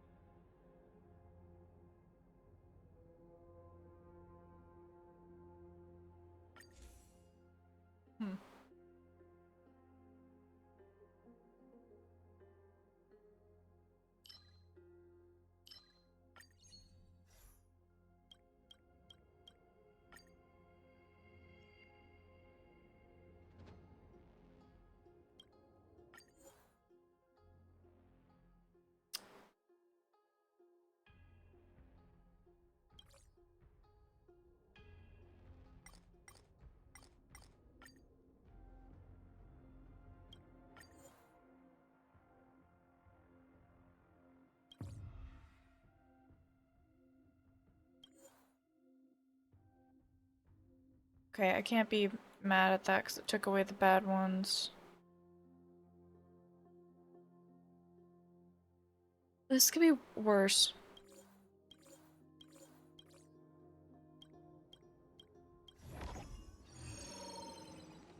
Not happy with what just happened, but it could have been a worse outcome. Light up the dawn.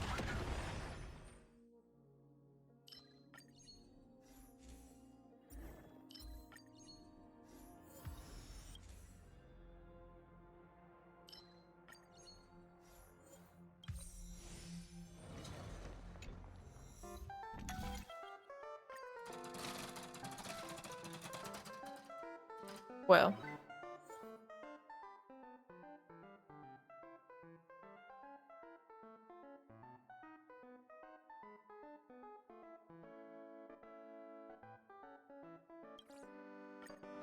What? I'm now just fighting a random fucking sphere?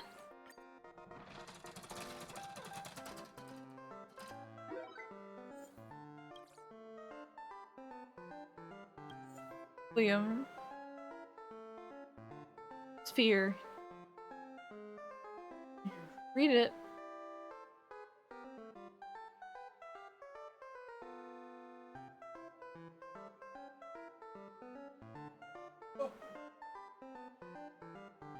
Killer orb. This is the kamikaze orb. I don't like it. Why is it the seppuku orb? don't appreciate the seppuku orb. I don't want it. Why is it here?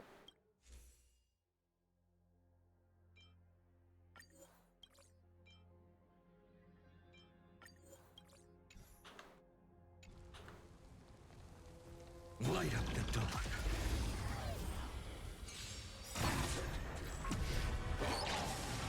Oh, there's the orb.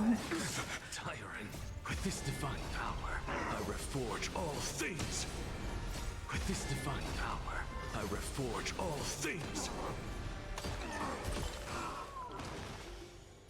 Everything in this world is bleeding. Everything in this world is bleeding. Let us dance once more.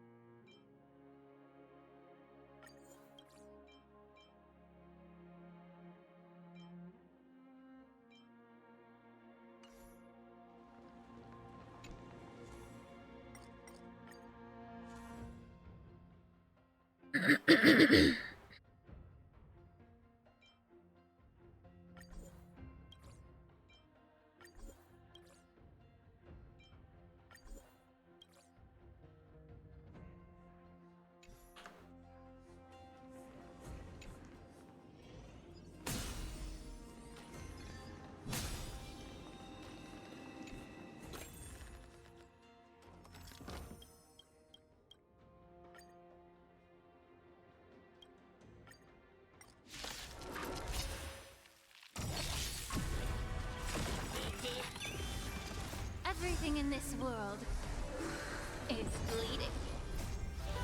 Let us dance once more. With this divine power, I reforge all things.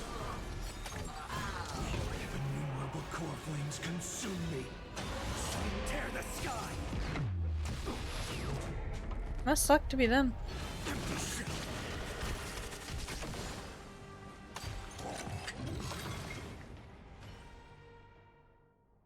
Yay! Get to get rid of that. Yay! Fuck the sphere. I was terrified of the sphere.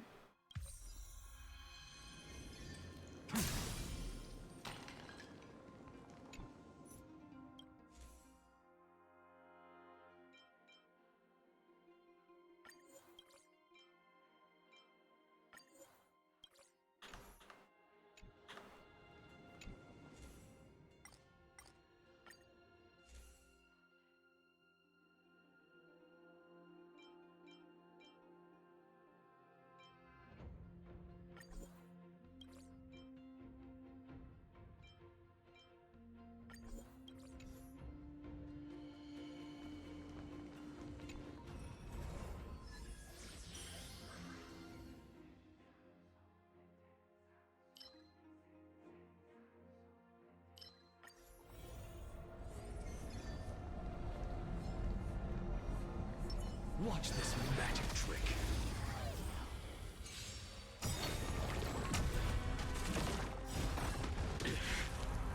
With this divine power, I reforge all things. Let us dance once more. Fury of innumerable core flames consume me. Hail the new dawn. Quench the flames of blood.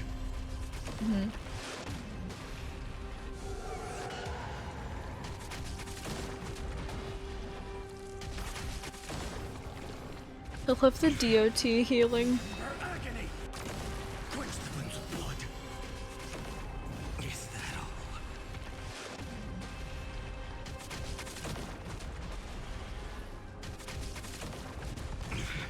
Granted, but strike.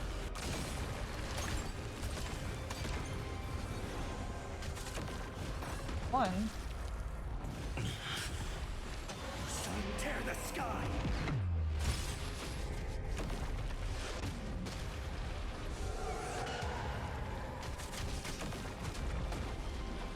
Quench the flames of blood. Is that all?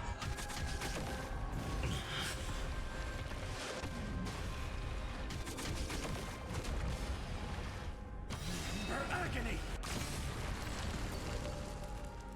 Hail the new dawn.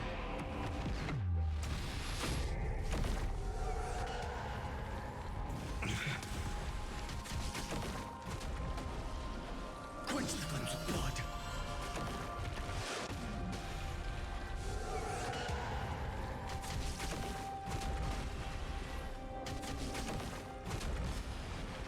Granted, but strike. All stars burn to ash. Oh my god. With this divine power, I forge all things. Fury of innumerable core flames consume me. Sun tear the sky. Quench the flames of blood. I just sit here. Is that all?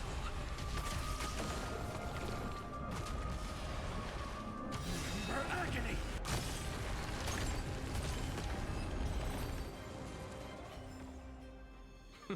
An undisputed victory.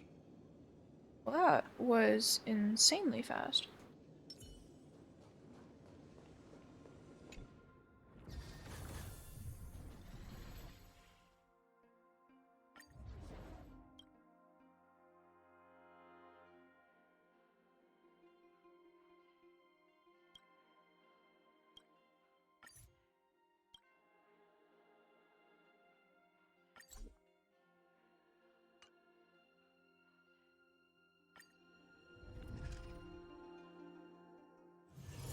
The hustle and bustle of the world, still so charming.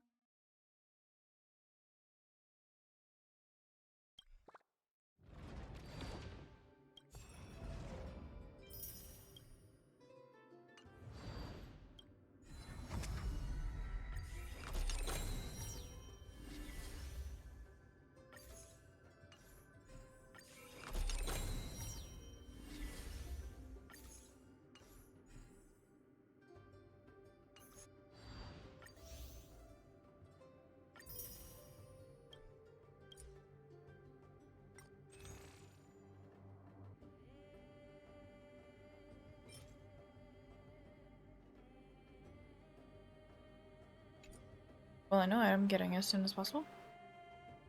Let me look at this. I love them.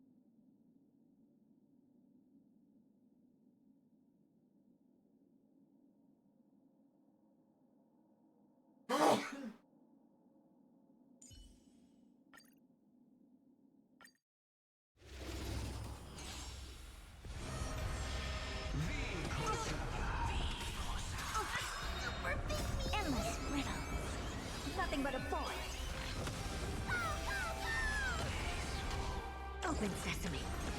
Glimpse the unknown. Don't let me down.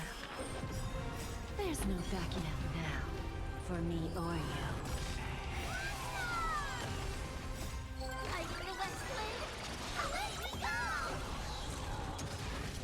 Be of your body and mind. Really is just waiting.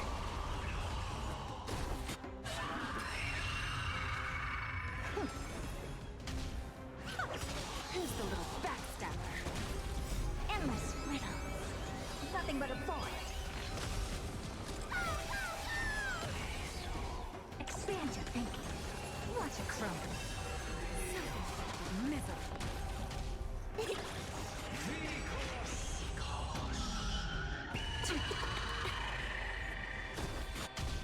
Time to cleanse the filth. Everything in this world Not is always. bleeding. Sometimes I do, not always. Open sesame.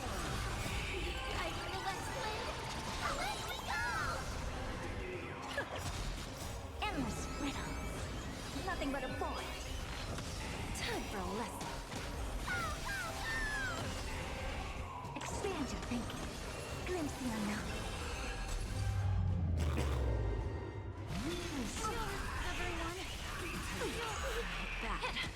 Delivering more. Get it together.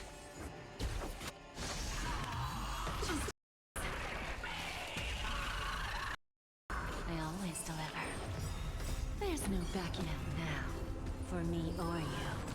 Who's the little backstabber?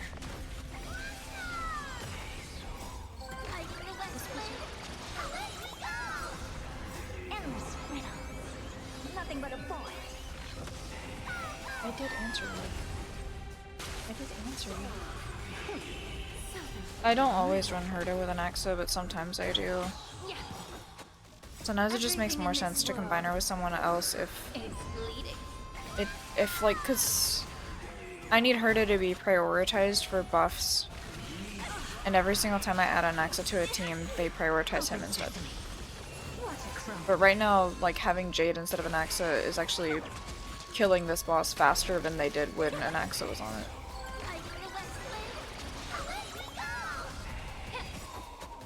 Endless riddles. Nothing but a void. Expand your thinking. Glimpse the unknown.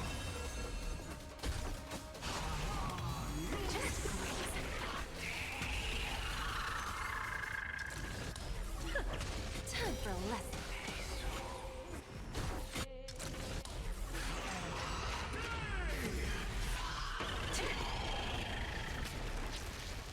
Open sesame. Be of your body and mind. Everything in this world is bleeding. Endless riddles. Nothing but a void. Expand your thinking. Watch it crumble. Bending the rules.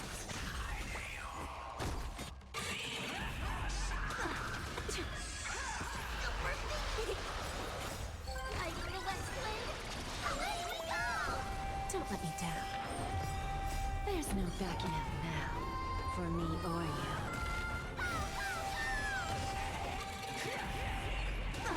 Just a glimpse. Time to cleanse the filth. Open sesame. Who's the little backstabber?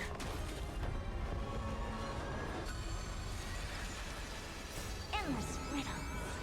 Nothing but a void.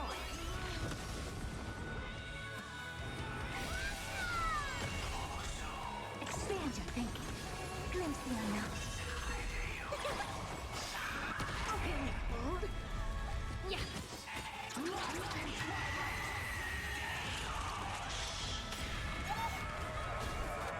Everything in this world is bleeding. Thank you, I drew it. I'm glad you like it. Sorry for not talking much, it's just, it's on auto and I'm bored, so just waiting for it to be over so I can pull more for high silence. My pity's around 60 already.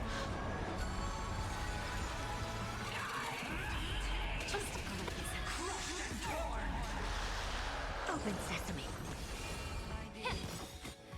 Endless riddles. Nothing but a boy.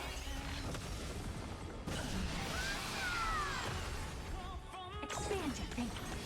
Watch a crone. Time for a lesson. Don't let me down. Delivering one.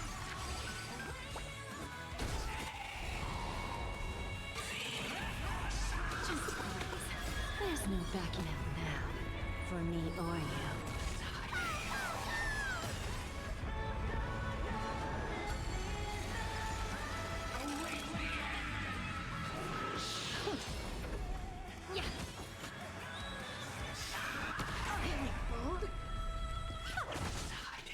Open sesame.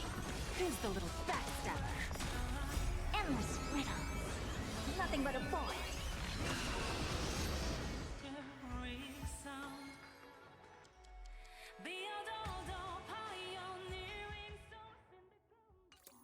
Place your bets. Will Kamina get Isolans after like 5,000 fucking times?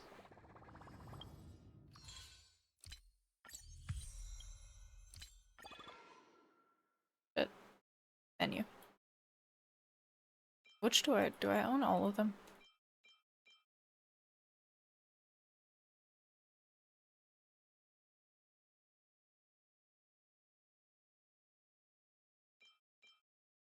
Oh. Oh. Anyone?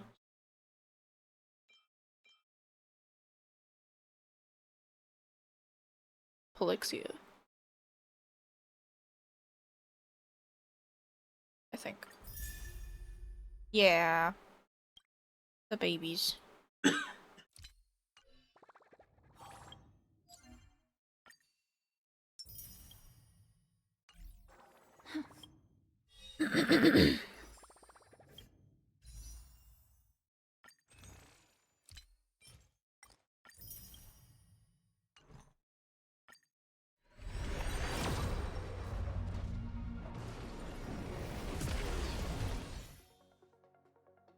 You were the first I saw when I set the filter to English only. You know, entirely fair.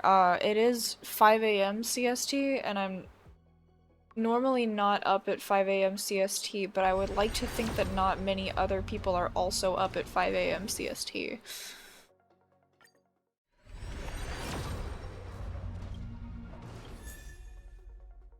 This is cool? Not a high Sillins, though. And like what I would like rate is a high Sillins. What are the odds? Yeah, No way to check.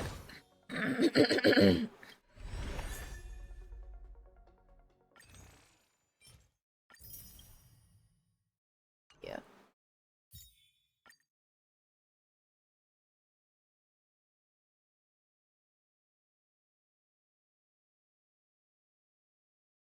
Yes, and I also did this.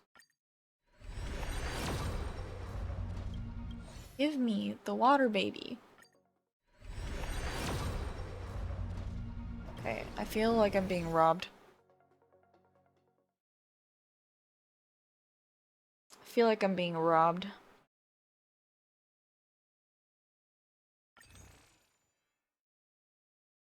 This one. Because I have no need for a preservation character right now. But could I use the physical Nihility character? Absolutely. Absolutely I could use the water baby.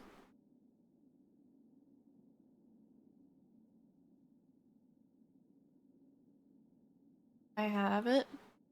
I have it.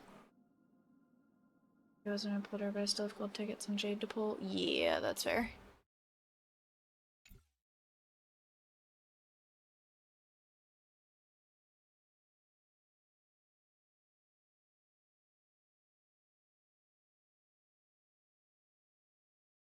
You say that like I'm able to keep up with that.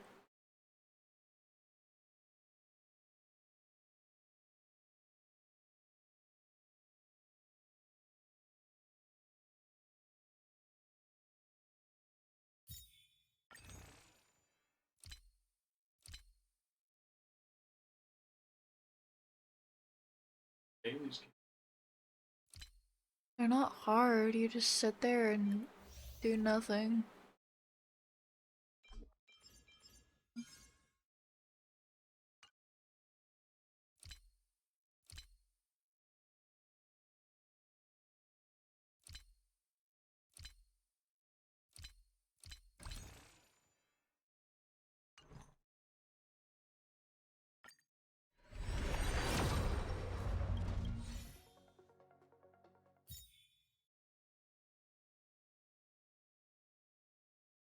I wish I could go back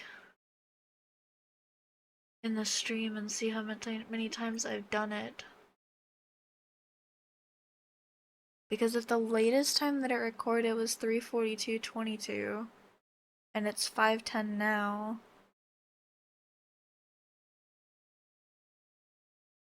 And let's go find out what the pity says it's at. Oh. So this was 55, and then I just did 4 more. So 59, but I don't think I stopped pulling only at 3:52. I'm pretty sure I pulled more in between then. So if this is 55 at 3:42, guys, we're gonna do some insane math, and by insane math I mean subtraction. It updates every like hour and a half. So slowly having a stroke.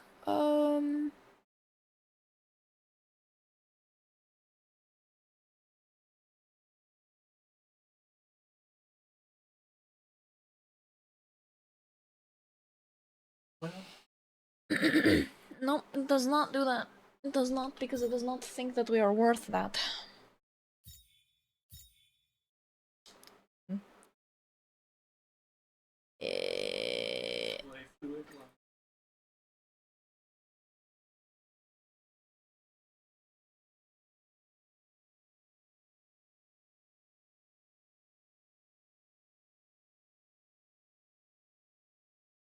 Okay, so like if we go to my channel, right? Because I am live, and we go to and we do some backtracking, right? So it's like it's 5:12. This sucks. It's 5:12. And so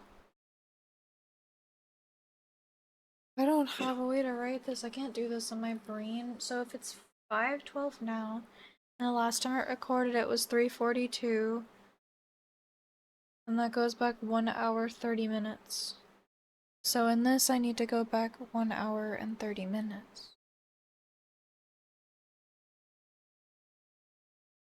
I'm where?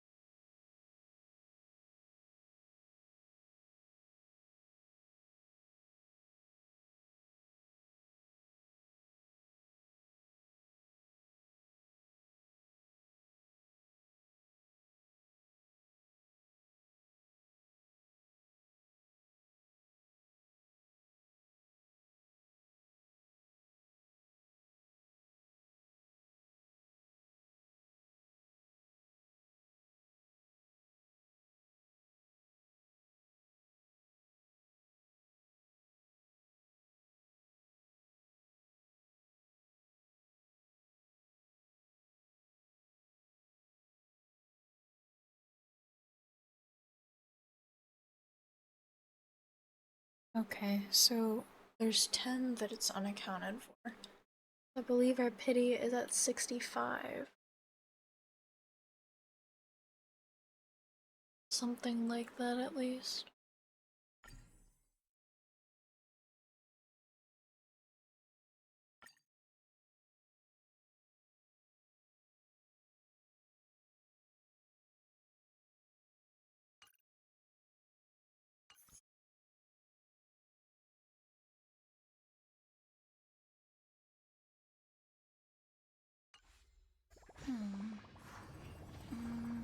can't think of anything else I might be able to do. I would get more.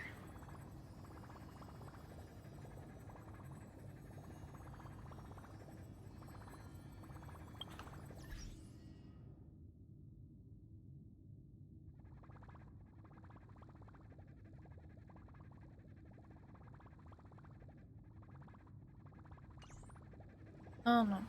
I'll figure it out, methinks. I'll think on it. Like, yeah, I know, they won't really get much though. It's not like Zenless where they give a lot more. So, from... Motherfucker, I'm trying to click you.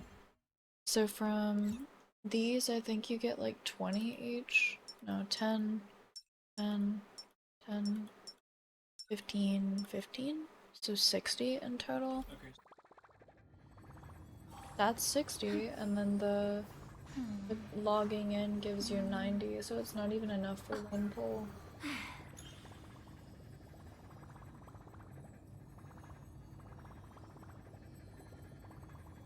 So you can daily is 150 other than doing events and shit, but I mean, yeah. Yeah, I'm not saying I would rather do nothing. It's just annoying. Technically there is like any of these that offer Stellar Jade as one, so like there's one for 50, another one for 50, 2 for 20, so that's 120, 130.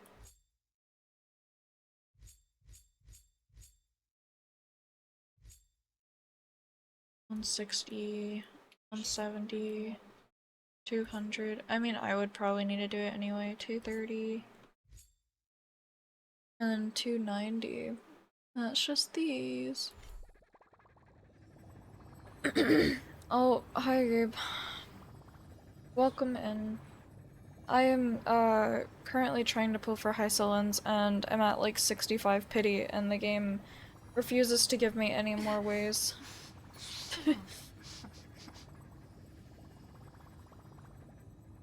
I don't know if there are any code redeems. We can check that real quick.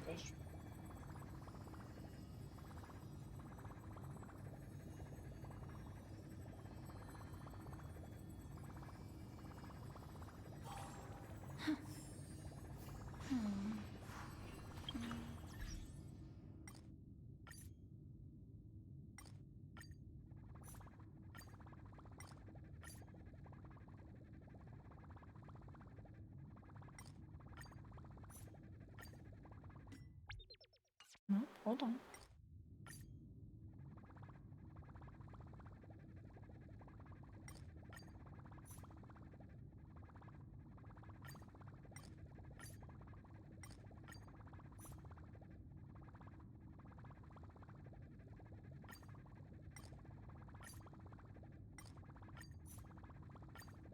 All of these are Stellar Jade codes. All of them have worked so far, I'm scared. It's not, that one has already been, okay, and Starrail gift is already used too. Well...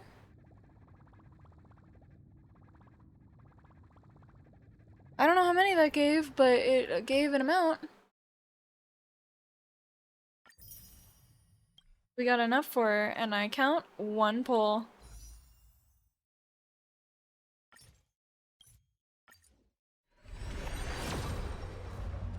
It would have been really funny if that was the pull that gave me her, but it's not.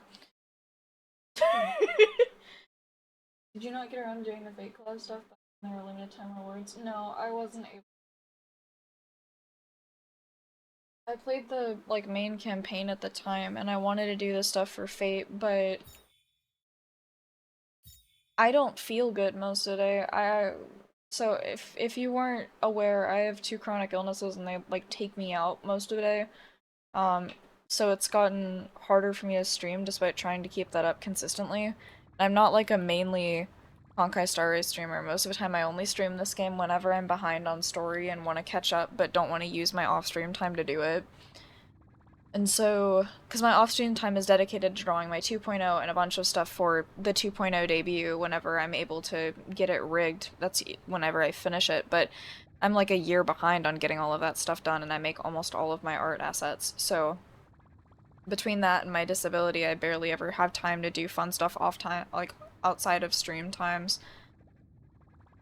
That's kind of part of a thing with being like a streamer and trying to commit to a schedule while having a disability is like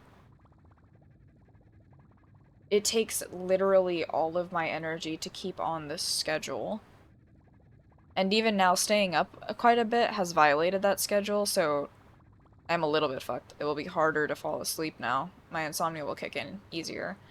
But yeah, that's very true. But it's I wish I had more time.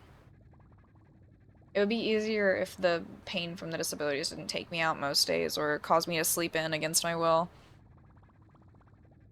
But unfortunately, most days I can't really control that. I wish I could, though. It would be much better if I could. Origami Bird Clash. I do have... Not on this screen. I do have... events. I've already done these. I need to do this one. I wasn't able to clear this one. I haven't tried to do the last one of this one, but for some reason I can't get the 9th star. I know I can do that one soon. My team, for whatever reason I can't craft a team to be able to do this, but I haven't attempted this new one yet. And then I know that there's this, which I haven't done. I haven't done this one. Like, a lot of these I haven't finished, so I guess we could... Mainly I didn't finish them because I thought they were like main story stuff, but as I kept on going through it and more story stuff kept showing up. Oh, wait, can you still... No, okay.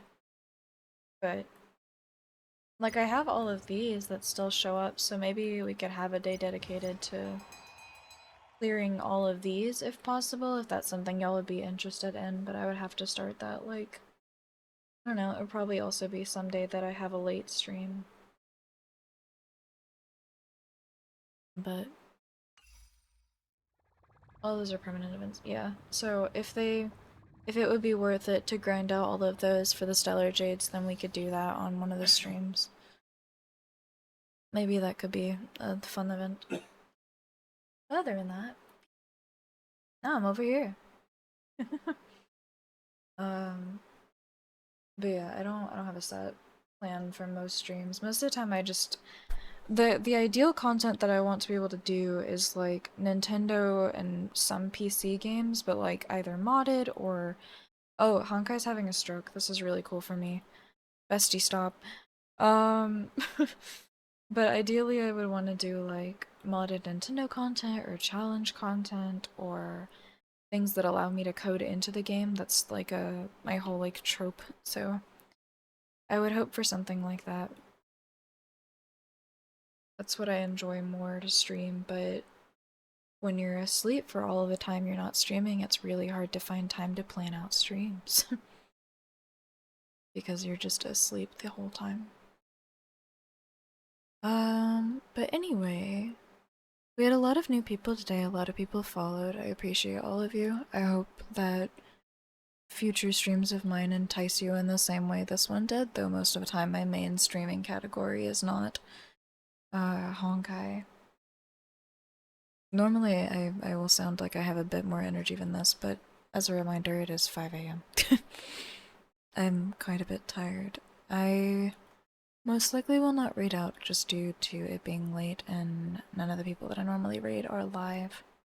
But I will be getting some sleep soon. If you like the vibes here and have not followed, feel free to follow. If you like the vibes here and want to continue the vibes outside of here, you can join the Discord.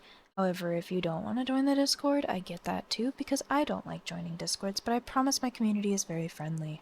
We do not bite. Okay, I lied. Sometimes they bite, but usually they'll ask for consent first. They're pretty respectful. You're welcome. I am going to end stream and get sleep, and if any of you are also staying up, I hope you do the same. Thank you for being here for the stream. I will see y'all hopefully tomorrow, or today. I guess it would be today. In somewhere around 10 system hours. Have fun. Have a good night. Bye bye. I can't wave, but imagine I'm waving. Bye bye.